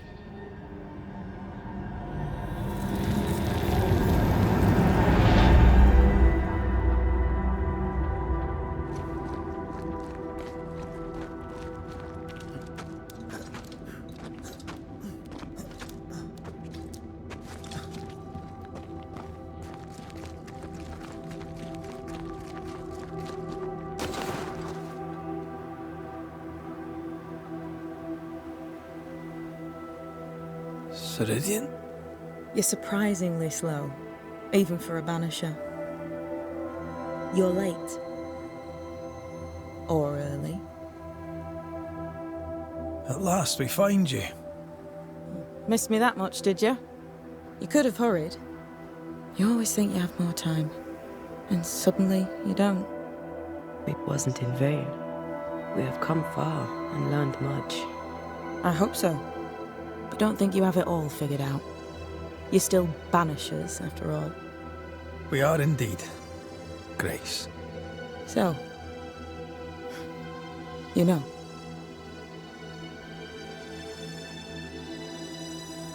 When I asked if you'd known Deborah Comenius, you denied it.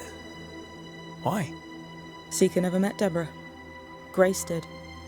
I am no longer Grace, and I don't like to speak for her. Deborah was Grace's teacher. She encouraged her to be herself, to become who I am now.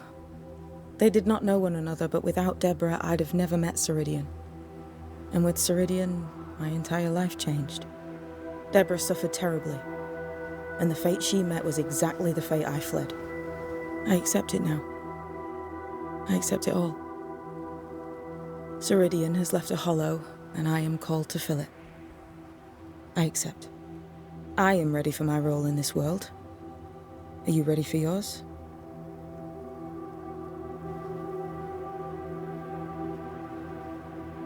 We looked for you everywhere. Why did you leave the Maya marshes? I needed time, silence, my own space. Hidden away behind Lammy Haskell's dissimulation spell. Oh, you know about that?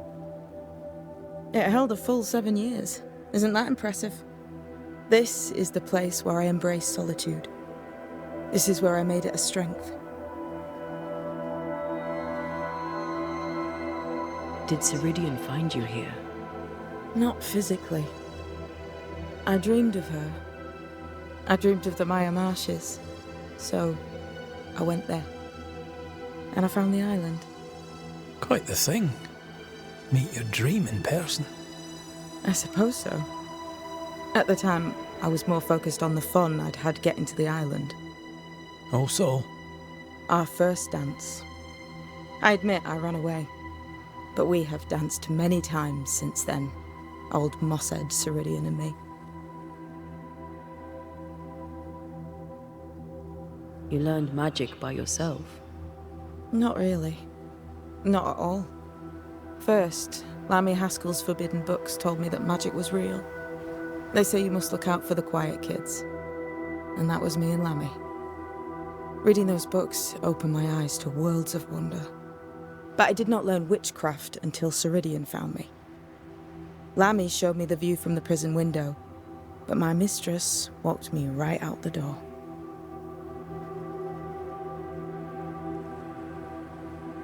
Lammy was relieved to hear you're well. He talked about paying you a visit. When I was exiled, he was the only one who'd help. Sweet boy. But now is not the time for visitors. Later, perhaps. Later, when you have lifted the curse.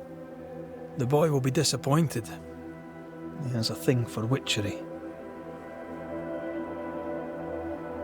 The time has come for us to go back to New Eden and face the nightmare. Yes. Balance must be restored. You must face your fate and end the curse. Ceridian said the only way back was through the void, but the pond seemed broken. We need your help. Of course you do. We're listening. Remember Ceridian's words. If you were to defeat the nightmare, your hearts must be open to each other. No barriers. Your bond must be strong. We've never been stronger. This void breach is not like the others.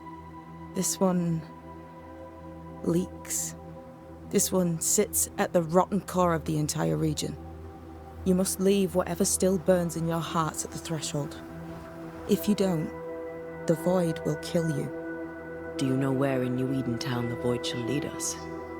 The trick is to focus on your happiest memories and let them take you there.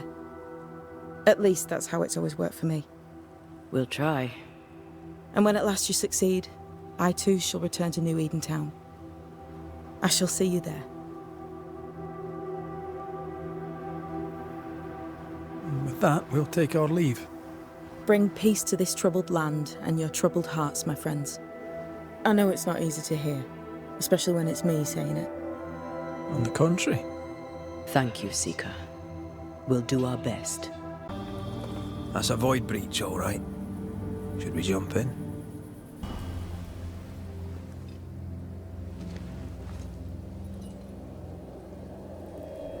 In the fields outside Havana, the air is thick and hot this time of year.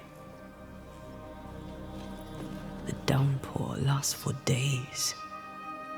I used to lie on the grass, face to the sky, and let the rain wash over me. I'd come home soaked through, smelling of salt and dirt. It drove my mother insane. I never thought I'd hear myself say this. But I miss it. I miss home.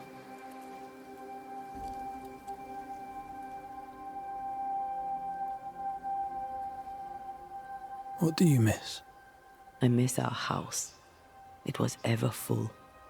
By day, the sick seeking my mother's cures. By night, our friends and neighbors for food and hot debate. We did not have much, but any who came hungry would be fed. My father was known for his ngombo. I miss it. And I miss the warm, clear sea. I don't know. I think maybe it would be nice to go back for a little while. You told me you weren't one to put down roots. Maybe I could with you. I think I'd like that. I think I'd like that too. Thank you for standing by my side through it all, for everything. Into the fray then. Always.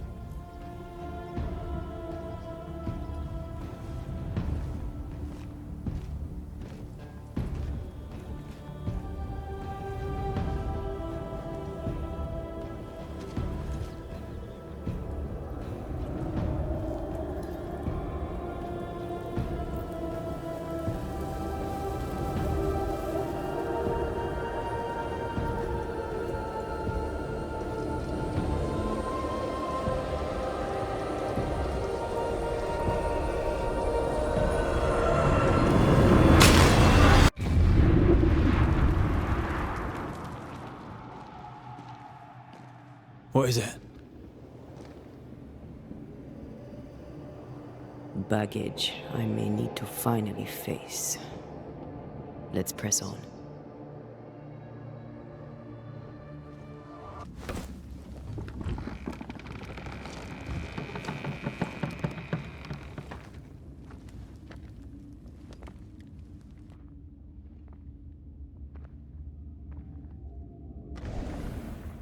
At last you visit Calendre, your bestest friend. We are not friends, and your name is not Calendre. Perhaps I should name myself by what called me to you. Your weariness? Your solitude?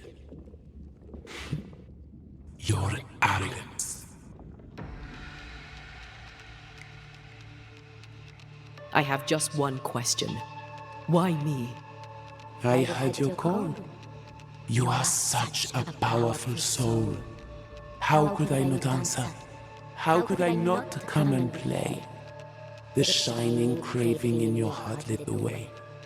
All I had to do was follow. All I had to do was take. You failed. I win. Look at yourself, ANTEII. Look at the man you love. Look at what you've done to him. Is this victory?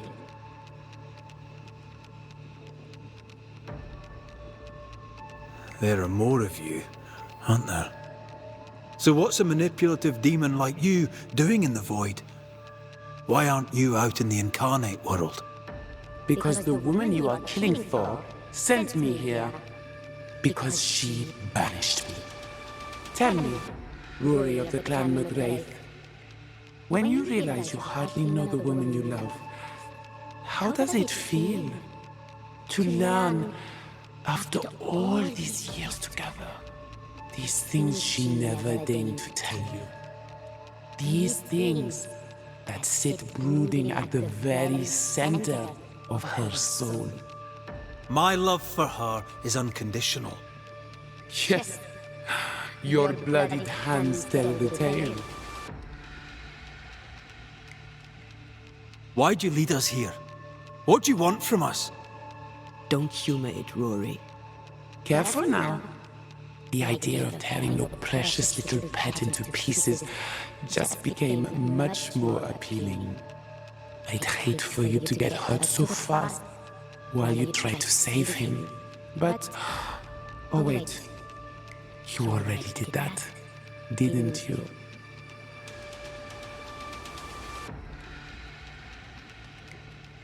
That's enough from both of you. You cannot play your old tricks with me, Calendre. I am stronger now. So much stronger. Bold of you to claim for a very dead Banisher. I was a little girl when we met. You used me, manipulated me, and made me believe that was love. However arrogant, however angry I was, you changed me, disfigured me. I abandoned my home. I fled from everything and everyone. I thought I had to be alone so that you could never happen again. For that, I forgive myself. But you, Calendre, no. You I do not forgive. What will you do when you have sacrificed your lover's conscience so to reclaim your body? Will you forgive yourself then?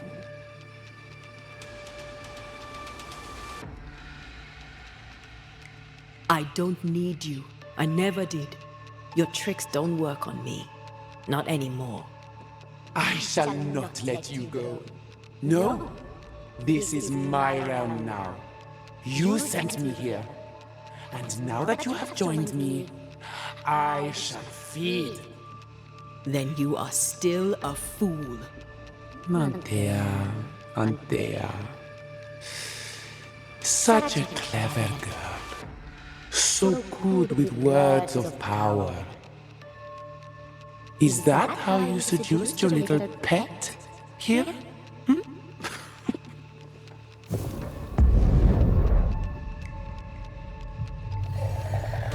name is Nasuku, and I am the relentless servant of the Queen of Kerr.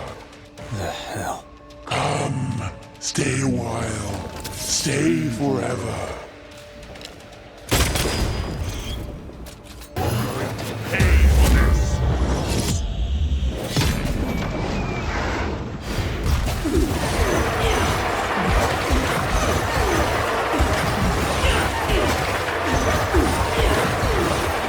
I'm right here, you know.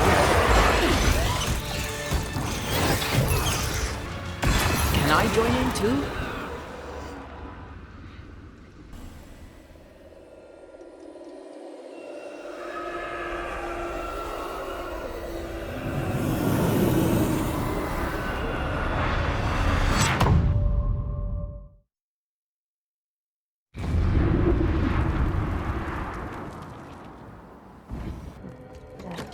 Esther.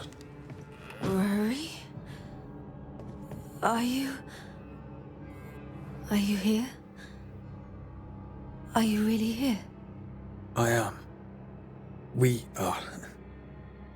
Have you been here alone all this time? No, not alone. Charles visits from time to time.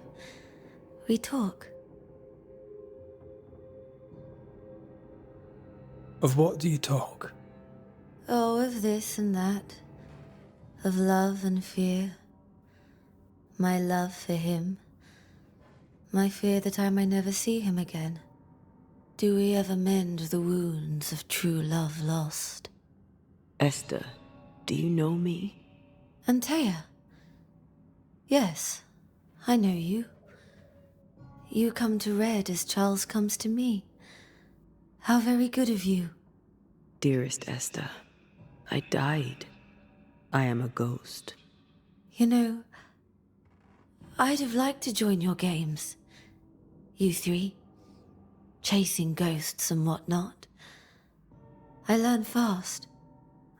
But not today. Today feels like a dream. What's happened in New Eden while we were gone?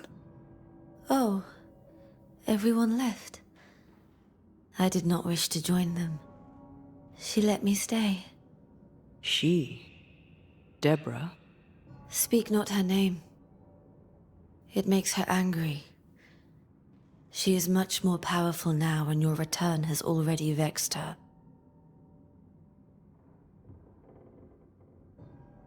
We're here for Antea's body. It is her tie, and the nightmare has it. Yes. By her body she is held hostage. Her flesh is her tie. Charles told me all about it. We must break the tie to set Antea free. She won't surrender it. You'll have to end her. But if she goes, then Charles goes too. I don't want that. I don't want that at all. We're not here to vex her, nor to attack her. Antea just wants what's hers. Last time, Red McGrath, you escaped with your life. Do you think she'll let you do it again? I'm rather hoping she will, aye. She knew I'd come back. What else was I gonna do? Which of us has choice when free will is a lie? None has choice. Each is another's glimmer of hope, sparkling futile in the darkness.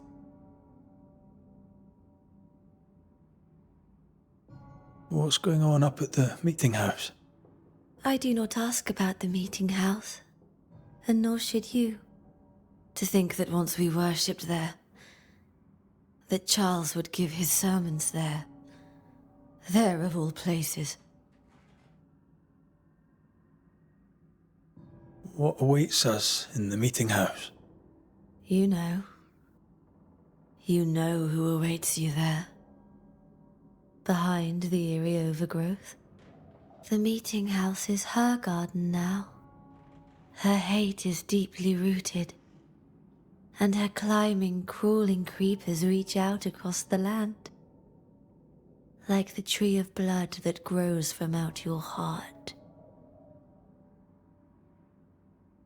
All things good and bad have their end. The meeting house is just a place. We'll go there and find a finish. You're a brave and gentle soul, Red McGrath.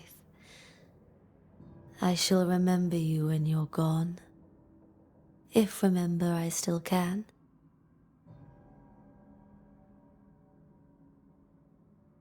Can we speak of Deborah? Don't say her name. She'll hear you. She'll hear our thoughts. Let her. Truth is not to be feared. Truth is freedom. There's no ending to the story until the truth is told. Red, you are a dear, dear friend. But there is no truth that does not look like a nightmare, and the difference between the two cannot be told. I am a ghost, and ghosts do not dream. This is real. We are here, and so are you. I promise you. Perhaps none of it is real. Perhaps it is all her dream. Perhaps this is the curse. Aye. And maybe life's a dream, but hell's balls, I hope not. New Eden was a dream, you know. A dream of heaven shared by we, its people. But we seem to have brought the nightmare with us. Nothing stands against the truth, and even a nightmare's power must have its limit. And what if the limit is the frontier of New Eden? What if here she is all-powerful and there is no escape? What will pass, will pass. And if it does, and we are free, what will you do? I'll away back to London. New Eden is lost now and for centuries to come. 'Tis strange to be back. It's strange to sleep near the place where you died. Still, rest you should. You'll need it. And you can't bathe twice in the same river. It's not the same river, and you're not the same man. And yet nothing shall ever be the same again.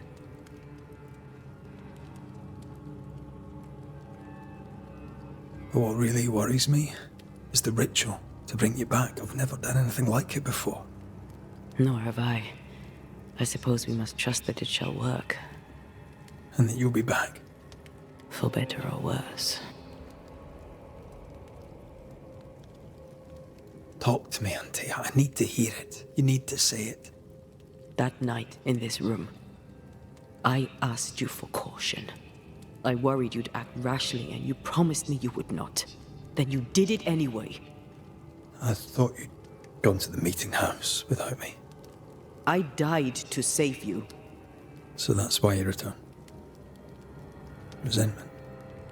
Yes. I was angry with you. The anger lingers.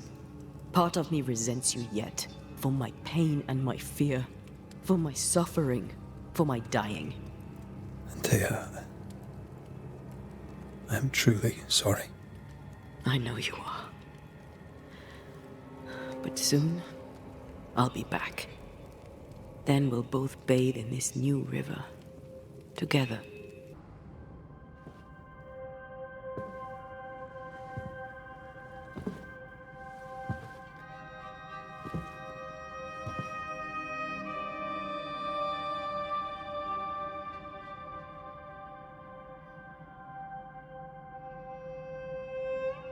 So, the circle is complete.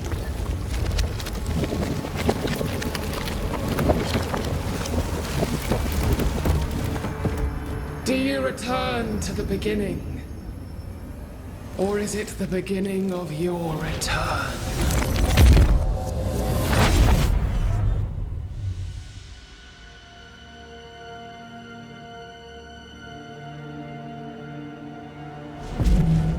A paradox. How clever. How it pleases you to play with time.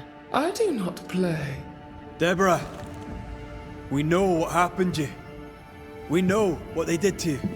What they did. What they do.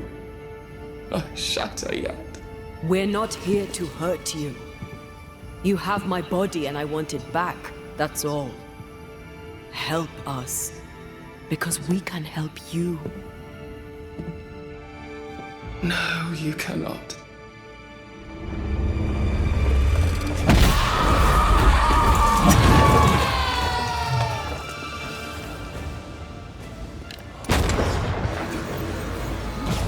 You will pay!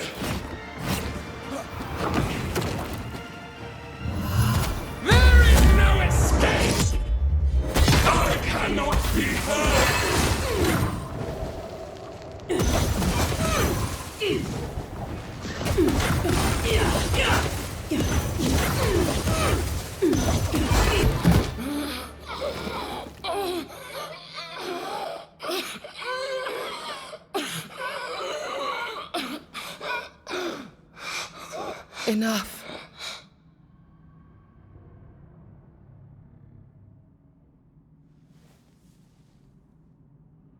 You are me, yet you oppose me.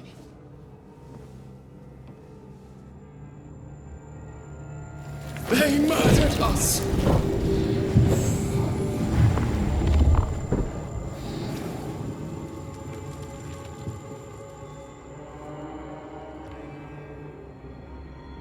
Make them pay. No. They do not deserve our rage, not these two. All deserve our wrath. They crushed the breath from us. You know this. You asked for this.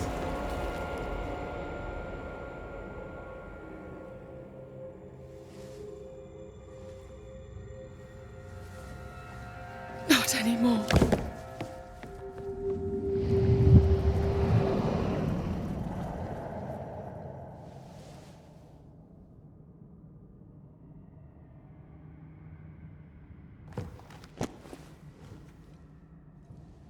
It's over. You have been heard. The truth is out. No!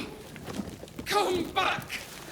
Feed upon the pain, the treachery, the outrage! No more. It hurts. Behold my wrath!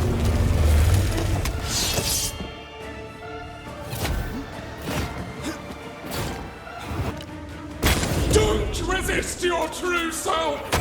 You were betrayed. You were innocent.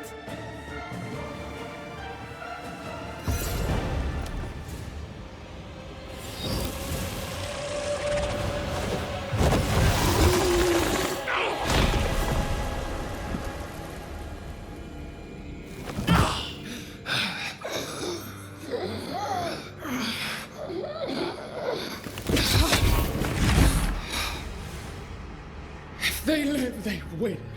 All of them. Enough pain now. There must be a reckoning. The pain may end right now.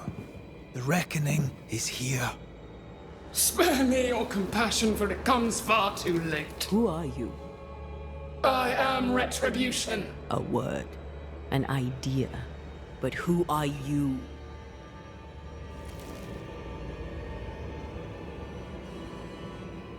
I am her fury. No longer. I am their nightmare! You were.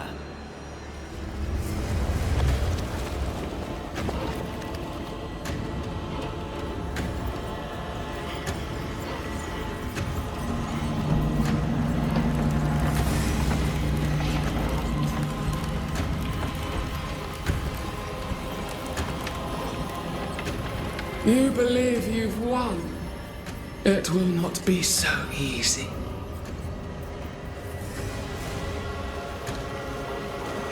For I will haunt your dreams.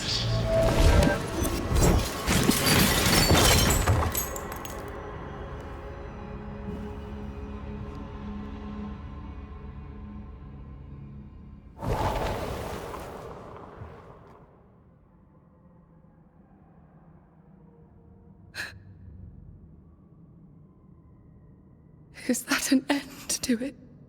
Yes. If you want it to be. Are you sure?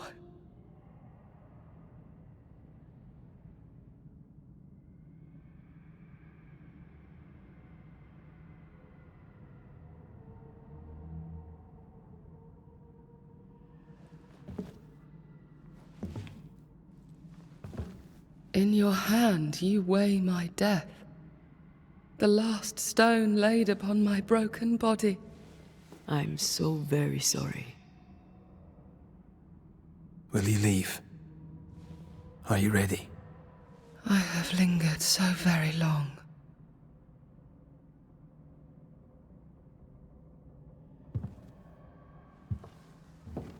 Where now will I go? I don't know. A better place, I believe. A quiet place. Quiet is good.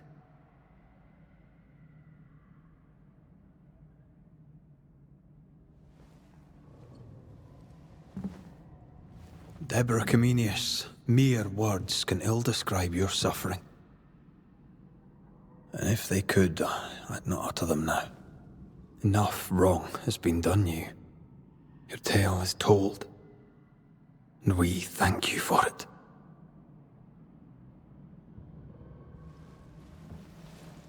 You are heard, and free to go.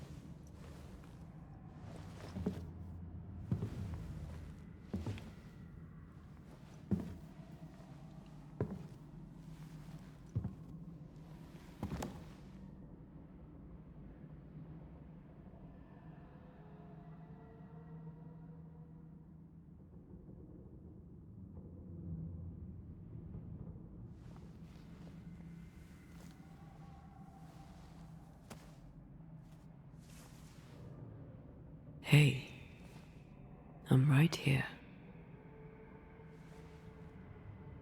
Aye, you are. It's time for the lesser palingenesis. Time to bring you home.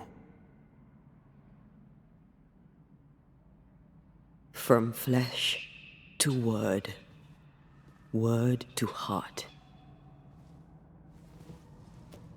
From flesh to word, word to heart. Air to fire, fire to earth. I'm hollowing. It's working. Air to fire, fire to earth. Ending to beginning, indivisible. Death to the living. Life to the dead. Ending to beginning, indivisible. Death to the living. Life to the dead.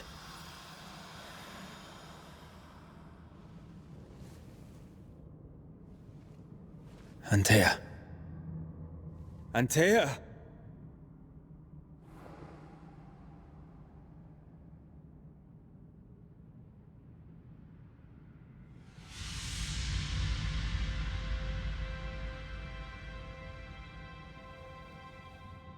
Bread. It was. It was.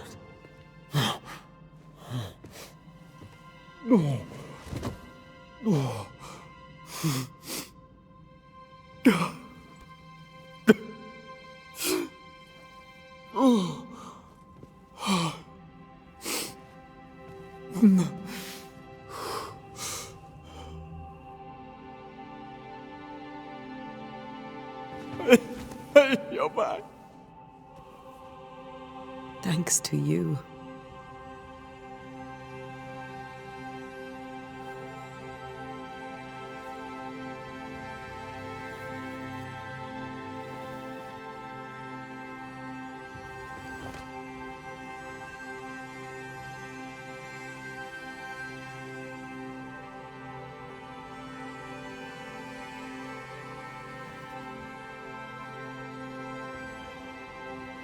The curse is lifted.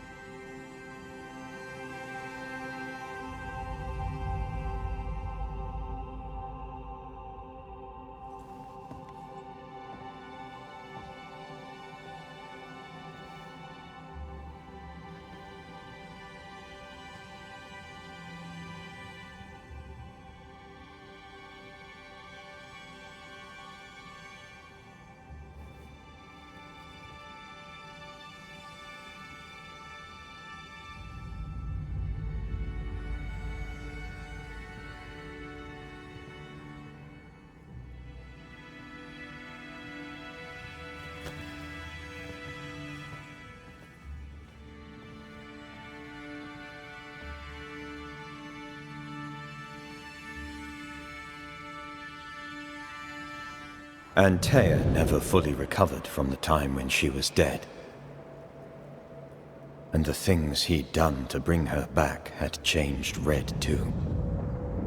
Some say you should fight for what you want. But some fights, I believe, are best lost. Battered by their ordeal at the hands of the nightmare, the lovers must rebuild from the wreckage. A new and stronger union. For better or for worse. Now, far from the place where New Eden once stood, Red and ANTEII will renew their love. A shared interest will bind them once more. A taste for forbidden fruit.